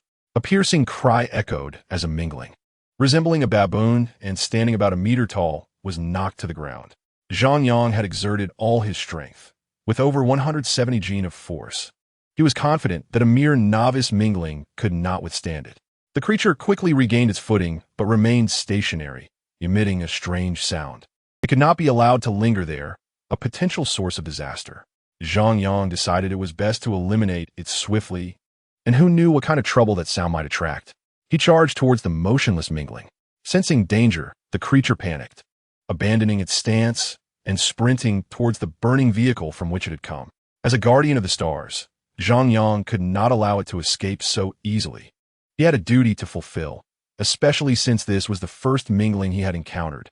The creature moved swiftly, a stark contrast to the minglings he had faced in his dreams. It paused next to the burning car, and upon witnessing its halt, Zhang Yang slowed his pace as well. This area was not far from the wilderness, situated between the suburbs and the city, featuring a small square and a row of shops nearby. The wrecked vehicle had crashed into one of the shops due to carelessness or some other unforeseen circumstance. At this moment, the shop's doors stood open, but those inside had fled alongside the crowd, leaving most shops shuttered. The night was exceptionally dark, and the flames had begun to dwindle, making visibility poor despite the illumination from the square. The mingling continued to stand by the car, producing its odd sounds without showing any intention of attacking Zhang Yang. After observing for a while, Zhang Yang felt it was time to confront it. This was to be his first kill of a mingling, and he intended to make it a significant one. He gathered dark energy into his limbs and charged forward. However, just then, the creature ceased its strange sounds and quietly regarded the approaching figure, as if dismissing him entirely. Zhang Yang furrowed his brows, sensing that the situation was not as straightforward as it appeared. Nevertheless, it was merely a novice mingling. How formidable could it truly be? Approaching within 10 meters, Zhang Yang clenched his fist, feeling that the punch infused with dark energy could fell an ox. Yet at that moment, an unusual phenomenon occurred. With a resounding crash, the burning vehicle lodged in the protective barrier was forcefully pushed out, landing beside Zhang Yang, having traveled 5 meters. This was not the result of an explosion. Zhang Yang was certain that no explosion had taken place. When he shifted his gaze back to the mingling, a chilling realization swept over him. In front of the shop, inside, and atop the roof, he could see the silhouettes of minglings. What had originally been one had now multiplied into a dozen. The faint green glow emanating from them flickered like ghostly flames in the dark night. Had Zhang Yang not possessed keen eyesight, he might not have discerned their presence. He suddenly understood. The strange sounds emitted by the initial mingling were a distress signal to its companions. No wonder it had become unafraid of him. Yet, what difference did it make? A single mingling was lethal, and so were a dozen. It would merely require more effort on his part. As long as no intermediate minglings appeared, he would remain unafraid. With this thought in mind, Zhang Yang prepared to press forward, but before he could make a move, the minglings across from him could no longer contain themselves. The dozen minglings charged at him frantically, their intent clear. They would not rest until he was torn to shreds. Among them was the very mingling that had ambushed him earlier, now driven by a desire for revenge, emboldened by its newfound comrades. Zhang Yang easily recognized it due to the notable dent in its chest from his earlier blow. This mingling seemed particularly enraged by its prior defeat, and, emboldened by the presence of its kin, was the first to charge. A few dozen meters away, the woman he had placed on a bench by the roadside was suffering from pain in her legs. Yet her eyes remained fixated on the young man who had come to her aid. The darkness had obscured her view of the unfolding situation, and although she had noticed the eerie green glow resembling ghostly flames, she had not paid it much heed, reassured by the young man's safety. As the distance closed, the green light became clearer. Upon realizing that the ghostly flames were indeed minglings, her face drained of color in shock. How can this be? Where did all these minglings come from? What are we to do? She murmured anxiously, her fear palpable, yet her gaze remained locked onto Zhang Yang, now only a few dozen meters away. The novice minglings relied on jumping for movement, with higher leaps indicating greater evolution. The lead mingling was already a late-stage novice, capable of leaping over 3 meters, nearly double that of its peers. It was clear that it was close to evolving into an intermediate mingling. As it approached Zhang Yang, it gathered its strength and leaped, extending its spindly, skeletal arms to strike him down. Observing this, Zhang Yang sneered. You come seeking me when I wasn't even looking for you? Very well. Today marks the commencement of my slaughter of the minglings. As the mingling soared towards him, the woman gasped, her heart racing, especially when she saw the young man standing still, allowing the creature to close in. The mingling's speed was impressive, and in the blink of an eye, it was upon Zhang Yang, its arms poised to strike. The impact brought Zhang Yang some pressure, yet he remained unperturbed. Although this was his first encounter with a true mingling, he had already vanquished countless novice minglings in his dreams. To him, this one seemed as trivial as slicing through a melon. He crossed his arms over his chest, gathering a modicum of dark energy for added assurance. Upon impact, Zhang Yang staggered back a step, feeling the jarring force in his arms. However, as he had anticipated, even on the verge of evolving into an intermediate mingling, it was still no more formidable than before. The woman felt her heart leap in her throat. Seeing Zhang Yang unharmed left her in disbelief. How could he possibly withstand the onslaught of the mingling? After all, it was a creature of immense strength. The Mingling, after a violent collision, was pushed back a considerable distance by the force of inertia. Regaining its footing, it let out a chilling screech before lunging once more at Zhang Yang. At that moment, Zhang Yang was ensnared in a perilous situation, besieged by dozens of Minglings.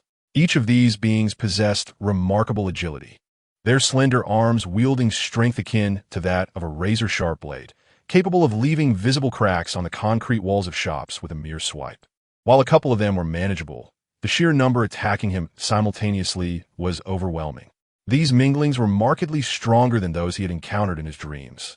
More than 20 long arms, sharp as swords, rained down upon Zhang Yang, who dared not confront them head-on. This was no mere game. Each arm carried the force of hundreds of pounds, and with so many attacking at once, he could easily be reduced to fragments. Thus, he relied on his speed to evade their strikes. The woman perceived the scene before her as surreal. The young man who had come to her rescue seemed like a hero from a martial arts film, skillfully gliding through the air. Zhang Yang, drenched in sweat and with a furrowed brow, was acutely aware of his dire predicament. This was untenable. His stamina could not match that of these monsters. If he exhausted his strength, he would become their next meal. He could not afford to remain idle. With a powerful leap, Zhang Yang ascended to the rooftop of a shop. Once there, he turned and unleashed a fierce punch. The Mingling that followed him was caught off guard by a sudden halt, unable to react in time, and collided directly with his fist. His punch, augmented by half of his dark energy, sliced through the air with a sonic boom. The impact struck the Mingling squarely on its forehead. The sound echoed, leaving uncertainty as to whether it was Zhang Yang's fist that shattered or the Mingling's head. The two stood frozen for a brief moment.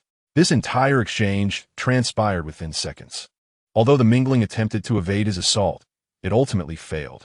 It began to tremble as if electrified, and then a gaping hole the size of a fist erupted from the back of its head, spewing forth a viscous blue-green liquid. Zhang Yang withdrew his fist, which still bore the imprint of the Mingling's forehead, while the green light emanating from the creature dimmed, sending it plummeting to the ground. With a single punch, the Mingling fell. The demise of one of their own only intensified the fury of the remaining Minglings charging at Zhang Yang. Chapter 74, An Unbearable Challenge. The park where Zhang Yang found himself was situated on the outskirts, a good 20-minute drive from the nearest police station. And merely 5 minutes had elapsed since the incident began. After a day of training, Zhang Yang was already exhausted, and the effort to evade the attacks had drained his limited reserves of energy, leaving his legs weak. It seemed unrealistic to wait for the police. By the time they arrived, he would surely be finished. He had to eliminate them before he could no longer resist, or he would be in grave danger. Zhang Yang informed the base of the situation, and Song Yi dispatched Tang Tsung to provide assistance. He then steeled himself against the approaching Minglings. Aside from the one that lay dead, 11 remained, one of which was on the verge of evolving to a second tier. With about 70% of his dark energy still available, he utilized 50% to launch himself at the nearest Mingling. At that moment, the Mingling swung its arm downwards, and Zhang Yang swiftly dodged its attack, delivering a powerful kick to its leg, causing it to stumble and fall to the ground. He aimed to finish it off, but the relentless tide of attacks from the other Minglings left him gasping for breath. Another wave of assault came, with 3 or 4 Minglings striking simultaneously, their arms mercilessly crashing down upon him. Zhang Yang leapt to avoid the blows, managing to catch one arm with his hand, yet 2 others still struck him. The pain was far worse than when his father had used a belt on him. The impact burned fiercely, as if his flesh had been torn apart. Clutching the Mingling's arm, he yanked it forcefully, drawing another Mingling towards him. Weighing only about 40 to 50 pounds, it was a trivial burden for Zhang Yang. The Mingling crashed heavily at his feet, and he immediately placed his foot on its back. Despite being incapacitated, the bloodthirsty Mingling attempted to bite Zhang Yang's leg. Mere inches from its mouth, Zhang Yang would not allow it. He lifted his leg, evading the bite, and then stomped down hard onto its head. With a sickening crunch, the Mingling's skull shattered, and Zhang Yang's foot sank into the remains of its head. The creature had no time to utter a sound before it met its end.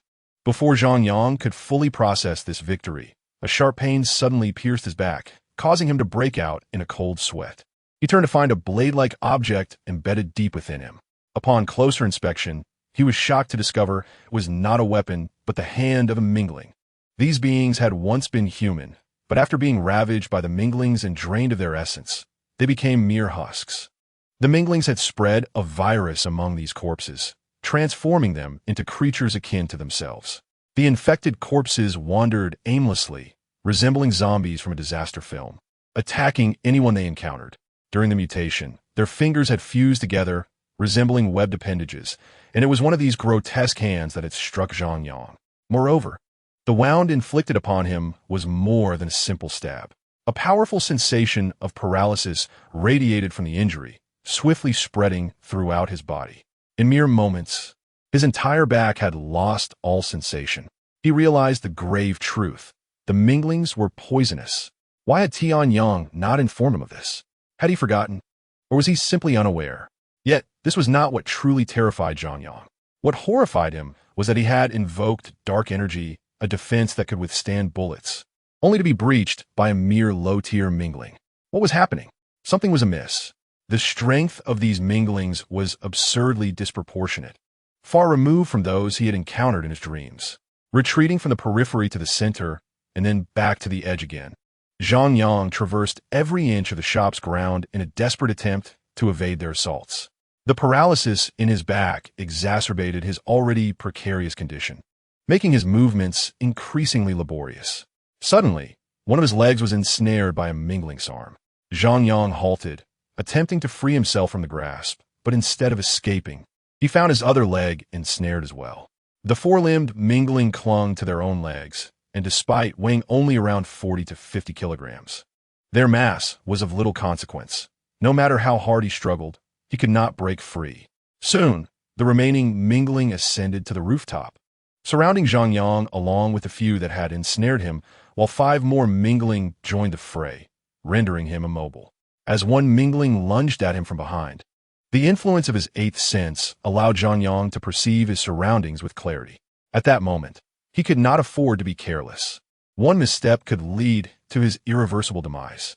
Although his legs were bound and immovable, his arms remained free. Zhang Yang leaned back and fell to the ground, narrowly evading the perilous strike. Seizing the opportunity, he delivered a powerful punch to the abdomen of the mingling that passed over him, eliciting a piercing scream from it. Just as he prepared to rise, several more arms struck at him. He exerted all his strength to evade these assaults, but the outcome was unsatisfactory. As his left arm became ensnared by a mingling, cold sweat poured down his brow. This was dire. He had fallen into their trap. The mingling's intent was not to attack him, but to bind him. Now, apart from his right arm, Zhang Yang was rendered entirely immobile. Of the remaining 10 mingling, 5 were still free. He attempted to free his left arm from the grasp of the mingling, but his weakened state rendered him powerless. The remaining mingling began their assault from all directions, placing Zhang Yang's life in jeopardy. Suddenly, a chilling scream rang out as he was violently thrown to the ground. His injured back scraped against the surface, and the intense pain nearly took his breath away. Why had the mingling released him? In the midst of his agony, Zhang Yang pondered this. He had been resigned to his fate as the mingling charged at him, and in a desperate attempt to escape their grip, he had summoned every last ounce of dark energy within him. But what had transpired? Struggling to lift his body, he surveyed his surroundings and noticed that the hand of the mingling that had bound his left arm was still present, but the other end was detached. He had severed the mingling's arm. Chapter 75. Timely arrival, what are you doing? Just as Zhang Yang reveled in his narrow escape, Tin Yang's voice resonated in his mind. Startled, Zhang Yang felt a surge of emotion, a desire to weep, as this voice illuminated the despairing darkness of his heart. Tin Yang remained silent, examining Zhang Yang's condition while assessing their environment. He was at a loss for words, pondering how Zhang Yang always found himself in life-threatening predicaments upon awakening. It was perplexing that he had chosen such a troublesome heir. He feared that before the mingling launched their full-scale assault, his heir might meet his end. However, now was not the time for such thoughts. They were in peril. Tin Yang, I do not speak. I already know. He interrupted Zhang Yang's attempt to continue. Now is not the time to waste words. Do you still have a magic cube key I entrusted you with a few days ago? Zhang Yang contemplated for a moment. That watch? Yes, do you have it? Zhang Yang rolled up his sleeve, revealing 2 distinct timepieces, one a smartwatch he had worn for quite some time, and the other the one retrieved from the magic cube days prior. Excellent. Quickly summon the mecha. They are coming. Tianyang's urgent words snapped Zhang Yang back to focus. Without a second thought, he pressed the button on the magic cube key. From the moment Tianyang awakened until Zhang Yang pressed the button, less than 30 seconds had passed, granting the mingling a brief respite. Consequently, the revived mingling charged at Zhang Yang with renewed ferocity. The mecha could not merge with him instantaneously upon summoning. It was a level 3 mecha, which, unlike level 5 or 6 mechas, could not conceal itself within him. It needed to be transported from the magic cube to his location, requiring some time. This distinction between lower and higher mechas meant that every moment was crucial in dire situations. A mere second could provide hope to those in absolute despair, shift the balance between evenly matched forces, or lead those riding the waves of fortune to their downfall. At the instant Zhang Yang pressed the button, an alarm blared from the command cabin of the base ship, indicating a change in the status of the Mecha magic cube. Song-Yi, engrossed in a myriad of electronic devices, paused his work and glanced at the alarm. Has someone activated a mecha? Song-Yi quickly silenced the alarm and hurried to the storage area containing several magic cubes. The mecha detached from the magic cube the moment Zhang Yang summoned it, leaving the cube empty. Upon arrival, Song-Yi chuckled upon realizing it was Zhang Yang summoning the mecha. Just a few elementary mingling, and he needs a mecha? It seemed Zhang Yang's training had yielded little effect. The mecha was equipped with surveillance, and Song-Yi transmitted the video to the command room. With a multitude of tasks awaiting him there, he wasted no time and returned directly to the command center. 20 seconds after pressing the button, the mecha fused with Zhang Yang. During those 20 seconds, Zhang Yang endured numerous assaults from the mingling. The mingling had begun to grow frenzied. Those that had ensnared him loosened their grip, seemingly enraged by their inability to subdue him, which had led to their own humiliation. One mingling swung its arm at Zhang Yang, and he fell heavily to the ground, the impact rendering his calf as if it were broken, searing with pain. Before he could rise, a torrent of attacks from the other mingling descended upon him. As he saw one mingling's razor-sharp hand poised to pierce his chest, Zhang Yang shut his eyes. Helpless, he could no longer move. His dark energy had been depleted, and the pain in his legs rendered him immobile, despite his desire to evade the onslaught. Just as he lamented the delayed arrival of the mecha, the mingling's strike connected. He felt the icy claws of the mingling against his skin, and the thought of his chest being torn apart flooded his mind with despair. In his fleeting moments, he wished to bid farewell to Tianyang, but for some reason, Tianyang remained silent. Suddenly, a sharp clang resonated. A piercing scream echoed. A wave of coolness enveloped him. Zhang Yang's heart lifted as he opened his eyes. The mecha had arrived. The timely arrival of the mecha shielded him from the mingling's assault. Although he had evaded the lethal strike, the pressure from the collision caused him to grunt, and a salty taste filled his mouth. Are you all right, Zhang Yang? Tianyang's anxious voice echoed in his mind. Gasping for breath, Zhang Yang inhaled deeply and replied, I can still fight. Remember, if you can escape, do so. Do not engage in meaningless acts. Understood. Zhang Yang nodded and rose to his feet. The mecha contained emergency medical supplies, which automatically injected into his system upon donning the armor, significantly restoring his condition. He accelerated toward the mingling that had previously attacked his chest. The spectral being, previously struck by a powerful blow from Zhang Yang, found its right arm shattered, rendering it incapable of sustaining its previous strength, which greatly diminished its offensive capabilities. In a fit of desperation, it let out a frantic scream. Taking advantage of the situation, Zhang Yang, now fused with the mech, surged forward with a velocity that had increased at least threefold, reaching the dismembered spirit within mere moments. As he charged, his foot slammed down onto the ground, fracturing the earth beneath him into a spiderweb of cracks. The spirit, either too pained to focus on Zhang Yang or simply unable to perceive his approach due to his overwhelming speed, only became aware of the impending danger as he drew near, hastily raising its remaining arm in a futile attempt to defend itself. However, it was too late. Zhang Yang's fist had already descended. With a resounding thud, his blow connected with its arm, sending the spirit screaming through the air until it collided with a large tree several meters away. Zhang Yang had exerted every ounce of his strength into that punch. While it did not reach the pinnacle of his capabilities, it was certainly sufficient to inflict significant damage. Indeed, the arm it had raised for defense was driven deep into its torso, and the sheer force of the impact pinned it against the tree branch. After a brief struggle, the spirit ceased its movements altogether, falling silent. Chapter 76. Annihilation. Zhang Yang remained in a forward-leaning posture, the aftermath of his punch still evident. Upon witnessing the result, a smile crept across his face. That punch had brought him an exhilarating sense of satisfaction, a true manifestation of the power he aspired to possess. Though it was a feat achieved through the mech, it nonetheless fulfilled his dream of annihilating the spirits. As Zhang Yang momentarily basked in his triumph, two spirits stealthily approached from behind. When they were within 3 meters, they leapt towards him simultaneously. Yet, how could their movements elude Zhang Yang's heightened senses activated by his 8th sense? Despite his less-than-optimal physical condition, his spirit remained invigorated, especially enhanced by the mech's attributes. Suddenly, he pivoted, raising his arm towards the spirit nearest to him on the left. A palm-sized opening appeared in his right arm, and from it emerged a miniature machine gun. Just as the spirit prepared to pounce, a flurry of bullets erupted from the gun, producing a series of rapid-fire sounds. The spirit's form halted midair, plummeting to the ground as numerous blue beams pierced through its body, leaving behind a multitude of smoking wounds. Though it maintained its leaping posture, it could no longer advance toward Zhang Yang. Wow, such power?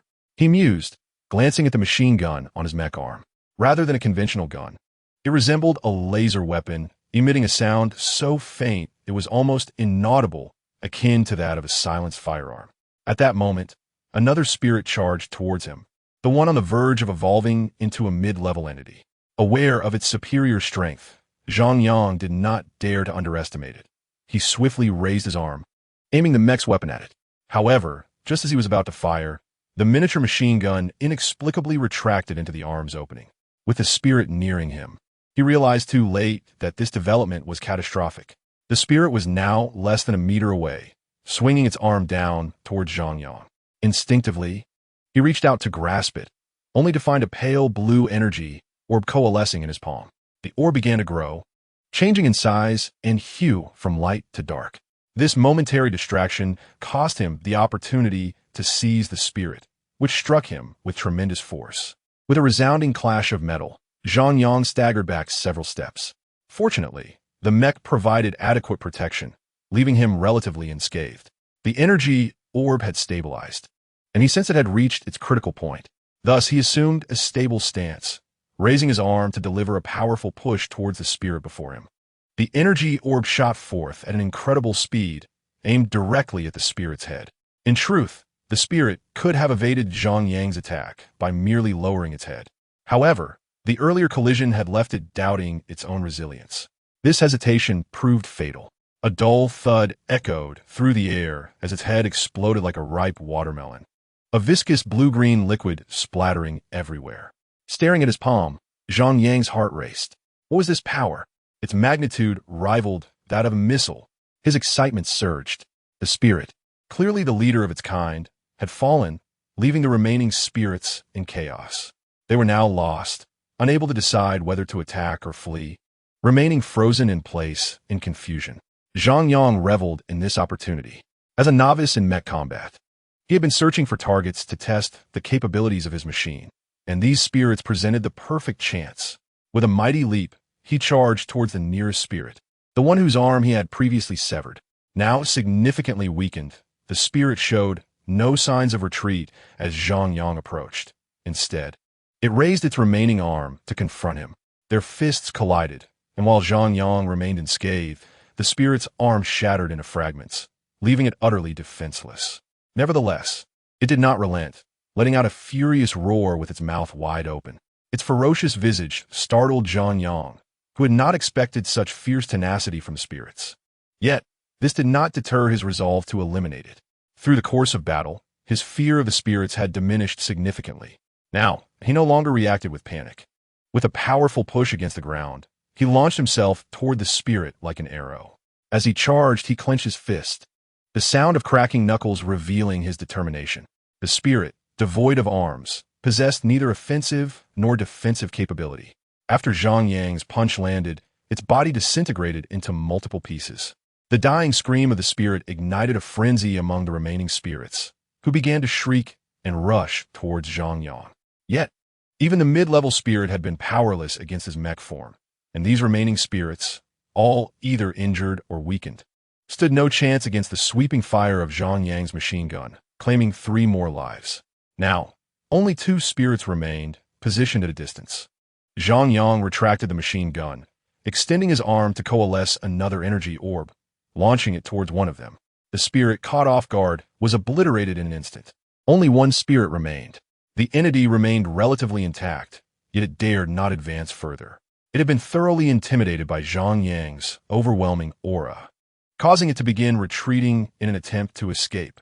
However, Zhang Yang would not allow it to succeed.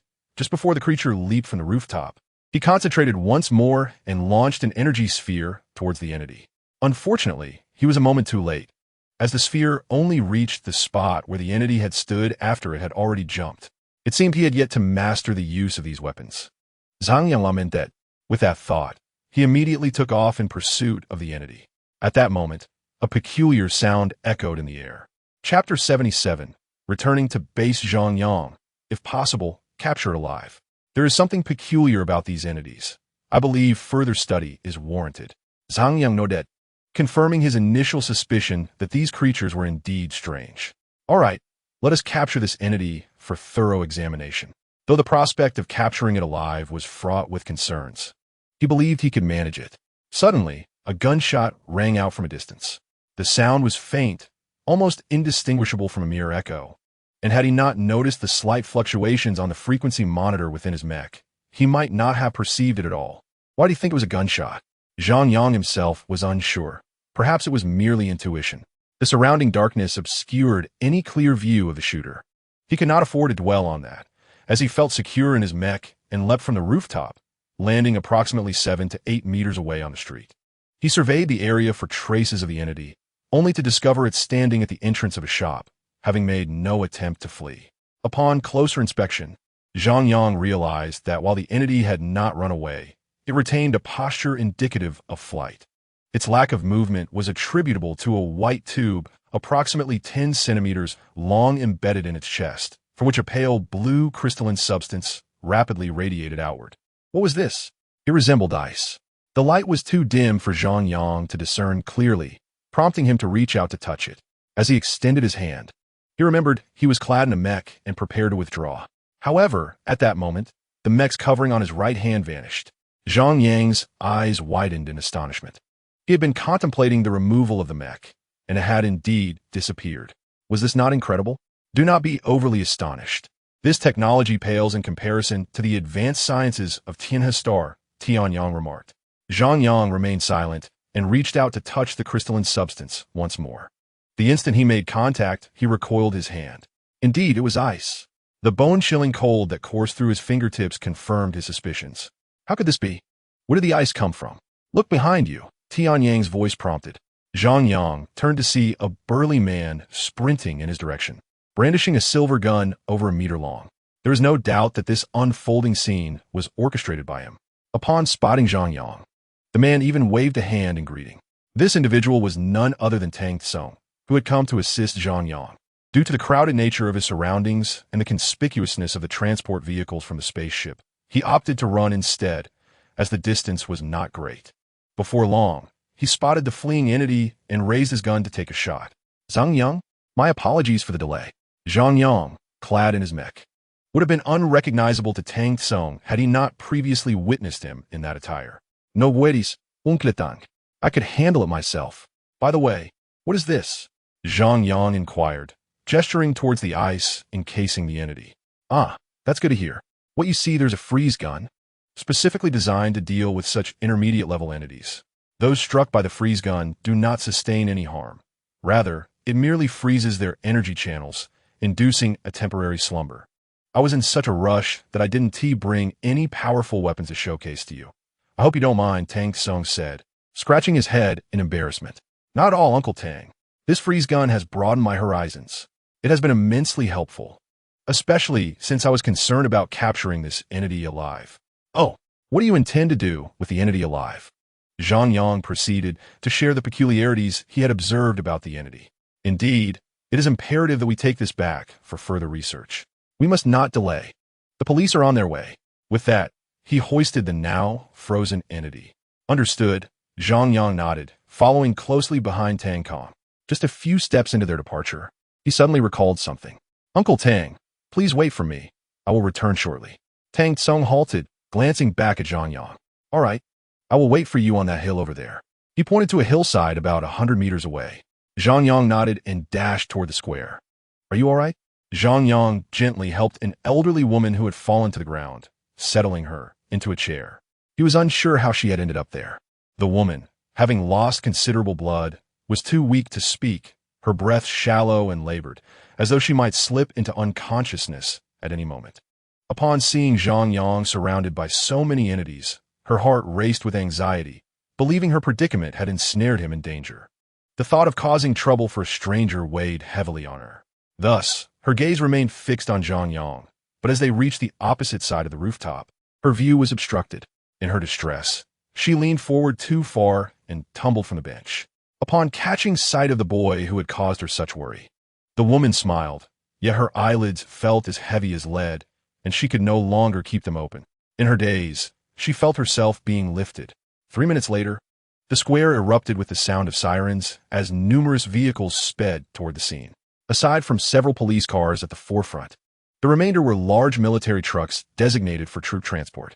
Just minutes prior, the Baichuan City Police Center had received multiple emergency calls reporting sightings of entities at the western suburb square. This news shocked the police department, as they had not anticipated the entities to arrive in Baichuan City so swiftly. Consequently, the Deputy Chief Li Dong of the Baichuan Police Bureau coordinated with the military and personally led a team to the incident site. The vehicles screeched to a halt at the roadside, and over 100 armed police officers and soldiers disembarked. Each soldier gripped a silver firearm measuring around 40 to 50 centimeters long. Had Tang Tsung still been present, he would have been astonished to recognize these weapons. The police cordoned off the area in front of the shop, establishing a perimeter while the remaining soldiers cautiously advanced toward the encircled area with their weapons raised. The walls and floors of the shop bore the marks of destruction left by the entities, with several establishments having collapsed entirely. Li Dong crouched down to examine the cracks in the ground, noting how easily the concrete had been smashed. Just how monstrous were these entities? His brow furrowed in concern upon witnessing the scene. Chiefly, we have a situation. A nearby officer called out to him. Chapter 78, Thunder God. Upon hearing this, Li Dong immediately rushed over. In a vast shop, he beheld several lifeless bodies sprawled on the ground, alongside a car that had half of its body embedded in a tempered glass door, engulfed in flames. Li Ju, look, this must be the primary scene of the incident. The explosion of this vehicle attracted the attention of the roaming mingling nearby. The shop staff, unable to escape in time, fell victim to a massacre, as evidenced by the wounds on the corpses. Yet what puzzles me is why these individuals did not mutate. His partner, Wang Liang, remarked gravely after a long observation.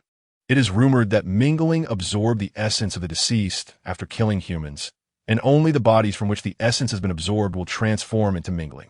It's possible that, for some reason, the mingling did not have the opportunity to absorb the essence of these individuals. What is this? Li Dong observed several pools of foul-smelling, vividly colored viscous liquid on the ground.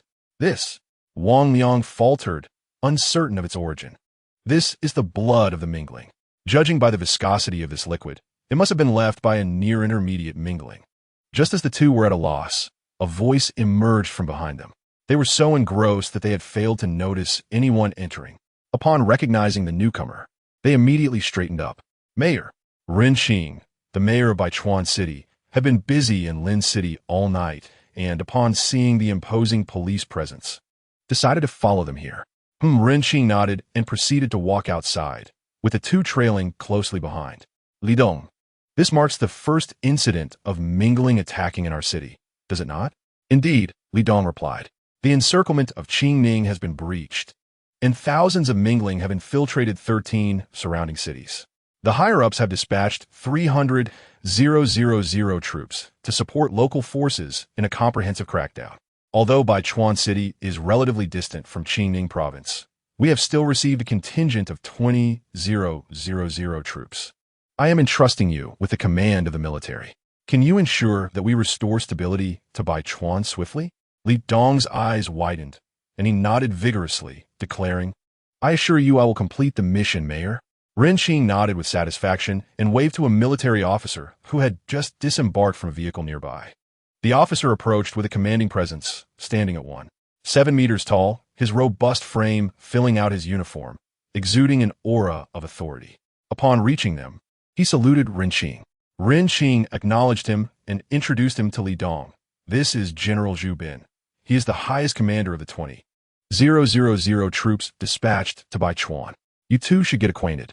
Zhu Bin extended his hand to Li Dong, who smiled and shook it, embracing him warmly. Long time no see, old Zhu. Indeed, it has been 2 years. Ren Qing watched in astonishment. So you two are acquainted. That's wonderful. I was concerned you might have conflicting opinions regarding command, but it seems that is not the case. Stepping forward, Ren Qing clasped both their shoulders. With these monsters wreaking havoc in my city, Iron cannot sleep. I hope you can swiftly carry out the extermination. Can you manage that? Mayor, you can rest assured. We will not let you down, Li Dong replied resolutely. Ren Qing smiled in satisfaction and gently patted their shoulders. Very well, you may get back to work. I have a multitude of matters to attend to. Let us reconvene at tomorrow's meeting. The two nodded in acknowledgement. At that moment, a vehicle approached and halted beside them. A middle-aged man in a suit disembarked and opened the rear door. Observing the car, Ren Qing remarked, Then I shall take my leave. You both carry on. With that, he entered the vehicle, and the middle-aged man closed the door before also getting in. The vehicle then departed. The entire commercial street had been thoroughly searched. With no trace of the mingling found, it seemed they had arrived too late. The primary issue was that the emergency call had been made too late. The bodies still bore warmth, indicating they had not been dead long. Had they arrived sooner, even if they could not save these individuals, they could have encountered the mingling and eliminated them, ensuring the safety of others in the vicinity. Now, however, they had achieved nothing. The bodies had already been removed, and a throng of journalists, having heard the news from unknown sources, began to arrive in waves, though they were all kept behind the police cordon. Just as everyone was preparing to leave, several mingling corpses were discovered on the rooftop, prompting the crowd to scramble up to investigate. The sight of the slain mingling sent shivers down their spines. These were ruthless killers. Who could possibly have survived amidst such a multitude of mingling and managed to eliminate them? Could it be the Thunder God? An officer accompanying Zhu Bin speculated. Impossible. Ruichio City is over 200 kilometers away. He cannot possibly be here, Zhu Bin asserted confidently. Li Dong, still perplexed, wondered aloud, the Thunder God? Who is that? The officer seemed to sense Li Dong's confusion and incredulously asked, You do not know who the Thunder God is? Li Dong scratched his head, admitting he truly did not. The Thunder God is a hero of Qingning Province. How could you not know? It was not that Li Dong was ignorant. He had simply been too occupied, with hardly any time to rest. Recent events had unfolded in rapid succession, leaving him no opportunity even to eat, let alone browse the internet for such news. The Thunder God was not the cinematic figure one might envision. Rather, he resembled Iron Man. The officer began to enlighten Li Dong. The Thunder God's name is Lei Ming. He is a captain in the Special Police Force. Not long ago, he was severely injured by the mingling during a mission. Fortunately, he received assistance from Liu Hao. The vice president of the Academy of Sciences underwent genetic evolution and acquired a suit of armor akin to Iron Man remarkably. His injuries healed in a very short time. After mastering the control of the armor, Lei Ming began his battle against the mingling, charging into the fray wherever they were most concentrated. In less than a month, he had dispatched nearly 1,000 mingling. Even those of intermediate rank would struggle against the Thunder God, who is currently on a mission in Ruichio City. I suspect the deaths of these mingling bear similarities to the Thunder God's methods, which is why I suggested it was he who did this. Li Dong was left astonished, pondering the immense power of the Thunder God. How had the technological advancements of the Academy of Sciences progressed so dramatically? Unbeknownst to the officer, he had indeed made a correct guess. While was not the Thunder God responsible, the nature of the situation was quite similar. Soon, The mingling corpses were taken away for research. With no further purpose for remaining, the police and military personnel gradually departed after ensuring everything was in order. Chapter 79. A meeting at the base. At the spaceship base, a burly man in his 30s was exploring the facility. He walked slowly, pausing to scrutinize his surroundings at every turn, occasionally displaying an expression of awe. After thoroughly inspecting the entire third floor, he descended to the second floor, where he found the upper level to be a mere shadow compared to this one. The previously unseen equipment, the imposing and formidable weapon defense systems, and the unheard of intelligent robots. These super technologies from another world left him utterly astounded. Just as he was marveling at the sights, a commotion in the distance captured his attention. He knew that there were only 3 people aboard the spaceship, including himself, and the other 2 must be occupied. Who could it be? He walked towards the source of the sound, traversing 2 long corridors before arriving at a square. At the center of the square, he beheld a room unlike any other. It was a circular chamber, covering an estimated area of 200 square meters. The walls were not the metallic silver black of other rooms, but a pristine white, flawless and reminiscent of jade. Surrounding the room was open space, distinctly separate from the interconnected chambers elsewhere. What manner of room is this? Are the walls made of jade? Unable to contain his curiosity, the robust man stepped inside, although he had been warned not to tamper with the objects aboard the spacecraft. Surely it was permissible to merely take a look. As he approached, he realized he was only seeing the side of the chamber. It was not until he walked another 50 meters to the left that he glimpsed the interior structure. This chamber had no door, and from what he could see, he could not discern its purpose. However, he noticed a person seated on a sofa at the far end, who was using their left hand to press against their right shoulder while moving their arm. As he drew nearer, the image became clearer, and upon recognizing the individual, excitement surged within him. It was him, the young man, his savior. Had it not been for his timely intervention that night, he might not have escaped. To encounter him here again confirmed his connection to this place. His suspicions had proven correct. Elated, the robust man hurried towards the circular chamber devoid of doors. 3 days had elapsed since he battled numerous minglings, during which Zhang Yang had remained in the base to recuperate. Despite his formidable healing capacity, 3 days later, he had yet to fully recover. This illustrated the severity of the injuries he had sustained during that night's conflict. The base was equipped with devices capable of restoring his health, but the energy required for such equipment had been depleted during the previous rescue of the Destined One, leaving him to rely on his physical resilience for recovery. After completing his training, Zhang Yang sat resting on the sofa, acutely aware of the pervasive soreness throughout his body, particularly in areas ensnared by the minglings, which seemed to resist healing. Even Tianyang was at a loss to explain this phenomenon. However, the pain did not deter his determination to train. Having just fulfilled today's tasks, his pallid complexion and drenched form indicated the toll of his exertion. In truth, Tianyang had advised him to rest during these days, suggesting that they could postpone the training regimen until he was fully recovered. Yet, Zhang Yang found it impossible to allow himself to be idle. Just 3 days prior, he had nearly perished at the hands of a lowly mingling. Though they were the weakest tier of minglings, their sheer numbers had overwhelmed him, resulting in a humiliating defeat. All his efforts over the past days had been directed toward preparing for battle.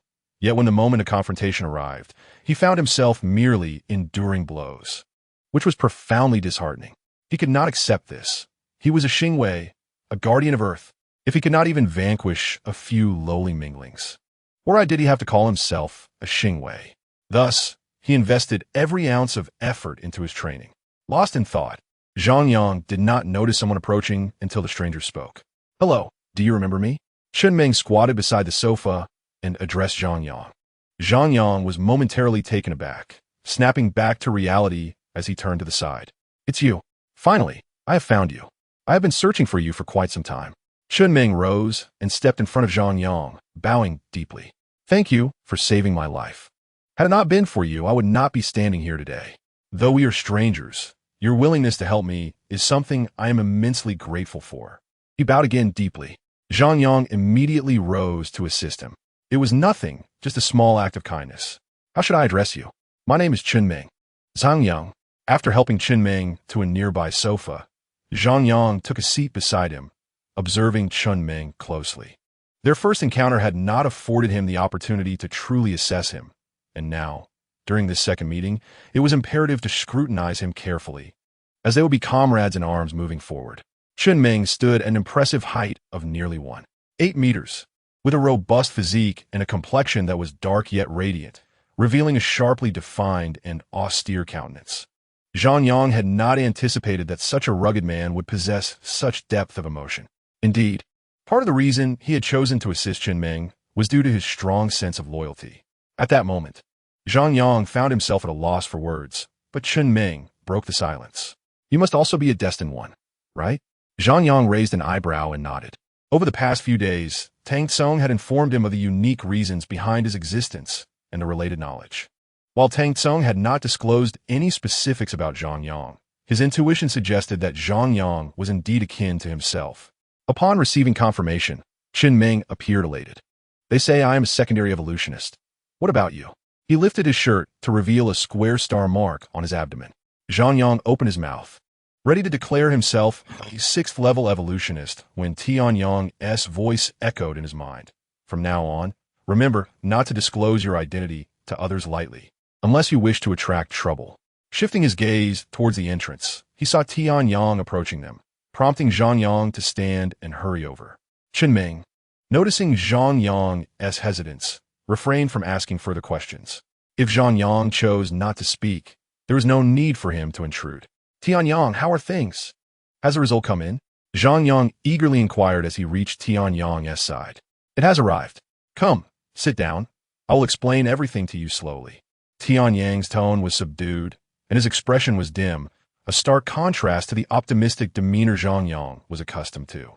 Zhang Yang felt a surge of anxiety. What had transpired? Chapter 80. Deep insight into the energy sphere, I believe there are certain matters that must be clarified. 3 nights ago, you engaged in combat with 12 low-level minglings. Not only did you fail to eliminate them as I had hoped, but you nearly lost your life in the process. At that moment, I was quite disappointed in you. How could the heir of Tianyang be so inept? Your performance struck me as remarkably inadequate. Observing your actions led me to contemplate abandoning you. After all, it is not difficult to find another heir. Tianyang paused, letting out a sigh. Zhang Yang listened in silence, recognizing the validity of Tianyang's words. He himself felt he had performed poorly, let alone Tianyang. This was precisely why I did not seek you out for 3 consecutive days. Perhaps you wonder why I have come to you now? Here, I wish to offer my apologies. With that, Tianyang bowed to Zhang Yang, his already modest height nearly touching the ground. Zhang Yang promptly assisted Tianyang back up. What is wrong? Why are you apologizing to me? I should be the one to apologize to you. No, you're not at fault. The fault lies with me. It was only an hour ago that I realized this was not your error. I had wronged you. Zhang Yang was utterly bewildered by Tianyang's words, unsure of what to say or what Tianyang had discovered. For the past few days, he had been conducting dissections and research on the captured mingling. And after 3 days of relentless effort, they had finally uncovered the reasons behind the mingling's enhanced strength. As Tianyang's expression grew increasingly grave, his tone became ever more urgent. The quantum forms of existence differ among various parallel universes, resulting in disparities in the energy they aggregate. This implies that the energy utilized by life forms in alternate universes varies accordingly. For instance, the energy pairing value for individuals from our first parallel universe in relation to those from your third parallel universe is 78. Consequently, they can only harness 78 of their energy. The same principle applies to the spirits. Their pairing value in the 7th parallel universe, compared to our first, stands at 66. However, the situation changes drastically on Earth. The quantum forms in the 3rd and 7th parallel universes are almost identical, making the spirits feel as if they have returned home upon arriving here. This explains the sudden surge in their strength. It is crucial to understand that those spirits in dreams possess the prowess equivalent to that of Tianhexing. What is the pairing value of the spirits with the 3rd parallel universe? Meng, who had been silently listening, finally spoke. Tianyang hesitated momentarily before responding. It exceeds 95. What? Both Zhang Yang and Meng exclaimed in unison, astonished. How can this be? Such formidable spirits only utilized 66 of their energy to obliterate Tianhexing, but now they can almost unleash their full power on Earth. How can we possibly defend it? Zhang Yang discerned their concerns.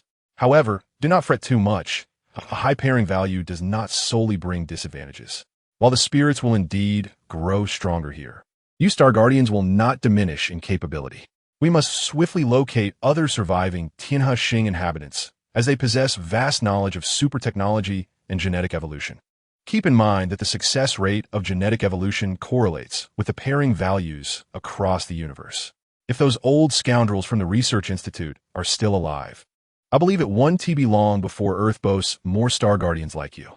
Will they be like us? Meng, still grappling with the revelation of being a Star Guardian, found himself overwhelmed by the influx of new information. Compared to you, they may be slightly more powerful. Zhang Yang acertat decisively.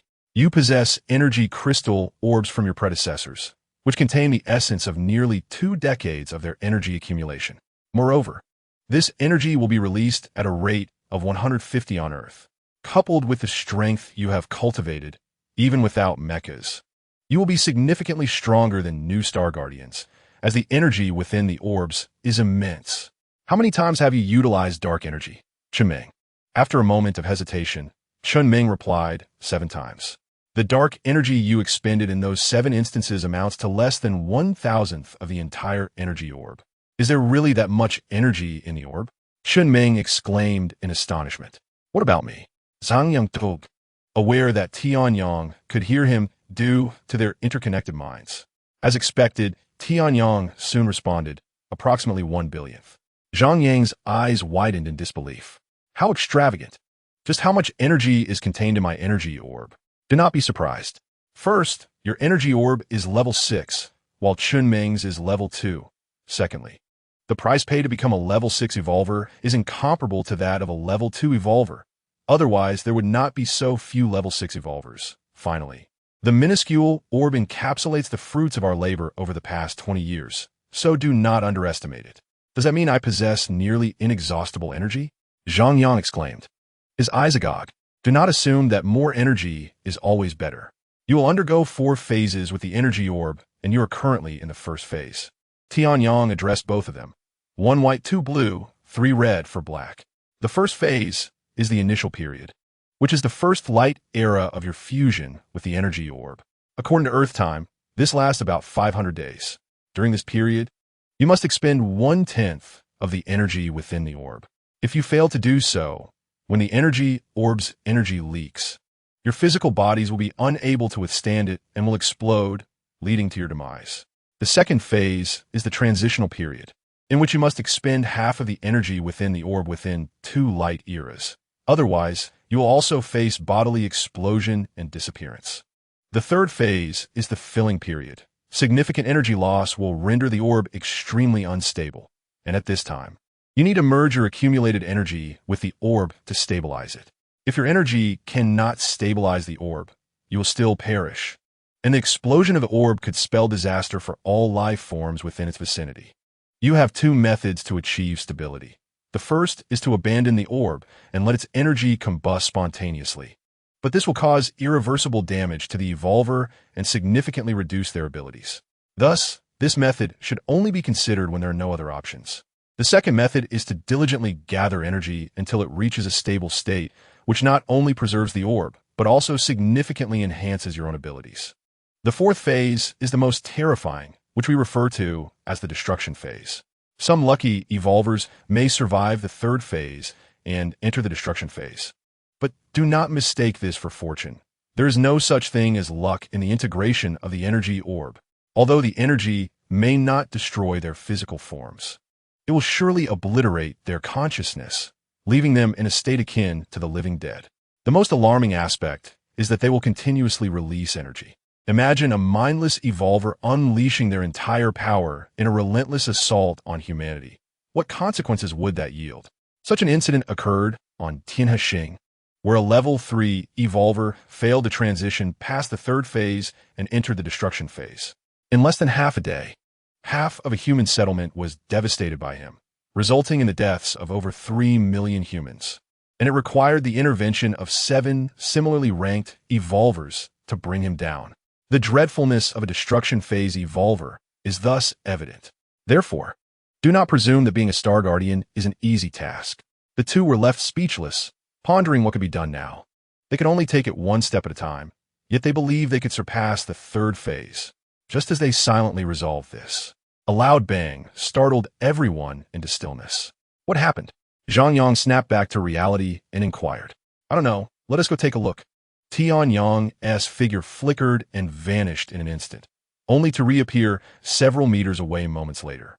Astonished by Tianyang's speed, the two hastily followed him toward the source of the noise. Half a minute later, they arrived at the doorway of a cabin on the lower level, where they found Tianyang standing at the entrance. Inside, the sounds of crashing echoed, and the walls and door had no windows, preventing them from seeing inside. 37 seconds. Unacceptable, Tianyang said bluntly, facing the two who were panting heavily. Zhang Yang and Chun Ming exchanged embarrassed glances, their faces flushed. Inside is that spirit. It seems it has somehow broken free from its restraints. The experiment is not yet complete, so it remains useful. You must go in and capture it. Here is a freeze gun. As he spoke, Tianyang produced a freeze gun from somewhere and handed it to Chun Ming. However, Chun Ming declined, saying, Give it to Zhang Yang. I refuse to believe I can't handle a mere monkey. Zhang Yang shook his head internally, thinking that Chun Ming was being overly reckless. Soon enough, he would realize just how naive he truly was. Zhang Yang took hold of the freezing gun, positioning himself on one side of the door while Chun Ming stood on the opposite side. The moment Zhang Yang pressed the switch, Chun Ming shouted and charged inside. With Zhang Yang closely following, he refrained from firing immediately, wanting Chun Ming to grasp the formidable power of the Mingling. Otherwise, with such a dismissive attitude, he might suffer the same fate in an actual encounter. He observed Chun Ming standing still, seemingly petrified by fear. Could it be that a mere Mingling had rendered him so? But as he finally caught sight of the scene before him, he too was struck motionless. The Mingling, originally bound within a transparent steel casing, had freed both its legs and one arm, creating a gaping hole in the steel cover, and had already managed to extricate a significant portion of its body. How could this be? How could it possibly break through the steel? Tianyang's eyes widened in disbelief as he floated closer, eager to ascertain the situation. Steel is a unique resource of Tianhexing, known for its high density and remarkable hardness, making it a favored material in military equipment. Just as Tianyang approached the Mingling, its last bound arm was also freed, leaving only the damaged steel casing to hinder its movement. With a powerful thrust, the already cracked casing shattered further, and the Mingling was on the verge of breaking free. Zhang Yang raised the freezing gun and fired several rounds at the Mingling. The struggling entity suddenly turned its head, and just as the freezing projectile was about to strike, it flailed its arms wildly. However, this action proved largely ineffective. The freezing projectile struck its arm, causing the freezing effect to radiate outward from the point of impact. Zhang Yang grinned, but before he could revel in his triumph, the unfolding scene almost drove him to madness. The freezing area hadn't even fully engulfed its arm before it began to retract at an alarming pace. How could this happen?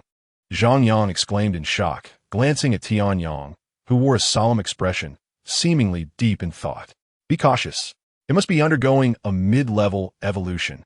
Zhang Yang's pupils dilated, and he swallowed hard. The last near mid-level Mingling had been difficult enough to handle, and now they faced a genuine mid-level entity. No wonder this creature resembles a human more than the monkeys you described. It has indeed evolved.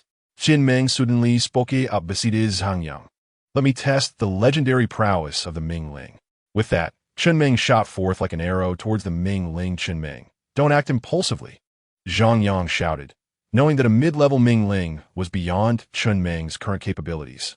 However, he couldn't help but be astonished at how quickly Chun Ming was gathering dark energy, almost matching his own speed. The Mingling sensed the impending danger and let out a roar, striking at Chun Ming with its arm. To be more precise, its attack could be termed a bone spur, as the force behind it far exceeded that of a low-level Mingling. Chun Ming opted not to evade. His robust physique made it challenging to dodge, and given the Mingling's swift speed, any attempt to avoid its strike could lead to injury. Thus, he chose to confront it head-on. A resounding crash echoed throughout the chamber. Zhang Yang had envisioned Chun Ming being flung back, but instead, He merely slid a short distance backwards. This revelation surprised Zhang Yang, indicating he had underestimated Chun Ming. Even Tian Yang cast a few extra glances at him in surprise. Chun Ming's punch did not inflict significant damage on the Ming Ling, but exacerbated the cracks in the steel casing binding it. Seizing the opportunity, the Ming Ling leaped forcefully, shattering the casing into pieces. It roared as it emerged, not immediately launching an attack, but instead taking a moment to stretch its legs. As if relishing the feeling of freedom it had long missed. Chun Ming wasted no time, propelling himself toward it like a cannonball after pushing off the ground. In Chapter 82, Adaptation Period, he unleashed all the dark energy he could muster in a powerful strike against the Ming Ling's back. Even though it was a mid-level being, it could not withstand Chun Ming's assault, or rather, it made no attempt to defend itself, allowing the punch to land. Thus, it was sent flying, finally coming to a halt after crashing into a wall. The reason it had not defended itself was that it seemed to be in a state of stupor, unresponsive even to the assault. Chun Ming was momentarily baffled. What was this creature doing? While this was advantageous for capturing it alive, he remained wary of potential tricks. Zhang Yang, too, wore a puzzled expression, witnessing the unfolding events. It should be in an adaptation period, but that was unexpected. The adaptation phase occurs during the evolution from mid-level to high-level Mingling. Why was it manifesting in one that had just completed its mid-level evolution? Tian Yang was perplexed, his mind in turmoil as numerous occurrences contradicted his previous understanding, which frustrated him immensely. Were he not devoid of the ability to attack, he would have sought answers directly from the Ming Ling, Chun Ming. A Ming Ling in the transition phase will maintain peak condition at all times. You must proceed with caution. However, they can occasionally become distracted, presenting the perfect opportunity to strike. Be ready. Zhang Yang, assist. Zhang Yang and Chun Ming exchanged determined nods. Despite facing a mid-level Mingling, Tian Yang's composed guidance alleviated their fears. The two men charged towards the Ming Ling, gathering dark energy as they ran. The Ming Ling suddenly jolted awake, stood up from the corner where it had been resting, flexing its limbs. Clearly, Chun Ming's assault had taken a toll on it. It raised its head and let out a roar that reverberated through the chamber. Upon seeing the two men rushing towards it, it swung its arms, causing two glowing bone spurs to erupt from its limbs, and in a flash, it vanished from sight. Chun Ming's attack missed, forcing him to abruptly halt, and the resulting motion left him feeling strained, as if he had struck cotton with all his might. How could it be so fast? Chun Ming was taken aback. The fastest creature he knew of on Earth was the cheetah, a fact he had learned while lounging on the sofa after dinner one evening, watching a nature documentary. Yet this Ming Ling's speed surpassed that of a cheetah by more than threefold. As a power-type evolver, his only notable strength was his sheer might. Now, with his attacks failing to catch the Ming Ling's elusive form, he found himself of little use. He took a few steps back to Zhang Yang's side, searching for the Ming Ling while speaking to him. Little brother, you've seen it. I'm powerless now. It's up to you from here. Zhang Yang nodded, but before he could respond, an overwhelming sense of danger enveloped him. Be careful. He shoved Chun Ming aside, and in the next moment, a bone spur pierced through the space where they had just stood. The spire embedded itself into the ground, leaving a gash approximately 3 centimeters deep. Seeing its attack miss, the Ming Ling continued to roar, charging towards the two. Zhang Yang swallowed hard at the sight of the gash in the floor. He was well aware of the ground's toughness, as the materials used in the chamber were uniform. His previous full-force strike during a test of the Mecha had left no mark on the walls, despite exerting nearly 700 pounds of force. It is evident how immensely powerful the Mingling becomes after evolving to an intermediate level. If such a strike were to hit Zhang Yang, he would likely suffer grave injuries, if not face death itself. With this thought in mind, he felt compelled to exercise utmost caution. The speed of the Mingling was astounding. Neither Zhang Yang nor Chun Ming could catch a glimpse of its form. In this critical moment, Zhang Yang's eighth sense proved invaluable, enabling him to evade the Mingling's elusive attacks just in time, while simultaneously assisting Chun Ming, whom he doubted possessed the capability to withstand the Mingling's onslaught. They were both waiting for an opportunity, anticipating the moment when the Mingling would falter. Seizing that moment would allow them to subdue it effortlessly. In the brief span of 10 seconds, the Mingling had launched at least 8 assaults, relentlessly attacking the two at a pace of nearly once per second, leaving them gasping for breath. Meanwhile, Zhang Yang, hovering in the air, could only fret helplessly, rendered powerless in the face of the unfolding chaos. Upon hearing the commotion, Song Yitong and Tang Tsung rushed to the scene. Upon witnessing the unfolding spectacle, Tang Tsung wasted no time and raised his freezing gun, firing several rounds at the Mingling. At that moment, the Mingling was focused on attacking Zhang Yang, while Tang Tsung's shots were aimed just behind him. Even with its extraordinary speed, the Mingling could not evade the oncoming barrage of freezing projectiles. The sound of impact resonated as the freezing darts struck their target. The area quickly began to freeze, eliciting astonished gasps from the onlookers. However, to everyone's disbelief, the multitude of freezing darts failed to have any significant effect on the Mingling, which could not even be temporarily hindered. As it approached Zhang Yang, now within 5 meters, it stumbled and nearly fell. Zhang Yang, who had been observing the Mingling's state from above, suddenly brightened and shouted to the two below, "It has faltered. Now is the time." Quickly, seizing the moment, Chun Meng charged towards the Mingling, positioning himself at its side. He believed that if he could land a solid blow, the Mingling would surely sustain severe injuries. Zhang Yang was not idle either. To prevent the Mingling from awakening suddenly and harming Chun Meng, he raised his gun and fired several rounds at the creature's legs, only stopping when his ammunition was exhausted. A dull thud echoed through the air. Did he hit it? This was the first thought that crossed Chun Meng's mind. He was certain he had struck something, yet the anticipated scene of the Mingling being sent flying did not materialize. What had happened? Suddenly, a surge of excruciating pain pulled Chun Meng back to reality, the agony in his fist rendering him drenched in sweat. As he opened his eyes to look ahead, he saw the Mingling clutching his fist tightly, the sound of cracking bones echoing as pain contorted his face. Yet he found himself unable to break free. Why had it recovered so swiftly? Zhang Yang was in a state of anxious despair. Perhaps it was due to their pairing value. Zhang Yang mused gravely, his gaze fixed intently on the Mingling, lost in thought. In less than 5 seconds, the Mingling had regained its composure. Grasping Chun Meng's fist, it squeezed mercilessly, shattering it to pieces. It then seized Chun Meng and hurled him back towards his original position. With a piercing scream, Chun Meng's right arm was violently torn away.